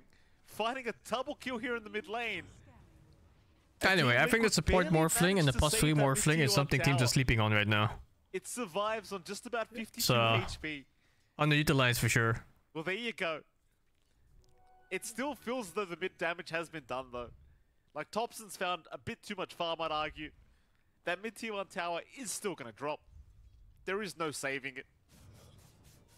I say that, Insania has rotated once again to try +3 plays the same as 4, but you just have more farm. So you just, you know, you get your Octarine and Phylactery faster. Top side of the map. Up through the dire jungle they'll go, but Insania in position. I think it's matchup dependent too, yeah. I think Morphling, +3 Morphling, it cannot play against the really high DPS heroes. You know, the ones that don't care if you morph up. Like CK. He will overkill you by another 1000 HP. Whenever he wants. Thompson at the very least does pick up a shield rune from himself, so not all is lost. But props to Liquid, they are still holding on to that mid tier 1 tower and allowing that kind of TP rotation point they own it? still exist. Maybe. I'm not sure if that's enough damage. TA is not really infinite DPS, she's more bursty. Gone down this early. This top lane, a big group up now from Tundra. Nikkei gonna be scouted out by Pure. Metamorphosis has been popped, and well, with that, Pure gonna have a very easy time taking down Nikkei. They'll get onto that top tier 1 tower now, Tundra. Not much in the way of slowing these boys down. You can disjoint Snapfire's burst, but it's hard. I just tried it in demo mode, and you can stop like 1 hit out of the, I don't know, 5 or 6, whatever it comes from. Basically only a couple hits away. And that'll allow them to just completely open up the map. Tundra, even a weird rotation. Gates down towards the bottom lane, seeing if they can find 33. They have a ward? 33 is actually taking those stacks away in that dire triangle as we speak, so the timing is somewhat perfect. Yeah, what? But Tundra, they won't be able to what are they doing? that dire triangle. What's going on? Not quite yet. So 33, still going to be able to get away with pretty much all the farm he would require from these stacks. Mind you, he's still a pretty far way off the Ag Scepter being built up here. That was a weird TP. But considering he is able to take these stacks without any contest, it shouldn't be too much longer. Meanwhile, top lane, Mikke, going to be scouted, but so will Insania. They'll drop the arena onto the Disruptor, and Insania, he will tank the gank for Mikke. So not the worst situation in the world here for the side of Liquid. So they will protect their position 1 Razor, but they'll lose Insania in the process. Ember turned out to be fine against Snapmits. 400 gold behind. So as long as this Razor is farming, they'll be more than happy. Same can be said for 33, who is still working on towards that Aghanim Scepter. Wonder what his build is. I think Mage Slayer looks good. And he does not have anything queued up. His mid lane obviously was a pretty atrocious style of lane here for the Ember Spirit. We'll start working on towards that Maelstrom now. And this guy's really good on Ember. He is going Maelstrom. Must be a TB thing, right? You go Maelstrom against TB since you have so many targets to hit. It's like lots of lightning blocks. Once again. Pure even going to show up to boot. The stomp does end up missing here from Whitemon as Nisha copping so much damage. Barely able to get out of there. It's now Thompson in trouble, but he will be safe for now. But he does go down eventually. Insania to want to take him out as they've caught out Boxy at the very least. They do catch the Morphling, but a huge pick-off here for Liquid. So they will trade their support for a core Snapfire. Still Tundra, they do at least get that mid-tier 1 tower. The Pure will just move in with the Metamorphosis and take that out. My goodness, this Beastmaster farm. Successful team fight here for the side of Liquid. That's a hard lane too. He just got stacks and came back. Tundra, I mean, maybe back to the drawing board for a little bit, you know, but Thompson back to the farm game for himself as Whitemon, bottom side, has been caught out by 33. These walls. Raw committed immediately, but there's going to be a Oh, that's nice so read funny. now from Ramses into the kiss. Oh, of it's Thompson. fucking. 33 is getting annihilated here on the Beastmaster, though he's still Hey, trying Thompson to fight missing his every way out, ulti almost shot. taking down Ramses. Eventually they He killed will. fucking Thompson in the with meantime, he moves in for a he double, killed so Ramses with how many he needs a way missed. out now because Mickey has rotated with the static link on the Razor. And Thompson, no way out, I don't think. He'll try to fight back, but there's no fighting. They've got him this time around. Oh once no, again. Thompson's on the road to become a support at this rate. It looked pretty damn good to start, but that was 3 on Tundra going down for the price of 2 for Liquid. So another nice exchange for this dire side. And One thing about these gimmicky heroes like Snapfire mid is that you don't really get to die. They already rely on winning lanes and then staying ahead. Once you fall behind, my goodness, man, he's gonna feel like shit. He's still doing okay now. I don't think he gets like 1 or 2 more deaths and that's it. And then he'll be a fucking support. So you do at least still have the XP advantage, but that's about it. So Razor win his late game? I don't know. I don't think so. Your bottom lane. Like, never mind that, because 9 class I goes don't down know. top I lane. feel like Nisha late games able to aren't secure a too far kill on apart. his own. Bottom lane, they are going to get started on the T1 tower push, but they have spotted out Whitemon. Insania able to glimpse him back, and Whitemon set I the guess it fall. will really depend on things like No way out Aghanim on as Disruptor. With the morph, gets into the Elder Titan 4. We'll take care of it.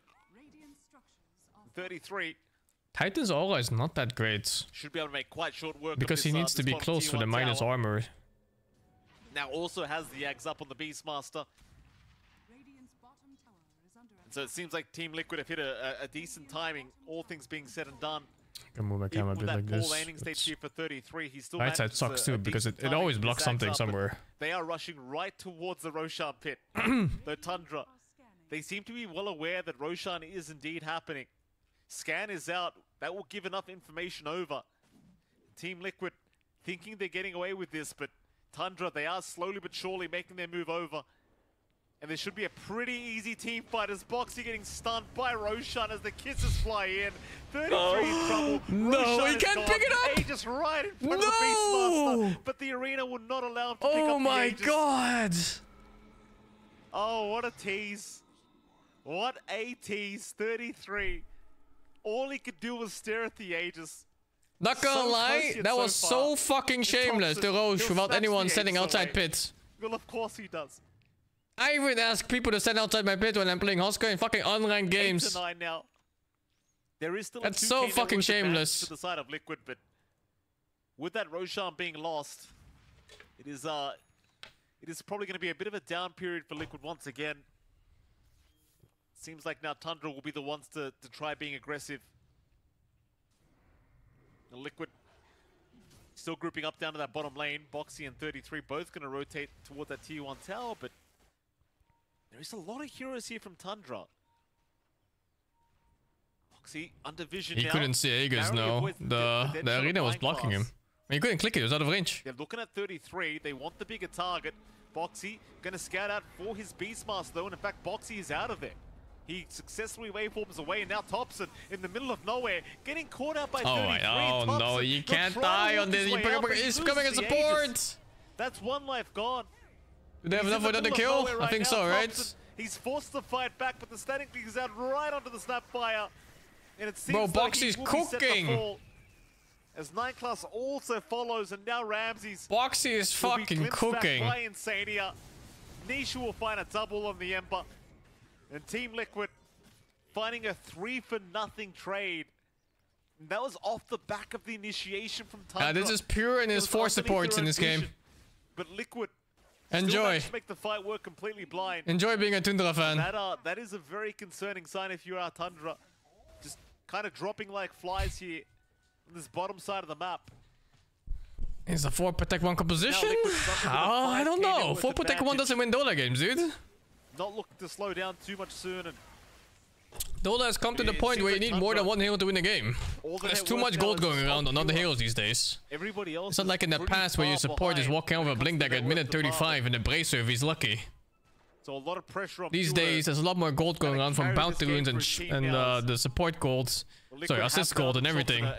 So people get farmed, and that's why you cannot play alone. You're unable to kill supports as a carry. Because they will get back. They will Glimmer, they will force it, they will you. Can't play the game, dude. Team Liquid very confident in their late game ability to carry themselves through this game 1. Like in the past, it was fucking easy, man. You're playing your Divine Rapier Dusa. Enemy support shows up with brown boots and a bracer on CM. Fuck it, they 1v5 easy mode. Now look at CM and she has fucking Glimmer Cape, Force Staff, Blink, BKB. What the fuck? Dude, she's solo killing your mid? You're wondering where it all went wrong. Unable to catch Nisha out.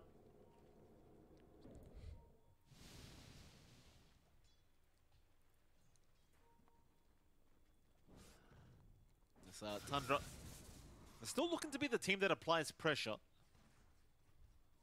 Gripping up in the mid-tier 2.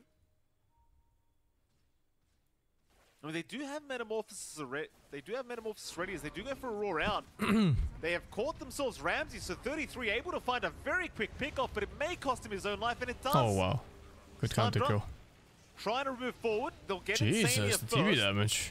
Insania already down. Liquid looking to retreat. Okay. The Pure has dropped quite a bit of HP now, so Nisha looking to try and chip away. First item Gleipnir, really?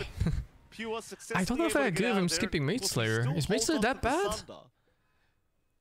He looks like an alright Mage Slayer game to me. 1-for-2 trade in the favor of Tundra, it seems like, as Team Liquid. A quick kill from 33, but he did melt pretty much soon after to Thompson. I just realized the other caster's mic is not working. It seems like Liquid, they'll split up again. Back to the farm game for themselves.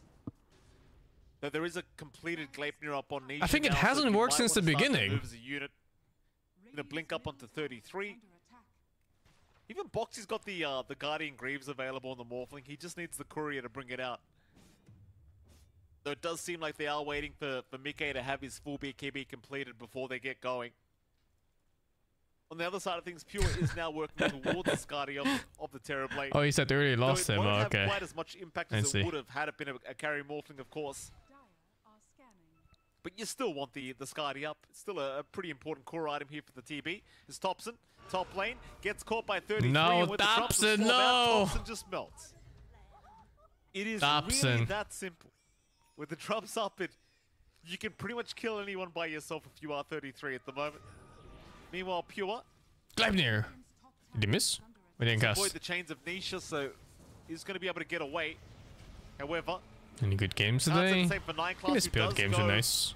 Although they weren't like super exciting, but they were well played. If you care.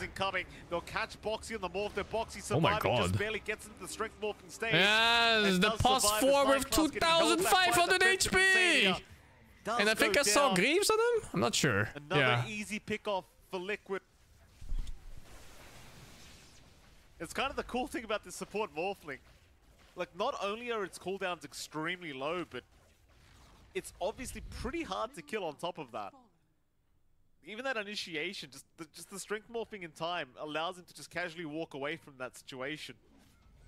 There's just nothing they can do about it. Why is Rams's game so bad? The net worth graph is kind of getting worse and worse in their favor. It's very poor. Still top of the net worth. I feel like that should be an item here. Why is it blank? Really having a decent time on Tundra's end of things. I'm surprised he didn't go for Yules first on Mars. Everyone else it's a good Yules game. Quite a lot, as of course Ramses and Thompson both falling quite far behind when it comes to the net worth. Is Falcon Blade not a dead item? I think it is a dead item. I have no idea why he bought it on Razor. Maybe he really wants an extra HP. People normally just buy null instead. If they want mana. So Mike's about to have his BKB up. There's no such thing as a 4 Protect 1 draft.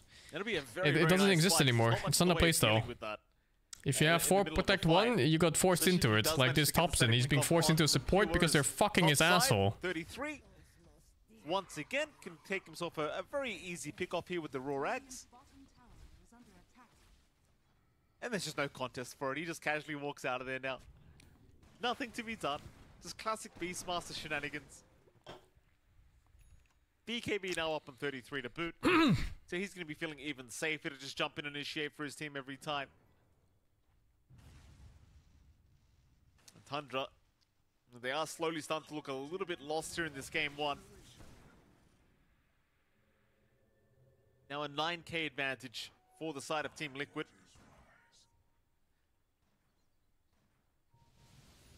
Group up down at bottom lane. Thompson's going to be spotted here by Insania. Thompson, he'll try to go onto the Morphling, but they will drop the Static Storm. It's fine, Under the Snapfire's head to ensure there's no follow-up here from Thompson. Holy fuck, they forced 5 heroes bottom. BKB now completed on our Razor. Smoke is out though. Ramsey's getting a nice arena spear out right onto Mickey though. He gets the BKB in time, but the Earth Splitter, it did land Mickey. Oh, it's a big curve, they get it. But he'll get the static link off Ramsey's. And they got dick in the mouth. Ramsey's is down. What can you do? Out. They caught Pure with that. The TB is gone. Holy shit, dude. Why is Beastmaster tanking 4 heroes and living? Team Liquid, my goodness. Fucking drum heals, man, it's insane. Dying, and 33 just casually ripping them a new one. The Raw just right in the middle of all of them, with the drums of Slom just constantly beating. We'll have a look at the replay. I think there was a big Lotus too. I'm not sure that at the end. Survives, but the no, no, stick or Lotus. 33 on a like right after this. It's here. just too much damage. I think Even Boxy gave him a Lotus. There, you just wouldn't care whatsoever, but he manages to barely survive on top. Just oh, was it Greaves? Maybe it was Greaves, yeah. I didn't hear the sound of Greaves though. Maybe muffled for the other game sounds. It is getting more and more challenging as time goes on. Now a 16k net worth advantage here for Team Liquid. And for Tundra, I mean, again, it feels like all the eggs are currently load his enemies? basket. No. Why the fuck are you? Why are you trying to load his enemies, you fuck? Hello, this guy? Fourth in the net worth department. Not having the game he would have hoped for in this carry TB. I just don't see this time getting any easier. Again, against this Beastmaster, it's just so hard to avoid that initial raw initiation. And you just saw how fast Pure dies to it once you do land that initial stun. Ocean is up. Well, Team Liquid, they'll group up down at bottom lane. Tundra. I don't know how they play Dota if Razor Ember gets Aegis. God, I hate Nisha's build. I just feel like it's so hard to farm in this build, but it's so incredibly strong in fights. Meanwhile, on the other side of the map, Roshan has officially begun. No. Team Liquid, they will be the ones beginning that Roshan. Roshan will roar to give away the that this is actually happening. But Tundra, they're not in position to try and contest this. Meanwhile, bottom lane, Ramses has actually been caught out here by BK. He's trying to walk forward. The static just making it so hard for him to get away with the shards out. BK is he baiting? From Mickey eventually, it must have been baiting. So darn low, but he still gets out. Mickey barely alive. No! Nisha rushing in for more. They hate Nisha's bait yesterday? I don't remember. And does go down. Cut him down. Roshan was still happening while all that was going on. So Liquid not only wins a team fight, but they were taking Roshan while that fight was happening. It was basically a 3v whatever. Tundra, that they are falling apart here. You are seeing Pure desperately trying to get that farm while he still can, but... Oh, I remember the Nisha build I didn't like yesterday. It was not buying this spell against 3 and an Orchids. Yeah, that was shameless. The BKB on the Terrorblade, and that he went this spot third item instead of second. It's just going to take such a long time to farm that up at this stage of the game. Shameless item build. Also, that last team fight, like that shards on Mickey made it really annoying for poor old Ramses to try and get out of his own arena. He could just not escape. It's constantly being dragged back by our Razor. He did get punished for it, but I don't think he would have dispelled at the time he died. Just jumps in right out with the roar out on. He had one death for it. Already fighting Thompson. Thompson alive for now as 33 looking for another. Will go back onto the Snapfire. Meanwhile, Boxy in trouble. Boxy does get taken down, but 33 just BKBs and TPs out. Too deep. So Tundra this time around will get away with a Morphling kill as Team Liquid going a little bit too far. We'll hand over a bit of a freebie, but it is still just a support morphling. Like, this is not a core morph by any stretch. So not really the biggest deal at all here for Team Liquid either.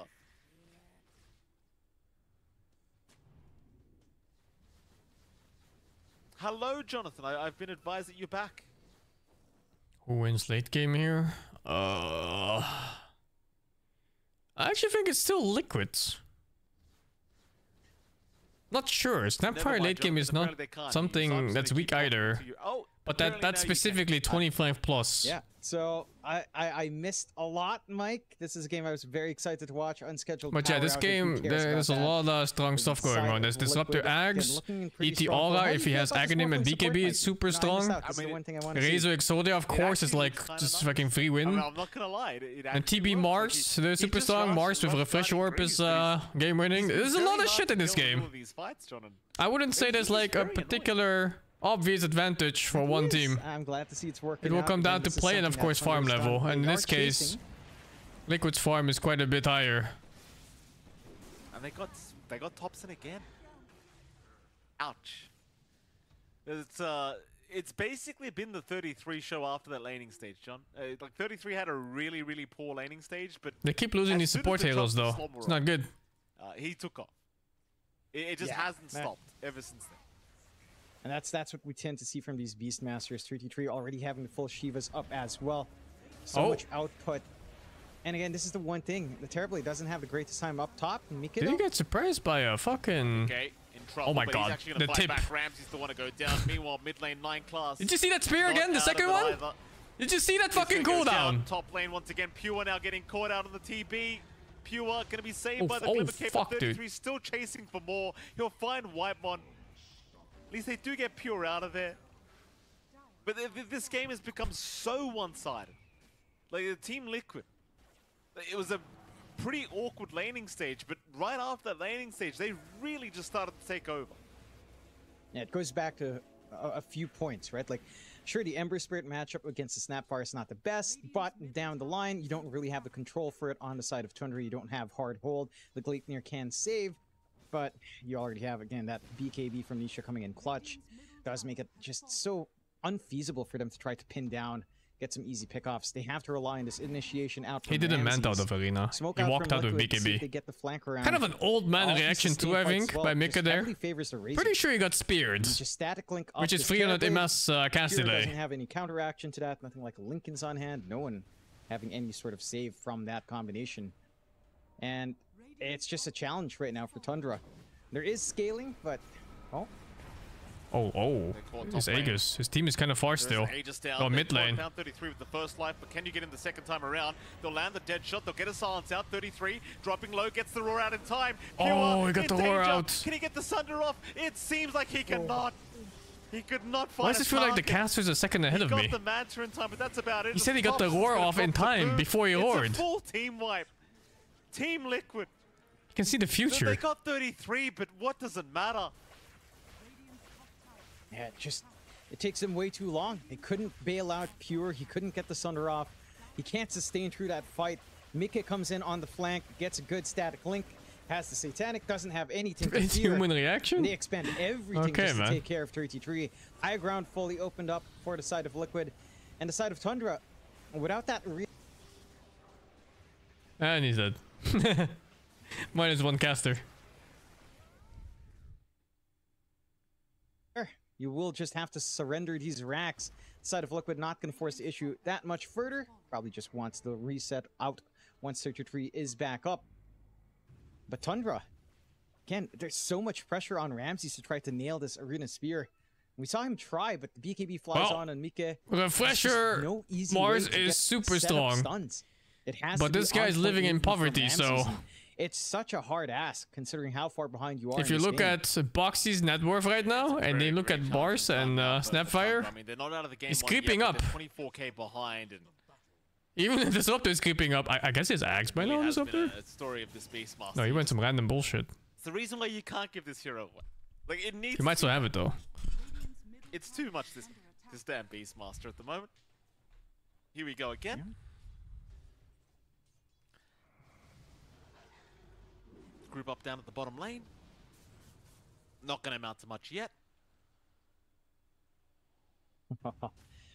Love this build-up on Boxy as well. He got solar? Space to Really? get himself a full I wonder why he's so all of those lowered cooldowns against Aghanim. Facet plus the Octarine on top. So much more uptime and being disruptive on this morph. And, you know, just stat padding. More HP to play with. Can front line quite nicely. Can't look at Nisha's Tundra. build. And they've got that It's Scotty fine. timing on Pure. It's just... it's I such a generally big don't issue with like Mika. Ember without And the he just mana gets the item, stat but if you point off, have like can't 2 do mana anything boots in your about team, it. it's fine. You have the spear. I Only don't know the if he has spear 2 though. I to think he only maybe has... Oh, poke he you has out, 2, but yeah. doesn't It's Beastmaster and drag you Morphling. far away enough. I guess there's a secondary spike just here needs for to make Tundra sure they if always give manage him to mana ride off into, cooldown. say, level 20 into 25 for Thompson, where I guess you don't need action disrupt if they have no items. True. That's a long ways off. Ah, Thompson is shit, trying man. to I didn't look at it that point way. with the Daedalus being queued up. Tundra will try to smoke out here. Don't quite have the forward vision to spot Liquid fully out. If they somehow get this initiation from Shivas is not Ramses, great mana this find patch. big Also, because kill, Shivas very late. and probably take care of Mika first. That does feel like the pertinent target in these prolonged fights. They can find a way back in. Liquid I guess if you go Maelstrom, you don't need much more mana items compared to Mage Slayer. Since you clear waves with one slide. Like right now he's out of mana, for example. I fucking hate playing Ember like this. Well, who cares? 26k ahead. Who cares mana when you have 5 more items in your team? Caught by a roar. There is no chance of survival here, though. He will at least sunder. He'll try to fight back, but there's just nothing. There is nothing to be done. 4 down for Tundra. Only Ramses to survive, and 33's having a look for him on top. He wants the final piece. Look at this, 33. Give the man a break. Spear will not land. Glimpses See out that? there. He'll Spear give will the not land, vision. he said it before. It's all What the about fuck? sending a message. That it My is. boy, From the future. The message has been sent. That it is. Liquid bouncing back quite strong. Looking to be in strong form here Skipped in the the second game. series of the day after not really finding much more than draws. Side of Tundra, they had some good draft ideas, just allowing the Beastmaster through, getting baited perhaps just a little bit by this Morphling. Not having the solutions on hand. Razor pick from Liquid just cleaning up, providing everything they could ask for, clearing out these mid-set of racks now on the side of Liquid. Tundra, they've got the kisses ready. They will have Arena one more time on the respawn. Metamorphosis a little bit further off there for Pure. Again, Liquid will just play it safe. 13 to 37. Very elite of Liquid right now. A 30k lead at 34 minutes. You wait 1 minute here to go Roche top. And you get your Aghanim and shit. Secure position. I think it's better than killing Roche bottom. Is ready to be taken as well as they spot the amplified damage rune on Nisha. Nisha himself going for the Ags now on the Ember, just to be even harder to pin down. Not that it gets any easier here for the side of Tundra. You are getting additional control out as well for 33. Into the side of Vice, not too far off. Yeah, fuck that There's shit so many banner, man. The tools banner to is be so concerned about bad. on Tundra. I do like Compared to that having a cheese on the Ramses is trying to support, farm there's up no for his way. own side of Vice. Get that Blink Hex up into the Spear Arena to get that isolation. Nat could start to change it up, Morph but has been a and legit it's bad. just And Morph hard is one of the highest win to see rate that heroes in open. this tournament, both Liquid have carry just and been supports. Very on point so far. Full butterfly. It's out like now 12 for and 4 or as something well. right now. Some Even stupid right win clicks rates. coming in here from Pure, not going to be consistent whatsoever from the Terrorblade. And Liquid, again, smooth sailing so far. Probably Does just banner maybe stack? go for one I don't more think so. Roshan.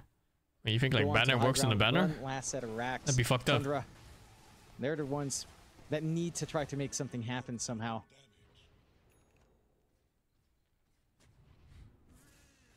Roshan's going to get started. I mean, this could be the opening for Tundra.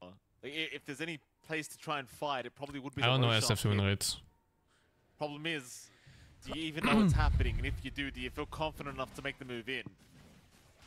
The answers are probably no, by the looks of it, as Roshan They will should really walk make banner because of carryable. It makes no fucking info sense they you put it require. on the ground anyway. You But should carry there it like is Elsie no into sort of battle. movement out from Tundra. They are just going to use the time to push out some lanes, try to get some farm going, get some wards down, of course, while they can. You do have some pretty insane late game scaling here from Thompson, of course, if you can get to that level 25, but that's a long way away. Like, he's almost at level 20. But it's still like, that 25 is where the big difference will be made. Oh my 70%. god! And that's, you know, 100% attack damage is supposed to Dude, be, the game was almost over on just there. 25. with the Daedalus, that What the fuck? at that timing is going to be big. It's just way too slow. Try to catch one out, 9 class. They surely will. Like, oh, it's a nice clap out from Nisha, locking down a couple. Pure was caught as well. The link out already from Mickey, though Pure will be able to get away. I mean, the game is still pretty fucking over. Here from Thompson. There's no way. Thompson actually still not level 20 either. So a bit of an unfortunate circumstance here for Thompson, because he would have loved that level 20 talent here to help out with this next fight. It still would have been a lot of damage with that little shredder, even without the level 25 talent, but nonetheless, he does not have the time to get that level 20 going. Mickey, he'll make 40,000 gold lead at 36 minutes. Way to initiate this fight. Okay, dude. It's 33 you want to catch, but 33 is a very hard target to get. Is it an outdraft? I would say it's an outplay mostly. Arena is down. They've caught the Beastmaster with the spear up, but there's no follow-up to it. 33 is perfectly fine to pop his BKB and just keep going. As the roar is out, Pure got caught with that one. Pure is down. No buyback available, and GG is called. They've seen enough. You saw Ramses. He tries for the jump in onto 33. He understood which target they needed to prioritize, but ultimately, if there's no follow-up, it just won't matter. No, certainly doesn't. The side of Liquid, again, playing strong after what you tell me is a very rough laning start. And again, I think the solutions there for Tundra was very dependent on the support morph is good for sure, but I also think Thompson just had a horrendous game. How do you hold down Nisha? How do you he was a fucking support from like minute 10. You have to contest those camps. You have to ensure that the flash. How do you play Dota when you mid as a support? Once that Ags blink BKB timing comes on, we've seen Beastmasters take over the game, and that's exactly what we saw here. And again, you pick the Terrorblade into the Beastmaster, which in lane is already a little bit awkward perhaps as the game scales on. You do hit some damage spikes, but it's just the sustain of the Beastmaster. He can just hold on for so long with the Drums of Slum. He has good control through the BKB buildup that Pure would want to go for. And it makes it a little bit of a nightmare for Tundra if they're playing from maybe a slightly less than equal position into a very uneven position as well. Yeah, it certainly was, and I kind of wonder whether it goes back to the drafting phase as well, right? Because like you saw this TB pick up into the Morphling of Liquid. I wonder if they just assumed it was going to be a carry Morphling, and that's why they went for the early Terrorblade pick, because it does, like, TB itself, like, if it's not into the Morphling, it doesn't really feel that great, right? So it's interesting, because I think if you ask Tundra, they probably would have preferred maybe another carry, had they kind of been able to look back in hindsight and you see the Morphling wasn't going to be played as support. I'm not saying that was the issue anyway, because Pure did fine on the TB, Jonathan. That's not my point. My point is maybe you would have liked another position one that could have fought back earlier than say the TB could have. But nonetheless, you know, hindsight. I can check the XG game a bit. That it is. We'll see. Which one is it even?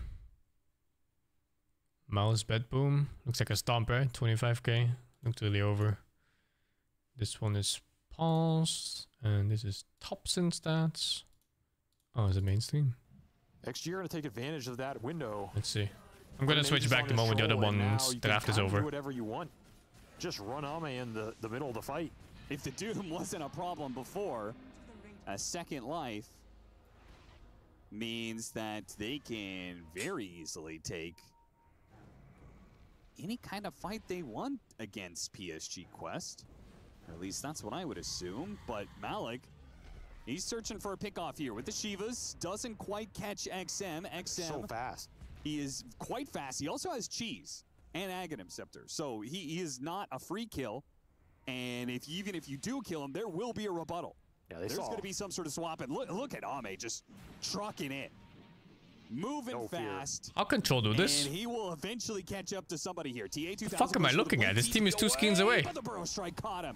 XXS with a great read of where TA2000 was out of that one. Now he pops the BKB, continues to make a run for it, but forced the rest of his allies to try and jump in and save him. That's what happens here with Malik. He jumps into the back line trying to dissuade. SingSing is still chasing 1 versus 4. Going for that TA2000 kill. They do manage to turn around. Yeah. XXS. He sold himself. Yeah. Big kill to give up. And I watched all TI. If you mean Riyadh, yes, I'll watch all of Riyadh. For TI, I'm skipping the last 3 days because I'm gonna go there physically. On the Phoenix, they had the BKB out from the TA as well, and Ame still holding on to his, almost level 20. XXS a little over. I'm not gonna go to Riyadh, dude. It's 45 Celsius. A billion-hour flight. Ain't no way. Deso charges, by the way. Oof. But well, he's doing some decent damage. Yeah, the Daedalus is a huge upgrade, right? He could do a heavy amount of damage in a small window of time. If he does enough to the I'm not streaming the entire, I don't know. The Doom can actually finish him off. I'm gonna be very busy, I think, with friendos.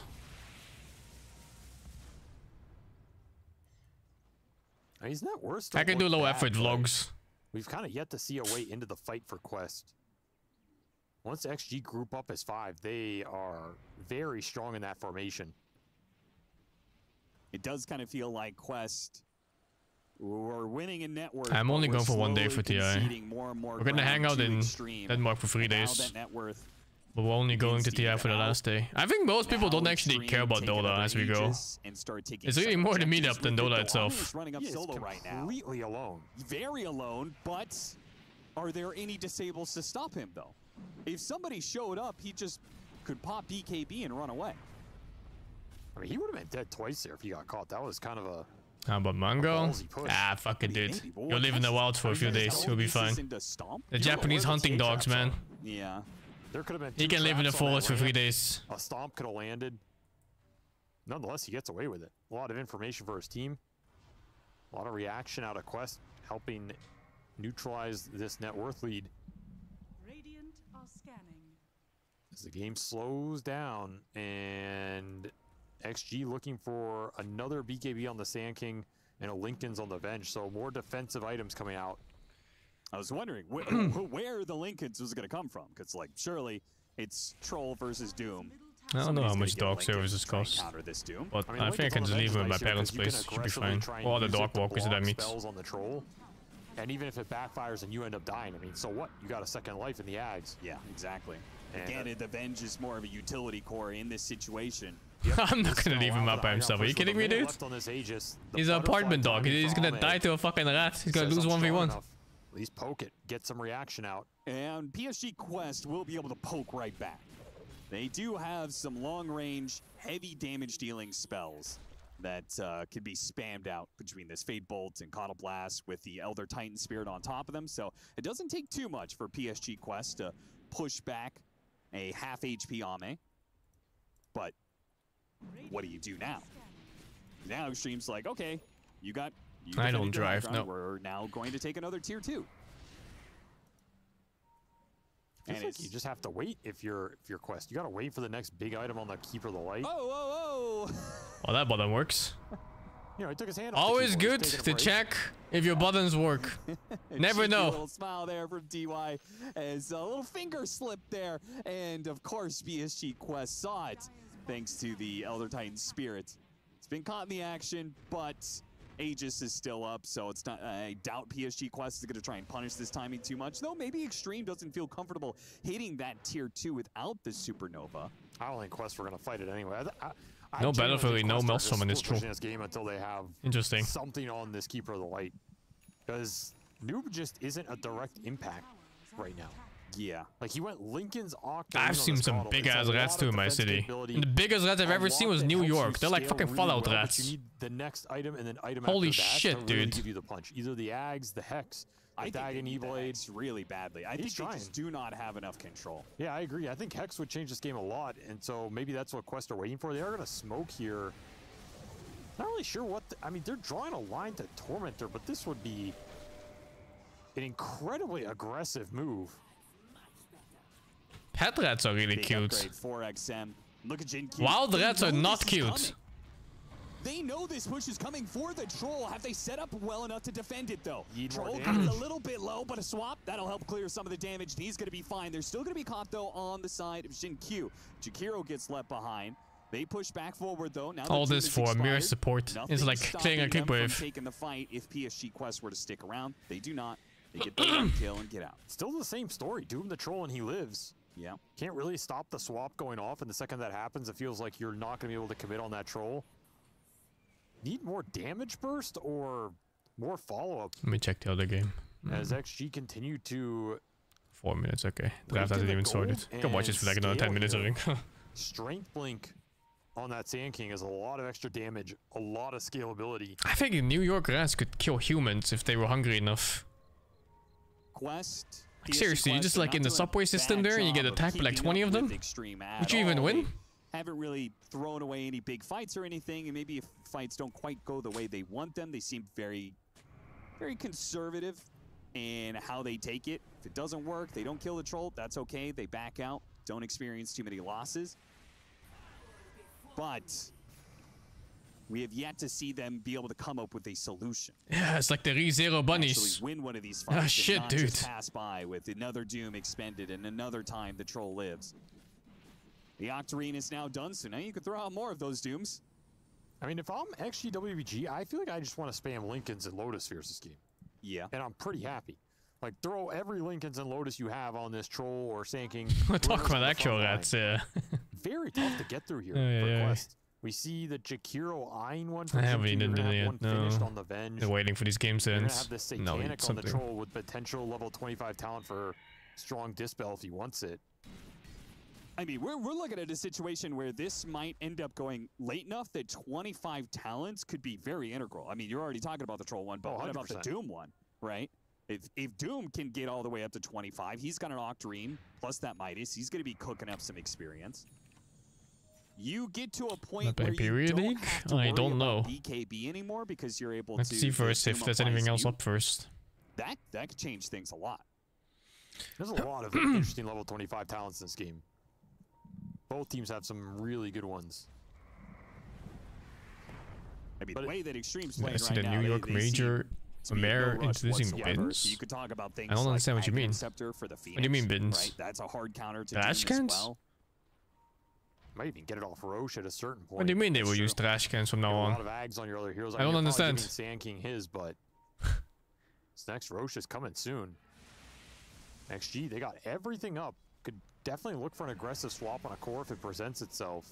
Yeah, somebody perhaps They lurking didn't a have little bins bit before? close I to don't the understand. borders of the base. Really good ward.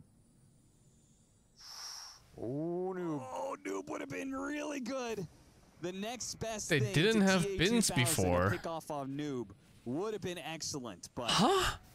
Tough to get through the Isn't Lincolns. New York Gotta like one of remember the that. biggest cities in the Got a lot of entire world? long-range spells to throw and poke it. It's like maybe a few others that are big, like Tokyo or some shit. Swap or something, but Yeah, you we'll finish that hex.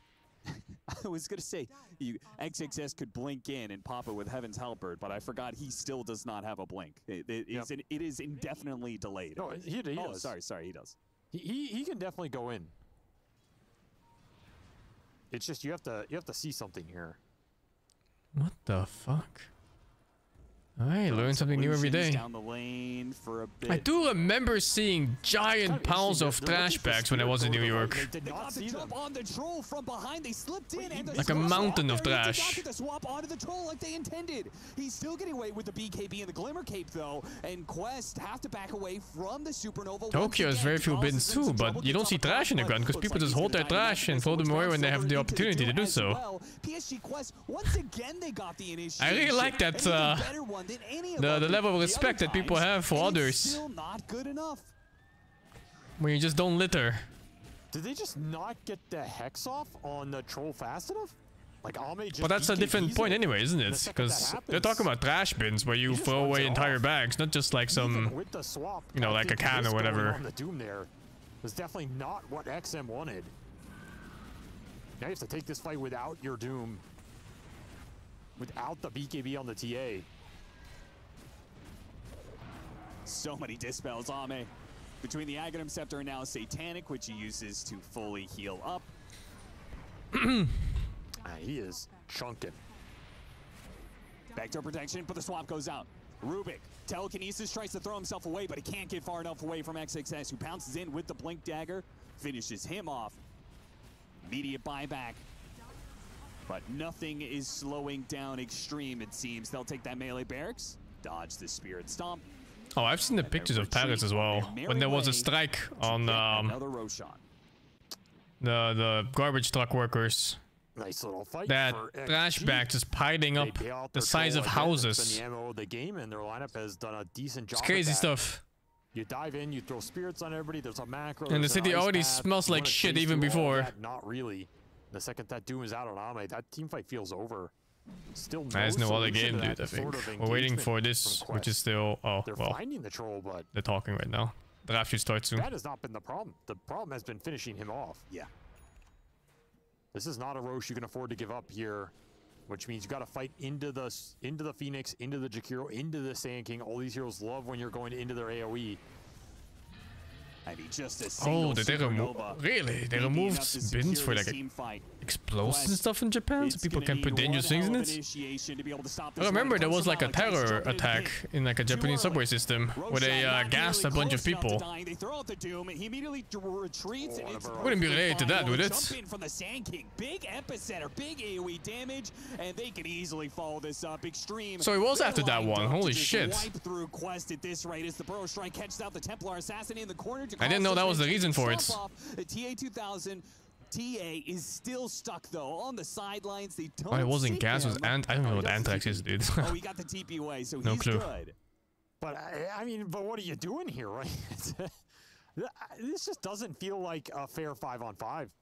Just feels like strategically, actually WBG have answered what Quest Sarin gas. I also don't know what it is. I just remember it was some kind of gas. It killed people as they just stood next to them. To the team fight. It's been go in, doom the troll. He gets swapped, and then Omi's like, I'm not even in danger. I'm just gonna finish up Roche. Spore of a fungus that causes severe nerve damage. Scary stuff, man. And you just don't have enough Dooms anymore. One Doom was never enough, but now you've got Aegis, Satanic, Refresher Shard. So this troll has multiple lives on top of the multiple saves that Extreme have, but they're not needed. Noob just couldn't get enough momentum going this game. XM able to reach his items in a timely manner and make all those Definitely swaps those two are except related. one count. Holy shit, dude. But that one didn't even cost him here. Really showed the conceptual power of this pick in this game. Caused Malik a lot of problems every fight. Backdoor means nothing to Ame. Yeah, it just bullies his way through the buildings. Venge trying to jump in. That is the worst possible kill you could get. You know, the Venge. Have gotten real bad. They've given up on killing the troll. They'll get the kill on the Venge, but of course, Aghanim Scepter means she just comes right back. And ready to continue this assault on the tier 4s. 3 minutes left on the Aegis. They can stomp and blast and blinding light and magic missile and fate bolt as many times as they want, but Ame, he'll not be denied this push on the tier 4s. Says buyback too in the bench. Could just come back here. Refresh Doom. It's gonna backstab him. Actually looking good, they are. Phoenix, they've given up on their troll entirely and are just trying to limit his allies. They are looking really good. And as I say that, they're getting wiped. Ame is a bit low. Does he want to expend his Aegis this way? Nah, it's fine, I think.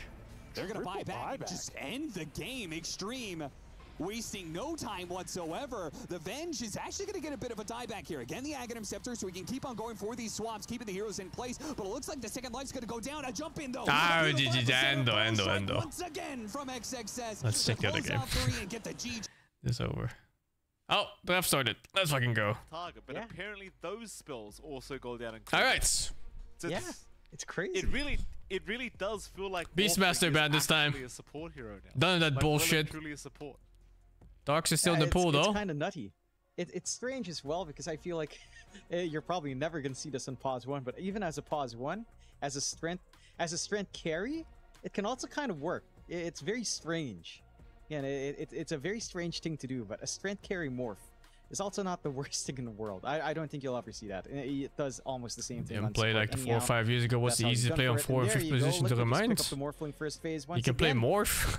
Hoodwink is top tier, pause 4 and 5 and 2 and 3 hero right now. Can run it mid if the matchup Hoodwink is stupid. You can still toss you just kind of press Q and then the enemy loses 300 HP level 1. I'm very curious what Thunder will spawn because again, they've already done this with 9 class. They should have a few ideas how to kind of circumvent that flex, but we'll see. I just feel like it gives you a lot of value in pick 1, just because again you don't reveal anything. There's so many ways your draft could go, and it's a decent just straight up picking Morphling first now. No cares anymore.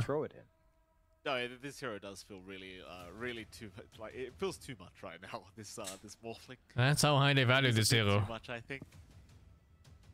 Tundra Esports, we'll see how they try to contest with their own first pick.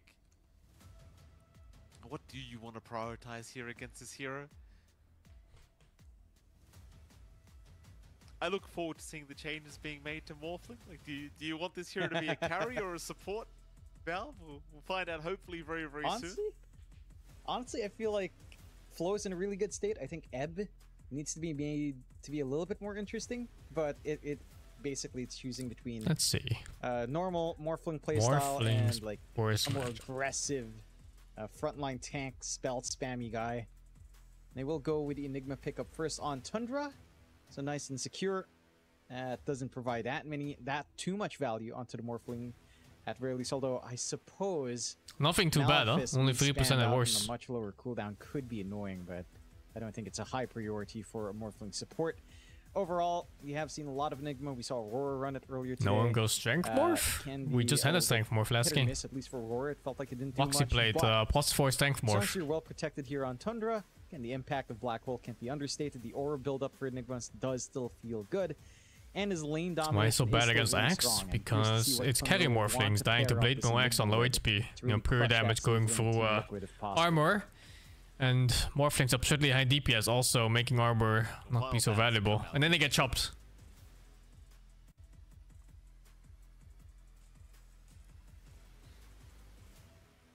The reserve time they'll go for. Fucking Boxy looking like an Assassin's Creed character.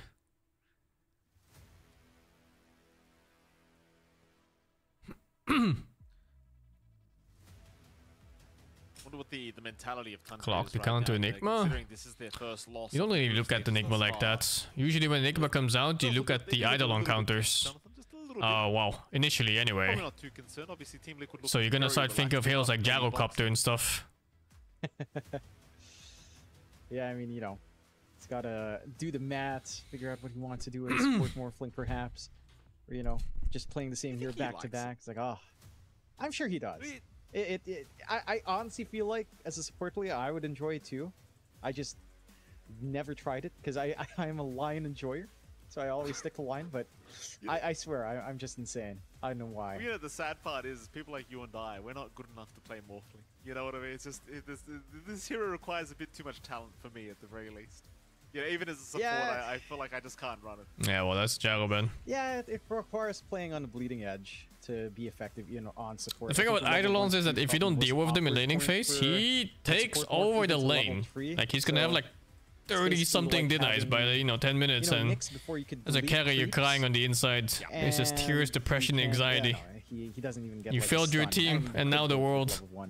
What can you do? Prioritize it. It's just a little bit awkward. Do ban out the Tiny now on the side of Team Liquid, and the side of Tundra, of course, clearing out the Gyrocopter into their next picks. Again, relatively open. With a Morphling on hand, it really doesn't show you too much. You might want to start building up with this Enigma pickup. You don't have the Hoodwink to kind of connect with that. You can maybe consider, I mean, there is some flex. I suppose you could flex the Enigma support if you'd want to as well on Tundra. You have a lot of ways of keeping your own draft open. We'll go back into the Snapfire instead. I can't really fault them. Again, it's flexible enough. You can still run it mid for Thompson, which, again, in lane, it does work out well. They just need better solutions for slippery Spirit Brothers. If that is going to be on the mid, it just felt like they didn't have the hold last game from Tundra. Or you could just run Snapfire Enigma in lane, which is... I really like how Morphling's phases are handled when you have two drastically different playstyles. The distance from Snap into full and then it feels like Huskar, you know? It's like there is a lot of potential there. Once it doesn't even matter what you click. You can misclick it and not care. You will run the support Snapfire.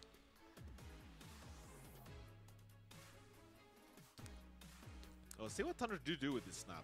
Like last game around, Thompson was dominating the mid Arc lane. Warden? I don't even remember Arc Wardens. A couple deaths occur, and suddenly it's not the same with Mirana. No. Mirana is the obvious choice between support and core. Your 33 Brewmaster coming out now. I think you're mistaking it for the innate. The innate is boring on Mirana. You can't ban all the heroes of this man. And no, you gotta love to see the Brew coming out if you are a Team Liquid fan. Rubik coming out as well. Oh right, you're Raiden or Dire Warden. Yeah, I don't know. I don't even know what you're supposed to pick. I'm not familiar with Arc Warden strategies. Do you want to run the POS 5 Rubik perhaps? You know, keep the POS 4 Morphling going. I feel like either one kind Big team fight coming out for Team Liquid already. Morphlings to support you. It's a little bit awkward. But it is manageable. I see a lot of value in that. Rubik and Morphling picked in the same team. Enigma, and you also steal Malefice, double Malefice. Kind of sounds really funny. Neither really wants to pause 5, which makes me think this Morphling is maybe a carry, and I guess it's not mid. Brewmat's obviously position free. Straightforward Dragonite pickup could end up. So I think we're looking at a carry morph maybe. Mid, although it's a little bit static for Thompson on mid. I'm sure he wouldn't mind though. Does leave the draft a little bit open on the side of Tundra. Does give them some good push potential as well. Quap facets? I don't know. I haven't really played Quap. With a corrosive dragon. I was looking at her facets and it looked like shit. And you can't really avoid just giving good. Can Morphing ever mid? He sure can, dude. It's against DK Knight though. It's annoying, but doable, I think. Of flow, if that is in fact, Nisha used to play Morphling mids. Pretty good at it too. And these days you can go Stank Morphling mid, which is strong. You just become like a super Rubik for mid lane. You are probably just going to be going full aura. You're not going to be pressuring yourself to look for these black holes, just because well Rubik has. It's a really easy spell to steal, of course. There's a lot of stuns already. It's not the easiest time to rely on that for your team fight. I like the openings from Liquid. We've seen the effect of the Brewmaster. You mentioned it, 33 special, but even in just how effective it can be, it has felt really strong. Tundra will go into the Marcy, which does put a little bit of an interesting twist here for Tundra. Potential for hiding carry pick or carry Marcy. You could I guess it could be carry DK too. Marcy core with DK mid and Enigma off, or even a Marcy off lane. Those are all somewhat viable. I feel like they are gunning more for Marcy support, perhaps, and with a good pause 1 that can really benefit off of sidekick, it can feel rather crazy. I see the SF still in the pool. That's one combination we've seen a lot of, mainly from OG. But Marcy SF is still available if Liquid don't end up banning it in the next 2 bans. That could be very, very potent. Team Liquid. 20 seconds reserve time left for this 4th pickup. They still don't have a hero that kills Eidolons properly.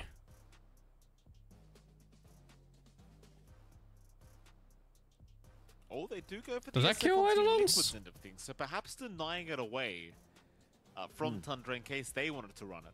That's mid though, SF, I suppose. Liquid side of things, and carry morph? well, that probably would just be a safe lane SF. Still could be the mid SF to come out to boot, so a bit of flexibility here from Team Liquid. And well, for now, they also keep this Morphling card. A lot of SF players like playing into DK. Don't know what this morph is up to.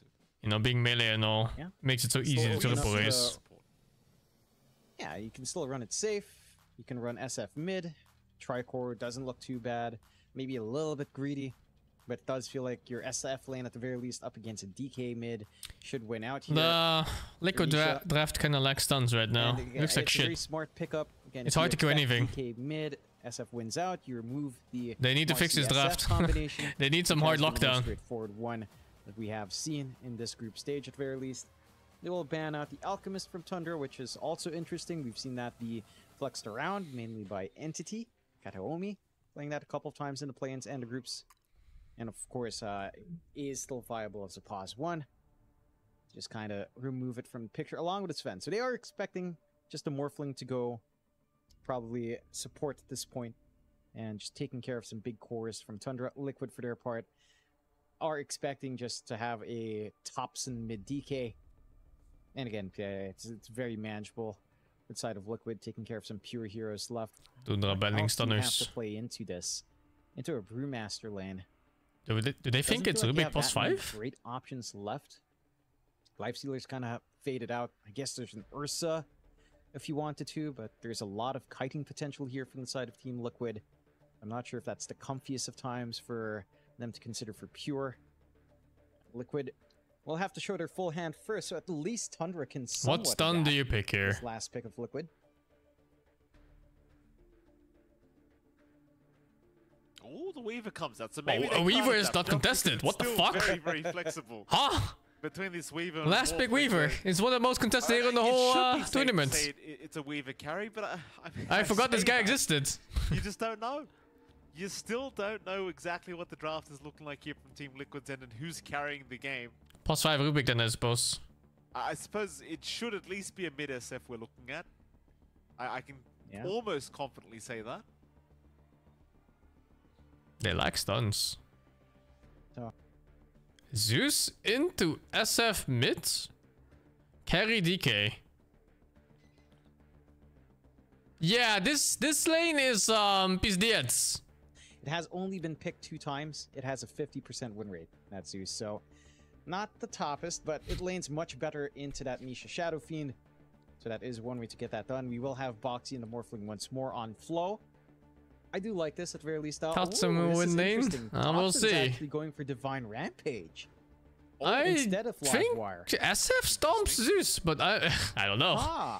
They last pick it into SF, so they know something I don't. People run this.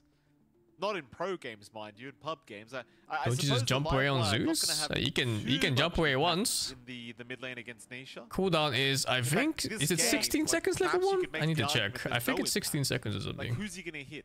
Apart from maybe 33. That is true. I suppose in that it's 26 seconds level 1.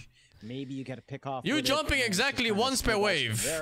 And he has more than 1 raise per wave. Overall, I do feel like Livewire is just flat out better. But as you said, situationally, this does feel like maybe no benefits coming in.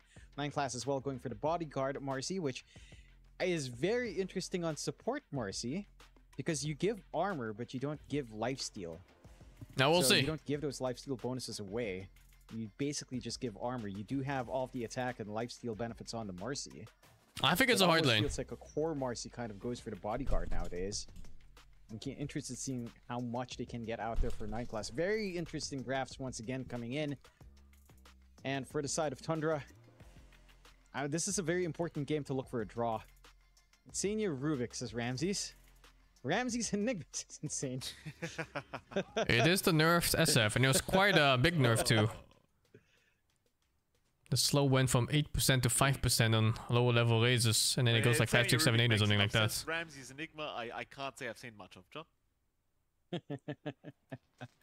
And SF is susceptible to ganks. And they have some really good ganks for it too, like Snapfire and Marcy TPing in, or just walking from behind with a smoke. Do fine. Not know. Puts Nisha in a very vulnerable position. That's okay. Oh, did it turn out to be a Rubik 5? Yeah, right? The bounty rune of that the mid lane. When I speak with Rubik players, they usually despise +5. The 9 class looking to see if he can steal the northern bounty rune. The bottom bounty rune is probably just going to go pretty much the way of Tundra. Not really much in the way of stopping them from taking these. See if Ramses wants to contest her up against Mickey, but it's highly doubtful. And of course, he does back. The battle begins. So it should be a 2 for 2. Nice. Cool and Zeus is a lot worse than last one, yeah. And of course, as per usual, they basically gutted his auto attack build. So now Zeus is kind of like in a weird spot. How does this one go? Big problem he has always had is that he doesn't scale well into late game. Like his magic damage just isn't enough against like Eternal Shroud and stuff. Consistent without Livewire, because with Livewire, at minimum you're doing 2% damage with static field. Without Livewire, you do 2.5 flat every single time. So it's just very consistent. Oh my god, Nisha! What the fuck is that? Steady up against Nisha. And it's very man-intensive. 2 out of 4 using 3 raises, Nisha? It can be for Thompson as well, but he's Hello? got some safety nets. It's much cheaper to spam out Arc Lightning. And Nisha, though, getting a couple of good denies. Oh my god, tanking tower, Jesus Christ! Was he throwing? Wouldn't want to. Rune control is a pretty big factor in this matchup. I'm keen on seeing how much you can afford to rotate on the side of Liquid with your support more in early levels. Look, you see this shit? That one keep got in that, so it's not level 2. He's almost got him, but not quite. Nisha. Now it's level 2. That all went back to that range creep. Oh my god. Okay, dude. Okay. Nisha stacked the double shadow range. Did he play a game of SF dispatch? Range creep first and get the level 2 timing first, but Thompson ended up denying it, and well, now Nisha he's solo killing him. Paying for it quite heavily as Thompson just not leaving Nisha, what alone. the fuck? Nisha, is he just dead? It looks like he's the Thompson. He gets aggro, but he gets the kill first. It's just so fucking bad for Nisha. Your initial range creeps are very Thompson got the first kill, and Nisha's wave is dying on the tower right now. I think, is Thompson even losing a creep? Let's see. Is entering tower range now. I think he's losing 1 or 2. Ah, he's losing 1 creep on Thompson. Nisha lost 3 creeps, I think.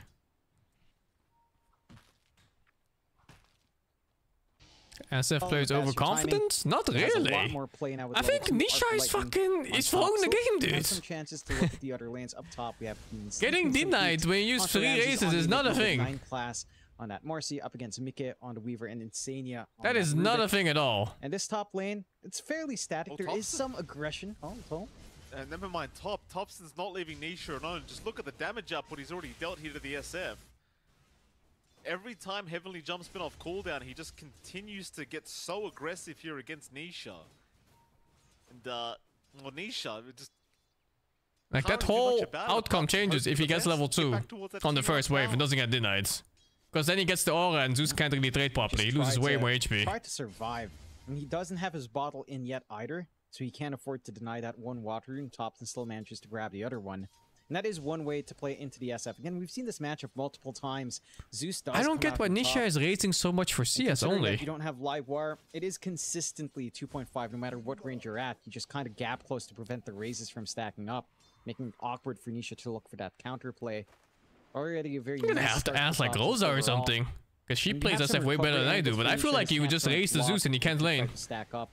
Oh, we'll see, I guess.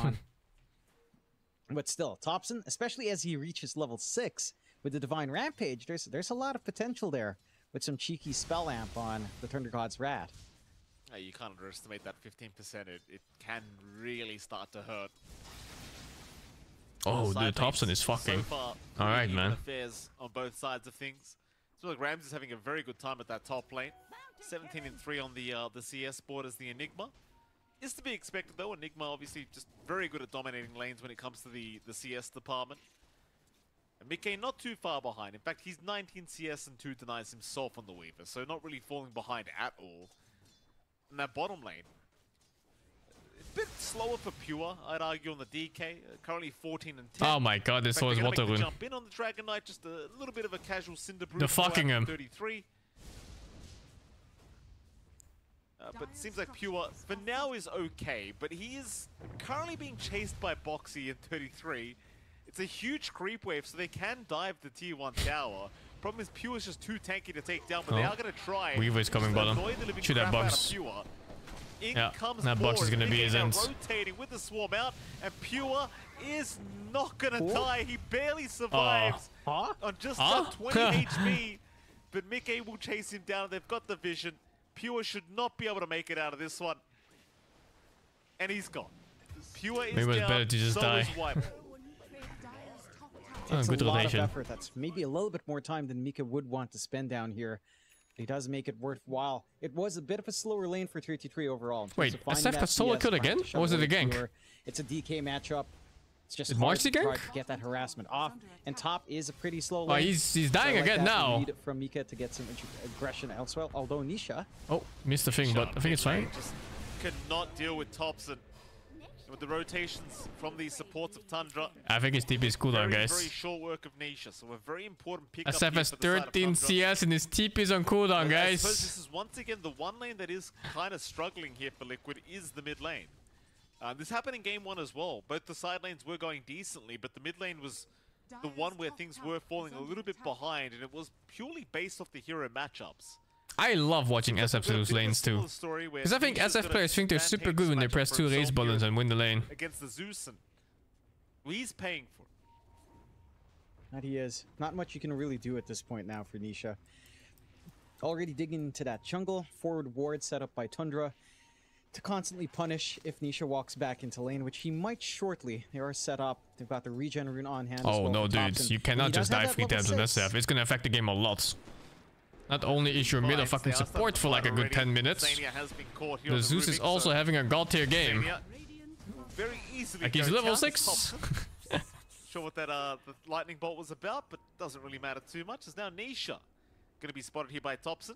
Look at his items on Nisha! Nisha, he needs some There's one item that gives stats, it's magic wand! Nisha is that again? Going to fall. Oh no! No TPs out from Team Liquid.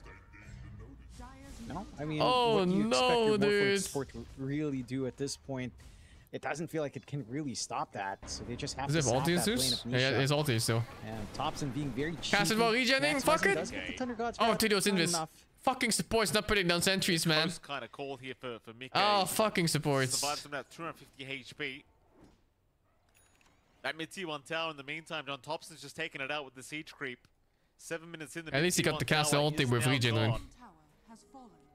Though again, we did see this in game 1 as well, in fairness to Team Liquid. And they weren't really too bothered by it in game 1 either. I think it's a different story when you've got the SF. This here, it just feels very tempo-based, especially on mid, especially if you I don't think that was a kill at all. Right, you But, want Kai, you know, you want your blink no, it heals, definitely you isn't a kill. Hags build up. All of that's going to be heavily stalled out now. They're trying on to Pure. Look at his quick buy on. Queued up quite a few observer wards. Look at his fucking quick buy here. Pure's still alive. Shit. One's going to move in for a cookie and does give Pure a bit more of a gap. Insania trying to get within range to land that blood grenade and does actually connect. Pure slowed up just enough, perhaps the 33 missing the Cinder Brew, and Pure will immediately tip out the Brewmaster. 33 will be able to successfully retreat, but so will Pure. Oh, feels good, man. Yeah, going back to Nisha, Really well he played by does own Thompson. those observer wards, so it looks like he's And up. super poorly played by Nisha. I don't know. That first wave was not Tier 1 legal. tower's gone. He should have a little bit more relief now. At least he's just gonna hug his I don't know jungle. why you're so There are adamant still about waving, really aggressive wards here from raising the inside first Tundra. wave. They might not rest. And but not they even are like looking last for hitting with maybe Raze. He was just go up damaging the top creeps. instead, It's so Ramses. weird. He's got Black Hole available, but he won't want to pop it like this. Not by himself, and he is just going to fall. There was just no help around him for him to even think about popping that black hole. And so Liquid, they'll claim themselves a pretty easy pick off here onto Ramses. But they are still just playing a very slow game. Still plenty of time required as Nisha again. If he being could only targeted jump by on 9 enemies. Class, but he has no rebound target. Oh No no. way to close the gap unless Nisha Can they even comes back take to the that? triangle, but he does decide I don't not think level 4 arc is good enough. They need something to. else. At least find a D ward for their trouble. They need like Eidolons or something. At some space, they can't fully contest these stacks either. So you still have that flash farm opportunity for Nisha, but they are aware now on the side of Tundra. So they could look to clean up perhaps with some movement. Soon, forward. Boots of Pure Elven skin will on my actually SF start mid. to make his way there. Soon. And should start in the Ancients. So all of that flash farm gone. Pure understands the assignment. Just really needs to hurt that mid as much as possible. Oh, is he giving fire some DK? room now for 2-3 to just play down. He is bot, fire has his DK. Urn, Oh shit, has his dude. level 6, so the split is ready. They've got some responses ready on Liquid if things do start to get hot around the map. Again, game state is in a pretty strong spot for Tundra. Thompson running away with net worth lead right now. Already has his phylactery up with the Arcane Boots and Null. Going straight for the Ags. So he wants that presence. He wants to be able to just burst down some heroes across the map. Has a lot of output to play with already. Side of Liquid. Fire DK is a clean It's one, really yeah. Nisha that's hurting the most. Again, They this buffed it blue too fuels, recently. Yashikaya Ag's timing is going to be extremely delayed on the SF, and when Oh, SF what? misses tempo, Agony it just- Rush, Zeus. it Okay, doesn't feel good to interesting. play that hero from behind. It Well, it's gonna be runs into Yashikaya. fast BKB timings from the course if you try to burst down, so your magical burst just kind of disappears. Your HP starts to scale up as well. I don't even know what Your boost output phase just it doesn't is. feel great, and just needs so much time. It's- You're gonna have to eat some space Hold out away the barrel. from your Weaver. They're rotating bot now. Yeah, they are. They're going to try for Oh. 33. Checking 33 fights. already losing most of his HP. Now the Jeez. rebound out from 9 class. Landing perfectly onto the Brewmaster. 33 getting annihilated here by 9 class and Thompson. There's no rebuttal to it either. Like Liquid, they're just not in a position yet where they can really hope to fight back against what Tundra is offering. Especially every single time Thompson is around to help his team out. It's just too much damage output at the moment. Zeus So Liquid, they'll should have continue live playing wire. the slower I game, don't know if he trying to took get it. their initial net worth up. No, it's Divine Rampage. What the fuck? Really only Mickey that's having a decent time here at the Oh, Weaver. no, never mind. That's the Everyone other else name. It having is a live wire. Pretty bad time when it comes to the farm department of Liquid. The fuck is Divine Rampage? We'll see if Tundra can keep up this Wait, momentum. what? Because again, No, it they is. kind of had They're a showing similar both story here. going for game 1. What the I think fuck? this draft is a lot more forgiving. Do you from really take Tundra. that They one? don't have too much to worry about in terms of annoying play comebacks from Nisha. until this blink interesting. Or blink Yasha Kaya is up. Even then, you're probably He looking won for mid either without BKB on top Livewire? of that or just a full Ags for Nisha. Huh? And is just several miles off here in terms of just waiting for that farm. 33 still and slowly inching towards the full Spirit Vessel. He's gonna try Livewire is supposed to be the OP one, just for laning phase at least, where you just hit people for like 85 damage per hit. He spotted. Swarm is out from Mickey, but 9 class able to rebound out just fine. Tundra, they are starting to group up Thompson. Thompson. No, Thompson, they want to make you into a support again. Ground, but he's been caught out. Thompson's down. Oh no, he's becoming a support. To get on top of the support. cliff with the heavenly jump, but he was just a little bit short. They had the TP cancel, and that's a lot of gold to Boxy. I mean, at the very least, at least you only give them Morphling all that gold, but that's still going to allow him to get that pipe up a little bit sooner. Yeah, and the pipe will destroy that presence of Thompson. He's so fat on Thompson. 2.2k ahead of the SF. Pretty much the output of Pure, heck, even He's like the gold advantage right now. On just Thompson. And 9 class, if you can get up on the Unleash. This pipe is going to be a good way of slowing down this game that Tundra is trying to play. Liquid, and they're not too far behind. The lane phase, pretty awful, but 2k behind considering all these kills. Not the worst circumstance, although. Black Hole committed, they've got 33, and they are not messing around. Ramses does not want to risk the Brewmaster Primal Split coming out. They will just lock down 33. And this is kind of the name of the game, it seems like, for Tundra. Is just ensure that this 33 man does not have a good time. Because when he does, he tends to pop off every single time. And he does, but again, a slower ramp up here for the Brewmaster. Still waiting for that full Spirit Vessel. Wondering if a Radiance is even something you can still consider with. I don't know if I agree with the Zeus build, but you know, it's fucking Thompson. He probably knows better. That siege done on bot. There is enough time for the TPs to come in, but the tower should. I think Phylactery Power Spike early game is better than the Aghanim. A lot of room out for Pure to keep farming up. He does have his Midas into the full armlets. Yeah, Sev is just soaking farm right now for sure, dude. But that's like, it's the nature of losing lanes, right? Almost every mid hero, if they lose like this, you will just sit there for like 5 or 6 minutes trying to catch up. You could try. Give it a crack. To advantage for. Oh, he has Phylactery. Still being chased down here by 33. I thought he skipped it. Nice rebound away thanks to Ramses being Yeah, around. okay, that makes sense. It's fine then. They'll get the tier 1 bottom tower. 9 class still not out of the woods yet. Mickey not giving up though with nice Yeah, TP okay. attempt. I was so sure he skipped it. Is gonna work out. Guess I just missed all. Very, very close call. Mickey not realizing how close he was to securing that kill, but ultimately will not be able to find it. Tundra, they will continue to hold on to this 3k net worth advantage. And even a scan out on Mickey now. As he comes through the twin gates, they'll scan out 2 of them. But Tundra, assuming it's all 5, they do just get out of it. They do not want to fight. They don't want to. That's some DK build. Back onto Tundra, onto Liquid here. Like the Bang Rush and Enigma? Again, they've gotten a lot of room back up for Nisha. I think Enigma is often, in many patches, isn't all about. 900 gold behind, maybe like I wouldn't be surprised if his build is like, you know, actually not that bearings and then pipe and then some other shit. Going into that Kaya Yasha.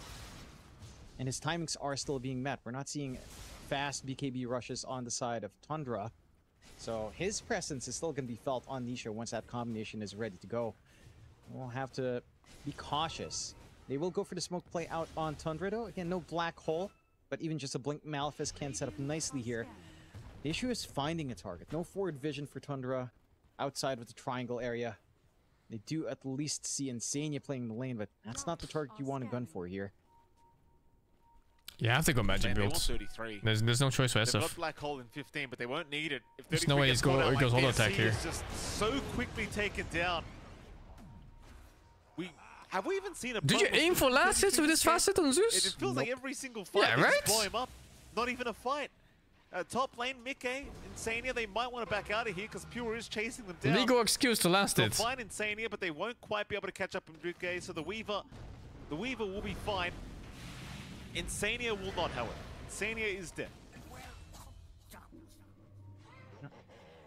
Not the biggest kill you'd want off the back of that, but a little bit of a bonus after that movement onto 33. Nisha? Just no splits. Nisha.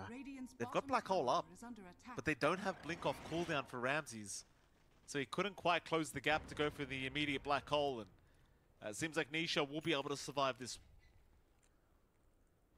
Yeah, It's so important for Nisha not to bleed out gold now. Again, he's recovered nicely. He's only about 400 behind Ramses, not that far behind Thompson, just about 1,000. He has managed to work his way back into a game. Already has the Kaya, just needs a Yasha, and then you can start to think about the Blink Requiem plays. Again, no fast BKBs just yet on the side of Tundra. Armlet out for Pure with that Blink. Is going for the BKB now. He tried to stack with us. It's funny. Losing John, so I'll take over once again. It seems like for now at Tundra, they'll hold on to a 2K advantage, but it's still a very close Liquid game. has a good comeback potential, yeah. But you talk about comeback potential. Quite a while now, They're only 2,000 gold ahead. They get him there. There is borderline no advantage. Up now on the Weaver. They really aren't too far behind. Like one good team fight. Too far behind? They're barely behind. And there's your 4-man smoke up. The game is pretty much dead even. Now. It's very important for 33 to be able to get that primal split off before the fight even begins. And here we go, they'll start. They have found Pure on the Dragon Knight. 9-class though with a very nice rebound. Gonna they aren't. Okay, misheard. Pure still gonna drop though. Look at that. Oh, huge kill. Take down Insania, but it's a great trade so far for Team Liquid. It's 33. Almost dropping with the Brewlings. In fact, I think it looked way worse than this because oh my god, he died in that. Because SF had such a bad lane. Nisha, the solo pick off here for Ramses. That's pretty fucking bad though. I mean, Liquid, they really wanted a good team fight to go their way, but it's going to be a 3-for-1 trade in the favor of Tundra once again. At least you do kill off Pure, but what does it matter if you lose 3? Yeah, it's a rough go for the side of Liquid. Could look for a fight now on Liquid. A decent enough target in Pure, but the spread out nature of that fight just gives a lot of opportunities for Tundra. Can't underestimate just how much output 9-class has in terms of turning it around. When he does have that did he get the Aghanim for SF ult? And this is the hero you don't want to be bleeding out on. It's like early Aghanim on Zeus is really fucking unplayable for SF. You just can't ult. Yeah, he's been caught out again, though he does have his teammates around. I wonder if that was part of his thought process or not. Commit here, so 33 just has to get out, but there's no getting out of that one. He will die. No, Thompson being chased by Mickey. Oh shit, dude. Thompson turning around. Mickey, he'll barely survive. Shit. The time lapse is there. Nisha with the Requiem. He didn't have souls. Time. Now the side of Tundra. They need to get out of there. He didn't have fucking souls, dude. Take down 9-class. Meanwhile, Whitemon will die to Mickey. This Pure will barely get his way out of the Dragon Knight, surviving on roughly 100 HP.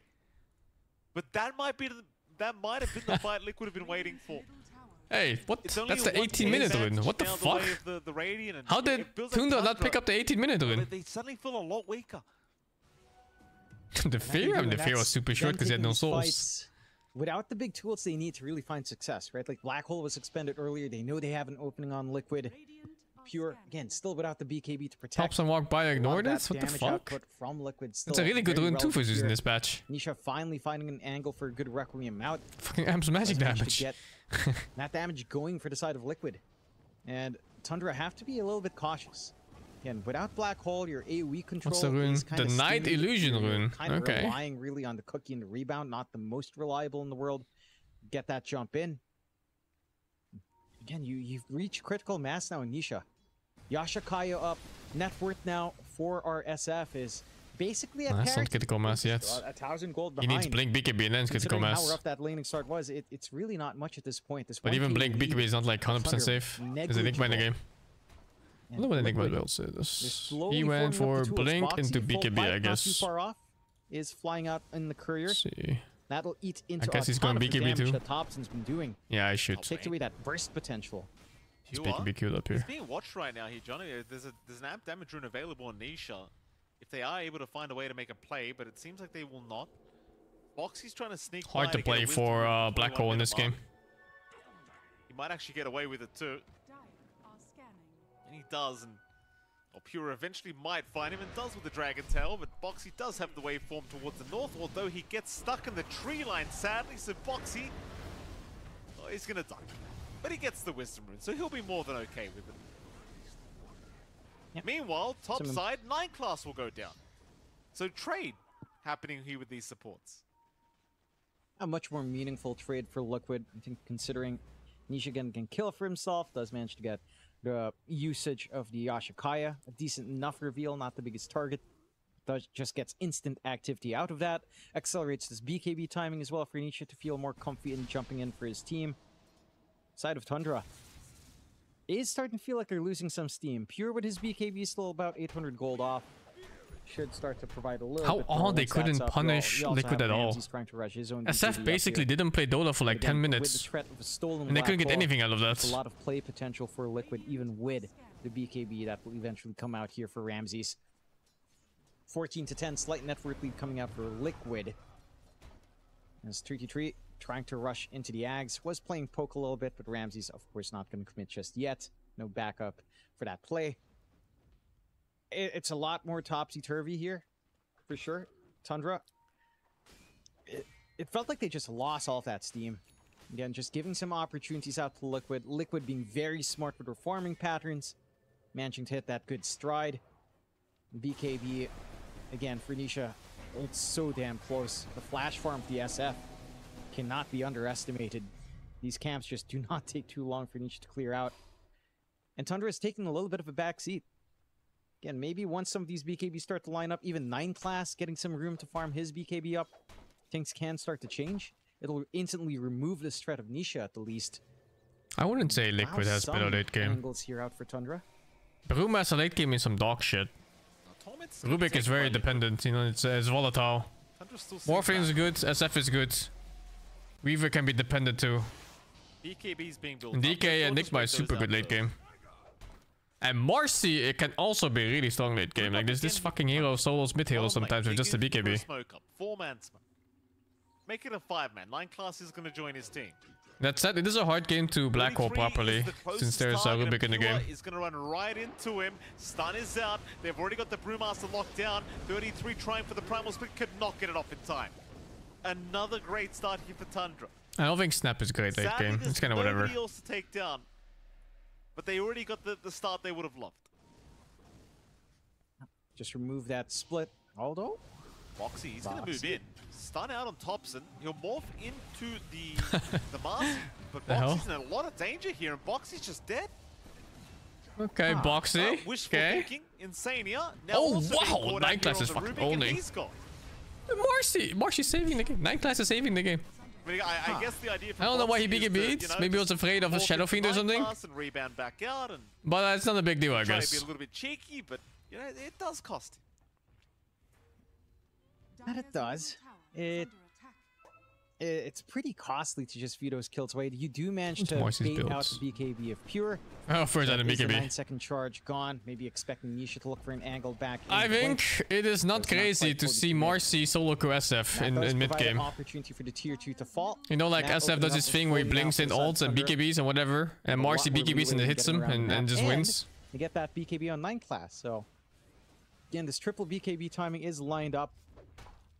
You already have one on Ramses, can look for some black hole plays as long as they can take care of Insania first. You have the Octarine ready to go on Thompson.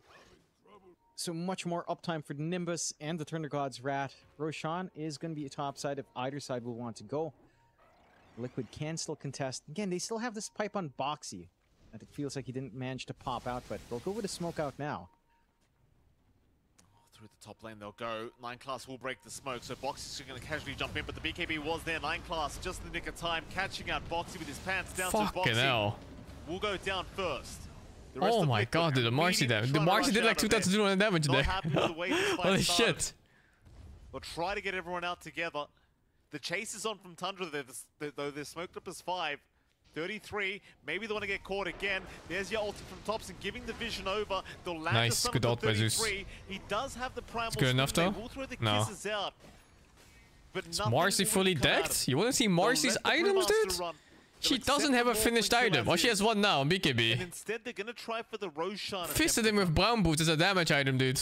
Yeah, still a very secure position for Tundra. Only expended pretty much 9 telling you, spells. Support Marcy's, they kill cores randomly all the time. Contestion does come in here from the side of Liquid. It doesn't take too long. With the output you do have on hand, with the minus armor that Little Shredder will provide, Roshan not going to take that long. Liquid, no option to kind of fight in. They are still getting room to keep this farm game going. Again, Nisha with his BKB still set to go. Going into the Ags. Is this first roll? Yeah, it's first roll, right? Got BKB being formed Yeah, up by I don't remember Mika, different where he Rush being starts to go killed. for the damage in the Daedalus. Already has It would have been shard, before 15 minutes so if it it's a very was. simple matter of farming up now on the Weaver. But dealing with the 2 lives on Pure can be a bit of a challenge. Mind you, DK is a little bit awkward with Aegis, especially if he's Surprised they gave Elder DK Dragon Aegis form even, on the instead first of life and Zeus. dies. Not going to do as much on the secondary, but I guess the Worm's Rat does kind of compensate for Yeah, that. I really think it should have been on Slows Zeus. onto Unless they tier intend 2 to up push top, high ground, then but they're DK not is keen completely on fine. Taking that instead, Tundra actually going Do for you a push swap high ground with across the 4K map. advantage though? Feels like shit. Nisha was spotted Thompson, trying to lock him down, already removing half his HP pool. Mickey is going to join in on the Weaver. 9 Class going to jump in onto Nisha. Nisha pops the Requiem, though 9 Class had the BKB going. Black Hole, Ramses, he called He stole. It don't matter. Take him out, Nisha is down. It don't fucking matter. At least they do find 9 Class, but now 33 Three trying to of move in. me. Does have the No. Primal Split to use, but he's been stunned up again by the Malefice of Ramses. 33 still trying to back his way out. Should be okay to do so. I say that the Ramses Oh, right no. behind him now, It's his forcing son. out the Primal Split usage. And so 33 will successfully be able to get out, but Primal Split now on cooldown for 2 minutes. What the fuck, I Mika? think Tundra can really get anything out of this. Like, Holy already shit, a dude. nice fight as is. Maybe you can find a tier 2 tower if you're lucky. Yeah, and there's only 1 tower left for Liquid outside of their high ground, and it is the bot tier 2. Still have a lot of time, that Aegis as well. 3.5 minutes left for Pure. Inside of Liquid, just so rough. They're not able to start these fights on their terms. It's always Tundra running in, Tundra looking for the plays. Liquid, their initiation's just really awkward. Like, the best thing you've Oh got my is god, he just walked maybe in. Blink BKB Little Requiem bit just walked in. from Nisha.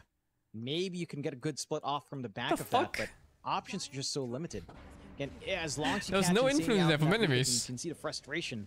But if he's in that black hole, you don't have to worry about it being stolen for Ramses. Just makes the game a lot easier as well. Just because, again, there's a lack of straightforward initiation right now. Maybe onside Aegis DK Liquid. is fine now. It's just They can push high not ground. as easy as jumping in with Dragon Tail and jumping in with a Marcy. Very low commitment initiation from the side of Tundra. Oh, Pure's in. They're going to find 33 already. Ramses is out with the Malefice to boot. 33, he's got no way to Primal Split out of this one. He is just in huge trouble. He will drop it now, the Requiem Nisha. He has no Primal, right? He's using from bottom lane. 33 will buy back Yeah, it's Pure. cooldown, so In the even now. meantime, trying to BKB TP out, does not make it. Oi! He's down the first time with the Oi! Aegis. Yo, Can are he they get out forgetting the about a second? hero? There's one in your base! With no TP! Can, because 9 Class is the one being chased up here by Boxy. They forgot They'll about lock down 9 DK! Class, and they'll take down the Marcy. 9 Class actually handing this over to Boxy in the meantime, as we are going to get a 3-for-1 trade. Because it did cost 33, the buyback on the Brewmaster, but I think he'll be pretty happy with that. You get some punishment, you take away the Aegis. I don't think you're too unhappy on Tundra, though, considering, again, buyback forced out, next Roche still a ways off, 4.5 minutes until the respawn timer really reveals itself. So if you catch 33 out one more time, you do open up the high ground in a much bigger way. Really good positioning from Nisha. They to can't get get him too Requiem off, tanky? I and fucking now doubt he's it, got dude. Yags. Yes, I think the DK is super dead. that Requiem with the fear duration is going to be massive if you don't manage to pop these BKBs on time on the side of Tundra. Going to have to be very aware of their positioning. That was the DK with no TP and no BKB. Ramses does have his black hole ready. Doesn't quite have the BKB. So it's And not as safe I don't know, of a does bet. Weaver stop his blink if you He's Sakuchi on top of only him as he Mika comes out? coming around. Liquid just using the space to keep I'm not that sure farm if you game can. going. Again, this Weaver with a BKB protection, still a fresh BKB as well for Mika. Into the Daedalus, that's when the Weaver starts to really get out of hand. The damage output can be ridiculous with his Shard and his Sakuchi, so you will have to respect that. But at the very least, the Daedalus, the full Daedalus is still a ways off here. That it is. Top lane, Pure. Gonna catch out Insania again. That'll be the Rubik going down. Insania certainly not having a very Insania good time is at all so here questionable this game sometimes. too. Tundra. They'll be Like happy when he with has that. They'll bad go right games, back to they're the really gates fucking back bad towards games. The bottom lane. Mikay's farming that area right now on the Weaver. This could be very, very dangerous for him if they do at all realize he's around, but he does actually Sakuchi back towards the triangle. So it seems like the Weaver will be okay. It just feels like he requires so much more farm. Like, it's not like they're lacking damage, but a matter of keeping your allies alive, I think is what I'm trying to say here, John. Like, trying to keep them alive long enough to get their spells off is proving to be the big issue, as Mickey could get caught. Lincoln's broken by 9 class, but you're right to back off. Dire's bottom tower is under attack. But their map is out of their hands right now on Liquid. Tundra, again, incomplete control. A little bit of isolation and annoyance onto Thompson with a primal companion. Not enough to really follow through. Smoke on smoke here. This could be a big one. They might run into them. Still ready. Knee shot, he'll break the smoke. Jump is there though. He'll blink my away. God. Oh, Jesus! Meanwhile, holy fuck, dude. Wait, what? Mika, what the fuck? Time lapse in the middle of all this. Is he selling or what? Where was he? Wasn't he walking away and then he ulted back? They'll lose the BKB. I don't know if I saw that right. Mickey's going to show at the bottom lane as well, pushing out the creep wave, so they know the weave is around this area. But it's going to be very hard to catch him. And Tundra obviously would love to try for high ground right now, knowing that BKB is not available. And of course, that is going to make the Weaver very susceptible to just dying instantaneously. So they are going to give it a crack. Through the bottom lane, they'll go. T3 tower now under siege. Going nice and slow with just the Eidolons, not fully committing. Maybe looking for a response and overextension elsewhere first. And they still have their BKB set to go. They still have that black hole ready on Ramses. The threat is there. Not going to overcommit. Roshan in a minute. That's going to be the next big objective both teams will set their eyes on. Have some space for Nisha to, again, just farm up the map. Working up top. Going into the side of Vice on this SF. Get that control going with a blink in. It's big damage in teamfights. Connect with a Requiem's a lot easier here. How's the game? We're still going after SF lane. Again, just lose. I think they went a bit too hard on the Midas DK. They're gonna lose their Tormentor here as well. They just went full passive mode despite owning the enemy mid lane. I think they could have pressured much harder. Lightning hands ready to go. Is SF build okay this game? Yeah, it's completely fine. Mickey. He has the choice now. The black hole. What the fuck? We'll lock him down. Thompson. Why do we get the minicam for this? Not allowing the escape. He has the choice of going Hex or Refresh Orb now. Just the constant stuns to lock him down long enough. That's a huge kill. That's he should not go right click build. No, it's not a thing. Caster build SF is way better. That 70 seconds could be also cleave DK. I don't know. I don't play DK at all. Knee shot. Pops the Requiem. Pure being forced away now with the fear out, but the kiss is coming from 1-1 to try and help out. Here comes Thompson to try and help to boot. It looks like Pure, who actually survived through this. He toggled through all of that? Die. The armlet toggles just allowed survivors. Now Insania and Boxy are both gone. He toggled between 4 heroes hitting him. Pure just refusing to die. God, pops the BKB, gets the fuck at the perfect time. That was the angle they were looking for on Liquid. They managed to nail the Ag's Requiem without the BKB flying on instantly from Pure, but not enough burst damage. But not without Mike. They can't just jump this DK what the and fuck? hope Relax, bro. That wasn't even that yet. Going straight for the tier 4s. Tundra are not messing around. Oh, wow. They want that win. This is a thing? Can't quite blame them here, John. Tier 4 tower's already gone. Buybacks incoming from Liquid. What the fuck? They still need 5 seconds for their Weavers. Not killing Rex so they don't get another glyph. The SF, Nisha being caught out, and Nisha. He's morphing down, dude. He's fucking morphing down. They'll call the GG. They've seen enough. Ah, shit. And that is going to mean a 1-1 draw here between Tundra and Team Liquid. Yeah, guys. Again, a little bit rough in game 1. Game 2, lanes come out just as strong as they were, but they don't have those issues scaling. This had fake with the 19 Redemption, fake with the tier 1, Sinastasi, fake with the 16, quest, fake with the 19, and Fear Wars Magic Juice, fake with the bits, man. I am done for the day. Thank you all for watching. Tomorrow, let's see, what's playing tomorrow? Let's see what plays first. Oh, these are first. So tomorrow we have Spirit Heroic. Still make it work very nicely. That's some shit. Just combining with the DK and then these here. Tying in with a very strong lane. With Bad Boom Liquid, Spirit Heroic, and then... shattering. Like he comes in, he got his good BKB timing. Oh, GGG, I think. That's the schedule for tomorrow. And the early activities. It's good stuff. Some real good stuff coming. On that Zeus going. All right, GG.